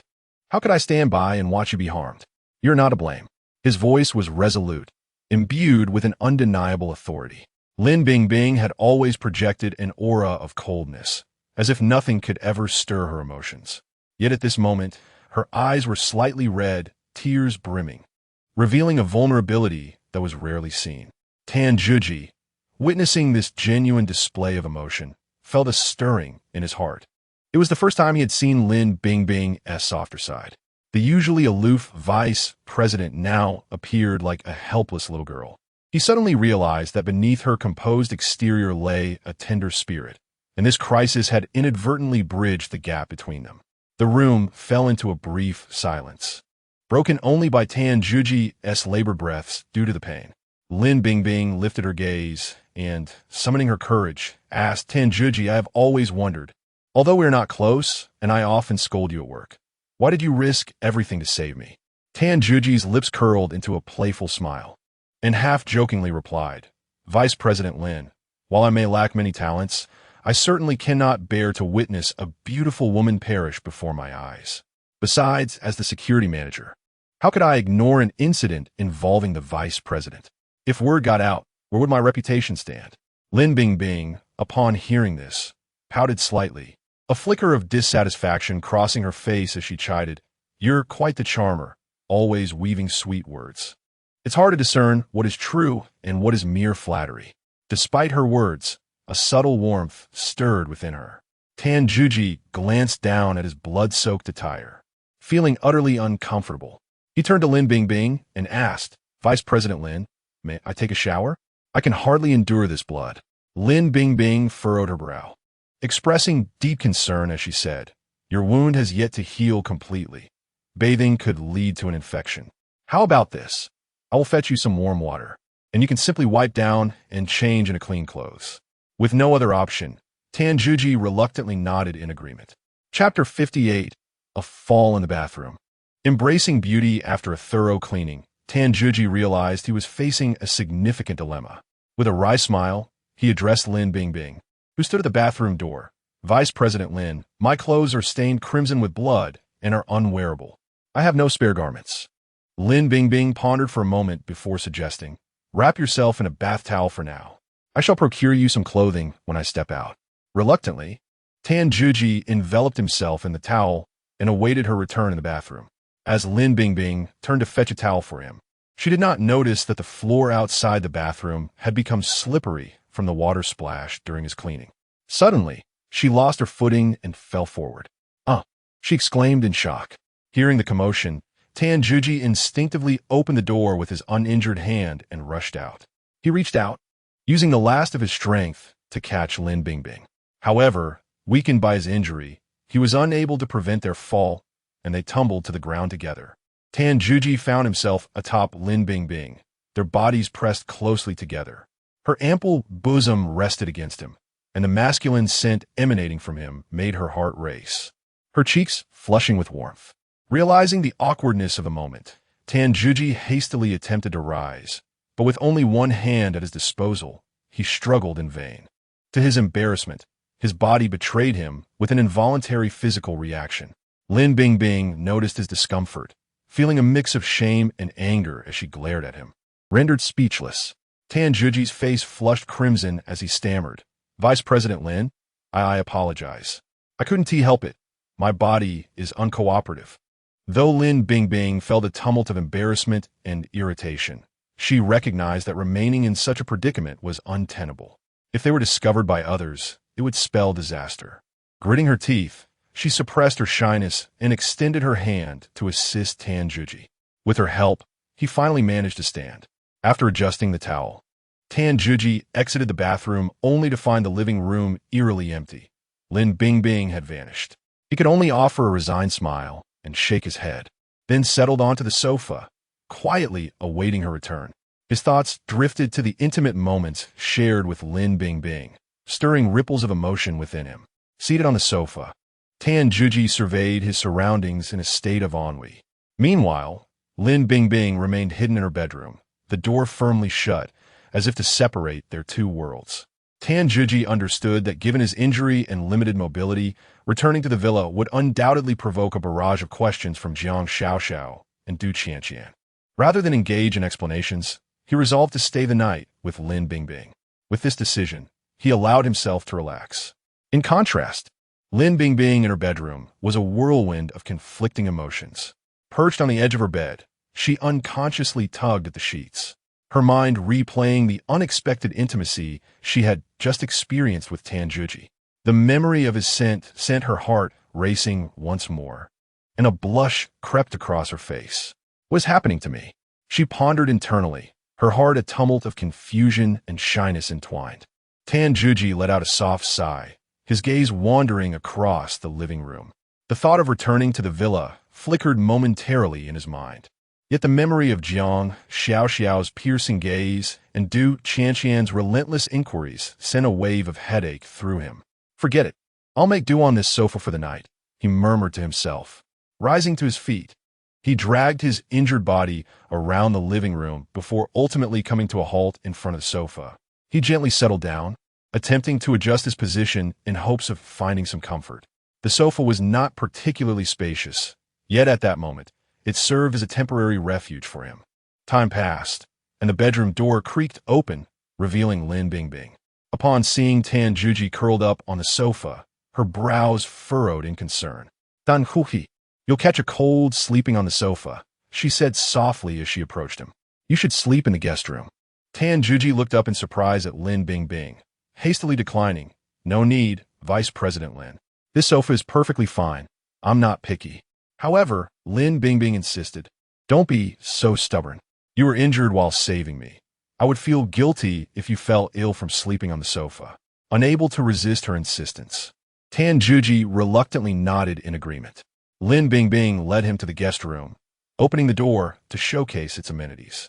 "This guest room is well equipped, and the bed is soft. You should rest well," she said, a hint of concern evident in her eyes. As Tan Juji stepped into the room and beheld the large, plush bed, a warm current surged within him. "Thank you, Vice President Lin." Once Lin Bingbing departed, Tan Juji lay on the bed, and the pain from his wounds seemed to diminish slightly. His eyelids grew heavy, and he soon drifted into slumber. Meanwhile, Lin Bingbing entered the bathroom, turning on the shower.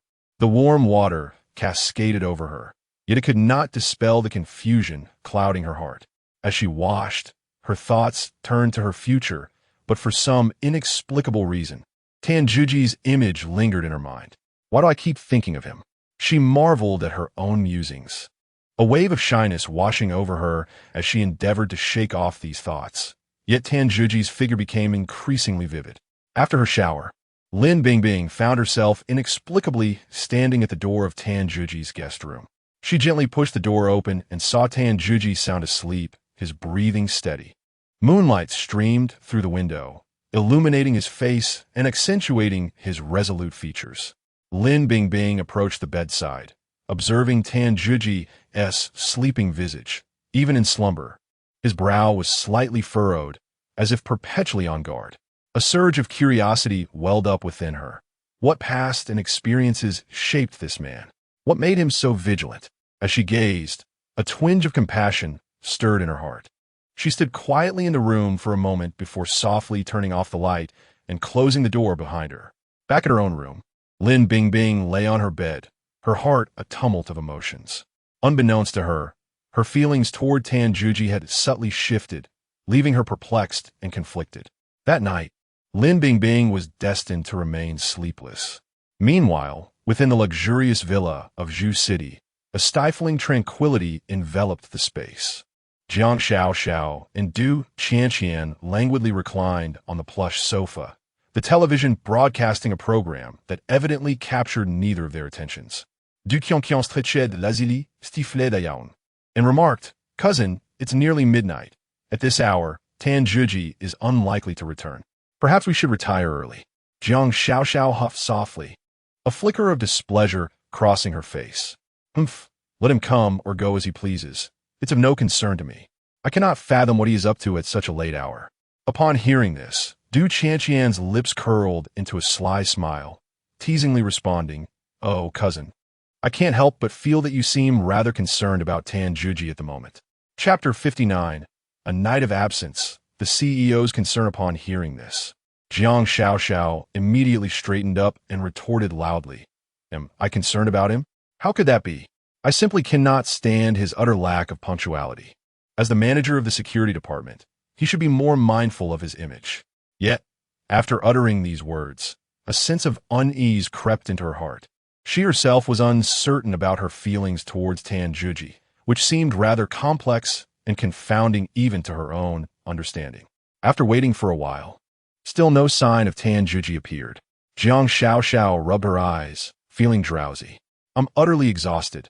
I think I shall head upstairs to sleep," she declared. Du Qianqian glanced at Jiang Xiaoxiao, and then at the time, puzzled, she inquired, "Aren't you going to wait for Tan Juji?" Jiang Xiaoxiao nonchalantly replied, "No need to wait. He is not a child and can find his way back." However, as soon as she finished speaking, she seemed to remember something and hastily added, "Qianqian, you should give him a call." Du Qianqian raised an eyebrow, a playful smile gracing her lips. "Oh, so you do care after all. Why else would you have me call him?" Jiang Xiaoxiao shot her a glare and flustered. She explained, I am merely concerned for his safety. There are many unsavory characters outside. If something were to happen while he is out alone, as his employer, I would feel responsible." Du Qianqian picked up her phone and dialed Tan Juji's number. Just then, a familiar ringtone echoed near the sofa. Following the sound, Du Qianqian searched the crevices of the sofa and retrieved Tan Juji's old Huawei phone. "Xiao Xiao, look! Tan Juji's phone was left here," she proclaimed, holding up the device. Seeing the phone made Jiang Xiaoxiao's face flush with anger. She exclaimed, "How careless can he be? He even left without his phone. I can't fathom what goes through his mind." With a huff, she stood up and strode toward the stairs. Yet, her heart was anything but tranquil. Upon reaching the second floor, she could not help but mutter to herself, "That scoundrel.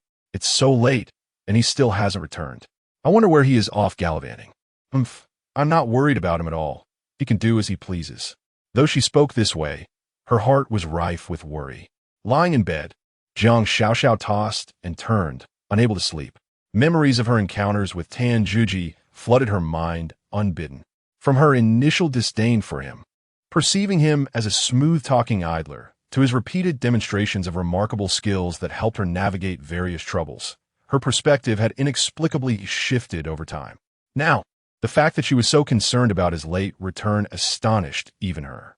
Meanwhile, Tan Juji lay comfortably on the large bed in Lin Bingbing's villa guest room, sleeping soundly, completely oblivious to the worries Jiang Xiaoxiao and Du Qianqian harbored about his whereabouts. A slight smile played on his lips, as if he were savoring the day's experiences even in his dreams. As dawn's light streamed through the gaps in the curtains, it illuminated the bed in Lin Bingbing's villa guest room. Tan Juji slowly regained consciousness. As he moved his arm, a sharp pain shot through his wound, prompting him to take a deep breath and furrow his brow tightly. After a moment, he gradually opened his eyes and surveyed his surroundings. The room was adorned with a warm and elegant decor, both unfamiliar and yet vaguely reminiscent. Turning his gaze to the window, the angle and brightness of the sunlight indicated that it was nearly noon. A jolt of realization struck him. He had not returned home the previous night and had missed work.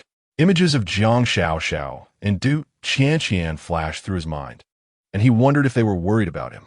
However, that thought quickly transformed into self-deprecating amusement. Jiang Xiaoxiao had always disliked him, likely wishing for his disappearance. So how could she possibly be concerned? As Tan Juji prepared to rise from the bed, he noticed that his clothes were stained red with blood, clinging uncomfortably to his skin. To make matters worse, he discovered that he had no clean clothes to change into. Just as he was feeling distressed, his eyes caught sight of a note on the table. Picking it up, he read, "Clothes have been bought for you in the bedside cabinet. Hurry and change. Lin Bingbing." He opened the bag in the bedside cabinet to find a complete set of clothing, even down to underwear. Initially taken aback, a smile crept onto his lips as he found it amusing that Lin Bingbing had considered every detail. Shaking his head, he swiftly changed into the new attire and stepped out of the bedroom. Upon entering the living room, he glanced at the wall clock and was taken aback to see it was already 12 o'clock. His stomach grumbled audibly, reminding him just how hungry he was. He headed straight for the refrigerator, opening it to find it brimming with prepared meals, each thoughtfully labeled with reheating instructions. As he took the food out to heat, he mused, "Lin Bingbing, though she presents herself as an icy beauty, distant and aloof, is surprisingly meticulous and considerate, truly fit to be a wife." His thoughts drifted back to the harrowing incident in the park the previous day, recalling Lin Bingbing's composure in crisis and her attentive care at the villa, which gradually altered his perception of her. Meanwhile, Jiang Xiaoxiao sat in the office of the Jiang Group's president, her brow furrowed in a mix of anxiety and impatience. Tan Juji's absence, coupled with the fact that he had left his phone behind and had not shown up for work that morning, set her heart racing. She paced restlessly in her office, her pen spinning rapidly in her hand, yet she could not write a single word. Finally, unable to contain herself, she summoned Du Qianqian and commanded, "Qianqian, quickly find out where Tan Juji has gone. It's high time he showed up." Before long, Du Qianqian rushed back, breathless, and reported, "Xiao, Tan Juji has taken a leave of absence," and it was Lin Bingbing, the company's vice president, who requested it on his behalf. Jiang Xiaoxiao was taken aback. Confusion enveloped her. Lin Bingbing was known for her strict demeanor and emotional distance, and to her recollection, she and Tan Juji had hardly any acquaintance. Why would she suddenly assist him in taking leave?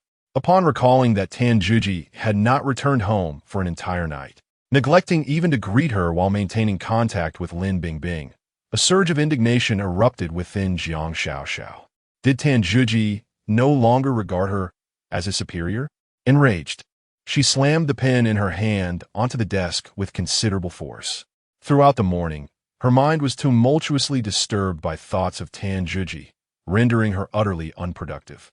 She silently vowed that upon his return, she would deliver a thorough reprimand. Seated at her desk, she was engulfed in a tumult of conflicting emotions and restlessness, her thoughts ensnared in a chaotic web spun by Tanjuji. Chapter 60. A beautiful woman's suspicion and inquiry. At that moment, a gentle knock echoed through the office. "Come in," Jiang Xiaoxiao endeavored to steady her voice. The door creaked open, and Lin Bingbing entered with an elegant poise. Upon seeing Lin Bingbing, Jiang Xiaoxiao's eyes instantly sparkled with anticipation as she eagerly inquired, "Vice President Lin, did you assist Tanjuji in taking a leave of absence?" Lin Bingbing momentarily froze, a flicker of subtle unease crossing her gaze. She instinctively adjusted her collar, cleared her throat, and replied, "Yes, General Manager Jiang, I did help Tanjuji with his leave." Internally, Lin Bingbing lamented, as she was reluctant to recount the harrowing events from the previous day's encounter with Tanjuji in the park. Should those tales surface, a flurry of rumors would likely besiege the company, severely tarnishing her reputation. Regaining her composure, she continued, "Tanjuji mentioned he caught a cold and was feeling quite lethargic, so he asked me to help him request a leave." Upon hearing that Tanjuji was unwell, Jiang Xiaoxiao's previously furrowed brow deepened further in concern. She leaned forward anxiously and asked, "Is it serious? Has he seen a doctor?" Seeing Jiang Xiaoxiao's evident distress, Lin Bingbing quickly gestured dismissively, assuring her, "General Manager, please don't worry. It's merely a common cold. He just needs to rest at home." Upon hearing this, Jiang Xiaoxiao exhaled deeply, her taut nerves easing somewhat. Lin Bingbing observed Jiang Xiaoxiao's reactions closely, her curiosity piqued. She scrutinized Jiang Xiaoxiao, tentatively inquiring, "General Manager, it seems you're quite concerned about Tanjuji. Is there something special between you two?" Jiang Xiaoxiao's face flushed at the question, and she hurriedly responded, "No. There's nothing particularly special. Tanjuji is a friend of my grandfather, and he advised me to look after him, which is why I'm showing extra concern." With that, she feigned calmness and took a sip from her teacup. Noticing Jiang Xiaoxiao's slightly flustered demeanor, Lin Bingbing's doubts diminished considerably. She nodded gently, saying, "I see, that clarifies things." Setting down her teacup, Jiang Xiaoxiao's gaze remained fixed on Lin Bingbing, her suspicions unabated. She then shifted the topic, asking, "Vice President Lin, I am curious. How did you come to know Tanjuji? I recall there seemed to be no prior connection between you."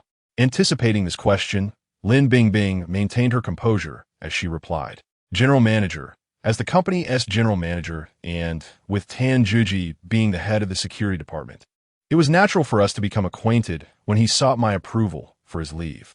Employees requesting leave is a perfectly ordinary matter." Though Jiang Xiaoxiao still felt something was amiss, she could not conjure a counterargument at that moment, and thus reluctantly nodded in agreement, stating, "You make a valid point." Jiang Xiaoxiao waved her hand, saying, "Vice President Lin, you may return to your duties now." Lin Bingbing slightly bowed and exited the office. Once Lin Bingbing departed, Jiang Xiaoxiao leaned back in her chair, lost in contemplation. She always sensed that there was something Lin Bingbing and Tanjuji were concealing from her, yet she could not pinpoint what was amiss. "Tanjuji, what exactly are you up to?" Jiang Xiaoxiao murmured softly. Meanwhile, Tanjuji lingered at Lin Bingbing's residence, feeling increasingly bored as noon approached. His stomach growled insistently, prompting him to recall the necessity of addressing his hunger. Approaching the refrigerator, he opened the door and retrieved the meals Lin Bingbing had prepared in advance, placing them in the microwave to warm. Before long, the enticing aroma of the food wafted through the air. Tanjuji, disregarding any semblance of propriety, grabbed the plate and began to devour the food with insatiable fervor, as if he hadn't eaten in ages. In no time, the plate was completely emptied. He leaned back in the chair, patted his round belly, and let out a contented belch. Just as he set the plate down and prepared to rise and tidy up, the sharp ring of a telephone pierced the air. He paused momentarily, looking towards the sound, and realized it was the landline at Lin Bingbing's home.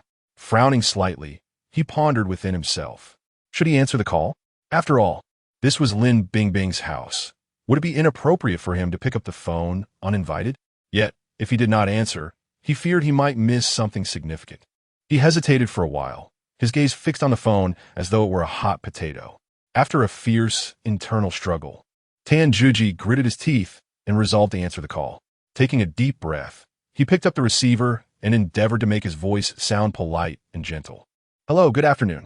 On the other end, a woman's voice emerged, and upon recognizing it as Lin Bingbing's, he felt a wave of relief wash over him. "Tan Juji, is that you? Did you see the note I left you this morning?" Hearing Lin Bingbing's voice, Tan Juji responded with a smile. "Vice President Lin, I did. The clothes you prepared fit perfectly, and the food was exceptionally delicious. Thank you." At that moment, a thought struck him. Perhaps Lin Bingbing's thoughtful gestures indicated she had feelings for him? His lips involuntarily curled into a smile. Lin Bingbing sighed softly on the other end, saying, "Tan Juji, I need to discuss something with you. I might be working late today and, unfortunately, cannot leave. I would like to ask you a favor to pick up my cousin's child." Tan Juji's interest piqued at the mention of picking up a child, and he curiously inquired, "Picking up a child? What exactly is the situation?"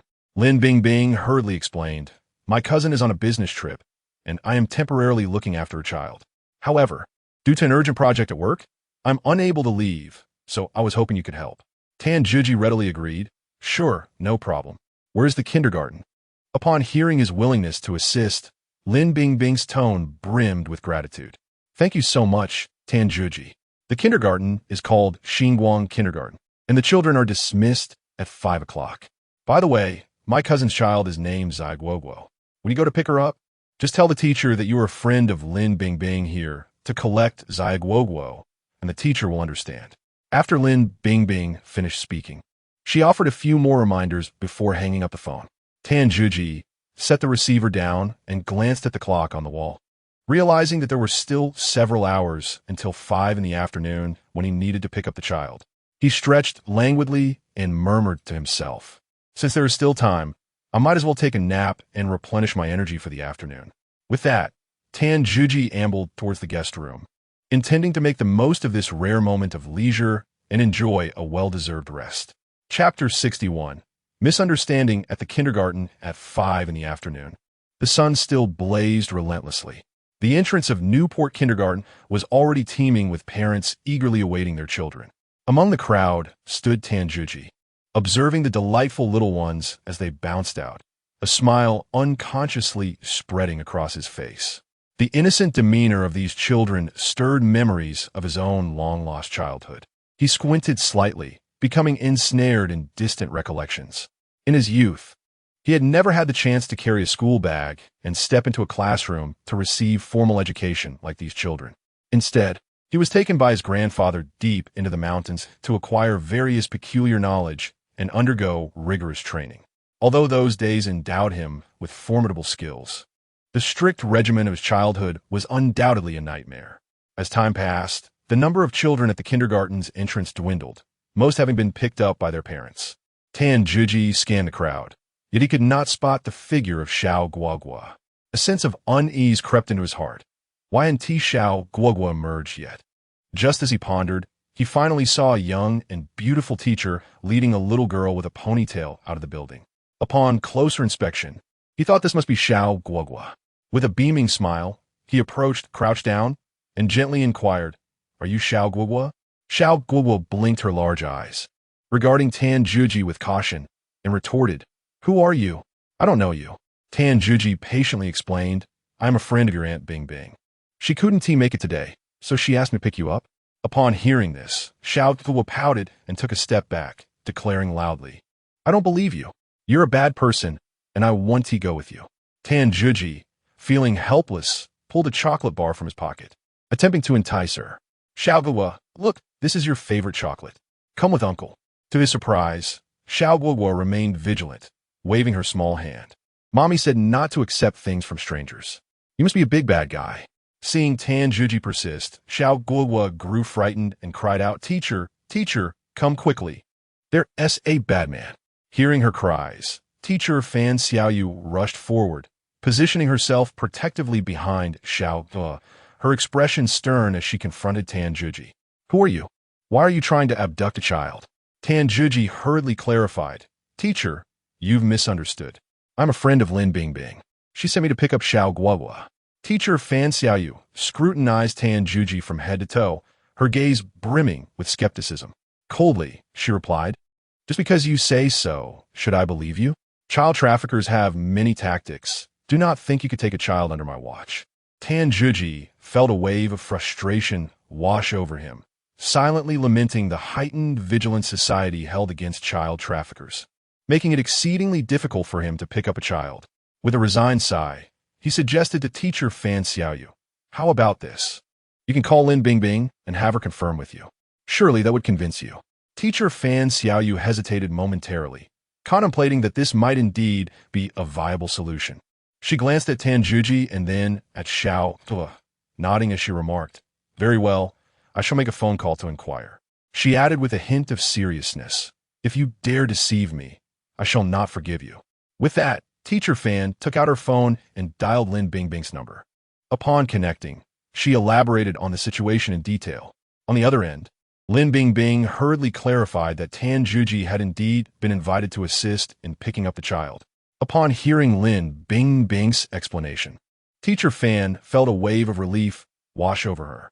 She ended the call, her expression visibly softening. Tan Juji smiled and inquired, do you believe me now? With a look of contrition, Teacher Fan stepped forward and sincerely addressed him. Mr. Tan, I sincerely apologize for my earlier misunderstanding. I am truly sorry. She slightly bowed, her eyes brimming with remorse. Tan Juji chuckled heartily, waving his hand dismissively as he replied, oh, teacher, it's quite all right. Your vigilance simply reflects your dedication to your work and your concern for the children. If every teacher were like you, parents would feel much more at ease. His face radiated warmth, his tone imbued with understanding and admiration. Turning to Xiao Guogua, Teacher Fan gently asked Xiao Guogua, is this Uncle Tan truly a friend of Aunt Bingbing? Are you now willing to go with him? Xiao Guogua tilted her head, her eyes darting around thoughtfully before she nodded vigorously and exclaimed, all right then, I will go with Uncle Tan. She grasped Tan Juji's hand, looking up with curiosity as she queried, Uncle Tan, are you really Annie's friend? Tan Juji crouched down to meet her gaze, responding earnestly, of course, Xiao Guogua. Uncle wouldn't deceive you.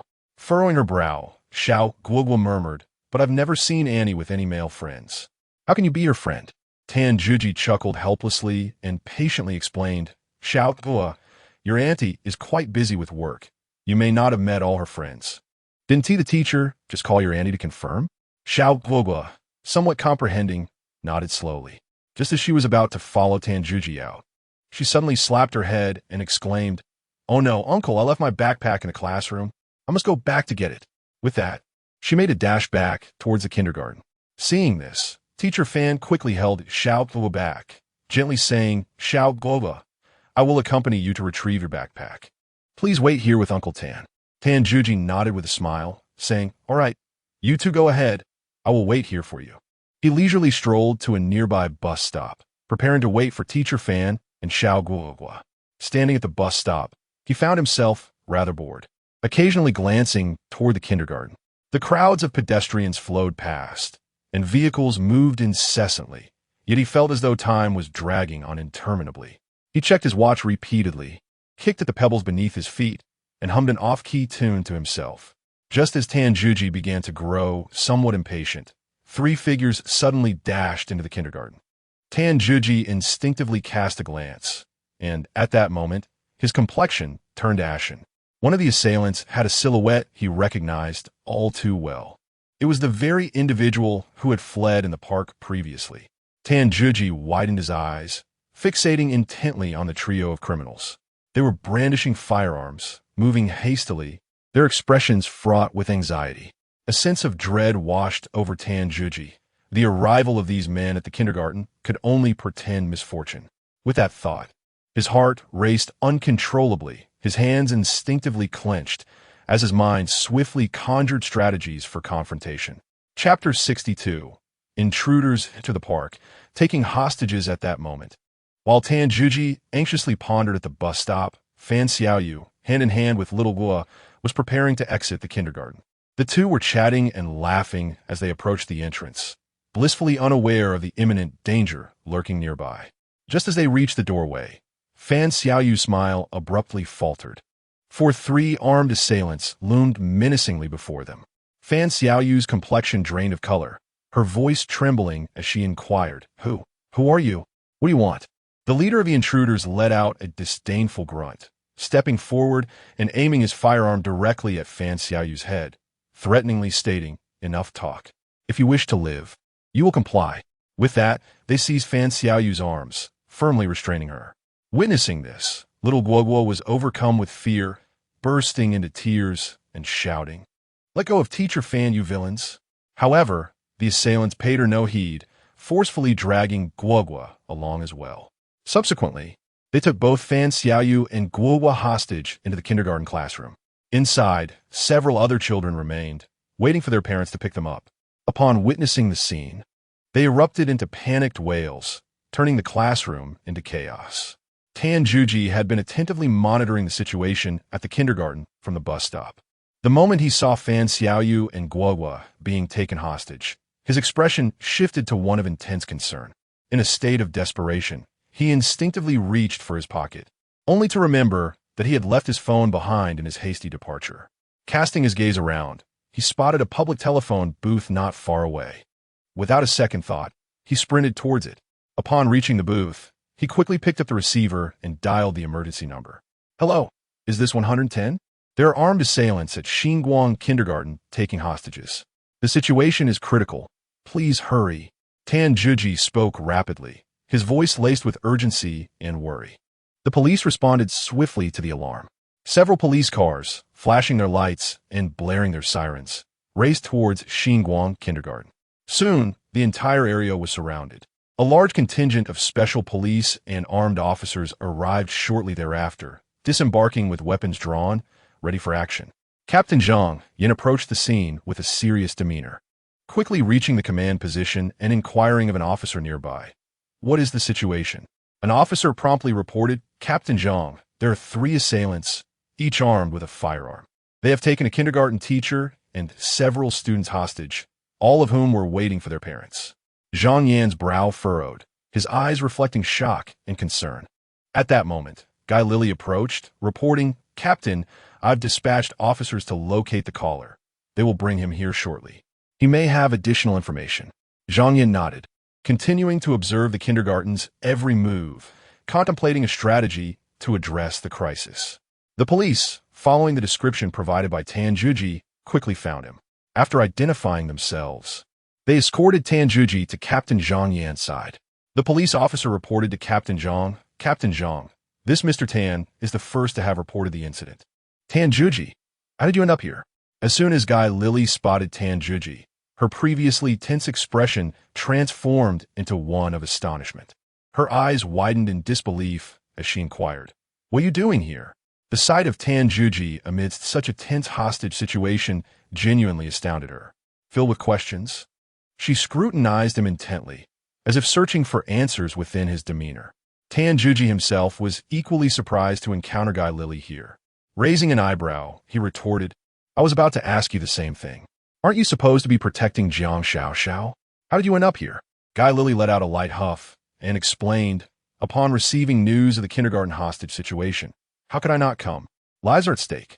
As she spoke, a flicker of doubt crossed her eyes as she pressed, But what about you? How did you come to be here? Is this related to you? Did you make the call? Tan Juji spread his hands in a gesture of helplessness and replied, I came to pick up a friend's child and happened to stumble upon this incident, so I called the police.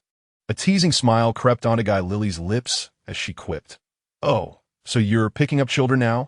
Where did you get married and have kids? I had no idea. At her words, a flicker of annoyance crossed Tan Juji's face as he quickly countered, Guy Lily, don't speak nonsense. I'm still single. I'm just helping a friend. Their exchange turned slightly tense, with each trading barbs. At that moment, Captain Zhang could no longer tolerate the bickering and interjected loudly, Enough. Tan Juji, please provide a detailed account of the situation. The safety of the hostages is our utmost priority. Gathering his thoughts, Tan Zhiji replied seriously to Captain Zhang. Captain, I discovered that one of the kidnappers is the same individual who escaped from the park bombing incident. Upon hearing this, Zhang's expression became instantly grave. His eyes filled with shock. The park bombing was a significant terrorist attack, a matter of great concern for the police, and he felt the weight of the pressure. He fixed his gaze on Tan Zhiji and pressed, "Are you certain?" Guy Lily, however, was skeptical, interjecting, "Tan Zhiji, don't make baseless claims. This is no trivial matter." Tan Zhiji shot her a glance of exasperation and asserted, "I am certain. I saw it with my own eyes. Moreover, I was present at the scene of the park bombing." Guy Lily's eyes widened further as she pressed, "Then why did you leave the scene?" Tan Zhiji sighed in resignation and explained, "The situation was complicated. I left before the police arrived." Suddenly, Zhang recalled that during the park bombing, 2 assailants were killed by a mysterious individual. He looked at Tan Zhiji in astonishment and asked, "Were you the one who killed the 2 assailants during the park bombing?" Without a hint of hesitation, Tan Zhiji nodded, affirming, "Yes, it was me." Both Zhang and Guy Lily were left speechless, their minds racing in disbelief. They had never anticipated that the seemingly ordinary Tan Zhiji before them was, in fact, the enigmatic figure from the park bombing case. However, recalling the composure and decisiveness exhibited by Tan Zhiji, they felt that, given his prowess, it was quite plausible for him to eliminate a few wrongdoers. Just as the crowd was engulfed in astonishment, a police officer hurriedly approached, his expression fraught with tension as he reported, "Team Leader Zhang, the robbers demand to speak with you." Zhang Yin took a deep breath, striving to compose himself, and nodded, stating, "Understood, I shall proceed at once." With that, he strode purposefully towards the designated location for dialogue with the robbers. Tan Zhiji and Guy Lily exchanged a glance before promptly following in Zhang Yin's wake. Chapter 63. The brazen robbers demand ransom through the window. The robbers spotted Zhang Yin, Tan Zhiji, and Guy Lily approaching the kindergarten building. The leader of the robbers, with a sudden glint in his eyes, thrust the gun against Fan Xiaoyu's head and strode to the window, bellowing, "Everyone freeze!" His voice was sharp and menacing, echoing through the empty campus. Zhang Yin halted, raising his gaze slightly to meet the robber's eyes with a calm determination, stating in a measured tone, "I am Zhang Yin, the captain of the criminal police. Speak to me." The robber sneered, a manic light flickering in his eyes, and shouted, "I want to speak with your police chief." Unfazed, Zhang Yin replied, "The chief is on the way. For now, you can communicate with me. I have the authority to handle this matter." Upon hearing this, the robber's expression darkened, and he menaced, "Fine, then listen closely. Prepare an off-road vehicle, fully fueled, and arrange 5 million in cash. If I do not see these items within an hour, I will start killing hostages." As he spoke, he pressed the gun harder against Fan Xiaoyu's head, causing her to tremble in fear. Zhang Yin took a deep breath, striving to maintain a steady tone. Arranging the vehicle is no issue. It can be organized immediately. However, 5 million in cash will take time for the bank to prepare. We must follow protocol. Stop wasting my time. The robber roared. You have 30 minutes. That's the final deadline. If I do not see the vehicle and money in 30 minutes, I will kill this woman first. Overcome by fear, Fan Xiaoyu could no longer contain her terror and let out a scream. The robber, enraged by her sudden outburst, yanked her hair back, shouting, "If you dare to scream again, I will send you to your end right now." Tan Zhiji stood by, watching anxiously as Fan Xiaoyu and the child were held hostage. His fists clenched unconsciously, his eyes betraying a mixture of urgency and anger. He longed to rush in and tear the robber apart to rescue the hostages. Zhang Yin turned to Guy Lily, quickly issuing orders. "Guy Lily, prepare the vehicle immediately and contact the bank to expedite the preparation of 5 million in cash. Inform them that this is an emergency task." Guy Lily nodded in acknowledgement and swiftly departed. Tan Zhiji, frowning deeply, voiced his concerns to Zhang Yin. "Captain Zhang, do you really think satisfying the robbers' demands will ensure their release? These individuals seem nefarious. It may not be that simple." Zhang Yin sighed, feeling helpless. "I understand your concerns. However, the hostages are in their hands, and we must stabilize the situation for now. I've already mobilized the special police, ready for a tactical assault at any moment. Additionally, I have requested sniper support from our superiors. Should an opportunity arise, we will eliminate the robber and rescue the hostages. Tan Juji, filled with apprehension, remarked, "But there are so many children in the kindergarten. What if a forceful assault harms them?" Zhang Yin placed a reassuring hand on Tan Juji's shoulder, affirming, "We, the police, will do everything in our power to ensure the safety of the hostages. We will not abandon the life of a single child or teacher." Tan Juji nodded, silently praying for a swift resolution to the crisis. The news of the school hostage incident spread like wildfire, capturing the media's intense focus. In no time, a throng of journalists, armed with cameras and microphones, rushed to the kindergarten's entrance, their eyes gleaming with excitement and urgency, akin to sharks sensing blood in the water. The police promptly established a cordon, deploying officers to guard the perimeter and prevent reporters from breaching the scene, which could jeopardize the rescue operation. However, the journalists were unwilling to remain sidelined. They incessantly queried the officers, seeking to penetrate the barricade. The incident quickly garnered sensational attention across the bustling city and even throughout the province. Local television stations interrupted regular programming to urgently broadcast news, informing viewers of the basic details of the hostage situation and the police's rescue efforts. The screens displayed images of the kindergarten surrounded by police vehicles, while the anchor's voice resonated with tension and concern. Currently, the police are exerting all efforts to rescue the hostages, and we will continue to monitor the latest developments. Meanwhile, Lin Bingbing sat in her office, troubled by the dense documents displayed on her computer screen. Suddenly, a news alert popped up in the lower right corner. A hostage situation has erupted at Xinguang Kindergarten, with police urgently intervening. Lin Bingbing's eyes widened in shock as a foreboding feeling washed over her. Her niece, Xiao Guohua, attended that very kindergarten. In a panic, she grasped her phone, her fingers trembling, the first thought being to call Tan Juji.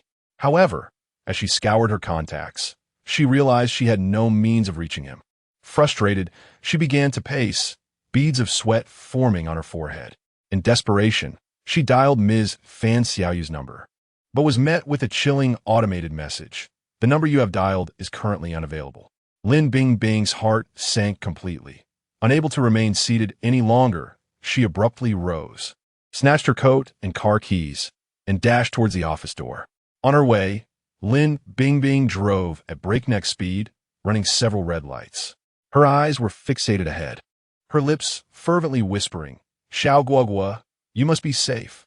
The scenery outside the car sped past her in a blur, but she had no mind for it, consumed entirely by her concern for Xiao Guohua. Simultaneously, Guy Lily hurriedly approached Zhang Yin, breathless as she reported, "Captain Zhang, the vehicles are ready and parked at the kindergarten entrance. However, the bank states that gathering 10 million in cash will take time. The soonest we can manage is by tomorrow." Zhang Yan's expression darkened, his teeth clenched in frustration as he shouted, "Tell them to find every possible means. We must gather the money within the time frame set by the kidnappers. This is a matter of life and death for the hostages."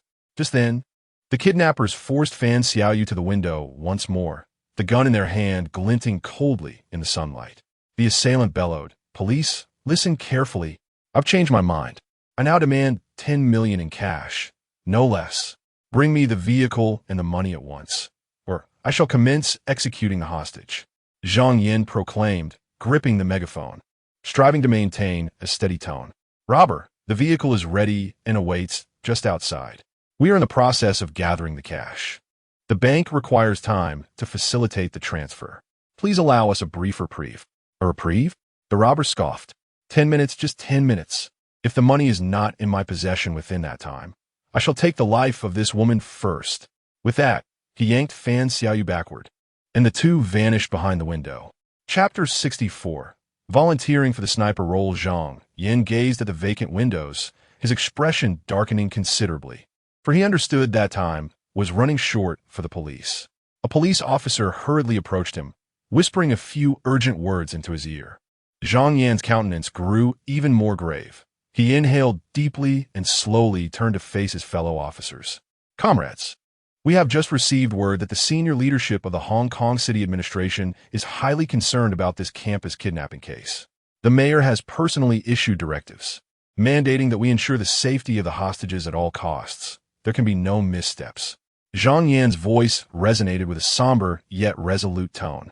This is a formidable battle. We carry the hopes of countless families upon our shoulders, and we cannot afford to fail. The officers clenched their fists, their eyes reflecting unwavering determination. Zhang Yan's gaze fell upon the kindergarten before him, and he silently prayed. The hostages must be kept safe. They simply must be. As Zhang Yan paced anxiously in place, constantly checking the time, Guy Lily rushed in, a hint of fatigue mingled with excitement on her face. "Captain Zhang, we have prepared 10 million in cash," she announced loudly. No sooner had she spoken than a police officer approached briskly, carrying a heavy black briefcase filled with the cash demanded by the kidnappers. Upon seeing the money, Zhang Yan's taut nerves began to ease, and he exhaled deeply, as if he had glimpsed a ray of hope amidst the darkness. Standing nearby, Tan Zhiji furrowed his brow, his eyes betraying deep concern. He stepped forward and addressed Zhang Yan. "Captain Zhang, even with the money prepared, based on my observations of these kidnappers, it is highly likely they will still harm the hostages. We cannot afford to let our guard down." Guy Lily immediately retorted, "Tan Zhiji, do not speak alarmist nonsense. We have made extensive preparations. If the kidnappers take the money and still kill, how could they possibly escape?" With that, she crossed her arms, her face displaying displeasure towards Tan Zhiji. Tan Zhiji patiently explained, "Officer Guy, these kidnappers have come well prepared and are ruthless. They will not adhere to conventional expectations." Zhang Yan contemplated for a moment, then nodded in agreement with Tan Zhiji's assessment. Tan Zhiji makes a valid point. We cannot rely on the kidnapper's conscience. We must be fully prepared. He turned to Guy Lily, his expression serious as he inquired, "Guy Lily, how is the preparation of the SWAT team and the snipers progressing?" Guy Lily promptly responded, "The SWAT team is fully in position and ready to act at any moment. However, the snipers require additional time to be deployed due to the sudden nature of the incident. They will not arrive for approximately half an hour." Zhang Yan's expression shifted to one of grave concern. He furrowed his brow, inwardly lamenting. "Half an hour? The kidnappers have only granted us 10 minutes. This is simply not enough time." Observing Zhang Yan's anxious demeanor, Tan Zhiji felt a surge of inspiration and suddenly proposed, "Captain Zhang, do you have a sniper rifle here? If not, I can find a way to procure one. Why don't I take on the role of the sniper?" All eyes quickly turned to Tan Zhiji, filled with curiosity and intrigue. He continued, "Perhaps I should serve as the sniper." As soon as the words left his mouth, it was akin to a stone cast into a tranquil pond, stirring a multitude of waves. Zhang Yan and Guy Lily widened their eyes, gazing at Tan Zhiji with a look of incredulity. Guy Lily was the first to speak. "Tan Zhiji, don't jest. You claim to be a sniper, but who would believe that?" With a serious demeanor and unwavering gaze, Tan Zhiji replied, Tan Zhiji was a top sniper in the Special Forces, having executed countless missions without a single failure. This time, I am confident I can save the hostage at a critical moment." Guy Lily remained skeptical, curling her lip in disbelief. "Humph, it sounds easy when you say it, but who knows if you're just boasting." Although Zhang Yan harbored his doubts as well.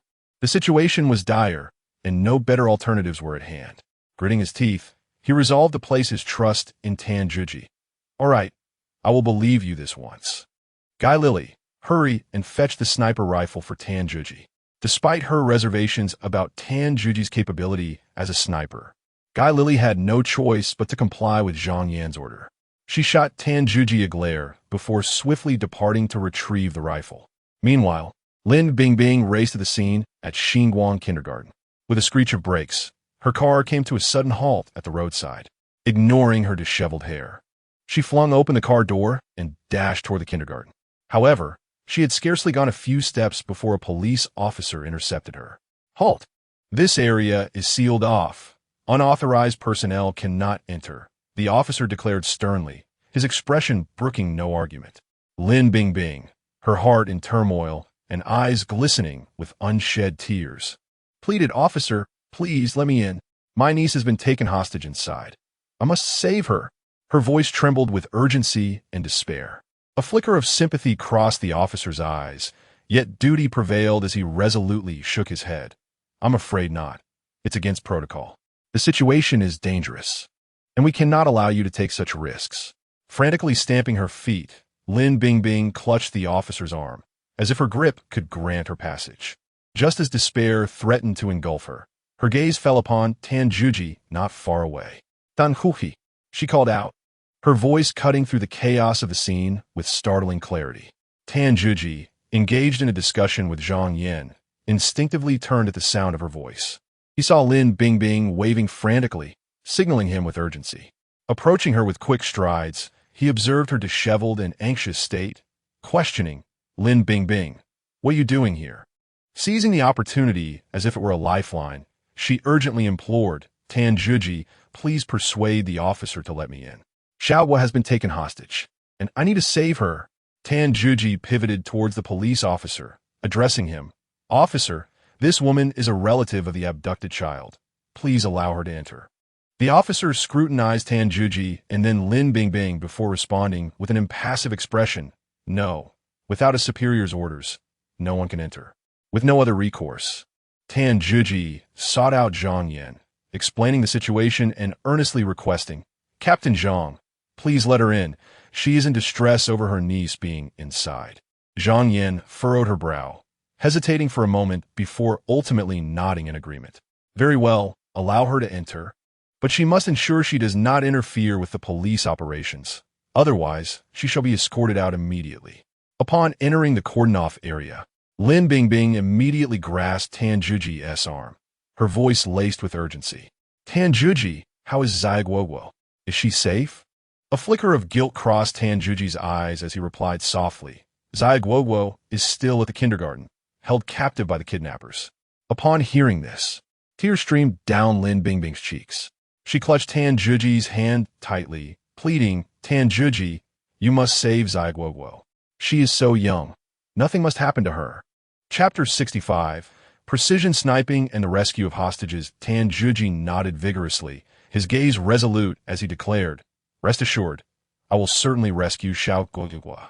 At that moment, Guy Lily hurriedly approached, clutching a sniper rifle, and handed it to Tan Juji while muttering, "I hope you truly possess the skill. Do not falter." Receiving the sniper rifle, Tan Juji turned to Captain Zhang and assured him, "Captain Zhang, have no worries. I will succeed in eliminating the robber and rescuing the hostages." Zhang Yin scrutinized Tan Juji and inquired, "Have you selected your sniping position?" Tan Juji's gaze shifted to a tall building opposite the kindergarten. That building, he pointed out, offers a broad view and excellent concealment. It is an ideal sniping point. Zhang Yin followed Tan Juji's indication, contemplated for a moment, and nodded in agreement. "Very well. We shall proceed as you suggest. This operation relies on you. Tan Juji, it must succeed." With that, he extended his hand and firmly shook Tan Juji's. Taking a deep breath, Tan Juji adjusted the sniper rifle slung across his back and set off towards the chosen sniping point. He moved swiftly, ascending to the rooftop of the tall building across from Xian Gang Kindergarten. His figure was agile, reminiscent of a cheetah weaving through the urban landscape. Upon reaching the rooftop, he adeptly opened the sniper rifle's case and carefully extracted the cold weapon. Kneeling on one knee, Tan Juji steadily positioned the sniper rifle at the edge of the rooftop, bringing his eyes close to the scope. Through the lens, he could clearly perceive the glass windows of the kindergarten classroom, even catching glimpses of the terrified expressions on the children's faces. He inhaled deeply, regulating his breathing and heartbeat to achieve optimal focus. Just as Tan Juji readied himself, the robbers made their move once more. The leader of the gang abruptly yanked Fan Xiaoyu to the window's edge and shouted, "Police, is the money ready? Don't attempt any tricks, or this woman will lose her life." A surge of anxiety gripped Tan Juji, his finger poised on the trigger. Yet the cunning robber concealed himself behind Fan Xiaoyu, rendering him unable to aim. Captain Zhang, wielding a megaphone, responded loudly, "The money is prepared. Release the hostages first." The robber sneered maliciously, retorting, "You think I'll let them go? It's not that simple. Deliver the money, or I will start killing hostages." A stalemate ensued. heavy with tension. The robbers in the classroom conferred in hushed tones, after which one of them shouted, "Police, we will release a portion of the hostages. But we must keep two. Otherwise, this deal is off."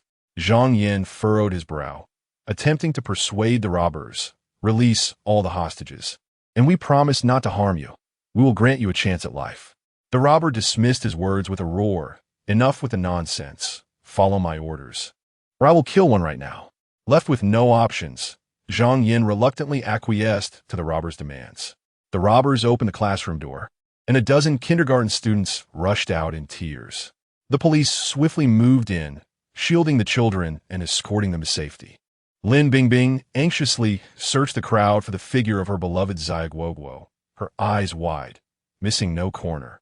Yet, when all the children had been evacuated, she still could not spot Zia Guoguo, and her emotions crumbled. Her legs weakened, nearly causing her to collapse. "Zia Guoguo, where are you?" Her voice, laced with sorrow, echoed through the scene. The police, adhering to the demands of the robbers, slowly drove a black car to the entrance of the kindergarten. 3 armed robbers emerged. 2 were holding Zia Guoguo and Fan Xiaoyu hostage, while the third cautiously scanned their surroundings, carefully approaching the vehicle. Their eyes betrayed a mix of madness and vigilance, akin to startled birds. Upon witnessing Zia Guoguo being taken by the robbers, Lin Bingbing felt a sharp pang in her heart and, without a second thought, dashed towards her. "Zia Guoguo!" she cried out. Guy Lily, quick-witted, seized Lin Bingbing's arm, urgently imploring, "Calm down, Lin Bingbing. Trust the police. Rushing in will only put Zia Guoguo in greater danger." Lin Bingbing struggled, tears streaming down her face. "I can't watch them take her away. I must save her." Guy Lily held Lin Bingbing tightly, continuously persuading her, "Stay calm. We must believe that the police can rescue the hostages." Zia Guoguo also caught sight of Lin Bingbing, a glimmer of hope flickering in her eyes. But the robber beside her whispered menacingly, "If you dare to make a sound, I will kill you." Zia Guoguo trembled in fear, clamping her mouth shut as tears welled in her eyes. The robbers reached the car, and the leader aimed his gun at the police, shouting, "Open the briefcase with the money." The police gradually opened the briefcase, revealing fresh banknotes that gleamed in the robbers' eyes, igniting their greedy desires. They were eager to seize the money and flee this perilous place. At the moment the robbers exited the kindergarten, Tan Juji had already trained his gun on them. His gaze was resolute, his finger poised on the trigger, ready to fire at any moment. However, with hostages in the robber's grasp, he hesitated, fearful of harming Zia Guoguo and Fan Xiaoyu. He awaited the perfect opportunity, a chance to strike decisively and rescue the hostages. Meanwhile, the robbers commanded the other 2 to approach and retrieve the money, intensifying the already fraught atmosphere. Tension hung thick in the air as the 2 robbers cautiously approached the briefcase filled with cash, their eyes brimming with avarice. Meanwhile, Fan Xiaoyu and Zia Guoguo were tightly held by another robber, whose eyes reflected both madness and vigilance, scanning the surroundings incessantly. In this critical moment, Tan Juji, perched atop a building across the street, focused his sharp gaze like that of a hawk. Taking a deep breath, he slowly squeezed the trigger. With a thunderous crack, the bullet shot forth like lightning, striking the robber holding Fan Xiaoyu and Zia Guoguo squarely between the eyes. The robber fell lifelessly to the ground without a sound. Fan Xiaoyu screamed in terror, collapsing in fright. Guy Lily, witnessing this, shouted urgently, "Fan Xiaoyu, Zia Guoguo, run! Quickly, come this way!" Little Guoguo quickly realized the situation, seizing the still terrified Fan Xiaoyu and sprinting desperately towards the police. The 2 robbers, who were in the midst of collecting money, turned in fear upon hearing the gunfire. Upon seeing their comrade fallen, they were instantly filled with dread and began to scream. Acknowledging that their chances had dwindled, one of the robbers bellowed furiously, "Let's fight them." With that, he raised his weapon, preparing to engage in a shootout with the police. Without hesitation, Zhang Yin swiftly issued a combat order. "Comrades, advance. We must not allow the robbers to escape." The police promptly mobilized, establishing a standoff with the assailants. Chapter 66, A Single Strike Against 3. Shocking the entire scene at the moment when one of the robbers prepared to fire, Tan Juji sprang into action once more. A gunshot echoed, and the robber's head erupted, blood splattering as his body gradually crumpled to the ground. The last remaining robber, witnessing this grim spectacle, was paralyzed with terror and turned to flee desperately toward the car. Zhang Yan, observing the robber's escape, shouted urgently, "Stop him! Don't let him get to the car!" Tan Juji's gun remained steadfastly aimed at the fleeing figure. Just as the robber reached for the car door, Tan Juji decisively pulled the trigger. The bullet whistled through the air, striking the robber's heart with unerring accuracy. The robber's body convulsed before he collapsed beside the vehicle, breath extinguished. With this, Tan Juji had successfully eliminated all three robbers, averting the crisis. Lin Bingbing, upon seeing that Xiao Guoguo was unharmed, felt her eyes welling up with tears. Without hesitation, she rushed forward and enveloped Xiao Guoguo in a tight embrace. "Thank goodness you're safe. Thank goodness." Lin Bingbing sobbed, her voice breaking, while Xiao Guoguo nestled into her arms, weeping openly. The two clung to one another, as if trying to release the overwhelming mix of joy and fear from their harrowing experience. Tan Juji meticulously stowed away his sniper rifle and swiftly descended the stairs. Upon sighting Tan Juji, Zhang Yan's face was filled with astonishment. "Tan Juji, your marksmanship is extraordinary. Who exactly are you?" Tan Juji smiled lightly, feigning nonchalance as he replied, "Captain Zhang, I'm just an ordinary person who has handled firearms a few times. It's merely luck." Zhang Yan, however, was unconvinced, shaking his head in skepticism. Guy Lily, standing nearby, scoffed, "Fluck? It seems more akin to a blind cat stumbling upon a dead mouse. Pure chance." Tan Juji glanced at Guy Lily without irritation, merely smiling faintly and choosing not to engage. Zhang Yin continued, "Tan Juji, we owe you a great debt of gratitude. Our police department plans to hold a commendation ceremony in your honor, and you will receive a cash reward.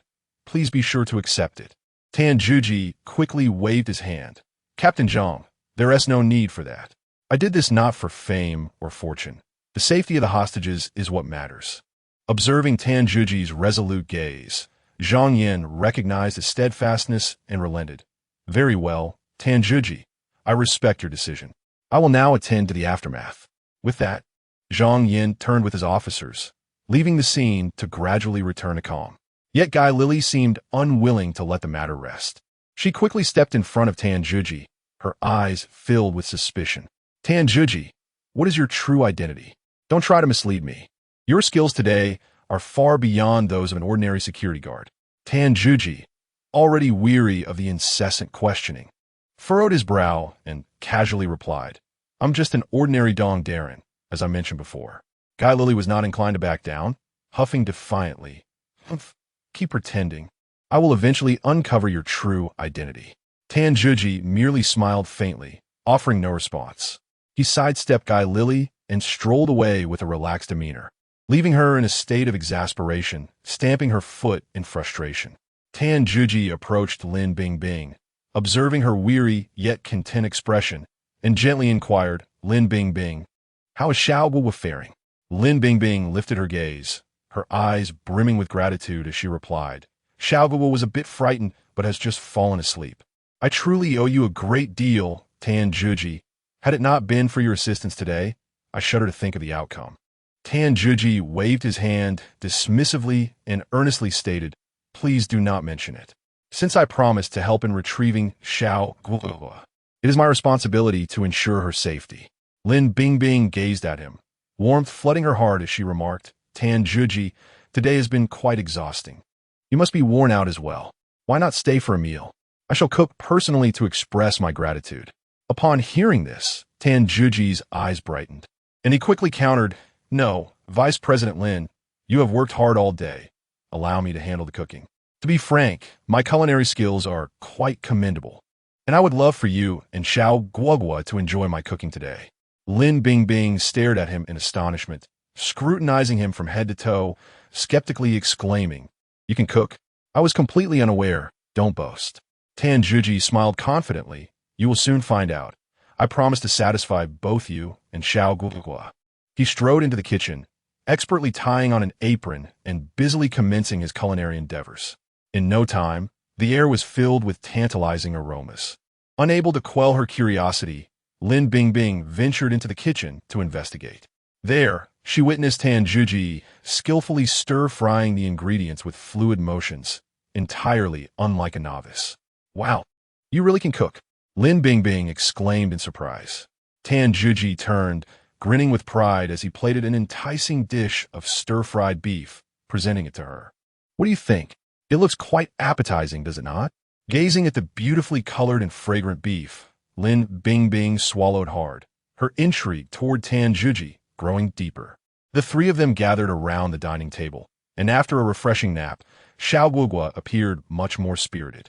Her eyes sparkled as she surveyed the meal before her, eagerly sampling Tan Juji's dish and immediately giving a thumbs up. "Uncle Tan, your cooking is absolutely delicious, far better than the meals at kindergarten." Tan Huhi chuckled, ruffling Xiao Guogua's hair. "If you enjoy it, then eat as much as you like." With wide eyes filled with anticipation, Xiao Guogua asked, "Uncle Tan, will I be able to eat your cooking again in the future?" Tan Juji, charmed by her adorable demeanor, readily replied, "Of course. Whenever possible, I shall come over to cook for you." He then turned his gaze towards Lin Bingbing, a hint of tenderness in his eyes, causing her cheeks to flush slightly as she quickly lowered her head to resume eating. During the meal, Tan Juji observed Lin Bingbing and remarked earnestly, "Lin Bingbing, I have come to realize that you are not as cold as the rumors circulating in the company suggest. In fact, you possess a warm heart." Lin Bingbing paused, placing her chopsticks down, and sighed, "In the business world, one must protect oneself. Moreover, given my appearance, I often encounter lecherous individuals, which compels me to maintain an aloof demeanor to avoid attracting trouble." Tan Juji listened attentively, nodding thoughtfully in acknowledgement of her words. Indeed, in this world, young women must exercise caution. The two exchanged a knowing smile, creating a warm and harmonious atmosphere. As Tan Juji absorbed Lin Bingbing's heartfelt confessions, he gained a profound understanding of her struggles in the business realm, where she had fortified her exterior with a veneer of coldness. He could not help but nod emphatically, his gaze filled with empathy. Noticing the expression on Tan Juji's face, Lin Bingbing felt a stir of curiosity and inquired, "Tan Juji, where do you reside? After a long day, how will you return home?" Chapter 67. The President's Outburst. An unpleasant parting. Tan Juji suddenly realized that he had been at Lin Bingbing's residence for quite some time. The propriety of a man and a woman residing together for an extended period was indeed questionable. He hastily remarked, "Vice President Lin, I initially stayed in the villa arranged by the Jiang Group. I've been imposing on you these past few days, and I plan to return tomorrow." Upon hearing this, Lin Bingbing's expression turned slightly flustered as she waved her hands in protest. "I'm not asking you to leave. Look at my villa. It's quite spacious, but it feels rather lonely with just me here. You saved both me and Xiao Guogua. Why not stay here long term? You could look after me. It would be wonderful." Tan Juji was taken aback by her words and half-jokingly asked, "Vice President Lin, are you serious? I could stay here permanently?" Lin Bingbing's cheeks flushed a delicate pink as she lowered her gaze and softly replied, "Of course, you are my savior. I must repay you properly." Tan Juji felt a weight in his heart. He had initially thought her words bore deeper meaning, only to realize it was merely gratitude, leaving him somewhat disheartened. Nevertheless, he maintained a facade of calm and smiled. After dinner, Lin Bingbing swiftly cleared away the dishes and, with a sense of initiative, said, "Tan Juji, you worked hard cooking today. Let me handle the washing up." Tan Juji intended to assist, but was firmly deterred by Lin Bingbing, so he reluctantly acquiesced. Seizing the opportunity while Lin Bingbing was busy in the kitchen, he crouched down beside Xiao Guogua and gently inquired, "Xiao Guogua, does your Annie usually associate with other boys?" Xiao Guogua tilted her head, thoughtfully recalling, and chirped, "No, Uncle Tan, you are the first man to visit our home." Upon hearing this, Tan Juji felt an inexplicable sense of pride. Yet considering his position, he silently resolved to return to the villa the following day. As the night deepened and silence enveloped the space, Tan Juji sat alone on the sofa in the living room, his mind wandering to the proud visage of Jiang Xiaoxiao. Although her demeanor towards him was not particularly warm, he felt an undeniable longing. Soon, the lively and playful image of Du Qianqian flickered through his thoughts. Tan Juji sighed softly, his emotions becoming increasingly tangled, uncertain of what they might think of his absence over the past few days. At that moment, Lin Bingbing approached with a medical kit and gently said, "Tan Juji, it's time to change your bandage." She carefully unwrapped the gauze from his arm, her movements delicate, as if fearful of causing him pain. Tan Juji observed Lin Bingbing's focused expression and glanced at his still-healing gunshot wound, understanding that without proper treatment, it would take at least half a month to fully recover. The following morning, the sunlight streamed through the curtains, casting a warm glow upon the bed in Lin Bingbing's guest room. Tan Juji awoke early, completed a brief morning routine, and made his way to the living room. Addressing Lin Bingbing, who was preparing breakfast, "Lin Bingbing, I need to return to the office today." Lin Bingbing paused in her actions, turning to him with a face full of concern. "Your injury hasn't healed properly yet. Are you sure you should be rushing back to work?" Tan Juji flashed a reassuring smile and patted his chest. "It's nothing. This minor injury won't hold me back. Moreover, my role at the company is merely that of a security guard, a position that is quite leisurely, so you need not worry." Although he was acutely aware of the lingering pain from his gunshot wound, he resolved to return to work, having already delayed for several days. Lin Bingbing, recognizing Tan Juji's unwavering determination, sighed in resignation and said, "Very well, I shall drive you to the company." Tan Juji did not decline her offer and accepted with gratitude. As they traveled, the pair engaged in light conversation. However, as they neared the company, just a few hundred meters from the entrance, Lin Bingbing abruptly halted the vehicle at the roadside. Tan Juji cast a puzzled glance her way, and Lin Bingbing, slightly embarrassed, explained, "Tan Juji, our colleagues are unaware of our relationship.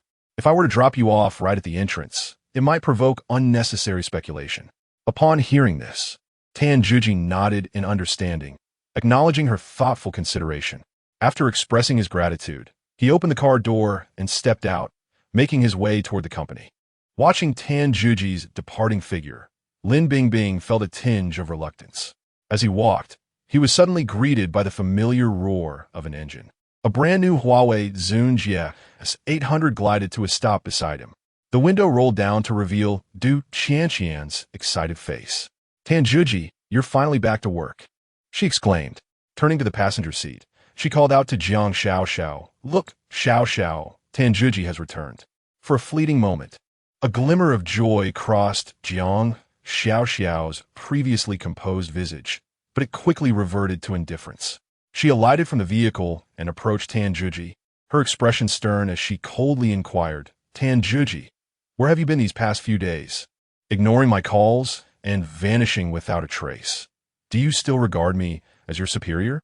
Tan Juji, scratching his head in embarrassment, offered his explanation, "Director Jiang, I encountered some unforeseen circumstances these past few days and did not have my phone with me, which is why I couldn't contact you. I sincerely apologize." Jiang Xiaoxiao responded with a dismissive huff. "Unforeseen circumstances?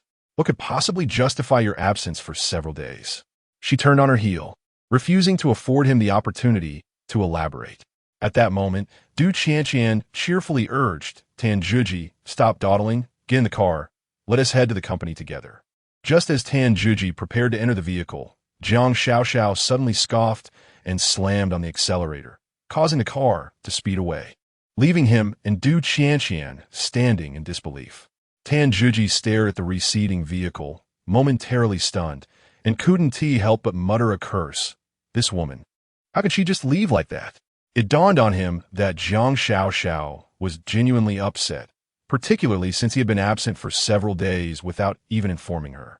With a resigned shake of his head, he understood her feelings and sighed, deciding to continue his walk to the company. However, he pondered how he would confront Jiang Xiaoxiao upon his return.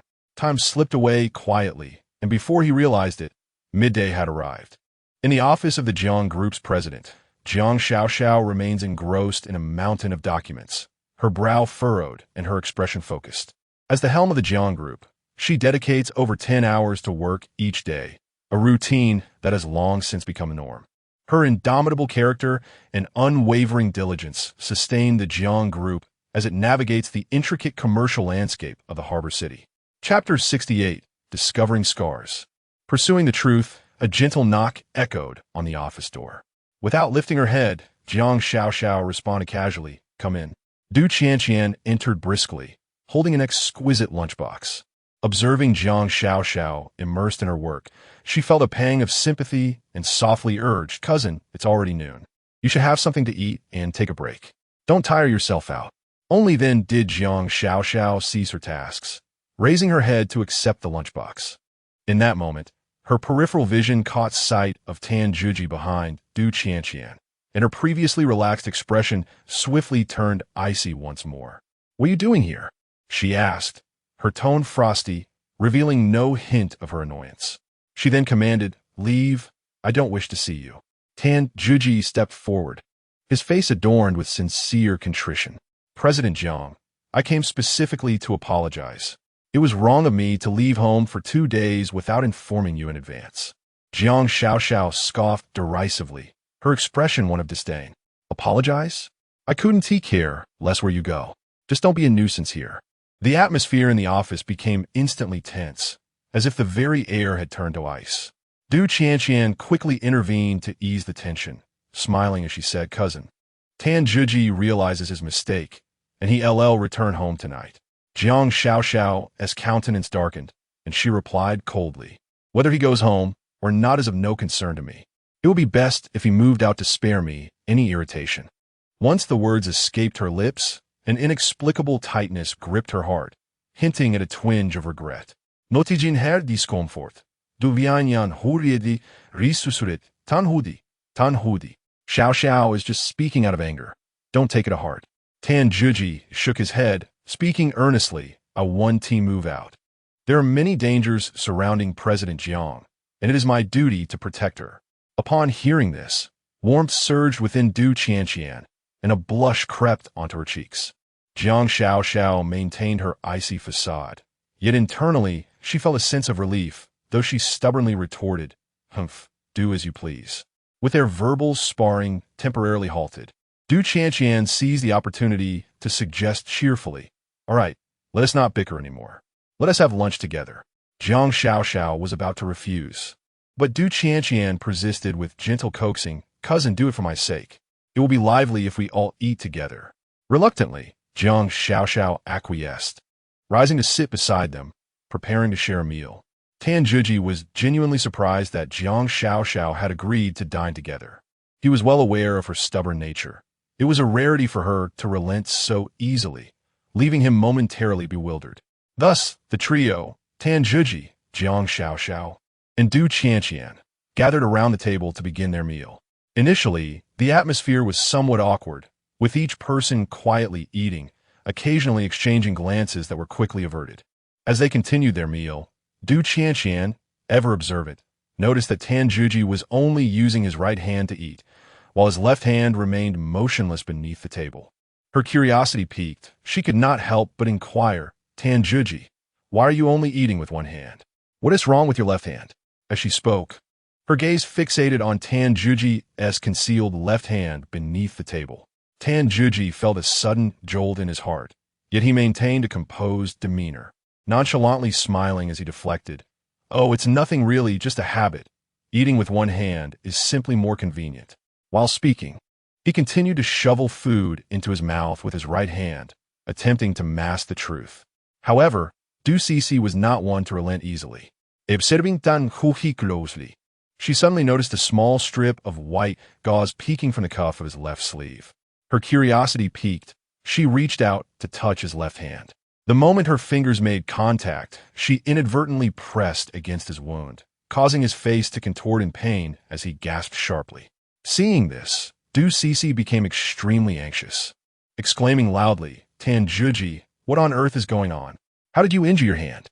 Tan Juji gritted his teeth, enduring the pain as he attempted to brush it off, forcing a smile. "It's really nothing, just a little bump, a minor injury, nothing serious." Du Cece, however, was not convinced. With a worried expression and a resolute tone, she insisted, "No way, you must tell me what happened today, or I won't let this go." With that, she disregarded Tan Juji's protests and reached to remove his shirt. Caught off guard, Tanjuji's shirt was pulled off, revealing his left arm and exposing the wound to both of them. The injury was wrapped in layers of gauze, yet blood was seeping through, presenting a distressing sight. Du Cece gasped in shock. "Tanjuji, you're injured." Tanjuji still tried to downplay the situation, casually remarking, "It's nothing, just a little bite from a dog. It's not serious."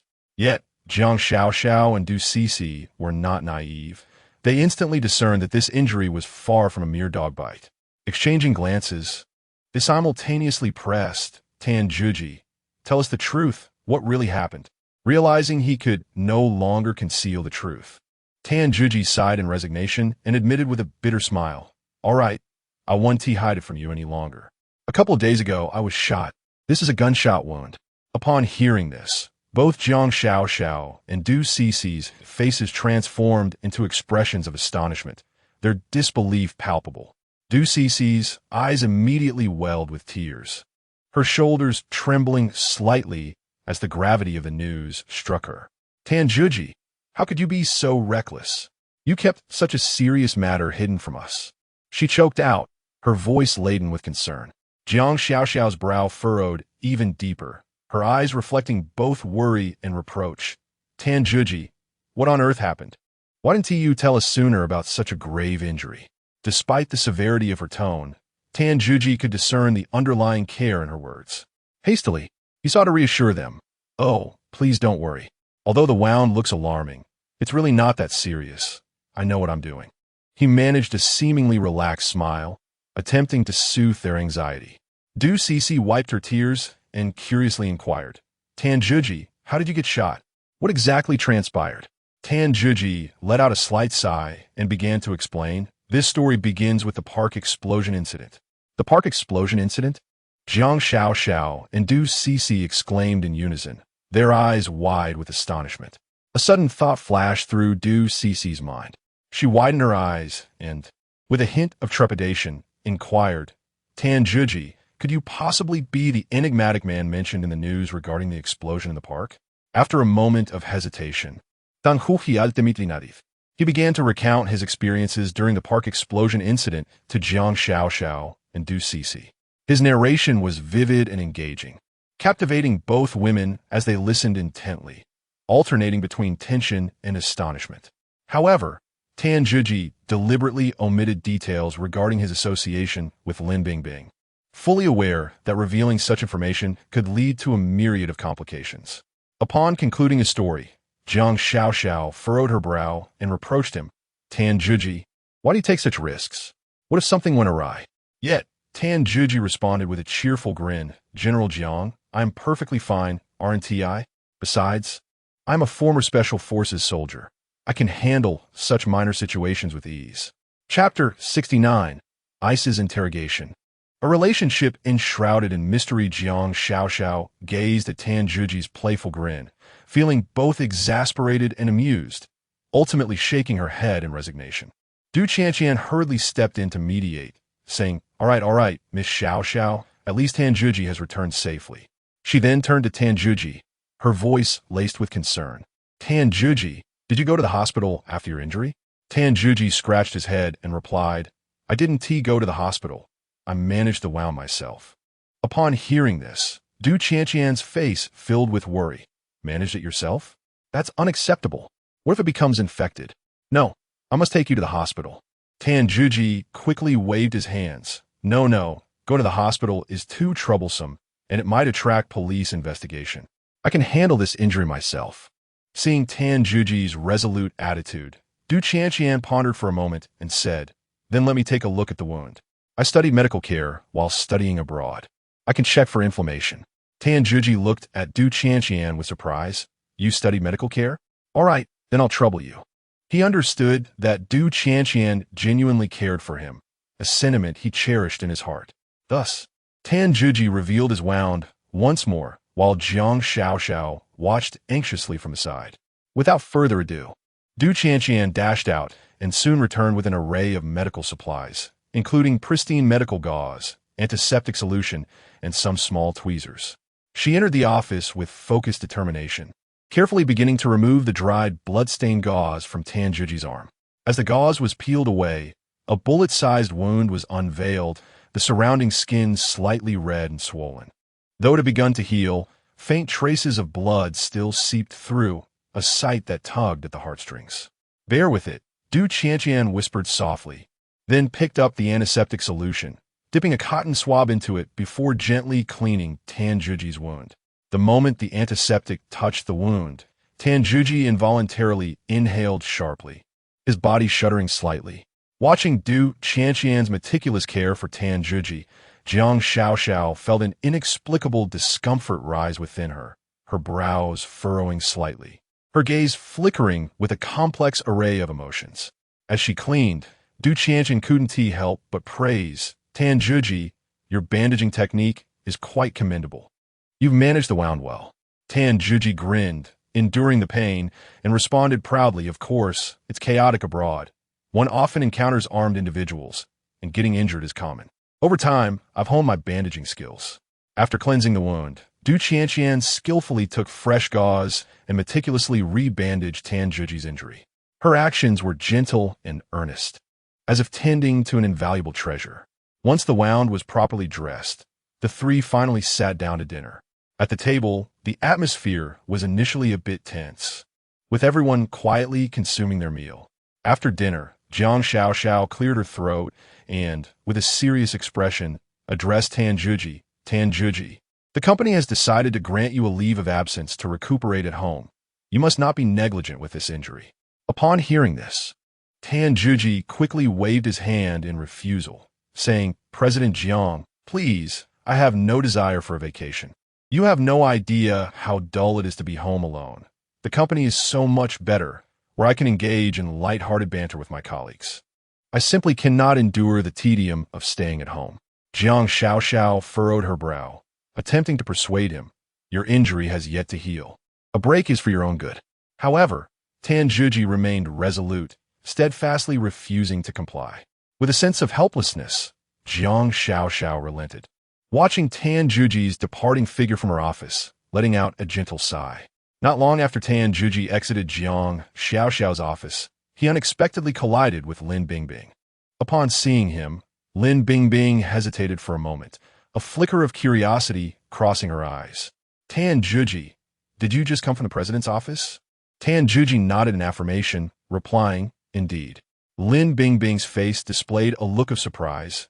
"You actually had a meal in the president's office?" Tan Juji appeared bewildered, unable to fathom why Lin Bingbing was so astonished, scratching his head and responding, "Yes, what's the matter?" Lin Bingbing scrutinized Tan Juji from head to toe, her gaze filled with skepticism. "What exactly is your relationship with Jiang Xiaoxiao? It seems rather extraordinary." A sudden jolt ran through Tan Juji's heart, but he maintained a cheerful demeanor, hastily clarifying, "Not at all. President Jiang and I are merely ordinary friends. Please do not overthink it." Lin Bingbing clearly did not believe his words, pouting and rolling her eyes. "Ordinary friends? I don't buy it." Tan Juji remained silent, merely smiling at her. Seeing Tan Juji's reluctance to divulge any information, Lin Bingbing's curiosity intensified. With a resigned sigh, she pressed on, "Tan Juji, just tell me the truth. What is your relationship with the president?" Tan Juji continued to wear his enigmatic smile, shaking his head. "Lin Bingbing, I truly cannot disclose this at the moment. In due time, you'll come to understand." Observing his resolute demeanor, Lin Bingbing realized further inquiries would be futile, leaving her to watch him depart. As she gazed at Tan Juji's receding figure, Lin Bingbing silently clenched her teeth. Having already resolved to uncover the true nature of the relationship between Tan Juji and Jiang Xiaoxiao. Upon returning to his post at the company, Tan Juji felt an overwhelming sense of ennui. In the past, he could engage in playful banter with his colleagues, but today, everyone seemed engrossed in their work.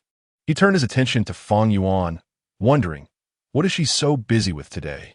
Why isn't she chatting with me? He approached her with a smile, greeting her cheerfully. To his dismay, Fang Yuan merely cast him a cold glance, scoffing softly before returning to her tasks, completely disregarding him. Tan Juji felt dejected, scratching his head in contemplation. What is going on with Fang Yuan? She hasn't been like this before. Something must be amiss. After enduring the day, he finally gathered his belongings and prepared to leave. As he reached the company entrance, he spotted Fang Yuan and Li Dongmei standing together, engaged in lively conversation. Laughter echoing between them. Tan Zhiji's brow furrowed, his suspicions deepening. He was certain there was a conspiracy at play. Perhaps it is Li Dongmei who is orchestrating this behind the scenes, causing Fang Yuan to alter her demeanor towards me. He could not help but question his previous feelings for Fang Yuan and her seemingly innocent facade, his heart a tumult of emotions. Tan Zhiji, feeling vexed, meandered slowly to the underground parking garage, intending to wait there for Jiang Xiaoxiao and Du Qianqian. Bored and restless, he glanced around, only to suddenly notice several police officers lurking stealthily in the corner, their eyes occasionally darting towards Jiang Xiaoxiao's parking space. Chapter 70. Confession After Drinking. Emotionally stirred, yet halted, Tan Zhiji instantly discerned that these individuals were covertly safeguarding Jiang Xiaoxiao. However, upon observing the positioning and demeanor of the police officers, he could not help but shake his head internally, muttering to himself that the level of protection was utterly inadequate and would be of no use in the face of real danger. Just as he pondered this, his eyes brightened upon spotting a familiar figure, Guy Lilly, seated in a car. A grin spread across his face as he approached with a buoyant gait. Officer Guy, are you on duty here? Dan Huhi gritit cheerfully. Upon seeing him, Guy Lilly's expression darkened instantly. With an irritable tone, she retorted, "What are you doing here? Don't cause any trouble." Tan Zhiji, unfazed, scrutinized her from head to toe and teased, "Officer Guy, your uniform today is truly striking. It accentuates your remarkable figure." Guy Lilly's face flushed crimson, a mix of anger and embarrassment flooding her features as she glared at him. Enough of your nonsense. But Tan Zhiji, emboldened, continued his playful appraisal, exclaiming, "Hey, Officer Guy, I never realized your figure was so curvaceous. In that uniform, you exude a commanding presence." Guy Lilly trembled with indignation at his unabashed gaze and words, gritting her teeth as she warned, "Tan Zhiji, if you keep this up, I swear I'll teach you a lesson." Nearby officers, witnessing Tan Zhiji's audacity in teasing the renowned fierce Guy Lilly, could not help but express their admiration. Yet, Tan Zhiji remained nonchalant, wearing a mischievous smile as if eagerly anticipating Guy Lilly's next reaction. At that moment, Jiang Xiaoxiao and Du Qianqian entered the underground parking garage side by side. Tan Zhiji, with keen eyes, spotted them, and his face instantly lit up with a smile as he raised his hand in a warm greeting. "President Jiang, Miss Du, off work at last." Du Qianqian tilted her head, curiosity evident in her eyes as she inquired first, "Tan Zhiji, what brings you here?" With a sly grin, Tan Zhiji leisurely responded, "Oh, just feeling a bit bored. Thought I'd come and have a chat with Officer Guy to pass the time." He even winked at Guy Lilly, his demeanor almost taunting. Guy Lilly, incensed by his words, shot him a fierce glare, her eyes seemingly capable of devouring him whole. If looks could kill, Tan Zhiji would have surely been reduced to ashes. Jiang Xiaoxiao, with a stony expression and an air of undeniable authority, stated, "Tan Zhiji, enough of this nonsense.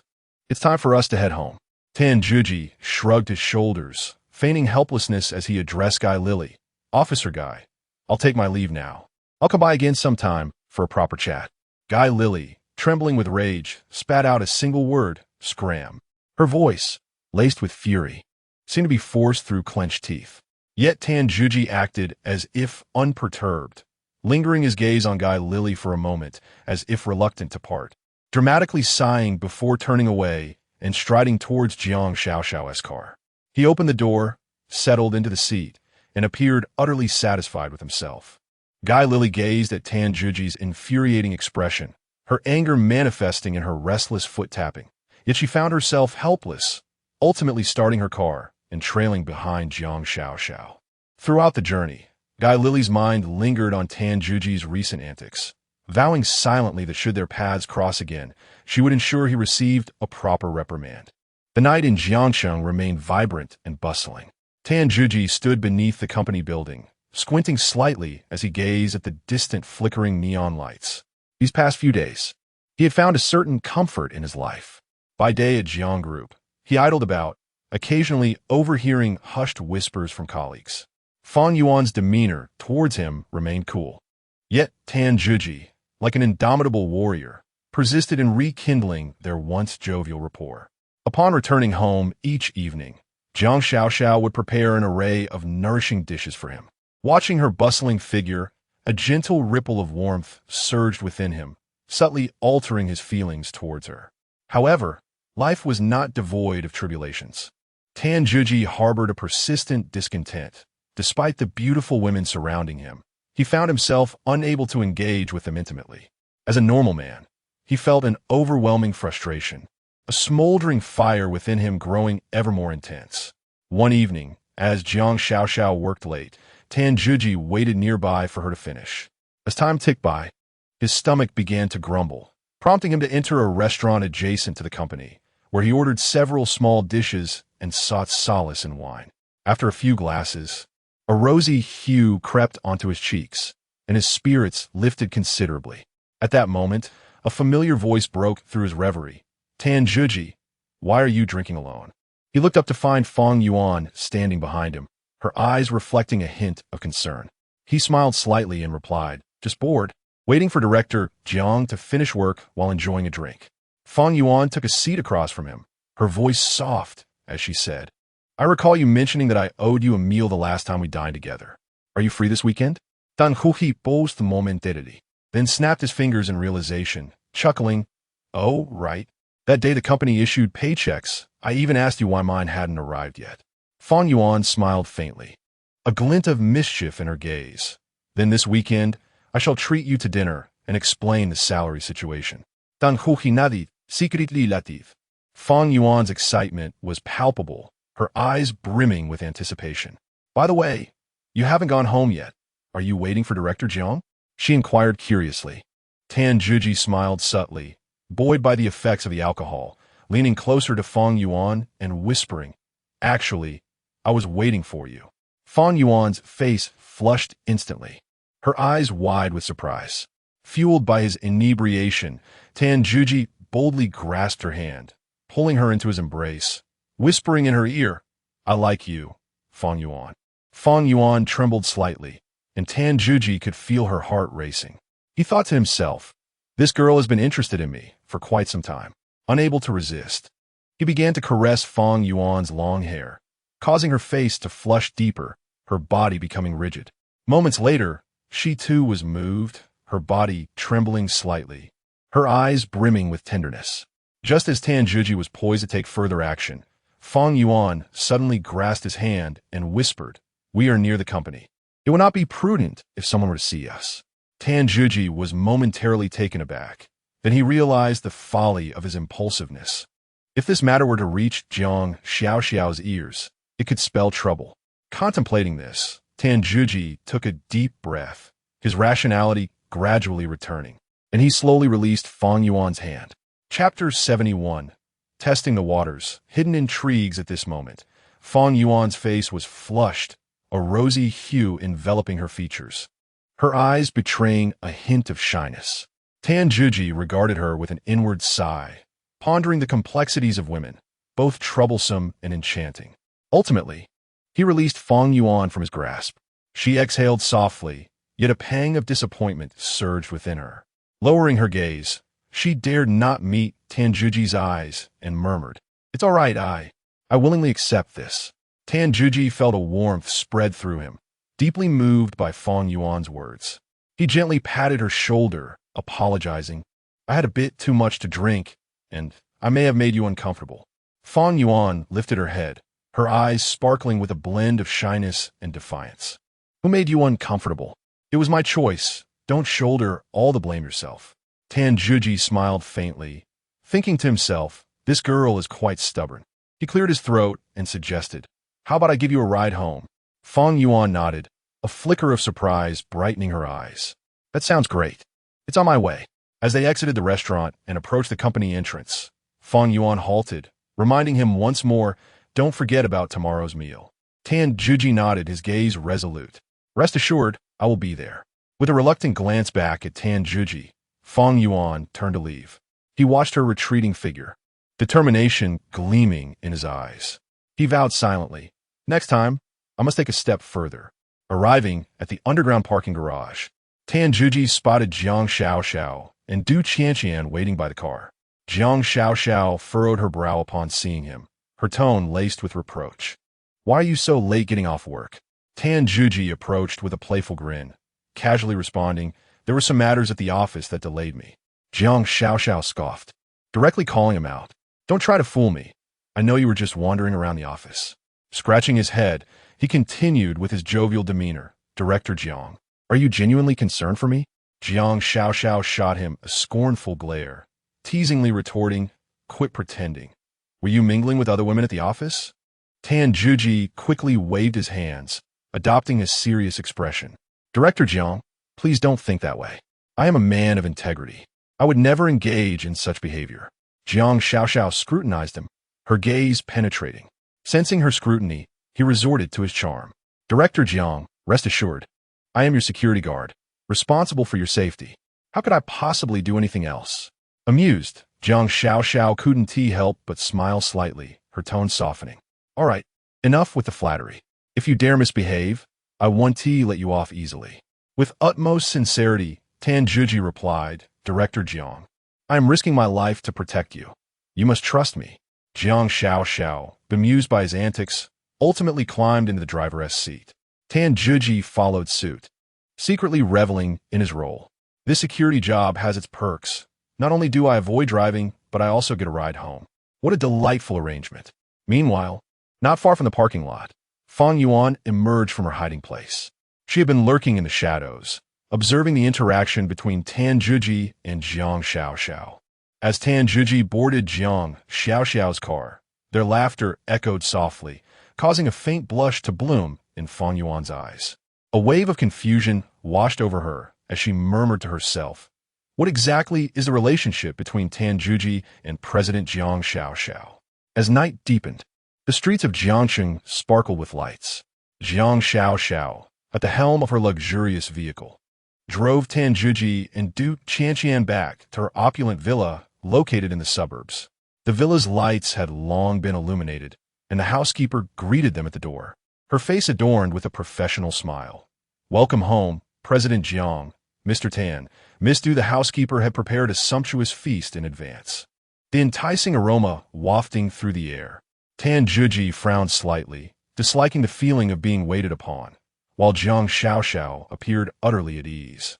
During dinner, the three gathered around the table. Jiang Xiaoxiao and Du Qianqian engaged in lively banter, whereas Tan Juji silently partook of his meal, interjecting occasionally.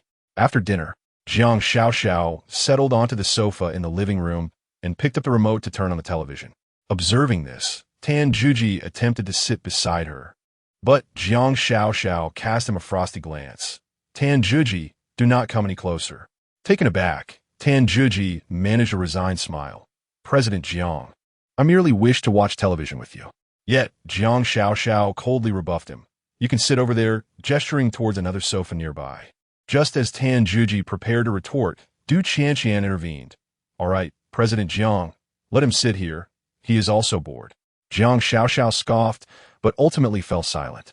Reluctantly, Tan Juji took a seat on the other sofa, inwardly chuckling at the challenge of accommodating such a difficult woman. The room fell into a hush, the only sound being the television's murmurs. Tan Juji glanced at Jiang Xiaoxiao, then at Du Qianqian, before suddenly speaking. "By the way, President Jiang, Qianqian, do you have any plans for the weekend?" Jiang Xiaoxiao, alert, lifted her gaze, her eyes scrutinizing. "Why? Do you have something in mind?" Tan Juji smiled gently, his tone relaxed. "Not at all. I was merely inquiring. I have plans to dine with friends this weekend, so I may not be at home." Du Qianqian immediately furrowed her brow, suspicion creeping in her voice. "Are you truly just meeting friends?" Tan Juji nodded, his expression serene. "Of course. What else could I be up to?" Jiang Xiaoxiao studied him for a moment before ultimately choosing to trust him. "Very well, go ahead. However, if anything arises, do not hesitate to call me." Yet, Du Qianqian remained puzzled, whispering, "President Jiang, why do you trust him so much and allow him to go out? He is, after all, a security guard." Jiang Xiaoxiao let out a cold laugh. Du Qianqian, do not forget he is my security guard. My trust in him is well-founded. Du Qianqian wished to argue further, but ultimately opted for silence, her heart brimming with confusion over Jiang Xiaoxiao's unwavering faith in Tan Zhiji. The living room remained quiet, the television's sounds lingering in the air. Jiang Xiaoxiao suddenly turned her head, casting a meaningful glance at Tan Zhiji. Tan Zhiji, tomorrow you shall take the BYD song out. Tan Zhiji was momentarily taken aback, before a look of delight spread across his face. Really? President Jiang, are you? Jiang Xiaoxiao offered a slight smile, her tone imbued with a touch of tenderness. I know you have longed to drive that car. Tomorrow, I shall grant you the pleasure. A warmth enveloped Tan Zhiji's heart, and a wave of happiness surged within him. Unable to contain himself, he exclaimed, President Jiang, you truly understand my feelings. Observing his enamored expression, Jiang Xiaoxiao's lips curled into a faint smirk, revealing a hint of disdain. Chapter 72. A Harmonious Date. Concealed jealousy. The first rays of morning sunlight streamed through the cracks in the curtains, casting a gentle glow upon Tan Zhiji's face. He rubbed his eyes, turned over in bed, and stretched languidly. Today was a significant day, one that warranted careful preparation. Standing before the mirror, Tan Zhiji scrutinized his reflection. He donned a fitted black suit complemented by a deep blue tie, exuding an air of sophistication. A slight smile crept across his face as he narcissistically remarked, Hey, this outfit looks splendid. Tan Zhiji, you look quite handsome today. As he exited his room, he noticed Du Qianqian seated on the sofa, engrossed in her phone. Upon raising her gaze and taking in Tan Zhiji's attire, a flicker of curiosity danced in her eyes. Where's Jiang? He inquired. Still asleep, Du Qianqian responded, her eyes appraising him. And where do you think you're going? Tan Zhiji smiled confidently and replied, Look at me. Don't you think I look dashing? Du Qianqian couldn't help but roll her eyes. Please, don't think that just because you dress well, you can go on a date. Are you concocting some scheme? Ignoring her, Tan Zhiji strode purposefully toward the garage. Frustrated, Du Qianqian stomped her foot behind him, muttering, All you do is boast. Let us see what tricks you can pull. On the balcony of the second floor, Jiang Xiaoxiao peered through the curtain's gap, fixating on Tan Zhiji's departing figure. Her expression was one of discontent, tinged with a sense of grievance and sorrow. His actions stirred an uncomfortable feeling within her, though she was reluctant to reveal it. Ache me piace, Dan Huhi. What are you up to? Jiang Xiaoxiao bit her lip, silently resolving to follow him today and discover his intentions. She turned and entered her room, changing into casual attire. Donning sunglasses and a mask, and chose an inconspicuous Wenjia M8 to discreetly trail Tan Zhiji's vehicle. Tan Zhiji, driving a BYD Song, encountered smooth sailing on his journey. He arrived at a charming little restaurant, nodding in satisfaction as he parked. This place was indeed delightful, boasting an elegant ambience with a hint of sophistication. Fang Yuan's taste was commendable. Upon entering the restaurant and surveying his surroundings, he found no trace of Jiang Xiaoxiao. A smile played on his lips as he mused, surely, Jiang won't show up today. Otherwise, she would have rushed him by now. Meanwhile, Jiang Xiaoxiao parked across the street, fuming as she muttered, Tan Zhiji, you absolute scoundrel. Clad in her sunglasses and mask, she made her way into the restaurant, choosing a corner seat, her gaze fixed intently on Tan Zhiji. She silently plotted, Today, I must catch you in the act and expose your misdeeds. Fang Yuan had already settled in the restaurant, and upon spotting Tan Zhiji enter, she rose with joy, exclaiming, Brother Zhiji. Tan Zhiji looked up to behold Fang Yuan, exquisitely adorned in a low-cut short dress paired with a form-fitting knit top, her makeup flawlessly done, accentuating her allure. Her appearance was strikingly beautiful and alluring, nearly rendering Tan Zhiji unrecognizable. Fang Yuan noticed Tan Zhiji staring at her in a daze, a hint of shyness gracing his features as she softly inquired, Do I look good? Tan Zhiji's gaze remained fixed upon her, his eyes brimming with admiration. Fang Yuan felt a tinge of bashfulness under his scrutiny, lowering her head as a blush crept across her cheeks. Yet, a sense of pride welled up within her. She had devoted a full 2 hours to her appearance for this date. meticulously attending to every detail from her makeup to her hairstyle. Observing Tan Juji's captivated expression, she felt that all her efforts were indeed worthwhile. "Do I look good?" she asked quietly, her eyes shimmering with anticipation. Tan Juji snapped back to reality and smiled gently. "You look stunning, truly divine." Fang Yuan shyly averted her gaze, murmuring, "Not really." However, she thought to herself, "I simply wanted to present myself in the most perfect light before you, to leave you in awe." Tan Juji, clad in casual attire, stood in stark contrast to Fang Yuan's meticulous presentation. He smirked playfully, saying, "Fang Yuan, with such beauty today, are you trying to dazzle me?" Fang Yuan lifted her head, her eyes playfully reproaching, "You always have such flippant remarks." Tan Juji laughed heartily and took the menu from the waiter, casually flipping through it as he asked, "What would you like to drink?" "Lemon tea, please," Tan Juji replied with a relaxed tone. Fang Yuan nodded, ordering a glass of lemon tea for both of them before inquiring, "What would you like to eat?" Tan Juji perused the menu thoughtfully. Fang Yuan, feeling a bit embarrassed, confessed, "I just graduated and have only recently received my salary. I can only afford to invite you to a place like this." Tan Juji smiled gently, reassuring her, "This place is quite nice. I like it. Those upscale hotels are rather unwelcoming to me." Fang Yuan exhaled a sigh of relief, gratitude flickering in her eyes. "Really?" "Of course," Tan Juji affirmed with conviction. "As long as I can dine with you, it matters not where we go." Meanwhile, Jiang Xiaoxiao, donning oversized sunglasses, entered the restaurant. She scanned the hall and quickly spotted Tan Juji and Fang Yuan, engaged in lively conversation, the atmosphere notably harmonious. Her brow furrowed instantly, a flash of anger igniting in her eyes. Gritting her teeth, she strode to a secluded corner and ordered a chrysanthemum tea, attempting to quell the turmoil within her.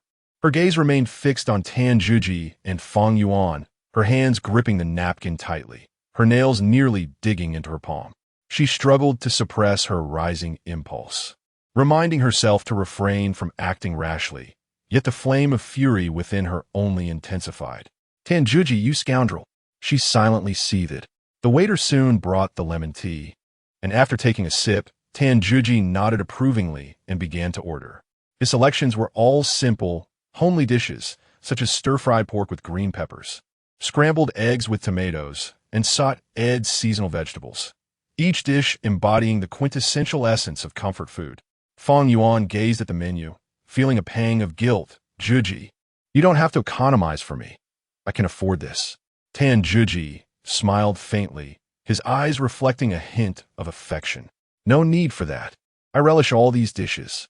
As long as I'm full, it suffices, no need for extravagance." Fang Yuan felt a warmth blossom in her heart, her eyes slightly moistening. She softly replied, "Brother Juji, you are truly considerate."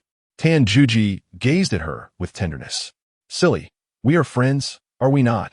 Fang Yuan nodded, yet could not help but think, how wonderful it would be if this could last forever. Jiang Xiaoxiao concealed herself in the corner, her gaze fixed intently on Tan Juji and Fang Yuan. The two sat by the window, sharing laughter and conversation, the atmosphere harmonious. Watching them from the side, Jiang Xiaoxiao felt a surge of anger rise within her. Chapter 73. The Thug's Harassment. The Lady's Tears. Tan Juji selected an array of inexpensive, homely dishes, stir-fried pork with green peppers, scrambled eggs with tomatoes. Upon glancing at the prices on the menu, Jiang Xiaoxiao could not suppress a frown. She recalled the times when she dined with Tan Juji, where he was lavish, frequently choosing upscale restaurants and extravagant meals that left her astounded by the expense. Yet now, he was settling for such meager fare, stirring a sense of imbalance within her. "What in the world are you up to, Tan Juji?" Jiang Xiaoxiao muttered through clenched teeth, her eyes flashing with indignation. Feigning poverty in front of a woman. How repulsive.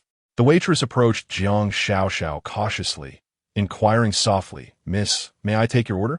Jiang Xiaoxiao lifted her head, her eyes brimming with ire. She shot the waitress a piercing glare and coldly commanded, "Bring me a portion of chopped pepper fish head." Startled by her demeanor, the waitress nearly fumbled the menu in her hands. She hesitantly asked, "Are you sure you want the chopped pepper fish head? It's quite large." Enough for 4 or 5 people. Cut the chatter. Jiang Xiaoxiao interrupted impatiently. Just do as I say. The waitress, intimidated, nodded repeatedly and hurriedly departed. Satisfied, Jiang Xiaoxiao leaned back in her chair, continuing to observe Tan Juji and Fang Yuan. At their table, the atmosphere remained warm. The two enjoyed their simple meal while engaged in light-hearted conversation, laughter echoing around them. Juji, this life is truly wonderful, Fang Yuan remarked softly, her eyes gleaming with longing. How delightful it would be to share meals with you every day. Tan Juji smiled gently, his gaze tender. As long as you wish. You can come and find me anytime. I would gladly dine with you every day. Fang Yuan's cheeks flushed slightly, her eyes reflecting a hint of eagerness. So, do you genuinely like me? Tan Juji nodded slightly, smiling as he replied, of course. Otherwise, why would I agree to dine with you? Fang Yuan beamed with happiness, a playful spark in her eyes. Then I shall be your girlfriend, and I will cook for you daily. Tan Juji was momentarily taken aback, then burst into hearty laughter. You little rascal, what a jokester you are. However, behind his smile lay a trace of hesitation. Fang Yuan's straightforward proposal caught him off guard, and he furrowed his brow slightly as he softly said, Fang Yuan, this is no trivial matter. Are you certain you do not wish to think it over? She shook her head, her gaze resolute. No need to contemplate. I have liked you for a long time. Inviting you to dinner today was to convey my feelings. Tan Juji's heart trembled slightly, a bittersweet smile creeping upon his lips. Fang Yuan's kindness truly moved him, yet he was unprepared to embrace her affections. How could he possibly convey this to her? He was acutely aware of the complicated relationship he shared with Jiang Xiaoxiao, and the fact that he was still entangled in obligations toward her made the prospect of accepting Fang Yuan all the more daunting. Tan Juji's heart was enveloped in turmoil. He reveled in the ambiguity with Fang Yuan, yet he was reluctant to hurt Jiang Xiaoxiao. This inner turmoil rendered him incapable of making a decision. Tan Juji sat at the dining table, a flicker of hesitation crossing his eyes. He gazed at Fang Yuan, internally grappling with whether to disclose that he was not yet ready to pursue a romantic relationship with her. Fang Yuan's eyes brimmed with anticipation, amplifying his indecision. Sensing Tan Juji's unease, a hint of sorrow and confusion flashed in her gaze. Juji, what's wrong? Do you not like me? Tan Juji let out a soft sigh, striving for a gentle tone. Fang Yuan, I do like you, but I'm not prepared yet. Can we take our time and see where this goes? Fang Yuan fell silent for a moment, a flicker of disappointment crossing her eyes, but she quickly regained her composure. All right, I accept. Tan Juji looked at Fang Yuan, feeling a pang of guilt. He knew his feelings for her were genuine, yet this affection brought him distress. Happiness ought to be beautiful, yet he realized that this sentiment concealed an abundance of complex issues. Meanwhile, in the corner, Jiang Xiaoxiao seethed with indignation, her teeth clenched.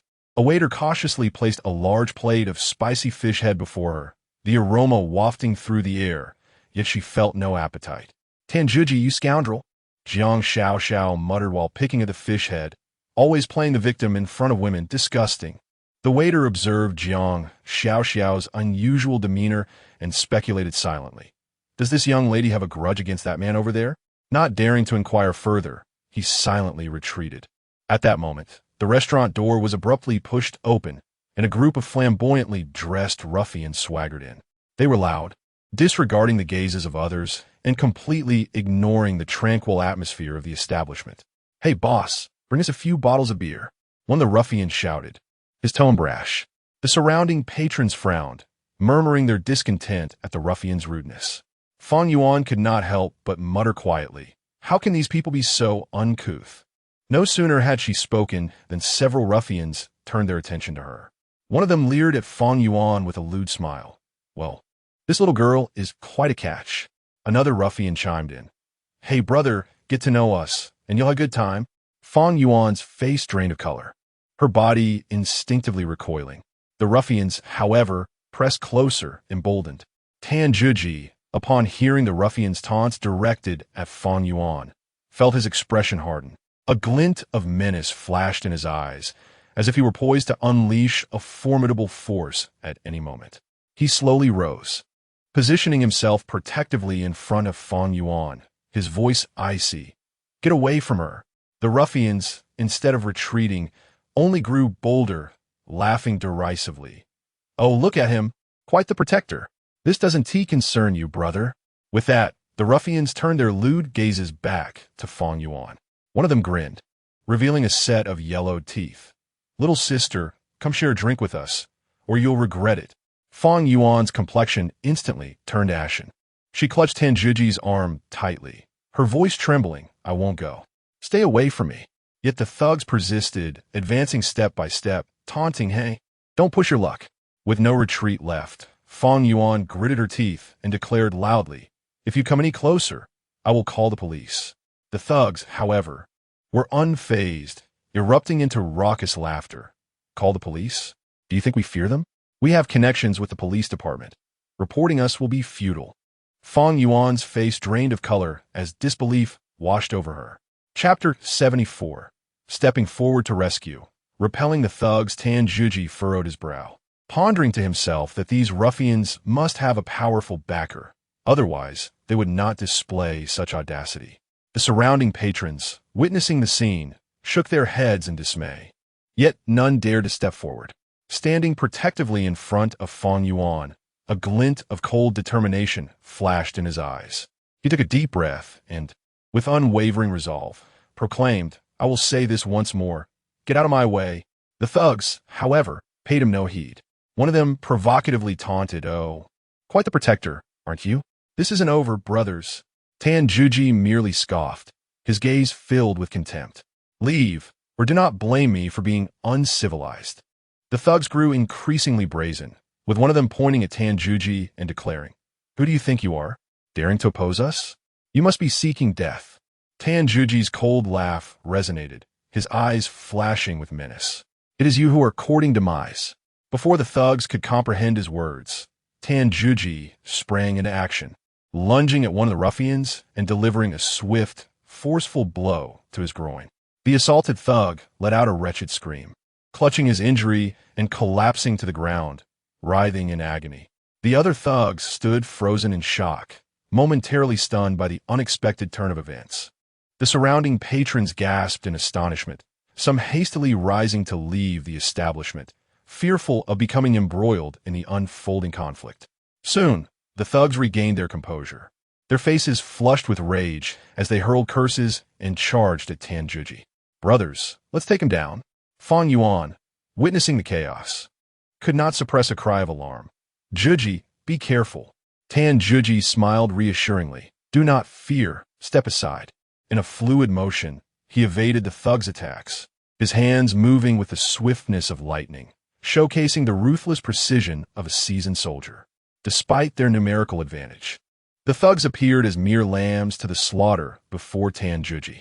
Meanwhile, in the corner, Jiang Xiao, though still mocking with her words, revealed a hint of concern on her face.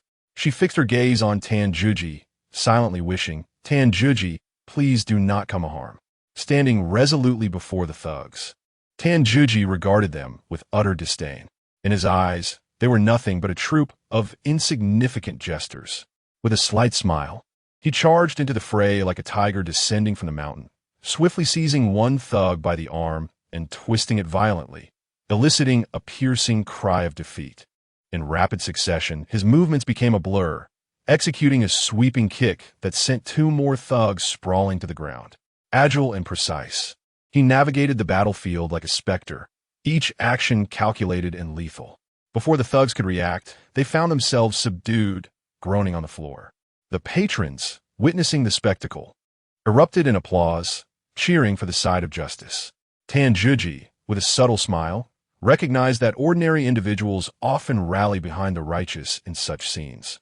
He casually dusted off his hands, casting a steely gaze at the defeated thugs. "You worthless fools dare to wreak havoc before me." In the corner, Jiang Xiao, seeing Tanjuji emerge unscathed while subduing the thugs, finally exhaled in relief. She let out a cold snort and indignantly remarked, "A bunch of blind fools, they deserve it." Fang Yuan peeked out from behind Tanjuji, her eyes brimming with concern. "Brother Juji, are you all right?" Tan Juji smiled faintly, his tone exuding confidence. "I'm Fine. Such trivial matters are merely a warm-up for me."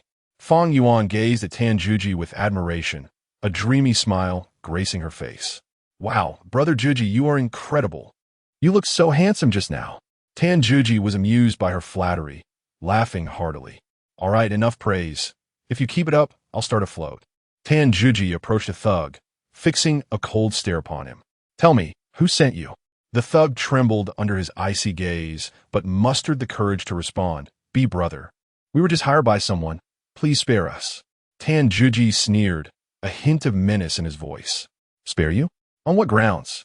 The thugs exchanged uneasy glances. And finally, one of them spoke up. It was Mushu Wen from the Mu group who sent us." Tan Juji raised an eyebrow. "Mushu Wen?" The thug nodded vigorously. Yes. He said to teach you a lesson and insisted that you were merely a security guard, unworthy of his personal attention." Tan Juji let out a cold laugh, a glimmer of frost in his eyes. "Mushu Wen, a fine name. I shall remember it." He fixed his gaze on the thug, his tone freezing. "Where is he?" The thugs looked troubled, but Tan Juji's threat compelled them to speak. He is at the nearby tea house. You should still be there." Tan Juji nodded slightly, a murderous glint flashing in his eyes. "Take me there." The thugs exchanged helpless glances, yet no one dared to resist. Tan Juji glared at them. "Don't make me repeat myself. Otherwise, you will regret it." The thugs promptly stood up, leading Tan Juji toward the tea house. He followed closely behind, his gaze sharp and unyielding. He knew full well that Mushu Wen, the young master of the Mu group, must provide him with an explanation today. Fang Yuan watched Tan Juji prepare to leave, worry etched across her face. "Juji, where are you going?" Tan Juji smiled gently, his tone light yet tinged with coldness. "I'm going to find Mushu Wen. You all wait for me here." Fang Yuan grew anxious, grasping his arm. "Juji, it's too dangerous for you to go alone." Tan Juji gently patted her hand and nodded. "Don't worry, I'll be cautious. I'll return shortly." With that, he followed the thugs out of the restaurant. Jiang Xiao, who had been hiding in a corner, witnessed this scene, a complex emotion flickering in her eyes. She bit her lip, murmuring to herself, "Tan Juji, please don't get into trouble." Subsequently, she rose and followed suit. Meanwhile, Mushu Wen was leisurely sipping tea at a nearby tea house. Seated opposite his tall and handsome friend, Sun Dazhuang. Sun Dazhuang wore an expression of concern. "Young Master Mu, do you really think those thugs can handle Tan Juji?" Mushu Wen let out a cold laugh, his tone dripping with disdain. "Do I really need to handle a mere security guard myself? Those thugs will suffice." Although Sun Dazhuang did not voice his objections, he harbored a lingering suspicion that Tan Juji was not to be underestimated. He furrowed his brow and tentatively remarked, "Mu Xiao, Jiang Xiao is backed by the Jiang group. Do you think our actions might lead to repercussions?" Mushu Wen interrupted him, his impatience palpable. "What is Jiang Xiao? Once we deal with Tan Juji, Jiang Xiao will be mine, and Du Qianqian will be yours. At that point, taking down the Jiang group will be a mere formality." Sun Dazhuang nodded slightly, a glint of greed flickering in his eyes. He understood all too well that while Mushu Wen's plan was fraught with risk, the potential rewards were simply too great to ignore. Chapter 75. Rejecting temptation, upholding dignity. At that moment, Tan Juji entered the tea house accompanied by several thugs, making his way directly to the table occupied by Mushu Wen and Sun Dazhuang. Upon seeing Tan Juji, Sun Dazhuang's expression shifted dramatically. "You? What brings you here?" Tan Juji let out a cold laugh and retorted, "Why have you sent someone to follow me? What are your intentions?" Sun Dazhuang was rendered speechless by the inquiry. While Mushu Wen's demeanor hardened, his tone unfriendly. "Tan Juji, as a mere security guard, do you dare to act so brazenly here? Tan Hudi Skofut Didisibidi. You send your people to deal with me, yet you still pretend to be innocent?" At that moment, several thugs walked in, heads downcast, and unwilling to meet Mushu Wen's gaze. Seeing their dismal state, Mushu Wen slammed the table in fury, cursing, "Useless. A bunch of worthless fools." Tan Juji, however, paid him no mind and directly addressed Mushu Wen. "Let us resolve our matters first. What exactly do you want? Mu Shu-win's face darkened, yet he managed to force a smile. Tan Juji, do not dismiss my worth. I have never failed to acquire those I desire. Tan Juji let out a cold snicker, eyes filled with disdain. Mu, you should first manage your subordinates. Mu Shu-win's expression soured instantly, but he quickly regained his composure, softening his tone. Tan Juji, as long as you stay away from Jiang Xiao, I will agree to any terms. Tan Juji scoffed. Mu, I have no interest in your filthy money. Mu Shu-win's face turned ashen with anger, yet he gritted his teeth and declared, 5 million. Just leave Jiang Xiao, and I will give you 5 million. Sun Dazhuang chimed in. Tan Juji, if you distance yourself from Du Qianqian, I will also offer you 5 million. Upon hearing this amount, the thugs' eyes lit up with excitement. They whispered among themselves, wow, that's a total of 10 million. That's easy money. Mu Shu-win and Sun Dazhuang exchanged glances, their faces beaming with pride, thinking, Tan Juji will surely be swayed by money. Tan Juji observed the confident expressions of Mu Shu-win and Sun Dazhuang, a smirk creeping onto his lips, revealing a hint of mockery. To him, the notion of buying him off with 20 million was nothing short of absurd.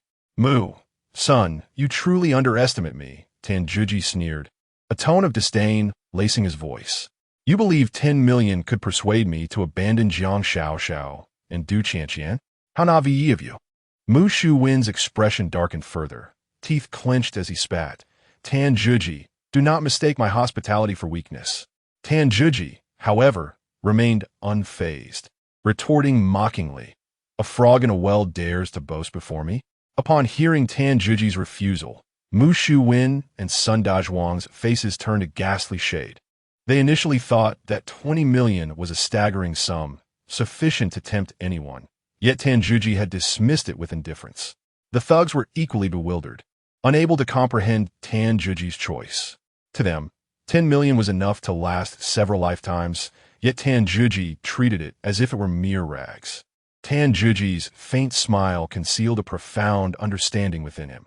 He was a king among soldiers, while these ruffians would always remain mere thugs, forever oblivious to the realm he inhabited. In the shadows, Jiang Xiao watched Tan Juji's every move with rapt attention. When she heard him resolutely reject Mu Shu-win and Sun Dazhuang, a flicker of emotion crossed her eyes, and tears began to cascade down her cheeks. Initially, she had feared that Tan Juji might acquiesce to Mu Shu-win's demands for monetary gain. Had he done so, she would have opted to relieve him of his position as security manager. She held disdain for those who would forsake their dignity for the sake of wealth. However, his refusal brought her a profound sense of relief. Tan Juji, Jiang Xiao silently repeated his name in her heart, warmth surging within her. His rejection of Mu Shu-win and Sun Dazhuang was not born of nobility, but rather from his utter contempt for the 10 million in his account at the illustrious bank. Hundreds of billions of dollars lay frozen, rendering 10 million merely a drop in the ocean.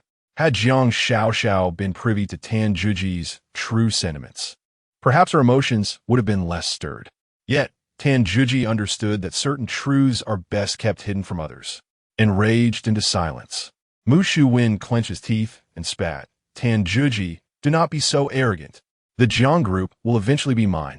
Tan Juji regarded him coldly, his tone laced with scorn. Mu Shu-win, you are merely dreaming. Mu Shu-win's face turned a ghastly shade, and he retorted, Jiang Xiao is the sole heir of the Jiang group. Once you part ways with her, the Jiang group will be mine for the taking. Tan Juji scoffed, unfazed as he replied, Mu Shu-win, if you possess the capability, then by all means bring it on. Do not say I did not warn you. Playing with fire is no trifling matter.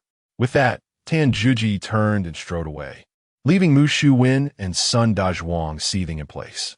The ruffians, too, trailed behind him, their spirits dampened and voices silenced. Jiang Xiao, witnessing Tan Juji's damiano, felt a ripple of intrigue within her. She recognized that he was no ordinary man. An undeniable aura surrounded him. Promptly, she followed in pursuit, resolved within herself. This man was worthy of her exploration. Mu Shu-win glared at Tan Juji's retreating figure, his face a mask of fury as he cursed, Tan Juji, you will regret this. Sun Dazhuang cautiously approached, tentatively inquiring, Mu Xiao, what shall we do next? The grimness of Mu Shuwen's expression was chilling, his eyes betraying a ruthless intent. Since Tan Juji dares to show such disrespect, I shall be merciless. No one who stands in my way will be spared. Sun Dazhuang, startled by Mu Shuwen's menacing words, understood that while he harbored disdain for Tan Juji, he had never contemplated murder. Hesitating, he refrained from contradicting Mu Shuwen. A few ruffians edged closer to Mu Shuwen, one summoning the courage to say, Mu Xiao, although our mission was unsuccessful, we did our utmost. The promised reward. Mu Shuwen's expression instantly morphed into one of fury.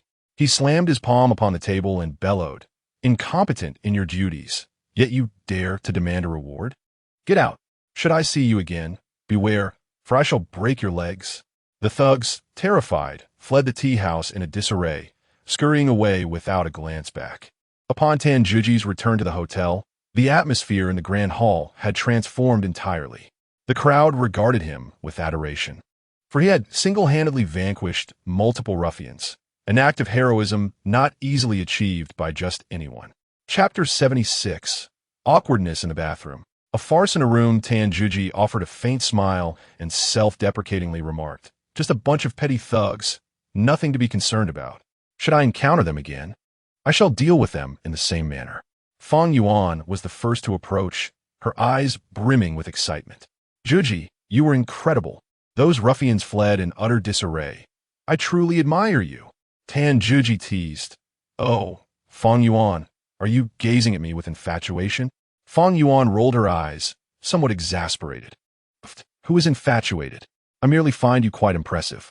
After a moment's contemplation, she curiously inquired, Juji, how did you develop such remarkable skills? Tan Juji smiled faintly and casually replied, I was once the head of the security department. These skills were honed out of necessity for the job. Fang Yuan nodded, accepting his words as truth. Ah, that makes sense. No wonder you're so formidable. Tan Juji silently chuckled to himself, knowing that Fang Yuan would undoubtedly believe his words. Yet he saw no reason to disabuse her of the notion. In the corner, Jiang Xiaoxiao observed Tan Juji's every move with a cold gaze. She understood that Tan Juji's prowess was far beyond that of an ordinary security chief. He was certainly deceiving Fang Yuan, though a sense of dissatisfaction lingered within her. It was overshadowed by a feeling of helplessness. She was acutely aware of Tan Juji's true identity and abilities, far exceeding the limits of her imagination. As Tan Juji prepared to engage Fang Yuan in further conversation, her phone suddenly rang.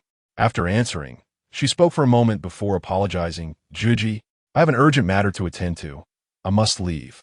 Tan Juji nodded, feeling a twinge of regret. He thought Fang Yuan was too innocent, and he hesitated to hurt her. Yet he longed for an opportunity to converse with her meaningfully and deepen their understanding of one another. Upon returning to the villa, darkness had enveloped the sky. To evade Tan Juji, Jiang Xiaoxiao had returned early, hiding by the window on the second floor, secretly watching him. When Tan Juji glanced up and noticed the curtains on the second floor slightly shifting, a subtle smile crept across his lips. He found it amusing that Jiang Xiaoxiao was indeed spying on him. Jiang Xiaoxiao, you are quite the enigmatic woman, he murmured to himself before striding into the villa. Tan Juji pushed open the grand door of the villa and made his way directly to his room. After a long day filled with exertion and a confrontation with those thugs, he was drenched in sweat, his clothes clinging uncomfortably to his skin.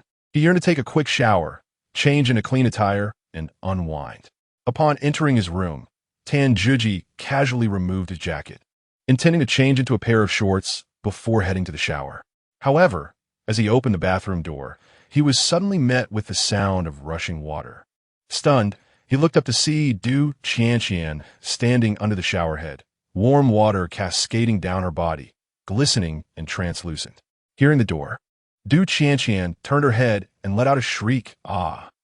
Tan Juji was momentarily taken aback by the scene before him.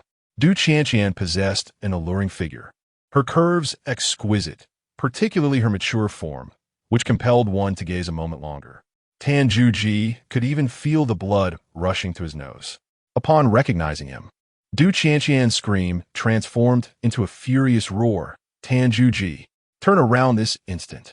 It was only then that Tan Juji snapped back to reality, offering an awkward smile as he hastily turned away. I apologize, this is all a misunderstanding. Du Qianqian, her face flushed with indignation, exclaimed, "You idiot! Do you even possess a brain?" With a resigned sigh, Tan Juji could only force a smile as he exited the bathroom, gently closing the door behind him. Standing at the threshold, he couldn't help but reflect on Du Qianqian's increasingly alluring figure, her mature development stirring within him a wave of inappropriate thoughts. Yet, he quickly shook his head, letting out a soft sigh. Du Qianqian is not so easily approached. She is very close to Jiang Xiaoxiao, her cousin. If anything were to happen between us, Jiang Xiaoxiao would surely not let me off lightly. He quietly resolved, it's best to avoid trouble. Hearing Du Qianqian scream, Jiang Xiaoxiao hurried down from upstairs to investigate. She found Tan Juji seated on the living room sofa, wearing an expression of embarrassment and confusion. "Dan Yu, what are you doing here?" Jiang Xiaoxiao scrutinized him, her tone laced with skepticism. Tan Juji, feeling guilty, offered a sheepish smile. "I intended to take a shower, but I didn't realize Du Qianqian was inside." Jiang Xiaoxiao scoffed, her eyes revealing distrust. "You didn't do anything to her, did you?" Tan Juji quickly waved his hands in denial. No. I walked in and saw her bathing. I did nothing." Unconvinced, Jiang Xiaoxiao briskly approached the bathroom door and knocked. "Qianqian, are you all right? What happened?" Silence enveloped the bathroom, and a frown creased Jiang Xiaoxiao's brow as she muttered to herself, "Qianqian, you're not in trouble in there, are you?" Inside, Du Qianqian heard Jiang Xiaoxiao's voice and quickly responded, "Xiaoxiao, I'm fine. I just slipped while bathing." Jiang Xiaoxiao breathed a sigh of relief. Though still concerned, she asked, "Is it serious? Do you need me to come in?" Du Qianqian hastily refused. "No, I'm fine. Please don't come in." Just as Jiang Xiaoxiao prepared to turn away, she suddenly noticed Tan Juji had stealthily positioned himself behind her, eavesdropping intently. Infuriated, she glared at him. "Tan Juji, what are you doing standing there?"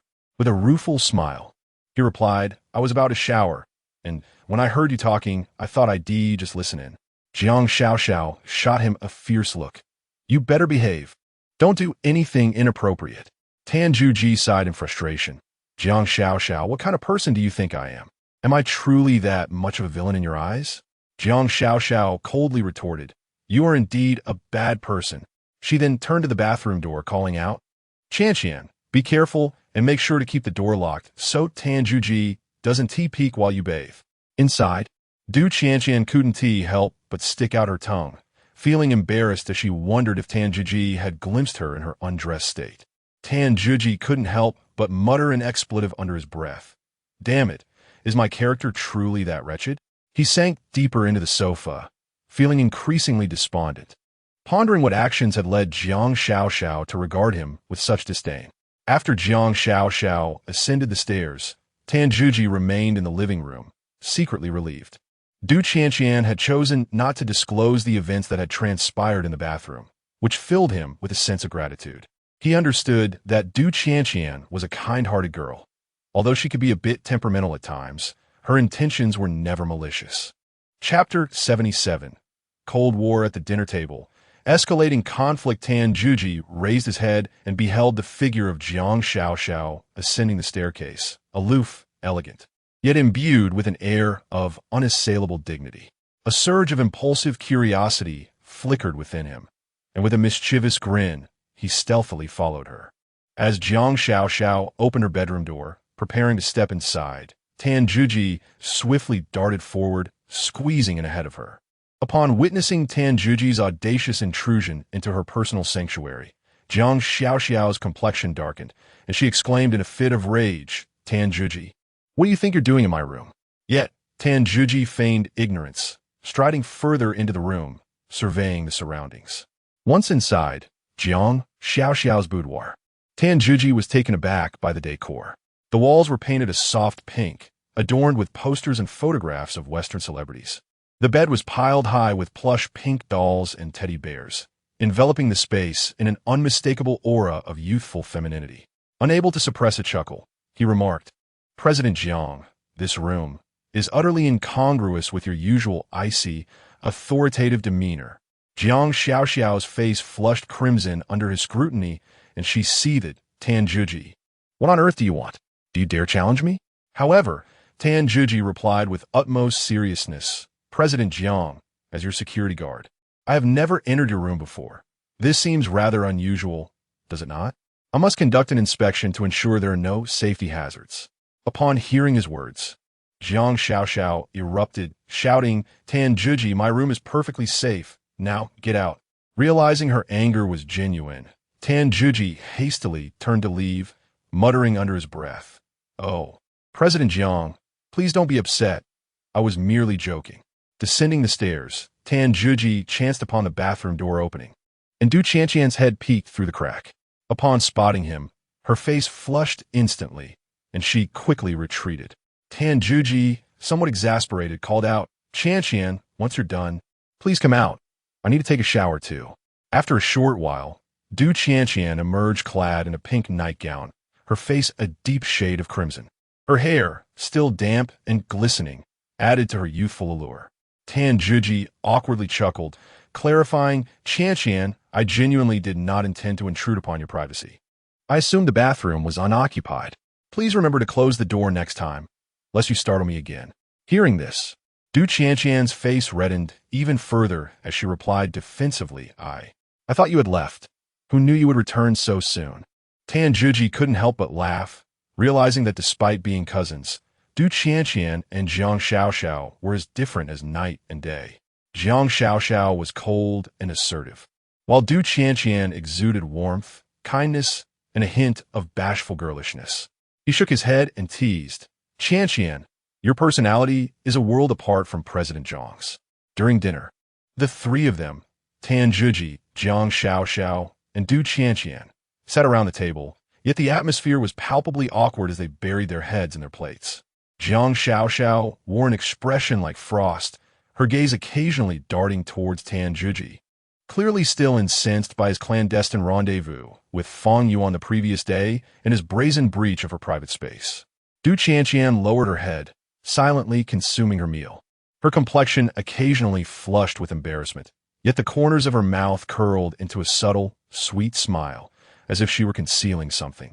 Meanwhile, Tan Juji devoured his food with carefree abandon, intermittently chuckling to himself, utterly oblivious to the delicate atmosphere surrounding them. Jiang Xiaoxiao, unable to endure the situation any longer, coldly interjected, "Tan Juji, could you please stop laughing?" Taken aback, Tan Juji retorted, "Who says one can't chuckle while eating?" Inwardly, Jiang Xiaoxiao thought, "This guy must be laughing at me. He brazenly entered my sanctuary and uncovered my girlish secrets." The more she pondered, the angrier she became, but she merely let out a huff and chose to ignore him. Du Qianqian glanced up at Tan Juji, unable to resist pinching him under the table. She muttered softly, "What are you laughing at? Are you mocking me for your intrusion into the bathroom?"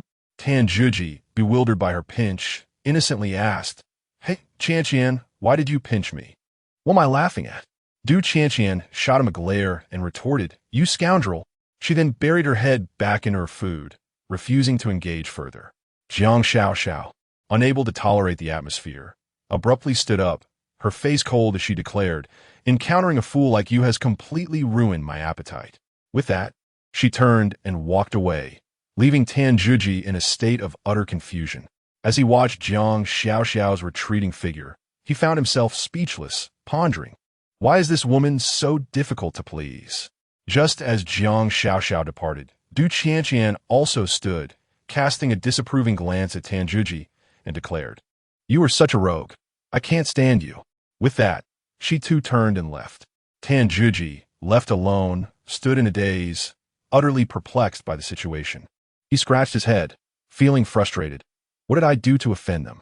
However, he soon regained his composure, returning to his meal with determination, thinking, never mind, I'll eat first. The following morning, just as dawn broke, Tan Juji was roused from his slumber by the shrill ring of his phone. Upon checking, he discovered a message from Fang Yuan inviting him to hang out over the weekend. Rubbing his eyes, he rolled out of bed, completed his morning routine, and grabbed his car keys, ready to leave the villa. As he reached the door, a cold voice pierced the air. Tan Juji, where are you going? Turning around, he saw Jiang Xiao standing at the top of the stairs, her expression tinged with displeasure. He offered a sheepish smile and replied, "Oh, just going out to have some fun with friends, nothing else." Jiang Xiao's eyes narrowed in suspicion. Friends? Male or female? Tan Juji nodded emphatically, chuckling, female. Don't worry about my personal matters. After a moment of silence, a flicker of complex emotions crossed Jiang Xiao's gaze before she finally said, "Go ahead, but make sure to return early." Tan Juji sighed in relief, ready to depart, when he noticed Jiang Xiao clad in a new, stylish outfit that starkly contrasted her usual aloof demeanor. Curiosity got the better of him as he asked, "Jiang, you look stunning today. Are you going out as well?" Jiang Xiao shot him an irritated glare and snapped, "Get lost." Tan Juji drove his BYD Song to the entrance of Fang Yuan's residential community. From a distance, he spotted Fang Yuan anxiously standing by the roadside, glancing around persistently. Today, she donned a short skirt paired with form-fitting yoga pants, her tall figure accentuated, making her strikingly radiant. Tan Juji halted the vehicle, rolled down the window, and playfully remarked, "Fang Yuan, you look exceptionally beautiful today. Did you dress up just for me?" Fang Yuan's face instantly flushed, and she lowered her gaze, softly murmuring, "Not at all. I just wore whatever." Chapter 78. An unexpected encounter with a former love. Resisting entanglement, Tan Juji smiled and turned to Fang Yuan, inquiring, "Where are we planning to go today?" Instead of offering a direct response, Fang Yuan curiously asked, "Is this car yours?" Tan Juji paused momentarily before explaining, "No, it's a friend's vehicle." With a playful grin, Fang Yuan speculated, "Is it the car of one of those two girls you dropped off at the garage last time?" Tan Juji was momentarily taken aback, his mind racing with thoughts. Could this girl have been following me? Did she see me with Jiang Xiao and Du Qianqian that day in the garage? Preferring not to dwell on the matter, he swiftly redirected the conversation. "Let's not concern ourselves with that. Where would you like to go today?" Fang Yuan's eyes lit up with excitement as she exclaimed, "How about the zoo?" Tan Juji felt a slight jolt at the mention of the zoo. He had little interest in the animals there, having witnessed genuine wildlife in the vast plains of Congo. Those creatures were far more vibrant than the caged ones in any zoo. However, seeing the eager anticipation in Fang Yuan's eyes, he nodded and said, "All right, let's head to the zoo." He started the car, driving Fang Yuan toward their destination. Along the way, she chattered animatedly while Tan Juji smiled and listened, thinking to himself, "This girl is truly charming in her innocence." Before long, they arrived at the zoo, where a cacophony of voices filled the air as visitors meandered through various animal exhibits. The moment Fang Yuan stepped into the zoo, her excitement was palpable, her eyes sparkling with wonder like a child encountering the world for the first time. She dashed to see the giraffes, then raced to the monkey enclosure, tugging at Tan Juji's sleeve with endless questions. With a bemused smile, he followed her, internally acknowledging, "This girl is brimming with vitality." They spent over an hour exploring the zoo, and only when Fang Yuan began to show signs of fatigue did Tan Juji breathe a sigh of relief. Glancing at the time, he suggested, "Shall we go to the botanical garden? It's quieter there." By the time they exited the botanical garden, it was midday. Dan Huhi, weary and slightly unsteady on his feet, couldn't he help but grumble to himself. Sometimes, traveling could be rather tedious, utterly exhausting. Yet, Fang Yuan seemed far from satisfied, her eyes betraying a hint of reluctance. Checking the time, Fang Yuan suddenly said, "Juji, let's go eat. I'm starving." Instantly revitalized, Tan Juji felt his stomach grumble in agreement. Nodding, he prepared to start the car, only to be surprised when Fang Yuan reached over to link her arm through his. Momentarily flustered, he felt a lightheadedness wash over him, thinking, "This girl certainly knows how to be endearing." Tan Juji drove them to an upscale hotel, its opulent facade gleaming in the sunlight, the glass walls shimmering with an air of grandeur. As Fang Yuan gazed at the hotel's exterior, a hint of hesitation crossed her face. "It looks rather expensive here. Perhaps we should eat elsewhere." Tan Juji smiled gently, his tone relaxed as he replied, "Not to worry. It's my treat today. Order whatever you desire." Fang Yuan paused, her eyes sparkling with a flicker of surprise. Tan Juji took her into the hotel and chose a seat by the window. He glanced around, nodding in satisfaction. The ambience is quite pleasant. Dining is indeed a matter of mood. A waiter approached with a smile, inquiring, "May I take your order?" Tan Juji took the menu, handing it to Fang Yuan. "You choose, today it's my treat." Fang Yuan received the menu, looking at Tan Juji with a hint of disbelief. "Really? You don't want me to pay?" Tan Juji laughed heartily, patting her shoulder. "Relax. I'm feeling generous today. Order whatever you like." After a moment of hesitation, Fang Yuan decided on a few homely dishes: stir-fried pork with green peppers, scrambled eggs with tomatoes, and sauteed seasonal vegetables. Tan Juji looked at the menu and said with a smile, "You needn't worry about the cost. I just received my salary, several tens of thousands, so I can certainly afford this." Fang Yuan smiled softly, her eyes glimmering with warmth. "Actually, I just enjoy homely dishes. I love all these." Tan Juji remarked, "You, my dear, are truly innocent and understanding. Being with you is so effortless." The two of them shared laughter, relishing this rare moment of relaxation. Suddenly, a man's voice rang out from nearby. "Yuan, Yuan, what are you doing here?" Fang Yuan turned around, her gaze instantly shifting away, her face revealing clear disdain as she coolly replied, "Zhang Liwei, what are you doing here?" Upon seeing Fang Yuan, Zhang Liwei's eyes lit up with joy as he hurried over, a hint of urgency in his tone. "Yuan, Yuan, how come you're here?" However, Fang Yuan remained cold, her eyes betraying a flicker of impatience. "Didn't I tell you not to call me Yuan Yuan? My name is Fang Yuan. Remember it." Zhang Liwei's smile faltered slightly, but quickly returned to enthusiasm. All right, Fang Yuan. Are you out here dining with friends?" Fang Yuan nodded, her tone icy. "Yes. I'm here having a meal with a friend." "What about it?" Zhang Liwei's gaze shifted to Tan Juji, scrutinizing him. "Oh, so you have a friend. Who might this be?" Fang Yuan offered a slight smile, introducing, "This is my friend, Tan Juji." Tan Juji nodded subtly, his eyes reflecting a hint of vigilance. However, Zhang Liwei's expression darkened, his tone probing. "Ah, so it is Mr. Tan. May I ask what Mr. Tan does?" Zhang Liwei smiled faintly, his tone growing warmer. "Fang Yuan, why don't you join us for a meal? My friends here are well connected in the official circles. It might benefit your future endeavors."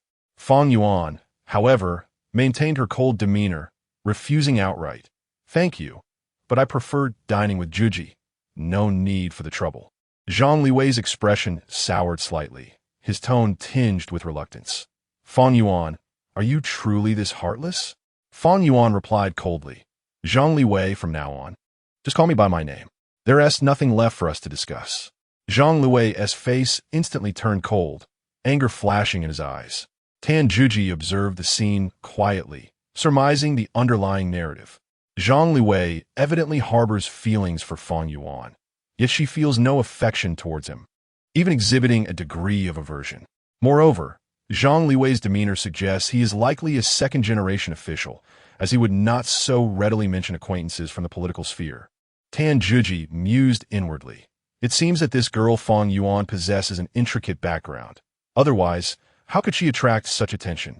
Nonetheless, this does not affect the rapport between him and Fang Yuan. He offered a faint smile, his gaze imbued with a hint of conviction. Zhang Liwei's complexion turned a shade of ashen, and his tone bore an element of inquiry. "Fang Yuan, are you truly oblivious to my feelings? My sentiments towards you?" Chapter 79. Declining an invitation, tension in the air before Zhang Liwei could finish his sentence. Fang Yuan interjected, her eyes gleaming with disdain. "Zhang Liwei, cease your words. The possibility between us has long since vanished. Why must you press me so?" Yet, Zhang Liwei was unrelenting, pressing on with an intensity that bordered on desperation. "Fang Yuan, do you truly not even grant me the slightest chance? My feelings for you."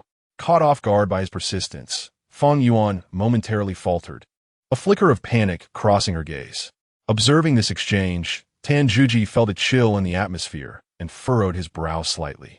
With a faint smile, Tan Juji addressed Zhang Liwei with a casual tone.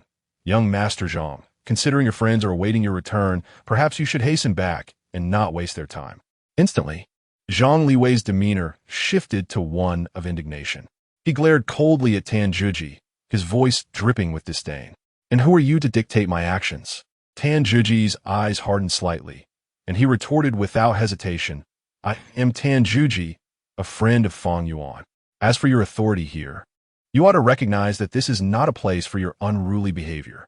Zhang Liwei's face darkened further at Tan Juji's words. His fists clenched tightly, as if on the verge of erupting. Noting Zhang Liwei's rudeness, Fang Yuan's expression turned frosty. Zhang Liwei, Juji is my friend. Do not speak to him in such a manner. Undeterred, Zhang Liwei continued to fixate on Tan Juji, his gaze laced with provocation. Fang Yuan's anger flared, and she raised her voice. Zhang Liwei, I have made it abundantly clear that I do not harbor feelings for you. Do not disturb me again. Fang Yuan's words ignited a fury within Zhang Liwei, who glared at Tan Juji before turning away in a huff. Watching his retreating figure, Fang Yuan's expression shifted to one of distress. Tan Juji, perceiving her discomfort, inquired with concern, Fang Yuan, what troubles you? She shook her head, forcing a smile. It's nothing. Perhaps I was just unsettled by his presence. Tan Juji studied her closely, sensing that she was concealing something, yet respecting her silence. He chose not to pry further. Fang Yuan, should anyone dare to bully you in the future, do not hesitate to inform me. I shall ensure they regret it. Touched by his words, Fang Yuan's eyes softened with warmth as she nodded emphatically. I understand, Juji. Soon, the meal was served, and the two began to converse animatedly, their laughter weaving through the air. Their dialogue shifted from anecdotes of the zoo to everyday amusements, gradually lightening the atmosphere. Meanwhile, in the private room, Zhang Liwei sat with a sullen expression, resentment evident in his gaze. A young man nearby noticed his mood and inquired with a teasing tone, Young Master Zhang, what is the matter? You look as though you've seen a ghost. With a scoff, Zhang Liwei replied, his voice laced with anger. I just witnessed Fang Yuan dining with a stranger. The young man paused, momentarily taken aback before exclaiming in surprise, Are you referring to Fang Yuan, the daughter of Mayor Fang from the harbor city? Zhang Liwei nodded, a glimmer of bitterness flashing in his eyes. Indeed, that is her. A young man smiled gently, his tone imbued with a hint of profundity. Zhang Xiao, if you manage to win her heart, the entire harbor city would belong to the Zhang family. Your father's position would become even more secure, and you would undoubtedly be the heir apparent to the mayoral seat. Zhang Liwei's expression darkened as he gritted his teeth and replied, I am aware. However, that impoverished fellow is merely a friend of Yuan Yuan. Should he dare to harbor intentions towards her, I will ensure he cannot survive in Harbor City. The young man laughed heartily, cautioning, Zhang Xiao, you err in your thinking. It is better to strike first. If Fang Yuan is truly pursued by another, you may find yourself regretting it later. A cold glimmer flashed in Zhang Liwei's eyes, and with a hint of disdain in his voice, he remarked, Such a minor character is of no concern to me. Leaning back against the sofa in the private room, he continued, My Zhang family wields significant influence in the political arena of Harbor City. Even Mayor Fang holds us in high regard. In a few days, my father will send someone to propose to Fang Yuan's family. Her father would undoubtedly not dare to refuse. To offend the Zhang family and still hope to thrive in Harbor City as political sphere? That is but a dream. Upon hearing Zhang Liwei's plan, the young man displayed a smirk of satisfaction. He chuckled softly, Zhang Xiao, that is a brilliant tactic. If you can secure Fang Yuan, our Lu family will also reap the benefits. Zhang Liwei smiled slightly and nodded. Lu Jianhong, put your mind to good use, and you shall not be deprived of your rewards. A glimmer of excitement flashed in Lu Jianhong's eyes as he suggested, Shall we go meet Fang Yuan? I am curious to see what kind of person she truly is. After a moment of contemplation, Zhang Liwei nodded in agreement. Very well, let us go. As Zhang Liwei and Lu Jianhong exited the private room, Fang Yuan furrowed her brow upon seeing Zhang Liwei return, her gaze tinged with vigilance. Yet, Zhang Liwei wore a beaming smile, as if the earlier unpleasantness had never transpired. He gestured towards Lu Jianhong, saying, Fang Yuan, this is Lu Jianhong, the young master of the Lu family. Upon hearing the name Lu family, Fang Yuan's eyes widened slightly in surprise. The Lu family? I have heard of you. Your family is quite renowned in Harbor City. Lu Jianhong smiled subtly, extending his hand. Hello, Miss Fang Yuan. It is a pleasure to finally meet you. Fang Yuan responded coolly, hello. Tan Zhuji, upon first laying eyes on Lu Jianhong, felt an immediate discomfort. He had little affection for those he deemed more handsome than himself. Yet Lu Jianhong's effeminate charm posed no threat. Lu Jianhong, noticing Tan Zhuji, reached out his hand, attempting to forge a connection. Mr. Tan, greetings, I am Lu Jianhong. We shall be friends henceforth. Tan Zhuji, maintaining a stern demeanor, outright refused to shake hands. We are not acquainted. Lu Jianhong's smile faltered, his hand retracting awkwardly, his eyes flickering with displeasure. Regaining his composure, he casually remarked, Miss Fang Yuan, Mr. Tan, do you have any plans this afternoon? Perhaps we could venture out together. Harbor City is filled with delightful attractions. Fang Yuan glanced at Tan Zhuji, her eyes sparkling with anticipation, awaiting his response. Tan Zhuji smiled slightly, his tone resolute. No. This afternoon Fang Yuan and I have prior arrangements, so we will not trouble you. Upon hearing those words, Zhang Liwei's expression darkened instantly, his fists clenched tightly, yearning to rush forward and deliver a beating to Tan Zhuji. Lu Jianhong chuckled softly, his tone laced with a hint of sarcasm. Since you have your arrangements, I shall not intrude. Feel free to reach out whenever you wish to enjoy some leisure. Zhang Liwei attempted to utter a retort, but was abruptly restrained by Lu Jianhong. He shot a fierce glare at Tan Zhuji, gritting his teeth as he declared, Tan Zhuji, do not celebrate too soon. Subsequently, he turned to follow Lu Jianhong, the door of the private room slamming shut behind them. Chapter 80. A kiss igniting feelings and a meeting of minds. Zhang Liwei stormed out of the hotel, his face flushed with anger, as if he might erupt at any moment. He seized Lu Jianhong by the collar and in a hushed yet intense tone demanded, What did you mean by stopping me just now? Lu Jianhong offered a slight smile, his eyes glinting with amusement. What is the matter, young Master Zhang? Are you feeling indignant? Through gritted teeth, Zhang Liwei replied, his voice laced with determination. Of course I'm furious. Fang Yuan has long been my woman in my heart, and now she yes with another man. It's a slap in my face. Releasing Zhang Liwei, Lu Jianhong patted him on the shoulder, his tone soothing. Calm down, young master. Who doesn't know the Zhang family's influence in Harbor City? Fang Yuan's father has only just been appointed as mayor. It's the Zhang family that truly holds sway over the political and business spheres of the entire harbor. If you truly wish to marry Fang Yuan, do you think her father would dare refuse? Zhang Liwei's expression softened slightly, yet his eyes remained icy. Indeed, Fang Yuan is mine. No one shall take her from me. Lu Jianhong let out a cold chuckle, his gaze revealing disdain. Young master, to lose your composure over a woman is quite unexpected.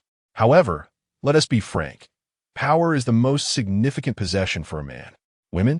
Merely accessories. Zhang Liwei fell silent for a moment, then nodded in agreement. You are right. However, the man beside Fang Yuan will not escape my wrath. Lu Jianhong smiled slyly, a hint of mischief in his eyes.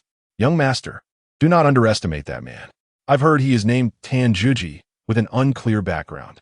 He might be a formidable opponent. You should tread carefully. Zhang Liwei's face contorted with rage.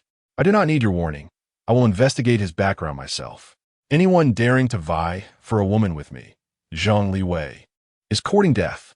As the afternoon sun bathed the streets of the harbor city, Tan Zhuji and Fang Yuan had already spent the better part of the day exploring.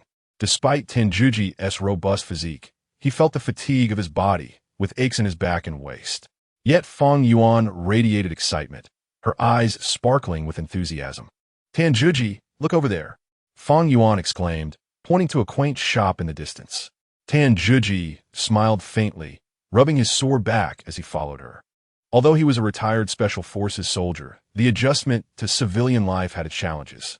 Nevertheless, he felt that every moment spent with Fang Yuan was worth it. Several hours later, they arrived at a gazebo in the park, ready to take a break.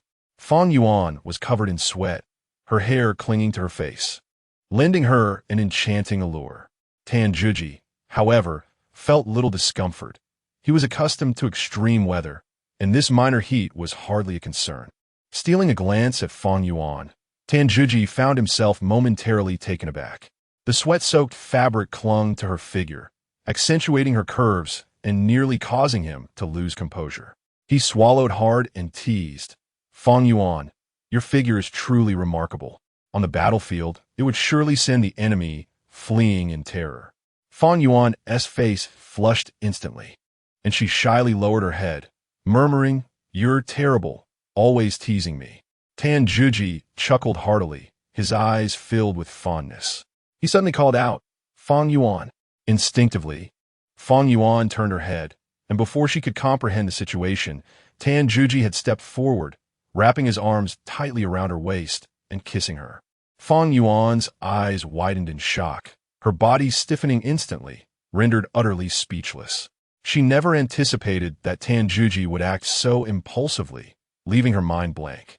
His kiss was imbued with a hint of dominance, yet tender. Gently releasing her, he whispered, "Fang Yuan, I like you. Do not be afraid. I will protect you." Fang Yuan's cheeks flushed deeper as she lowered her gaze and murmured, "Tanjuji, you startled me." Tanjuji smiled slightly, his eyes softening. "Fang Yuan, I will make you the happiest woman in the world. Trust me." Noticing her lack of rejection, he seized the moment and leaned in once more, their lips meeting again as they immersed themselves in a sweet atmosphere. Fang Yuan's cheeks burned, her eyes reflecting a mix of shyness and joy. Tanjuji's kiss carried an air of possessiveness, as if whispering silent confessions of love. In that moment, everything around them seemed to vanish, leaving only the two of them. However, just then, a distant siren blared urgently. A police car rolled up slowly, halting at the park entrance. Go Lily emerged from the vehicle, her gaze sweeping across the scene, as she instantly spotted the intimate moment shared by Tanjuji and Fang Yuan. Her face flushed crimson, filled with astonishment and anger. She spat softly, muttering, "Shameless." Today was Go Lily's patrol day. Given the sweltering heat, she had intended to cool off in the park, but unexpectedly stumbled upon this scene. Tanjuji, keenly aware of the sudden shift in atmosphere, gradually lifted his head, his expression turning icy. "Spotning ye Lily." He cursed his luck inwardly and promptly released Fang Yuan. Fang Yuan's face burned with embarrassment as she hurriedly buried her head in Tanjuji's embrace. Too shy to look up, Tanjuji frowned, his face clouded with frustration, muttering to himself, "Is she intentionally causing trouble?" Go Lily approached Tanjuji with a stern expression, her gaze laced with disdain as she coldly remarked, "Tanjuji, how dare you openly flirt with a girl in broad daylight?" Tanjuji's expression darkened instantly, and he cursed, "Officer Ge, don't make baseless accusations. I'm simply in a normal relationship. It's none of your business." Go Lily scoffed, pulling out handcuffs from her waist, her tone firm as she declared, "Tanjuji, come with me to the police station for questioning." Tanjuji's expression soured further. Crossing his arms, he retorted coldly, "I haven't committed any crime. Why should I go to the police station?" Ignoring his protests, Go Lily turned to Fang Yuan, her tone laced with concern. "Fang Yuan, were you coerced by him? Do not be afraid. Speak up boldly, and I will ensure he faces consequences." Fang Yuan quickly raised her head, panic evident in her eyes as she fervently shook her head. No, I am with Tanjuji of my own accord, truly." Go Lily gazed at Fang Yuan in disbelief, her expression filled with skepticism. "Are you sure? Such a lecherous rogue and despicable man like Tanjuji could never be someone you would willingly associate with." Upon hearing these words, Tanjuji was instantly enraged. His expression darkened, and he coldly interrogated, "Guy Lily, do you truly perceive me as such?" Guy Lily rolled her eyes and retorted icily, "You know exactly what kind of person Tanjuji is." Tanjuji's forehead throbbed with veins, and inwardly he cursed his unfortunate fate, never anticipating he would encounter Guy Lily in this place. Chapter 81. Unveiling the truth. Affection unchanged. Guy Lily strode forward with determination, her gaze icy, as if she had already concluded that Tanjuji had committed a grave error. Without further ado, she reached out to grasp Tanjuji's arm, her tone resolute. Tan Zhuji, come with me.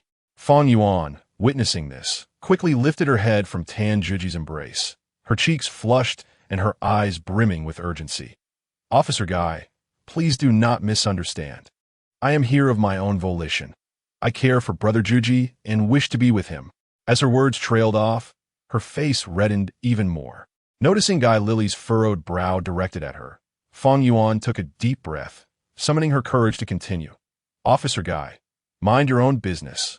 Tan Zhuji frowned slightly, a flicker of helplessness crossing his expression. He was aware of Guy Lily's temperament, but did not anticipate her direct intervention. Upon hearing Fang Yuan's words, Guy Lily paused momentarily, then revealed a complex expression. She released her grip, her tone becoming earnest. Fang Yuan, do you truly comprehend who he is? Tan Zhuji is not a good man. He has a fiancée, and cohabits with 2 other women. Can you really trust someone like him? Tan Zhuji's complexion instantly darkened. Taken aback that Guy Lily would unveil his secrets at such a moment, he shot her a cold glare, his eyes filled with warning. Fang Yuan's face drained of color, her heart constricting as if pierced by a dagger. She gazed incredulously at Tan Zhuji, her eyes reflecting confusion and anguish. Seeing her expression, Tan Zhuji felt a pang of pain in his heart and hurriedly attempted to explain. Fang Yuan, please let me clarify. This is all a misunderstanding. Fang Yuan interrupted him, forcing a faint smile. Tan Zhuji, you need not explain. Even if you have a fiancé, I will not abandon you. My feelings for you are enough. Tan Zhuji was momentarily taken aback. He had not anticipated Fang Yuan's unwavering resolve. Guy Lily was equally stunned, unable to fathom that Fang Yuan would utter such words. A warm surge of emotion enveloped Tan Zhuji as he tightly grasped Fang Yuan's hand. His eyes filled with gratitude. Fang Yuan, Guy Lily snorted coldly, casting a sharp glance at Tan Zhuji, her tone frigid. Tan Zhuji, I shall let you off today, but you would do well to tread carefully. Should I catch you in any misdeeds, you will regret it. She turned to leave but paused, glancing back at Fang Yuan. Fang Yuan, if this is truly your decision, I cannot intervene. However, you ought to reconsider.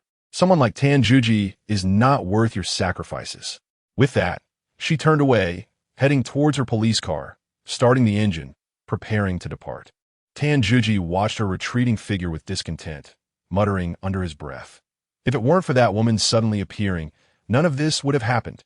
Just as Guy Lily was about to drive away, she suddenly turned back, her eyes filled with a hint of resignation and regret, addressing Fang Yuan. Fang Yuan, I will advise you one last time. Tan Zhuji is not a good man. You would be wise to distance yourself from him. Otherwise, in the end, it will only be you who suffers. With those parting words, Guy Lily did not cast another glance at Tan Zhuji, driving away and leaving only a cloud of dust in her wake. The words spoken by Guy Lily before her departure pierced deeply into Tan Zhuji's heart, akin to a knife's blade. He barely restrained himself from uttering a curse, his fists clenched tightly, cracking under pressure. Nevertheless, he ultimately managed to suppress his fury, inhaling deeply as he resolved to confess everything to Fang Yuan. Fang Yuan, I must speak to you candidly. Tan Zhuji's voice was low and gravelly, tinged with a hint of remorse. I do indeed reside with 2 girls, but our relationship is strictly professional. We are merely colleagues striving together after retirement. I refrained from mentioning it earlier to avoid any misunderstandings. Fang Yuan lifted her gaze, a flicker of confusion crossing her features, though it swiftly transformed back to composure. A wave of guilt washed over Tan Zhuji. He wished not to hurt this innocent girl standing before him, nor did he desire to plunge her into unnecessary misconceptions. Upon hearing Tan Zhuji's explanation, Fang Yuan clasped his arm tightly, her eyes resolute as she declared, Tan Zhuji, as long as you remain unmarried, I shall not concede. Tan Zhuji was momentarily taken aback, then sighed heavily. Fang Yuan interrupted him, her tone imbued with determination. I have liked you since our very first meeting. I must be with you. Tan Zhuji fell silent for a moment, gently enveloping Fang Yuan in his embrace as he murmured, Fang Yuan, I too harbor feelings for you. Yet, at this moment, I cannot offer you any promises. My circumstances are far too intricate, and I do not wish for you to become entangled. Fang Yuan raised her head, her expression earnest. I will wait for you. If you marry, then I shall relinquish my hopes. Dan Huhi Nadith, feeling a slight alleviation of his guilt. He was reluctant to forego Fang Yuan, yet equally determined to shield her from unwarranted peril. The two lingered in the pavilion for a while, engaged in cheerful conversation, until Fang Yuan suggested they dine together. Tan Juji acquiesced, and they departed the park. After dinner, they made a point to catch a film, with Fang Yuan brimming with excitement throughout the day, as if Guy Lily's words had not affected her in the slightest. Observing her joy, Tan Juji felt a measure of solace. Their day was filled with merriment, seemingly casting aside all worries. As the film concluded, it was already past 9 in the evening. Just as Tan Juji and Fang Yuan stepped out of the cinema, his phone rang. Upon answering, he heard Du Qianqian's anxious voice on the other end. Tan Juji, something has happened to my cousin. Tan Juji's brow furrowed instantly, urgency lacing his tone. What has transpired? With a quaver in her voice, Du Qianqian replied, I cannot explain over the phone. You must return at once. Tan Juji's expression darkened, and he hung up, a foreboding sense of dread surging within him. Seeing the change in his demeanor, Fang Yuan inquired with concern, Brother Juji, what is it? What has happened? With an apologetic look, Tan Juji murmured, Fang Yuan, I am sorry, but there is a family emergency. I must leave immediately. Fang Yuan smiled lightly, her tone breezy. Then you should hurry back. I can manage on my own. Tan Juji sighed with regret, cautioning, be careful on your way home. Fang Yuan nodded, watching as he hurriedly departed. Tan Juji leaped into his BYD car, pressing the accelerator as he sped towards the villa district. Throughout the journey, his heart was heavy with concern. What did it mean that Jiang Xiao had encountered trouble? He dared not contemplate the implications and felt a twinge of regret for rashly agreeing to meet Fang Yuan today. Meanwhile, Fang Yuan gazed at Tan Juji's receding figure, a flicker of disappointment crossing her eyes. She bit her lip gently, her mind swirling with questions. Why had Juji left in such haste? What could have possibly transpired? Could it be that Jiang Xiao, who lived with him, was in trouble? Chapter 82. The President is Kidnapped. Anxiety engulfs him. Tan Juji's expression was grave and filled with concern as he pressed the accelerator with fervor, the BYD song roaring down the road like a fierce tiger. The speedometer climbed steadily, quickly surpassing 150 miles per hour, and even soared higher. His mind was consumed by a singular thought, to return to the villa as swiftly as possible and ensure Jiang Xiao's safety. The traffic police signaled for Tan Juji to pull over, but he paid them no heed, fixated solely on the notion that Jiang Xiao must not come to harm. He regretted leaving her side that day, wishing he had remained with her to provide protection. The police car pursued relentlessly behind him, but after uttering a curse, Tan Juji accelerated to 210 miles per hour. The police vehicle could not keep pace, left powerless to watch as he vanished into the night. Minutes later, Tan Juji finally arrived at the villa. He slammed on the brakes at the entrance and rushed out of the car, dashing inside. His eyes scanned the surroundings in search of Jiang Xiao, but she was nowhere to be found. He spotted Du Qianqian seated alone on the sofa, her eyes red-rimmed, clearly having wept recently. He hurried to her side, urgently inquiring, Du Qianqian, what on earth has happened? Where is Jiang Xiao? Seeing Tan Juji, Du Qianqian seemed to find solace in his presence. She rose and embraced him tightly, sobbing as she revealed, Cousin, my sister has been kidnapped. The abductors demand a ransom of 20 million. Tan Juji's heart constricted at the news, and he immediately began strategizing. He whispered, have you called the police? Did the kidnappers leave any clues? Du Qianqian shook her head, responding, the kidnappers said that if the police were involved, they would kill her. I had no choice but to comply with their demands. Upon hearing this, Tan Juji's expression darkened like iron. He berated himself for his negligence in failing to safeguard Jiang Xiao. He muttered angrily, Jiang Xiao, why don't you ever listen to me? Last time you were nearly murdered, and now you've been kidnapped. When will you learn? Du Qianqian explained, my sister insisted on leaving for an urgent matter and forbade anyone from following her. I couldn't do anything. Tan Juji pressed further. Did the police provide any covert protection for her? Du Qianqian shook her head again, indicating her uncertainty. Tan Juji cursed the police in his mind for their incompetence, unable to protect even one person. He reproached himself for not having arranged for someone to watch over Jiang Xiaoxiao. Rest assured, I will rescue my sister, Tan Juji vowed quietly, a fierce determination gleaming in his eyes. At that moment, Guy Lily rushed into the room, her face etched with worry. The sight of her ignited Tan Juji's fury. He coldly remarked, "Officer Guy, were you not supposed to be tailing President Jiang to ensure her safety? And now, you've lost track of her." Guy Lily's countenance fell as she hurriedly inquired about what had transpired. She had just received a call from her subordinate, informing her that they had lost Jiang Xiaoxiao, prompting her immediate arrival. Tan Juji spoke without mercy. Jiang Xiaoxiao has been kidnapped. Guy Lily's face turned pale at the revelation, her eyes wide with shock as she exclaimed, "What? How could this happen?" Tan Juji continued to mock, "Aren't you police officers omnipotent? You can't even protect a single woman, yet you speak of justice?" Guy Lily's face turned pale with anger as she demanded to know what Tan Juji was insinuating. Coldly, she retorted, "Tan Juji, do not presume yourself to be remarkable. As a security guard, isn't it your responsibility to refrain from dating other women in the park?" Tan Juji scoffed, "Officer Guy, you know the truth well. Fang Yuan and I are merely friends. Is it wrong to discuss work in the park?" Du Qianqian, who had been listening nearby, could not contain herself and asked, "Tan Juji, did you go on a date with a woman this morning?" Tan Juji broke into a sweat at her words and clarified, "I want to talk business with a friend." Guy Lily sarcastically remarked, "Tan Juji, when discussing work in the park, must you also hold hands and embrace?" Du Qianqian felt a heavy weight in her heart as she gazed at Tan Juji, overwhelmed by an indescribable discomfort. She whispered, "Tan Juji, do you really have a girlfriend?" Tan Juji shook his head and replied helplessly, "Which of your eyes saw me holding hands? I told you it was for work." As Tan Juji and Guy Lily began to argue once more, their voices echoed throughout the room.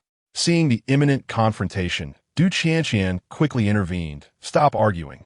This is not the time for disputes. We must devise a plan to rescue Jiang Xiaoxiao."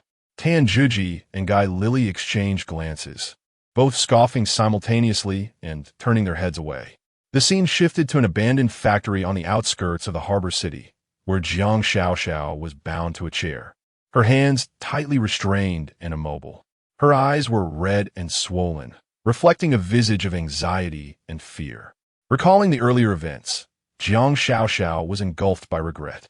While she had stepped out to run errands, she had been suddenly surrounded by several thugs, and before she could react, was abducted to this forsaken location. Jiang Xiaoxiao lamented not having brought Tan Juji along. She understood that his presence would have ensured her safety. In her moment of utmost peril, the first person who flashed in her mind was Tan Juji. She was astonished by the sudden appearance of his image in her thoughts, her heart racing. She realized her growing dependence on him. Despite her constant complaints, he often occupied her thoughts. This tumultuous blend of resentment and affection left Jiang Xiaoxiao bewildered, as she had never experienced love before and was unsure if what she felt was indeed love. A group of burly men feasted on chicken legs and drank beer before Jiang Xiaoxiao. One of the men, leering at her charming face and tall figure, crudely remarked, "This girl is truly beautiful. It's worth a touch." The one-eyed man sternly warned, "Behave yourselves. Jiang Xiaoxiao is not an ordinary girl. She is worth a significant sum. We must take good care of her until we receive the ransom." The others nodded in understanding.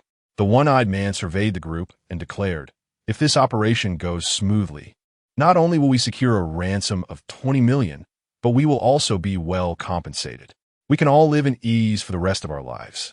Upon hearing the prospect of sharing a ransom of 20 million, the other robbers' eyes instantly sparkled with greed, and they eagerly expressed their willingness to follow orders. Meanwhile, Jiang Xiaoxiao, overhearing their conversation, was engulfed by a wave of despair. She silently prayed for Tan Juji to arrive in time to rescue her. At that moment, she truly comprehended the significance of Tan Juji in her life. Meanwhile, within the villa, Tan Juji, Du Qianqian, and Guy Lily sat dejectedly on the sofa. Unaware of who had abducted Jiang Xiaoxiao, they refrained from acting recklessly, choosing instead to patiently await contact from the kidnappers. Chapter 83. Hacker Assistance. Solo Rescue as time passed. The phone of the kidnappers remained silent, causing everyone's hearts to grow increasingly anxious. Unable to contain herself, Guy Lily suggested that the police should intervene in the investigation. However, Tan Juji firmly rejected her proposal, cautioning that they must not alert the kidnappers to avoid the risk of them executing their threats. He attempted to call Jiang Xiaoxiao, but her phone remained persistently powered off. Seeing the kidnappers fail to make contact, Tan Juji resolved to take matters into his own hands. He knew he had to employ his ultimate tactic. He picked up his phone and dialed a number. On the other end was In Yilang, a member of an underground hacker organization. Tan Juji had met In Yilang during a confrontation with foreign mercenaries, where he had saved In Yilang's life, forging an unbreakable brotherhood between them. In Yilang was a computer savant, one of the world's foremost hackers. Typically, Tan Juji would refrain from disturbing him unless absolutely necessary, as such favors were the hardest to repay. Yet, for the sake of Jiang Xiaoxiao, he had no choice but to reach out. When the call connected, In Yilang rasped, "Who is this?" Tan Juji introduced himself, Wolf Fang. Upon hearing this, In Yilang's demeanor shifted instantly. "Ah, my brother, what can I do for you?" Briefly, Tan Juji outlined the situation and requested In Yilang's assistance in locating Jiang Xiaoxiao. Without hesitation, In Yilang agreed. Asking for a phone number, Tan Juji promptly sent her number. A short while later, In Yilang called back, informing Tan Juji that he had successfully traced her whereabouts and sent the precise location to his phone. Upon viewing the location information, Tan Juji marveled at the efficiency of a top-tier hacker from the underground world. Expressing his gratitude, he received a dismissive wave from In Yilang, who replied, "Between brothers, there is no need for formality." With that, In Yilang ended the call. Tan Juji tucked his phone away, a glint of determination in his eyes. He reflected on the tumultuous days of his past, but now, as the security department manager of the Jiang Group, he relished a life of tranquility. Without regret for his choices, he understood that the forthcoming actions must be both swift and precise. Jiang Xiaoxiao's safety rested in his hands. Guy Lily, having noticed Tan Juji's recent call, approached him with a hint of skepticism in her gaze, inquiring, "Tan Juji, who were you speaking with? Who is In Yilang?" Tan Juji, irritated by her probing, scoffed, "That is my private matter, and it does not concern you." Guy Lily furrowed her brow, her suspicion deepening as she realized that the police had no information on Tan Juji. He informed her that he had discovered Jiang Xiaoxiao's precise location, an abandoned factory. Guy Lily's eyes widened in surprise as she questioned how he had obtained this information, noting that the police had been unable to uncover it. "How do you know this?" she pressed. Tan Juji declined to disclose the means by which he obtained information, emphasizing that the paramount concern at present is to locate and rescue Jiang Xiaoxiao. Guy Lily remarked that the police are well aware of how to proceed and that Tan Juji need not elaborate further. Coldly, she stated, "Our police have our own protocols. You should refrain from meddling." Tan Juji expressed his apprehension regarding the police's capabilities, furrowing his brow as he said, "I hope you do not mishandle the situation." Guy Lily, perturbed by Tan Juji's prejudice, retorted through gritted teeth, "Just wait and see. I will safely rescue Jiang Xiaoxiao and prove you wrong." Tan Juji instructed Du Qianqian to remain at home, tasked with delaying the kidnapper should they call, telling them that funds were being arranged. He directed Guy Lily to promptly return to the police station to mobilize personnel to head to the abandoned factory for apprehension.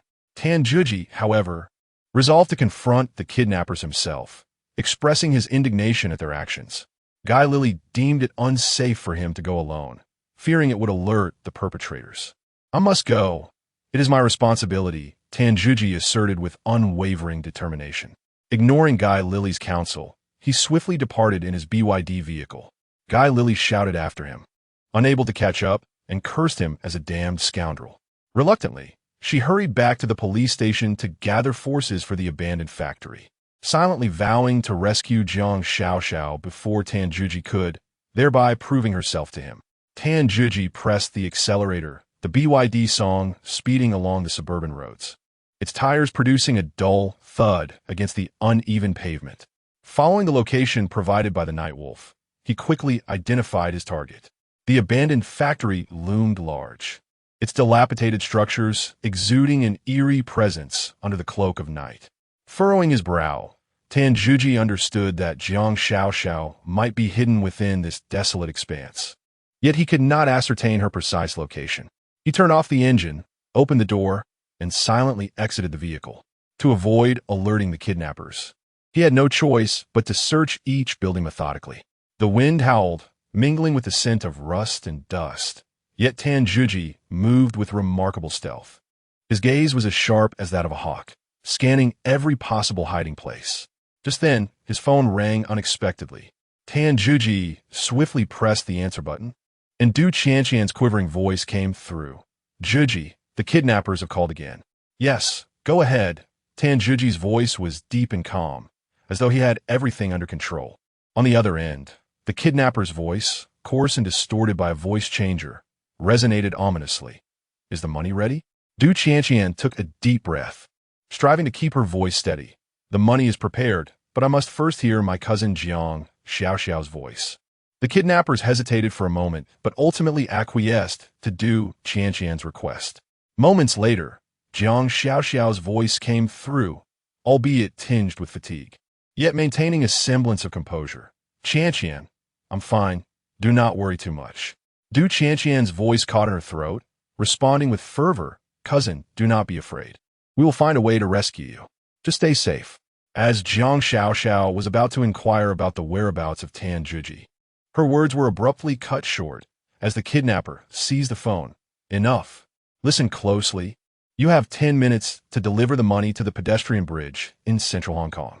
Only one of you is permitted to approach.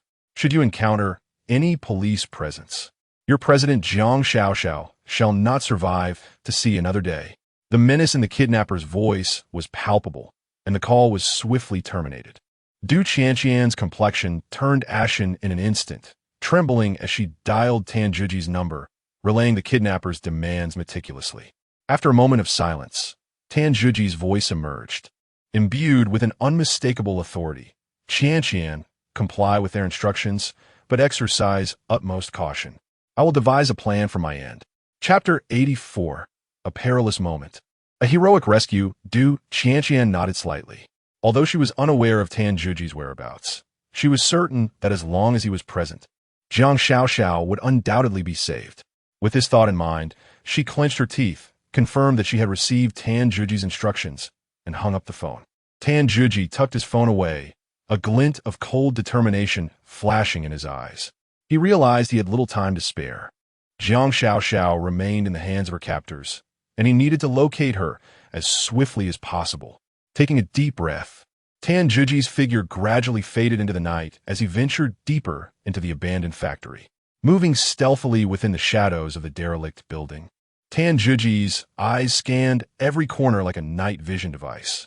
Drawing upon his years of experience as a special forces operative, he quickly pinpointed the precise location of Jiang Xiaoxiao's captivity, a dilapidated workshop deep within the premises.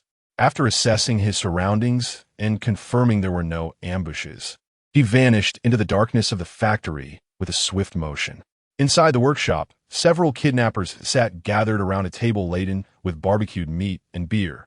The atmosphere so relaxed that it felt as though they were merely enjoying a festive gathering. One-eyed, "Are we really going to secure 20 million in ransom this time?" one of the thugs eagerly inquired, swallowing a mouthful of meat. The one-eyed man nodded, a glimmer of avarice appearing in his smile. "Rest assured, that woman's family will certainly not dare to report to the authorities. Once we receive the money, each of us will pocket several million, and we will all become millionaires." The kidnappers erupted in excitement, animatedly discussing their plans for extravagant spending once they obtained the funds. The one-eyed man observed them with a flicker of pride in his eyes. "One-eyed, what will happen to the woman after we get the money?" one thug suddenly asked, his gaze filled with greed. "Big brother, isn't it a waste to kill her? She is so beautiful and has such a fine figure." Silence. The one-eyed man's gaze turned icy as he sternly interrupted him. "This is a directive from above. We cannot harm her." The kidnappers fell silent, one of them unable to contain his complaint. But to kill such a beautiful woman would be such a waste. Do not forget, the ones behind this are not to be trifled with. The one-eyed man warned coldly. Anyone who dares to take risks will not escape my wrath. The kidnappers quickly fell silent, refraining from further discussion. Jiang Xiao, bound in a corner of the workshop, overheard their conversation, her heart immediately filled with dread. Tears streamed from the corners of her eyes as she pleaded, "Please, don't kill me. I can give you more money. Just let me go." The one-eyed man sneered, advancing toward her and looking down from his elevated position.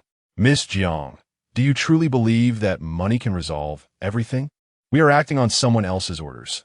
We have no choice but to kill you. Rest assured, I will ensure your departure is painless." Jiang Xiao shook her head vigorously, her voice quivering with sobs. "Money may be valuable, but it is meaningless without life to enjoy it. You cannot defy the orders. Is there truly no way for you to spare me?" The one-eyed man shook his head, his tone frigid. "Miss Jiang, you are too naive. Some orders are not meant to be defied." Despair enveloped Jiang Xiao completely. She could not comprehend why someone sought to take her life. Her time since returning from abroad to Hong Kong had been brief, and her business experience was still shallow. She could not comprehend whom she had offended, nor why she had attracted such malicious retribution. From the relentless pursuit by international assassins to the attempted murder in the restaurant, and now to her kidnapping, Jiang Xiao felt ensnared in a web of conspiracy, with the plot aimed squarely at her. Yet, she remained oblivious to the identity of the person seeking her demise, as well as the motives behind it. The one-eyed man gazed at Jiang Xiao's beautiful yet despairing visage, a flicker of pity crossing his eyes. "Miss Jiang," he said, "to be frank, it is rather difficult for me to bring myself to kill you. However, you have crossed someone you ought not to have, and thus, this is the only course of action." He shook his head and turned away. The kidnappers rose in unison, trailing behind the one-eyed man, leaving only the echoes of Jiang Xiao's sobs and desperate pleas within the confines of the factory. Tears streamed down her face as she beheld the menacing figures surrounding her, her body trembling slightly. She muttered to herself, calling out the name of Tan Zhiji, her heart now viewing him as her sole savior. The one-eyed man regarded Jiang Xiao with a cold stare before issuing an order to one of the kidnappers. "Ergo, take a team to the central pedestrian bridge to collect the ransom." Just as Ergo prepared to exit, the factory windows shattered abruptly, and a figure leaped through the opening. Jiang Xiao looked up to find that it was none other than Tan Zhiji. He landed with a heavy thud, instantly capturing everyone's attention. Upon seeing Tan Zhiji, a look of joy illuminated Jiang Xiao's face, and her tears flowed uncontrollably. With his arrival, her fear dissipated, replaced by an unprecedented sense of security in Tan Zhiji. The one-eyed man, his expression darkening, fixed his gaze upon Tan Zhiji and coldly inquired, "Who are you? How did you find this place?" Tan Zhiji replied with a mocking smile, "I am Tan Zhiji, the security manager of the Jiang Corporation. Today, I am here to rescue someone." The one-eyed man, upon hearing this, displayed a hint of disdain. "You, a mere security guard, dare to attempt a rescue?" Jiang Xiao felt a warmth in her heart. She had never anticipated Tan Zhiji's courageous appearance. She no longer felt disdain for his security position, but rather a sense of sweetness. Tan Zhiji spoke with firm authority, "Release her, or you will regret it." The one-eyed man erupted into laughter. "You? Huh. Let me see if you possess the ability." With a cold snort, he commanded Ergo and two other kidnappers, "Teach him a lesson." Ergo charged at Tan Zhiji first, who met him with contempt. In a swift motion, he easily twisted Ergo's wrist and sent him flying with a kick. Ergo writhed on the ground in pain, unable to rise. The other two kidnappers, witnessing this, drew their machetes and flanked Tan Zhiji. He swiftly seized a long stick, moving like a specter, and within moments had dispatched both kidnappers to the ground, their cries of agony echoing as they too lay incapacitated. The one-eyed man, witnessing this spectacle, turned pale. He had not anticipated that this seemingly insignificant security guard would possess such formidable skills. Realizing he was facing a formidable opponent, he understood that a direct confrontation was ill-advised. He pivoted and approached Jiang Xiao, pressing a dagger against her neck, coldly threatening, Tanjuji, if you do not wish for her to die, then step aside. Tanjuji's expression darkened instantaneously as he coldly confronted the one-eyed man. Release her, and I may consider sparing your life. The one-eyed man retorted with a curse. Get lost. Stay by the window, or I will kill her. Jiang Xiaoxiao shook her head while weeping softly. Juji, please take care of yourself. Don't worry about me. Tanjuji reassured her. Miss Jiang, do not fear. I will ensure your safe rescue. With that, he feigned compliance and gradually approached the window, seizing the moment when the one-eyed man was off guard. He abruptly turned and charged towards him with increased speed. Chapter 85. A lone knight's rescue and the oath to pursue the murderer. Tanjuji seized the opportunity, his figure flashing as he drew a small knife from his waist and struck fiercely at the wrist of the one-eyed man holding a dagger. Simultaneously, he delivered a powerful kick that sent the one-eyed man crashing to the ground. The dagger clattered to the floor, accompanied by a piercing scream of anguish. Tanjuji swiftly enveloped Jiang Xiaoxiao in his arms, his voice laced with concern as he asked, President Jiang, are you unharmed? Jiang Xiaoxiao collapsed in Tanjuji's embrace, weeping openly, her tense nerves finally unwinding in that moment. Tanjuji comforted her, saying, Do not fear, you are safe now. Jiang Xiaoxiao nodded vigorously, a hint of embarrassment coloring her cheeks. This was the first time she had revealed such vulnerability before a man. The first time she had sought refuge in a man's arms. Previously, she had always found fault with the scent of sweat clinging to Tanjuji.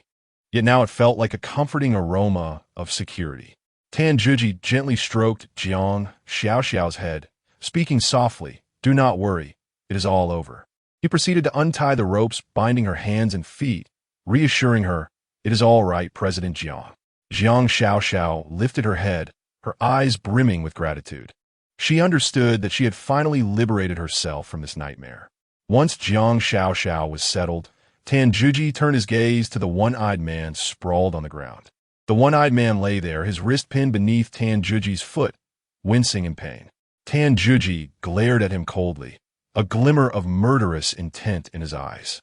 Speak, he demanded. How do you wish to die? Terror filled the one-eyed man's eyes. He had never encountered someone as formidable as Tanjuji. Trembling, he pleaded, Do not kill me. I will not say anything. Hearing this, Jiang Xiaoxiao quickly interjected, Tanjuji, do not kill him. We need to know who is behind this. Tanjuji nodded, releasing his foot and yanking the one-eyed man up from the ground, fixing him with an intense stare. Tell me, who sent you? The one-eyed man clenched his teeth, sneering defiantly. Even if I die, I will not reveal it. Tanjuji let out a cold laugh, drawing a dagger from his waist and gently running his fingers along the blade. I appreciate a tough nut, but alas, you are not cut from that cloth. With a swift motion, he plunged the dagger into the one-eyed man's other hand, eliciting a heart-wrenching scream. With precise movements, he pried off a fingernail, blood gushing forth immediately. Speak. Tanjuji's voice was as frigid as ice. As he spoke, he began to remove another fingernail.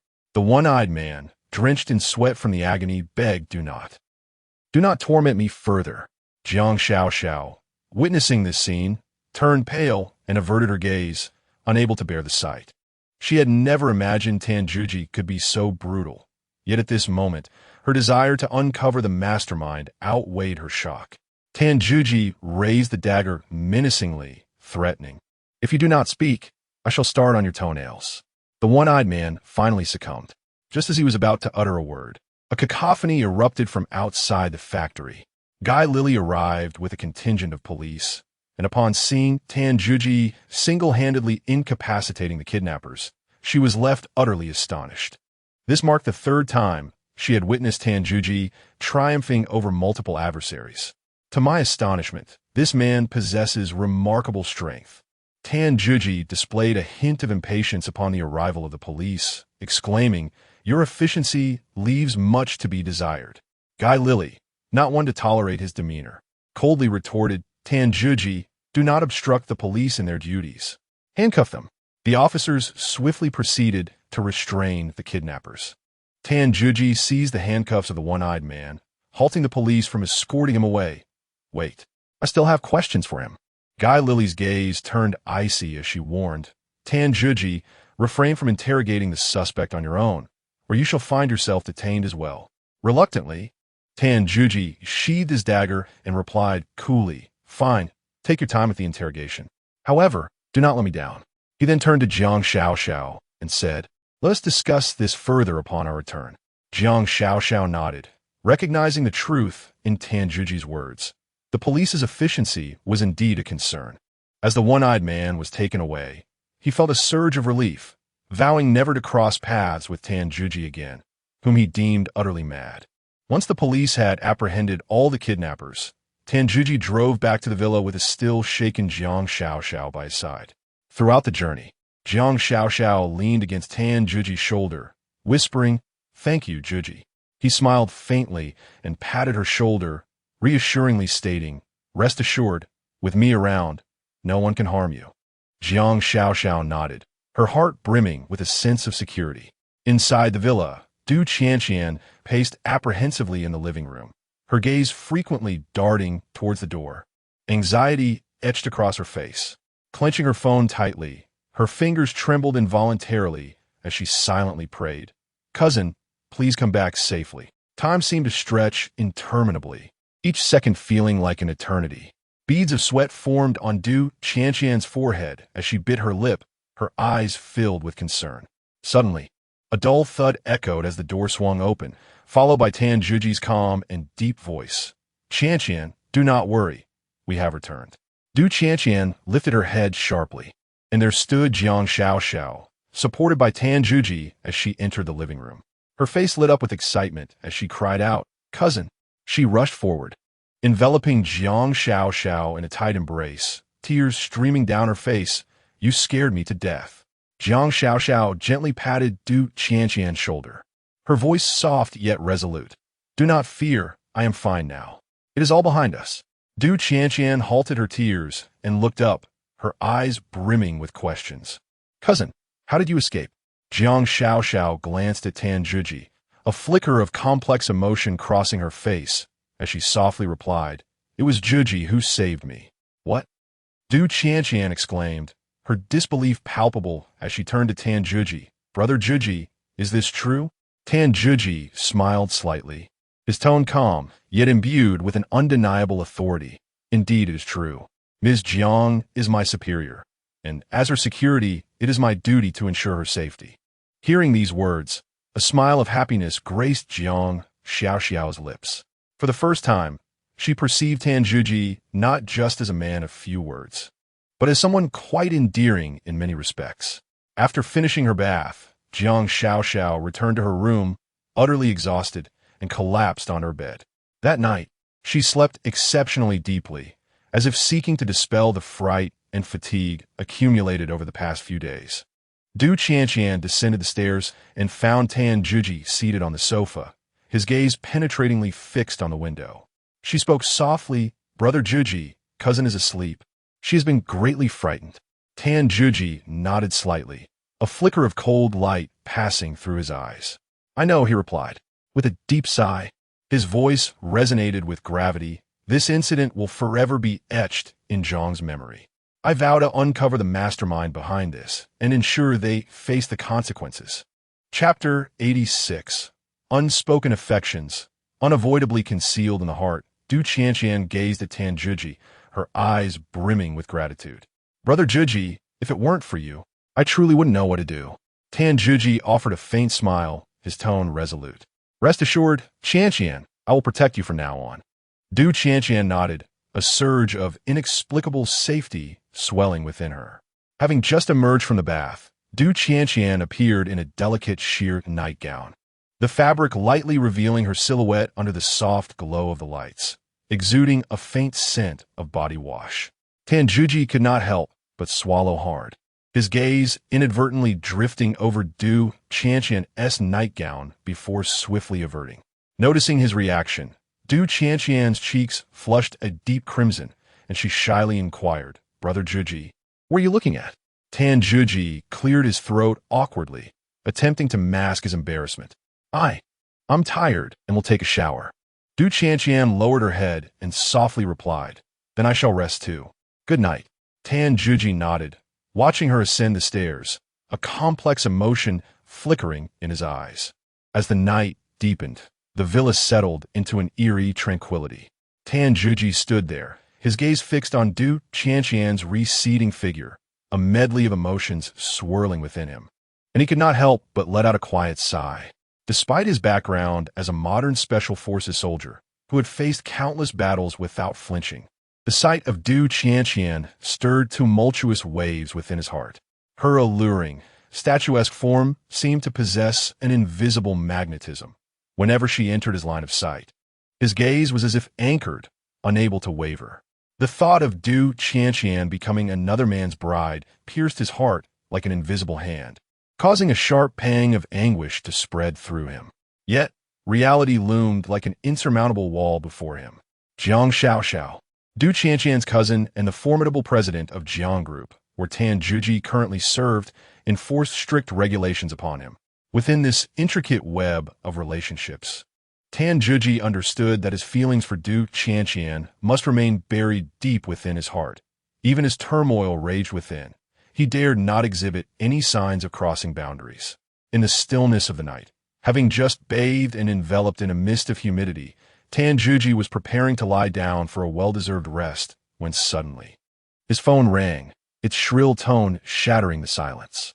He glanced at the caller ID and saw it was Galili, his brow furrowing into a deep scowl, his face reflecting impatience. "Hello, Galili, what is it at this late hour?" His voice was icy, as if it could freeze the air. "Oh, Tan Juji, look at your impatience. What is the matter? Is my call causing you distress?" Galili's sultry voice flowed through the receiver, yet to Tan Juji, it was more grating than noise itself. "Cut to the chase. If you have something to say it quickly. I have no time for idle chatter," he retorted bluntly, inwardly grumbling about the antics of this woman. However, Guy Lily appeared completely oblivious to Tan Juji's indifference. As she began to boast, "Do you know how many men outside are eagerly waiting for me to call them? I couldn't be bothered to do so." Tan Juji let out a cold laugh, mocking her. "Congratulations, Officer Guy. Your charm knows no bounds." Stop your chattering. To get to the point, the police have already interrogated the kidnapper, and you need to come to the police station tomorrow to give your statement. Guy Lily's tone suddenly turned serious. Upon hearing this, Tan Juji's brows furrowed even tighter, and he replied irritably, "I'm exhausted today. Let's discuss it tomorrow." "No way." Guy Lily's voice rose several decibels, asserting that cooperating with the police was a citizen's duty, and that he must come. "Don't make me come over there and drag you myself." With that, she abruptly hung up the phone with a decisive click. Tan Juji helplessly tossed his phone onto the bed, muttering under his breath, "What terrible luck to encounter such a troublesome person." He then pulled the blanket over himself, turned off the light, and fell asleep, yet the conversation lingered in his mind, creating ripples of thought. Sunlight streamed through the gaps in the curtains, casting golden rays across the room. Tan Juji enjoyed a deep and sweet slumber, not awakening until 10 o'clock in the morning. Stretching widely, he sat up in bed, quickly washed up, and made his way to the living room. The room was eerily quiet. The usual lively banter of Du Qianqian and Jiang Xiaoxiao was conspicuously absent. A wave of curiosity washed over Tan Juji as he pondered. Where have those two gone? Are they still sleeping in? That's not like Jiang Xiaoxiao. She usually rises early to attend to the affairs of the company. With this curiosity in mind, he tiptoed towards the staircase, preparing to investigate. He approached Jiang Xiaoxiao's door, hesitated for a moment, then slowly reached out, quietly pushing the door open. The hinges creaked softly, prompting him to halt for a moment, ensuring he hadn't disturbed anyone inside. Once reassured, he cautiously leaned in. Before him lay Jiang Xiaoxiao, peacefully asleep on her bed. Her tall figure, with fair skin illuminated by the soft light filtering through the curtains, radiated a gentle glow, resembling a delicate jade sculpture. She wore a thin nightgown that accentuated her graceful silhouette, making her all the more enchanting. The curves of her body, especially the gentle rise and fall of her upper form with each steady breath, caused Tan Juji's throat to involuntarily constrict, nearly provoking a nosebleed. He quickly diverted his gaze, silently reminding himself to remain composed. Tan Juji couldn't help but reflect that Jiang always exuded vitality and decisiveness. Yet today, she remained asleep until now. Clearly, the harrowing kidnapping incident had deeply shaken her. He carefully closed the door, moving with tenderness, before making his way back downstairs, leaving behind the tranquil room and the still, slumbering Jiang Xiaoxiao. Tan Juji had just finished his breakfast and was preparing to head out to the police station to provide his testimony. Dressed in a simple yet stylish black t-shirt and casual trousers, his tall figure and steady stride exuded the demeanor of a seasoned warrior. At that moment, the roar of an engine grew louder, approaching from a distance. A sleek black sedan smoothly came to a halt at his doorstep, and, as the door swung open, Officer Guy Lilly stepped out. Clad in a sharp police uniform, her short hair neatly styled, her gaze radiated intelligence and competence. Tan Juji furrowed his brow slightly, a hint of confusion flickering in his eyes, and he stepped forward to inquire, "Officer Guy, what brings you here in person?" Chapter 87. The interrogation concludes. Each with their own thoughts, Guy Lilly's lips curved slightly, imbued with a hint of mockery as she remarked, "Humph, I was rather concerned that you, the venerable Buddha, might leave me in the lurch. Thus I took it upon myself to personally invite you to provide your testimony." Tan Juji felt a wave of resignation wash over him. Guy Lilly truly seemed to lack faith in him. Nevertheless, he refrained from elaborating, merely shrugging as he approached Guy Lilly's vehicle. "Very well, I shall trouble Officer Guy." He acquiesced. Inside the interrogation room at the police station, the lights were somewhat glaring. Tan Juji sat leisurely in his chair, legs crossed, exuding an air of calm composure. Opposite him sat Guy Lilly, pen and notepad in hand, her gaze fixed intently upon Tan Juji. "Dan Huhi, how did you manage to locate Jiang Xiaoxiao's whereabouts so swiftly? Furthermore, who exactly is the so-called Dark Night Wolf?" Guy Lilly's voice was tinged with urgency and authority. A faint smile played upon Tan Juji's lips, a smirk that seemed to border on amusement, yet he remained silent, as if Guy Lilly's inquiries were of little consequence to him. Seeing his lack of response, Guy Lilly felt a flicker of annoyance, but maintained her composure, continuing, "Tan Juji, do not toy with me. Cooperating with the police is your obligation." Tan Juji merely rolled his eyes lightly, leaning back against the chair, and replied nonchalantly, "Officer Guy, there are certain matters best left unknown to you." Guy Lilly's irritation gnawed at her, and she attempted a different approach to extract information from him. "Tan Juji, if you were to be forthright, it might even benefit Jiang Xiaoxiao." At her words, Tan Juji's demeanor shifted, his gaze sharpening as he coldly regarded Guy Lilly. "Officer Guy, are you attempting to threaten me?" Guy Lilly felt a shiver run down her spine under his piercing stare. She understood well that Tan Juji was no ordinary individual. Despite her clandestine investigations into the enigmatic Dark Night Wolf, she had unearthed nothing, rendering Tan Juji's identity all the more elusive. Ultimately, Guy Lilly sighed in resignation, recognizing that she would glean no further information from Tan Juji that day. After recording his statement, Guy Lilly and Tan Juji returned to the Jiang residence. As they entered the living room, Jiang Xiaoxiao descended the stairs slowly. Dressed in a simple white dress, her long hair cascading over her shoulders, she appeared somewhat pale, with traces of fatigue etched upon her features. Tan Juji, noticing her condition, immediately approached with concern. "Jiang, how did you sleep?" Jiang Xiaoxiao forced a faint smile and nodded. It was all right. In truth, she had been plagued by nightmares throughout the night, reliving the terror of being captured by kidnappers. Yet, she refrained from voicing her fears, not wishing to burden Tan Juji. Observing Jiang Xiaoxiao's demeanor, Tan Juji was filled with worry, and he earnestly stated, "Jiang, should anything be amiss, please confide in me. Do not suffer in silence."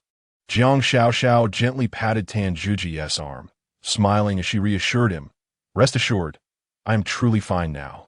Guy Lilly, upon seeing Jiang Xiaoxiao, promptly approached her and inquired, "Miss Jiang, the police would like to take your statement. May I ask if you are available at this moment?" Jiang Xiaoxiao glanced at Guy Lilly and then at Tan Juji before moving to sit beside the sofa, calmly stating, "Go ahead, Officer Guy, you may ask." Guy Lily took out her notebook and pen, beginning to diligently inquire about the details of the kidnapping incident. Jiang Xiaoxiao answered each question, her voice steady, though she occasionally trembled involuntarily, betraying the fear that lurked within her. Tan Juji stood quietly to the side, observing Jiang Xiaoxiao with concern and worry etched across his face. Once Guy Lily had recorded Jiang Xiaoxiao's testimony, she closed her notebook, rose, and announced, "That will be all for today, Miss Jiang and Mr. Tan. Should there be any new developments, please contact the police promptly."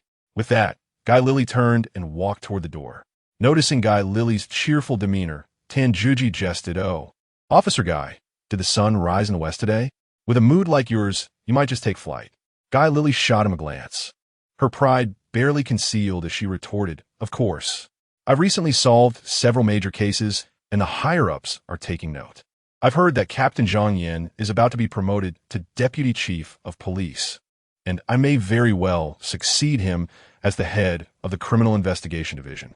Upon hearing this, Tan Juji's smile faltered, and he shook his head with a wry grin.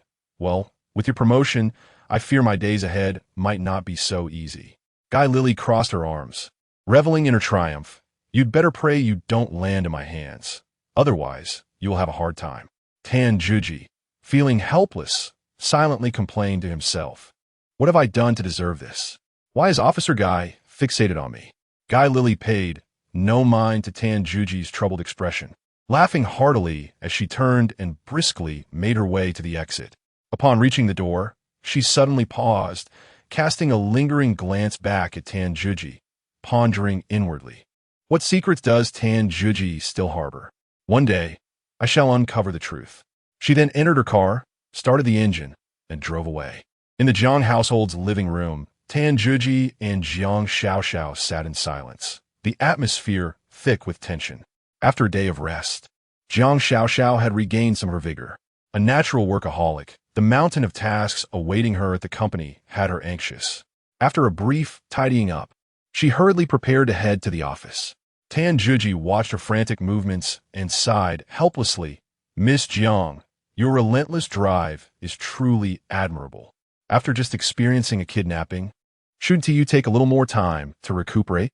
As she organized documents, Jiang Xiaoxiao replied, without looking up, "The company cannot go a day without leadership. Those projects cannot afford delays." Tan Juji shrugged, realizing that his attempts at persuasion were futile. With nothing else to do, he decided to accompany Jiang Xiaoxiao to the company, fulfilling at least his duty as a security guard. Upon arriving at the office, Tan Juji sat in the security room for a short while, feeling increasingly restless. The work was exceedingly dull. He suddenly recalled Fang Yuan, the lively young woman who was usually so cheerful. Where could she be today? Thus, Tan Juji stood up and made his way to the Human Resources Department. Upon arriving at the Human Resources Department, he glanced around, yet failed to spot Fang Yuan at her workstation. At that moment, the HR manager, Li Dongmei, happened to pass by. Tan Juji hurriedly approached her and inquired, "Manager Li, where's Fang Yuan? Why hasn't she come to work?" Li Dongmei cast a fleeting glance at Tan Juji, her demeanor icy as she replied, "Tan Juji, what brings you here? Fang Yuan is on leave. She did not come in yesterday." Tan Juji pressed on, "What kind of leave did she take?" Li Dongmei's expression darkened, and with a curt huff, she stated, "Employee privacy is not for disclosure." With that, she turned sharply and departed briskly. Chapter 88. A father's illness and unrelenting hatred. Watching the retreating figure of Li Dongmei, Tan Juji was consumed by an irritable rage. Li Dongmei, with her managerial status, often looked down upon him, the security manager, with an air of superiority. Dejected, Tan Juji returned to his office, plopping down into his chair. The more he pondered, the more he found the situation peculiar. Why had Fang Yuan suddenly taken leave? Moreover, Li Dongmei's furtive demeanor only deepened his suspicions. Unable to quell his curiosity, he picked up his phone and dialed Fang Yuan's number. The line rang incessantly, yet no one answered. Furrowing his brow, Tan Juji's confusion intensified. What on earth had happened to Fang Yuan? Sitting in the security room, his brow knitted tightly, he noticed the phone screen dimming. He had just attempted to call her once more, only to be met with the chilling message. The number you have dialed is switched off.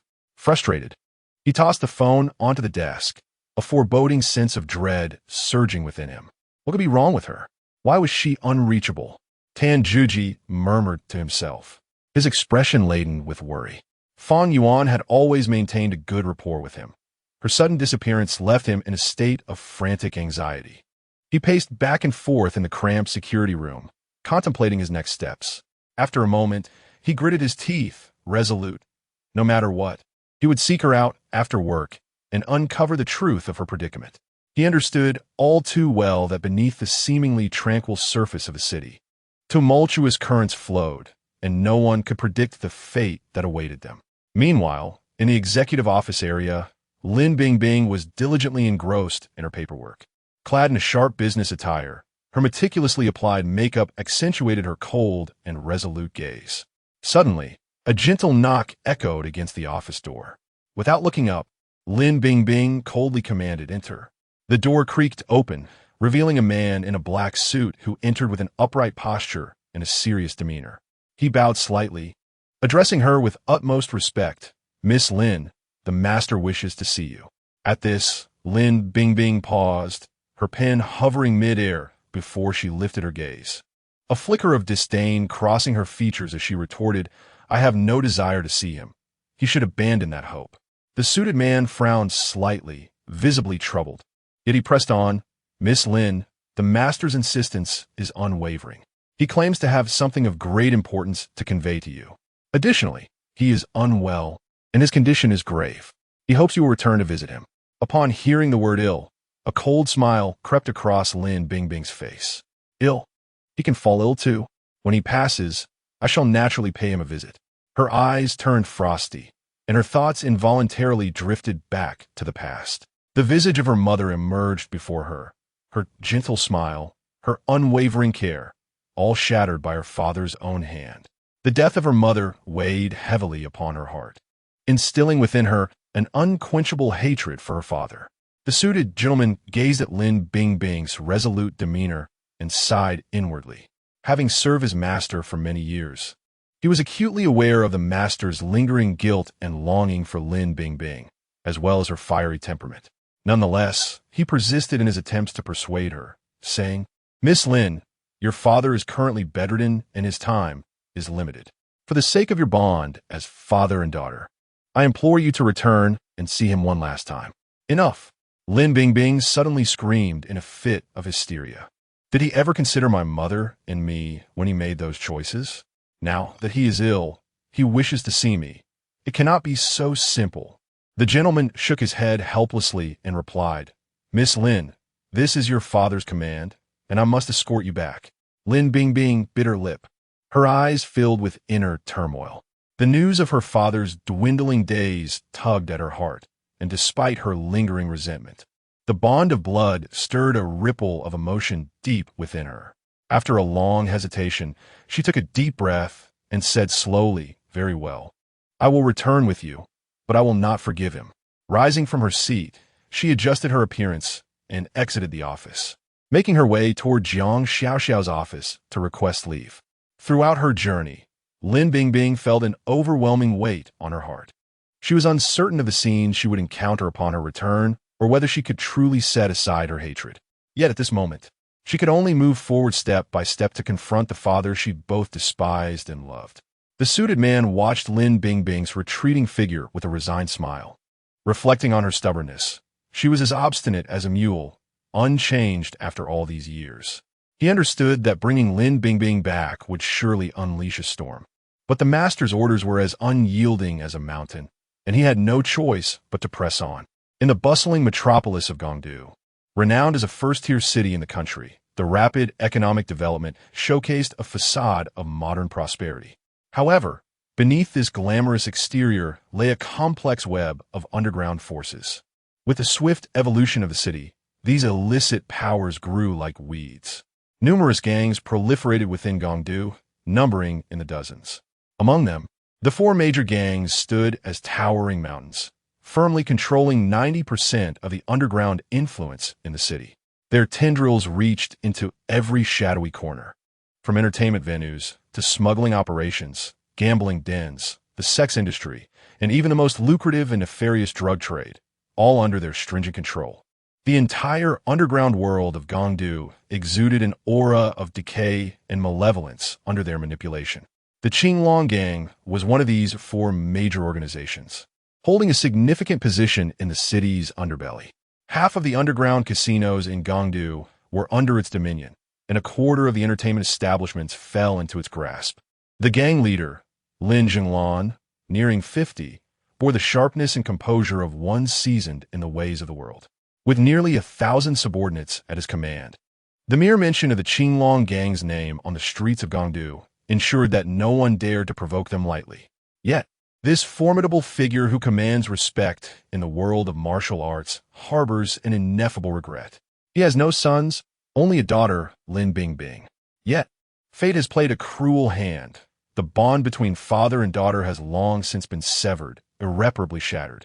Having navigated the tumultuous waters of the martial realm for many years, Lin Zhenglan, with the passage of time, finds his longing for his daughter intensifying. He yearns to mend their fractured relationship and atone for past transgressions. To this end, he is willing to orchestrate a meticulous plan to deceitfully lure Lin Bingbing back into his life. Chapter 89. The Estrangement Between Father and Daughter. A crisis approaches. Lin Bingbing stood before the villa's grand entrance, inhaling deeply before forcefully pushing the door open. Her expression was frosty, her eyes brimming with rage and disdain as she strode directly into the living room.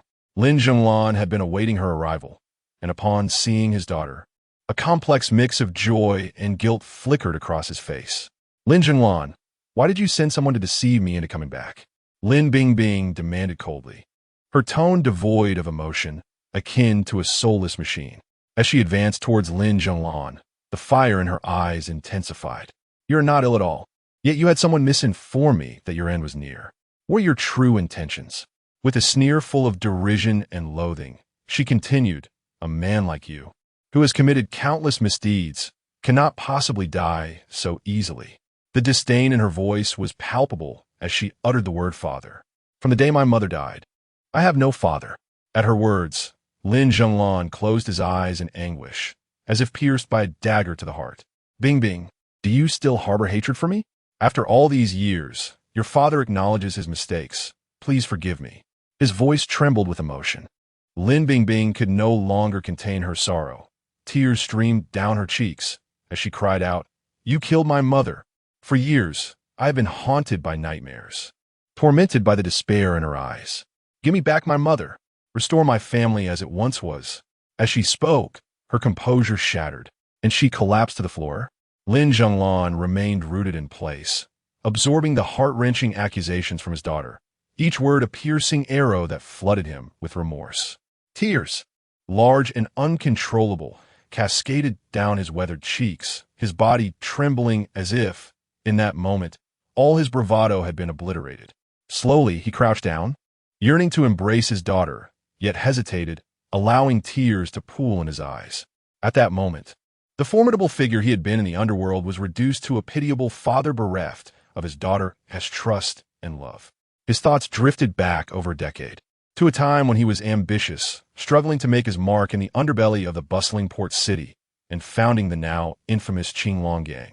However, in the pursuit of power, he had offended too many, and his enemies unleashed their hatred mercilessly upon his family. It was an ordinary day after school when Lin Bingbing, brimming with joy, awaited her mother's arrival at the school gate. Sunlight spilled onto the ground, creating an illusion of tranquility.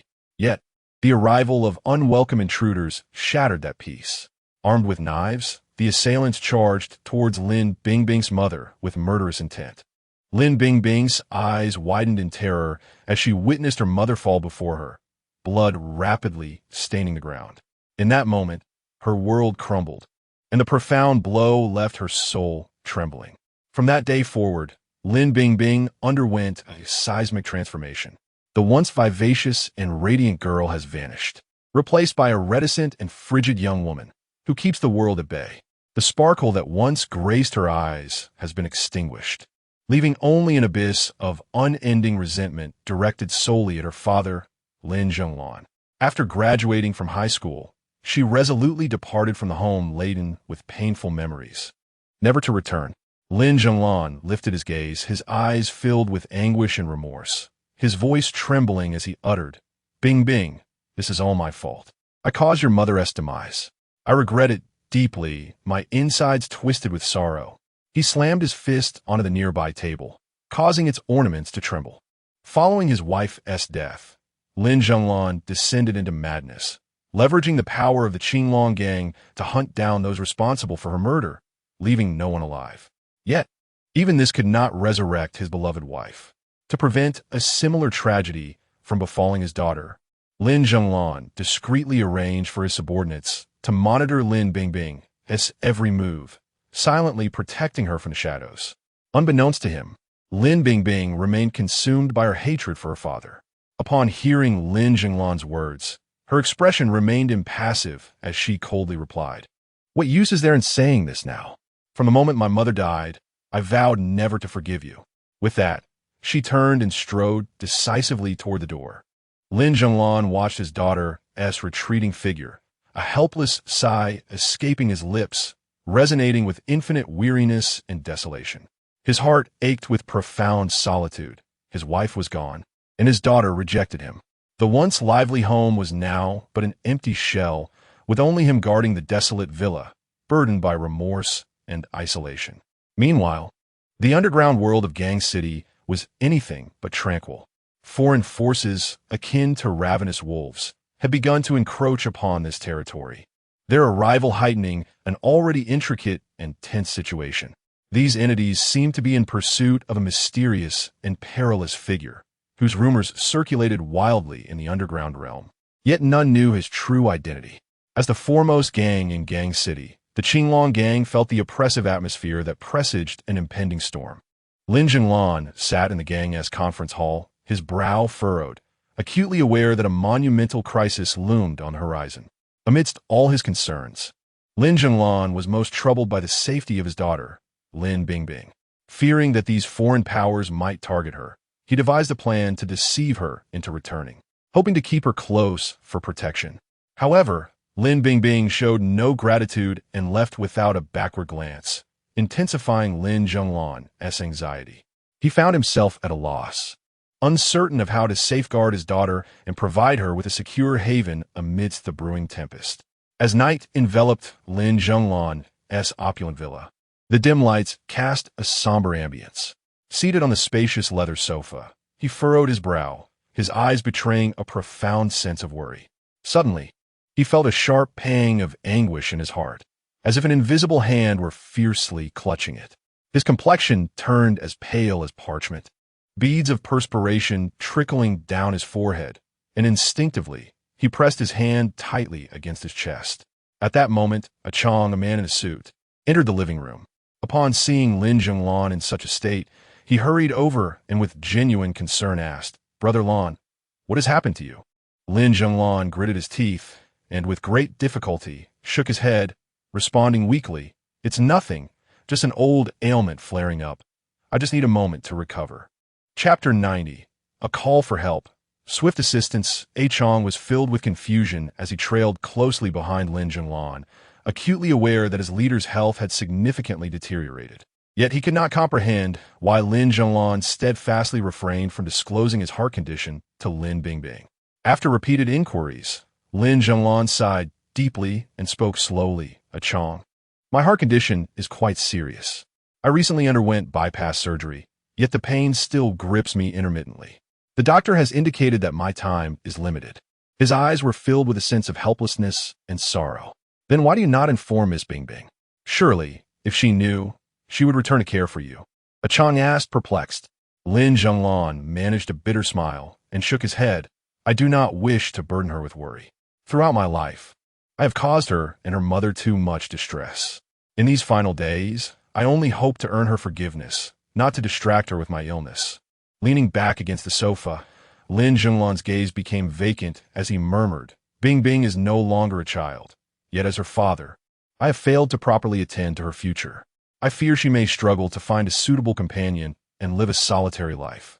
As he spoke, his eyes glistened with unshed tears, his heart heavy with guilt and concern for his daughter. Summoning his strength, Lin Zhenglan turned to Achong and inquired, "Achong, how are things on the Qinglong gang front lately?" Achong's expression turned serious as he reported, "Brother Lon, there has been some unrest within the Qinglong gang. The brothers below are eager for action. Moreover, we have observed close ties between the Qinglong gang and several smaller factions. Alarmingly, the leaders of the Zhuke and Xuanwu gangs have also held clandestine meetings with the Qinglong gang. This situation appears to be unfavorable for us." Upon hearing this, Lin Jinglan's countenance darkened instantly. He understood that if these three major gangs united against the Qinglong gang, the situation would become exceedingly dire. With a cold laugh, he remarked, I, Lin Jinglan, have navigated the complexities of this world for many years and fear not their coalition. However, my only concern is Bing Bing's safety." Achong patted his chest resolutely and declared, "Brother Lon, rest assured, I have discreetly increased the personnel assigned to protect Miss Bing Bing. She will not come to harm." Lin Zhenglan nodded in satisfaction, reflecting, "Achong, you have been by my side for 18 years. Through the storms of life, I am grateful for your presence." His thoughts drifted back to 18 years ago when Achong was but a destitute youth, his mother battling a terminal illness without the means for treatment. It was Lin Zhenglan who extended a helping hand, financing her medical care. From that moment on, Achong devoted himself to Lin Zhenglan. Over the years, Achong honed his formidable skills, becoming Lin Zhenglan's most trusted ally and contributing significantly to the rise of the Qinglong gang. His loyalty was a rare gem amidst the tumultuous tides of the underworld. Tan Juji sat languidly in his office, his fingers drumming absently on the desk. In recent days, the company has been unusually tranquil. For someone like him, accustomed to the tumultuous storms of life, this serenity felt rather disconcerting. After much contemplation, he picked up his phone and dialed Guy Lily. When the call connected, Guy Lily's teasing voice came through. "Oh, Tanjuji, what brings you to call me today? Have you experienced a pang of conscience and decided to confess?" Tanjuji rolled his eyes and replied irritably, "Officer Guy, what on earth occupies your mind all day? Tell me, have you uncovered the identity of the mastermind behind Jiang Xiao's kidnapping?" Guy Lily's tone shifted to a serious one. "Despite our extensive interrogations, we have yet to identify the puppet master. The contact number given to the kidnappers was a dead end, offering no leads." A wave of disappointment washed over Tanjuji. He had anticipated complications, but hearing this outcome still weighed heavily on him. Gritting his teeth, he resolved internally, since they lurked in the shadows, he would bide his time for the next opportunity to unearth them. As the day wore on, Tanjuji noticed the conspicuous absence of Fang Yuan, who typically brimmed with vitality at the office. This unusual silence stirred an uneasy feeling within him. He retrieved his phone and called Fang Yuan, only to be met with the disheartening message that her phone was turned off. Frowning, he attempted to reach her over a dozen times, met with the same frustrating result. Contemplating a visit to her home after work, he hesitated. Given Jiang Xiao's recent abduction, security was paramount, and as a security guard, he could not afford to be careless. Reluctantly, he trudged back to the villa in a state of dejection. Just as he returned, his phone rang unexpectedly, displaying an unfamiliar number. After a moment's hesitation, he answered. "Hello." His voice bore a hint of caution. "Tango, it's me, Fang Yuan." The familiar voice soothed his racing heart, yet he quickly raised his tone in concern. "Fang Yuan, what is going on? You haven't shown up at work all day, and your phone is off? Do you have any idea how worried I've been?" Fang Yuan chuckled lightly on the other end. "Oh, Tinga, I never imagined you would care so much about me. It makes me so happy." Tanjuji felt a mix of exasperation and amusement. "You silly girl, I've been half crazed with worry at the office, and here you are, laughing as if nothing's wrong. Now, tell me, why the absence and the dead phone?" Tan Fei. Suddenly, Fang Yuan's voice quivered with a hint of tears, as if engulfed by a tidal wave of sorrow. Tanjuji's heart constricted. The fleeting irritation he had felt moments ago dissipated, replaced by an overwhelming concern. "Fang Yuan, what is wrong? What happened? Speak to me. I can help you with anything." His voice resonated with a deep, unwavering calmness and a sense of responsibility born from experience. I'm all alone out here, and it's so frightening. Tengu, could you come and keep me company? Fang Yuan, with a voice choked by tears, spoke softly, her sorrowful tone resembling a delicate thread that tightly entwined around Tan Juji's heart. Where are you now? Please tell me, brother, he implored. As he spoke, he rose swiftly, making his way to the garage. Fang Yuan, her voice still quivering with emotion, revealed her location. Please do not wander, just stay there. I will arrive shortly, Tan Juji declared with unwavering resolve. He then ended the call, ignited the engine, and pressed the accelerator to the floor, racing towards the place Fang Yuan had mentioned. Chapter 91. A beautiful woman in distress. A promise to protect. The roar of the engine reverberated through the silent night, as Tan Juji's vehicle raced down the street like a bolt of black lightning. Within mere minutes, he arrived at the newsstand that Fang Yuan had mentioned. Fang Yuan, Tan Juji called out, his gaze frantically scanning the surroundings. Upon hearing his voice, Fang Yuan lifted her head, and her previously dim eyes sparkled with life. Without a moment's hesitation, she dashed towards him, throwing herself into his embrace, her arms wrapping tightly around him as if he were her last lifeline. Tan Juji could distinctly feel Fang Yuan's body trembling slightly. He gently patted her back and softly inquired, "What is wrong? What has happened?" Leaning against Tan Juji, Fang Yuan wept as she recounted the ordeal. It turned out that she had taken leave from work because her parents had confined her at home, confiscating her phone. The root of the issue lay in her father's insistence that she marry a man named Zhongli Wei, whom she did not love. Naturally, she adamantly refused. Seizing a moment when her parents were distracted, she quietly escaped from her home. In her moment of desperation, the first person who came to her mind was Tan Juji, prompting her to go to great lengths to find a stranger's phone to contact him. Upon hearing her story, Tan Juji felt a surge of indignation, exclaiming, "What era are we living in, still clinging to arranged marriages?" Fang Yuan looked up at him, her eyes brimming with tears, and helplessly said, "Tangu, I have nowhere to go now. What should I do?" After a moment's contemplation, Tan Juji replied, "Let's get in the car. I'll take you for a drive to clear your mind. However, your parents will surely be worried about you." Fang Yuan nodded obediently and climbed into the car with him. As Tan Juji started the vehicle and drove slowly down the street, the night breeze flowed through the open window, gently caressing Fang Yuan's face and drying her tear-stained cheeks. After a while, Fang Yuan fell silent, then mustered her courage to say, "Tangu, I want to be with you always." Tan Juji couldn't help but chuckle at her words. He ruffled her hair and replied, "Silly girl, I know you like me, but running away like this will only cause your parents great worry. We need to devise a plan to address this situation." Fang Yuan fell silent once more, gazing out at the flickering neon lights through the car window, her heart clouded with uncertainty about the future.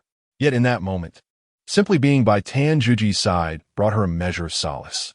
Meanwhile, as he drove, Tan Juji pondered how to assist Fang Yuan in resolving this dilemma, vowing that he would not allow this innocent and kind-hearted girl to suffer any harm. Inside the car, Fang Yuan leaned against the seat, her face radiating with hope for the future. Despite the turmoil of being confined by her parents, being with Tan Juji filled her heart with joy. Observing her expression, Tan Juji's lips curled into a bittersweet smile as he softly remarked, "Fang Yuan, you are truly fortunate to have parents who care for you." Fang Yuan turned her head, looking at Tan Juji with a hint of confusion, unsure why he suddenly expressed such sentiments. Tan Juji's gaze gradually deepened as his thoughts drifted back to the past. He spoke slowly, "I left home at a very young age, and since then, I have been training in the Special Forces. It has been over a decade since I last returned home. Throughout those long years, I have faced countless life-and-death trials, enduring gunfire and rigorous training, none of which made me falter. Yet, in the quiet of the night, when I am alone, the longing for home washes over me like a tide. I often wonder how they're doing now. I've always wanted to visit, but I've been constantly entangled in various missions, leaving me no time to spare." Fang Yuan, perceptive to the change in Tan Juji's emotions, straightened her posture and asked with concern, "Tangu, what is wrong? Did I say something that upset you?" Tan Juji snapped back to the present, forcing a smile and shaking his head. It's nothing. I just suddenly recalled some past events. However, Fang Yuan, relying on her intuition, sensed that Tan Zhuji harbored deeper thoughts. Tangu, why don't you tell me about your parents? They must be very proud of you, right? Fang Yuan inquired tentatively. Tan Zhuji let out a slight sigh, saying, I haven't been home in over a decade. I have no idea what my home has become or how my parents are doing. I miss home terribly. His eyes revealed a profound affection. But now, I serve as a security guard for Mr. Jiang at the Jiang Group, entrusted with the duty of ensuring her safety. The situation has been complicated lately, and I truly cannot leave. Tan Zhuji shrugged in resignation. Fang Yuan, absorbing his words, wore an expression of disbelief. In her mind, Tan Zhuji had always appeared carefree and capable, and she was taken aback to learn of his tragic past. Tanya, I'm sorry. I had no idea your experiences were so arduous, she expressed with sincere regret.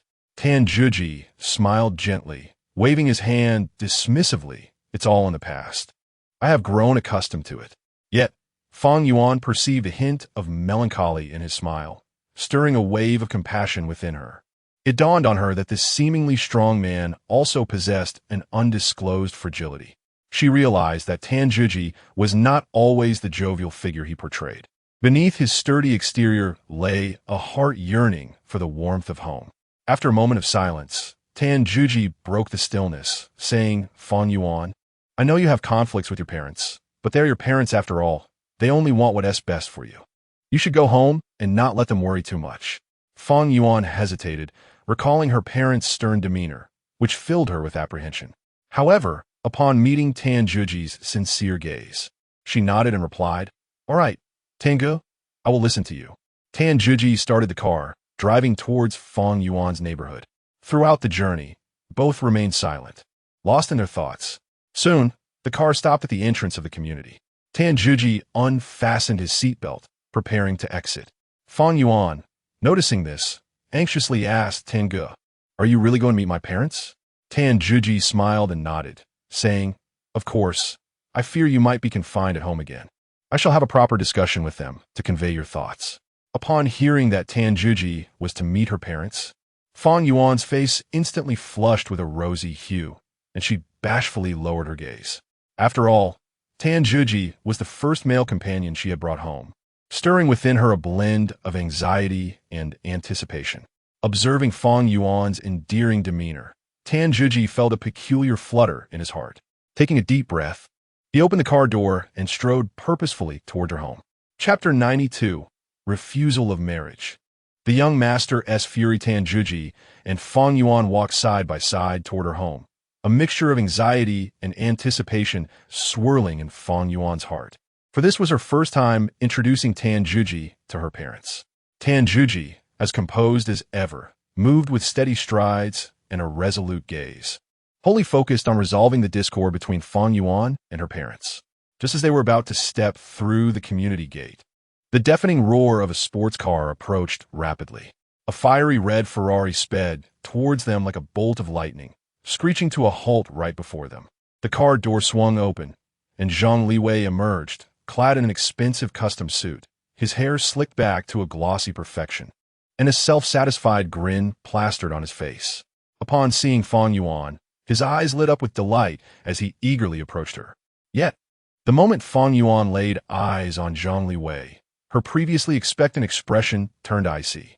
Furrowing her brows, she bluntly inquired, What do you want? Undeterred by Fang Yuan's frosty demeanor, Zhang Liwei burst into laughter. Fang Yuan, I'm here to discuss our marriage with your parents. As he spoke, he reached out to take her hand. Disgusted, Fang Yuan recoiled a step back, her voice laced with anger. I've told you countless times. I would rather die than marry you. Stop dreaming. Zhang Liwei's lips curled into a smug smile. Fang Yuan, this is not merely up to you. Your father has already consented. Your resistance is futile. At this moment, Tan Zhuji stepped forward, positioning himself protectively in front of Fang Yuan. He greeted Zhang Liwei with a smile. Ah, young Master Zhang, it's been a while. Upon recognizing Tan Zhuji, Zhang Liwei's expression darkened. His previously buoyant demeanor now replaced by a scowl filled with animosity. However, Tan Zhuji appeared unfazed by Zhang Liwei's hostility, continuing to smile. It seems young Master Zhang still remembers me. One honor. Grinding his teeth, Zhang Liwei inwardly seethed. What is Tan Zhuji doing here? He must not ruin my plans. Suppressing his rage, he retorted, Tan Zhuji, this matter pertains to Fang Yuan and me. It's best if you refrain from intervening. Tan Zhuji scoffed lightly, young Master Zhang. This situation is not so straightforward. Fang Yuan is unwilling, so do not force the issue. Meanwhile, within Fang Yuan's home, a stifling atmosphere enveloped the living room. Fang Yuan's mother sat on the sofa, her face etched with worry, sighing incessantly. Turning to her husband, she lamented, It's all your fault for insisting that Fang Yuan marry Zhang Liwei. Now look, our daughter has run away, and we have no idea where she is. Fang Yuan's father, seated beside her, wore a furrowed brow, his expression one of helplessness. He sighed and explained, Do you think I wanted this? But the Zhang family wields too much power in the political circles of Port City. We cannot afford to offend them. I'm considering our family's future. Fang Yuan's mother, rising in anger, exclaimed, I don't care about any political power. I only care about Fang Yuan's safety and happiness. Look at the state of things now. We don't even know if our daughter is alive or dead, and you think your justifications matter. Fang Yuan's father felt a sharp pang in his heart upon hearing his wife's words. Bowing his head in remorse, he confessed, I was wrong. I should not have made such a hasty decision. I only hope for Fang Yuan's safe return. Beyond that, I seek nothing. Suddenly, the melodious chime of the doorbell echoed through the house. Inside, Fang Yuan's mother paced the living room, her face etched with worry. Hearing the doorbell, she hurried to open the door. As it creaked open, she beheld her daughter standing there, safe and sound. Instantly, her eyes brimmed with tears, and she cried out in a trembling voice, Yuan, Yuan. Upon seeing her mother's weary visage, Fang Yuan's heart ached, and she wept in response, Mom. The mother and daughter embraced tightly, their tears mingling in a poignant display of emotion. Fang Yuan's father, swiftly exited the room. Upon seeing his daughter return, the burden on his heart lifted, and he let out a long sigh of relief. Meanwhile, Tan Zhuji, who trailed behind Fang Yuan, was engulfed by a tumultuous wave of emotions. During their car ride, Fang Yuan had revealed her father's identity. When he realized that this middle-aged man was none other than Fang Yuan, the mayor of Hong City, even the seasoned Tan Zhuji was taken aback. In his mind, the mayor's daughter should embody the opulence of a wealthy heiress. Yet Fang Yuan's simplicity intrigued him and filled him with both curiosity and apprehension regarding their forthcoming encounter. Fang Yuan's gaze traversed past Fang Yuan to rest upon Tan Zhuji and Zhang Liwei, who followed closely behind.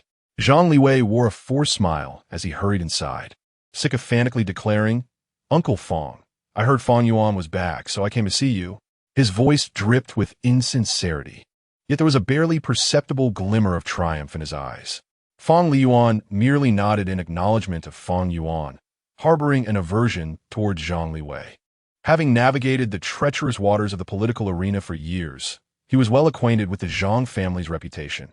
Zhang Liwei's notoriety stemmed from his family's influence, which he wielded with reckless abandon. Were it not for the Zhang family's political clout, he would never entertain the notion of marrying his daughter to such a man. Sensing the awkward tension, Fang Yuan quickly introduced, Dad, this is Tan Zhuji, my friend. He brought me home tonight. Tan Zhuji stepped forward and politely greeted Fang Yuan, saying, Mayor Fang, good evening. His voice was steady and commanding, neither submissive nor arrogant. Fang Yuan nodded slightly, his gaze lingering on Tan Zhuji for a moment. He keenly observed the trust and reliance in Fang Yuan's eyes when she looked at Tan Zhuji, which piqued his curiosity about this young man, suggesting a special bond between them. Fang Yuan graciously invited Tan Zhuji and the others inside. As they entered, Tan Zhuji discreetly surveyed his surroundings. The house was a modest 3-bedroom apartment, simply decorated with ordinary furnishings that lacked any semblance of luxury. This starkly contrasted with his preconceived notions of a mayor's residence, leading Tan Zhuji to privately marvel at Fang Yuan's integrity and uprightness. Once seated, Fang Yuan turned his attention to Tan Zhuji and inquired, Young Tan, Where are you currently employed? Tan Juji responded with composure. Mayor Fang, I serve as the security manager in the security department of the Jiang Group. Fang Liyuan nodded slightly, his expression betraying no hint of disdain for Tan Juji's profession. Tan Juji perceptively noted that Fang Liyuan lacked the common vices often associated with officials, exuding an air of sincerity in his demeanor. Similarly, Fang Liyuan discreetly observed Tan Juji, finding his calm and composed demeanor rather intriguing. Chapter 93. Facing authority with composure. Tan Juji met Fang Liyuan's inquiry with an air of nonchalance, as if the esteemed mayor before him was no different from an ordinary individual. Fang Liyuan felt a flicker of doubt regarding Tan Juji's status. A mere security manager maintaining such calmness in his presence was indeed peculiar. He pondered silently about the young man's true background. Upon learning that Tan Juji was merely the security department manager of the Jiang Group, Zhang Liwei's face instantly contorted into a sneer, filled with disdain. To him, a security department manager was but a lowly position, and he had initially assumed Tan Juji possessed some extraordinary capabilities that warranted Fang Liyuan's attention. Instead, he discovered him to be an insignificant figure. I thought he was someone formidable. Turns out he is just a lowly security manager. Humph. Zhang Liwei smirked, his tone laced with mockery, his head held high as if at that moment Tan Juji were not even worthy of dust in his eyes. In the face of Zhang Liwei's derision, Tan Juji remained unfazed, a subtle smile gracing his lips. He chuckled softly, his laughter imbued with a sense of poise and tranquility, and spoke slowly. Young Master Zhang, while I may merely be a security department manager, I earn my living through my own efforts. It is far better than those who rely on familial power to act recklessly, forgetting their true identities. Tan Juji's voice, though soft, was articulated with clarity, striking Zhang Liwei's heart like a hammer. Zhang Liwei's face flushed crimson, akin to being stripped bare in public, filled with anger and humiliation. He opened his mouth to retort, but found himself at a loss for words, as Tan Juji's assertions were grounded in truth. Fang Liyuan, overhearing Zhang Liwei's contemptuous remarks, instinctively frowned. He had never held a favorable opinion of Zhang Liwei, and at that moment, he found himself further repulsed by the latter's self-important demeanor. Observing Tan Juji's composed yet assertive rebuttal to Zhang Liwei's provocation, Fang Liyuan felt a flicker of admiration. Indeed, as Tan said, one must remain grounded and rely on one's own abilities for sustenance. Those who flaunt their familial influence ultimately achieve nothing of significance. Fang Liyuan cast a meaningful glance at Zhang Liwei, the implication of his words clearly directed at him. Zhang Liwei gritted his teeth, filled with a mix of fury and frustration. Yet in the presence of Fang Liyuan, he dared not unleash his wrath, choosing instead to swallow his indignation. Tan Juji slightly inclined his body, addressing Fang Liyuan. Mr. Fang, upon our first meeting, I could discern that you are no ordinary individual, undoubtedly a person of great stature. Upon hearing this, Fang Liyuan's eyes flickered with surprise, and he curiously inquired, Young Tan, how did you come to that conclusion? I have just been transferred from another region to serve as mayor in Hongdu City, and I tend to conduct myself with a low profile. Rarely does anyone recognize me so readily. Tan Juji smiled and elucidated. Mr. Fang, those who have long occupied positions of power exude a distinctive aura in their every gesture, setting them apart from the common populace. Moreover, through our recent conversation, I became even more convinced of this truth. Upon hearing this, Fang Liyuan could not help but burst into laughter. He patted Tan Juji's shoulder and praised, Young Tan, your perception is truly keen. I see you're no ordinary security department manager. The two exchanged smiles, and in that moment, it seemed to bridge the gap between them. Meanwhile, Zhang Liwei, observing their cheerful exchange, felt an increasing sense of discomfort.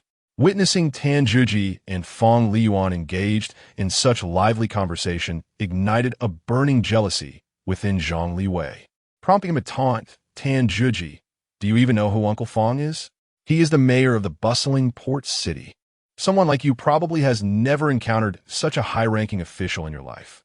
As he spoke, he cast a self-satisfied glance at Tan Juji, seemingly hoping to discern envy or inferiority etched on his face.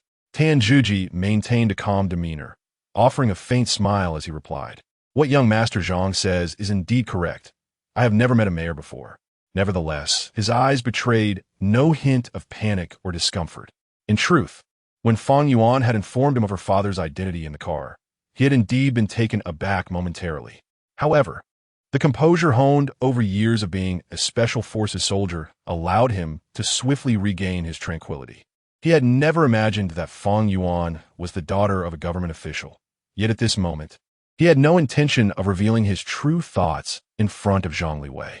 Zhang Liwei, puzzled by Tan Juji's serenity, felt an increasing sense of intrigue. There was an enigmatic aura about Tan Juji that he could not quite pinpoint. Fang Liyuan's gaze was fixed intently on Tan Juji, and upon learning of his status as mayor, he found himself subtly moved by Tan Juji's unruffled demeanor.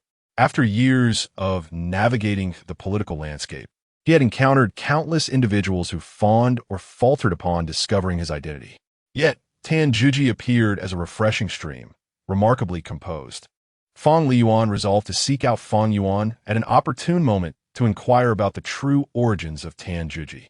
Zhang Liwei wore a scornful smile, casting a sideways glance at Tan Juji, and scoffed, "Humph, some people simply have not been exposed to the life of the upper echelon. They feign calmness on the surface while their hearts are likely in turmoil." His haughty demeanor suggested that, in his eyes, everyone else was but insignificant insects. Tan Juji scoffed internally, finding Zhang Liwei's narcissism and ridiculousness utterly contemptible. To him, Zhang Liwei was merely a spoiled scion who wielded his family's influence to flaunt his power, utterly unworthy of consideration. Zhang Liwei retracted his disdain for Tan Juji and turned to Fang Liyuan with a sycophantic expression, saying, "Uncle Fang, don't you think it's time to discuss my marriage with Fang Yuan? I genuinely adore her and wish to bring her a lifetime of happiness." As he spoke, he cast a furtive glance at Fang Yuan, his eyes brimming with determination. Fang Liyuan frowned slightly, a flicker of displeasure crossing his face. He replied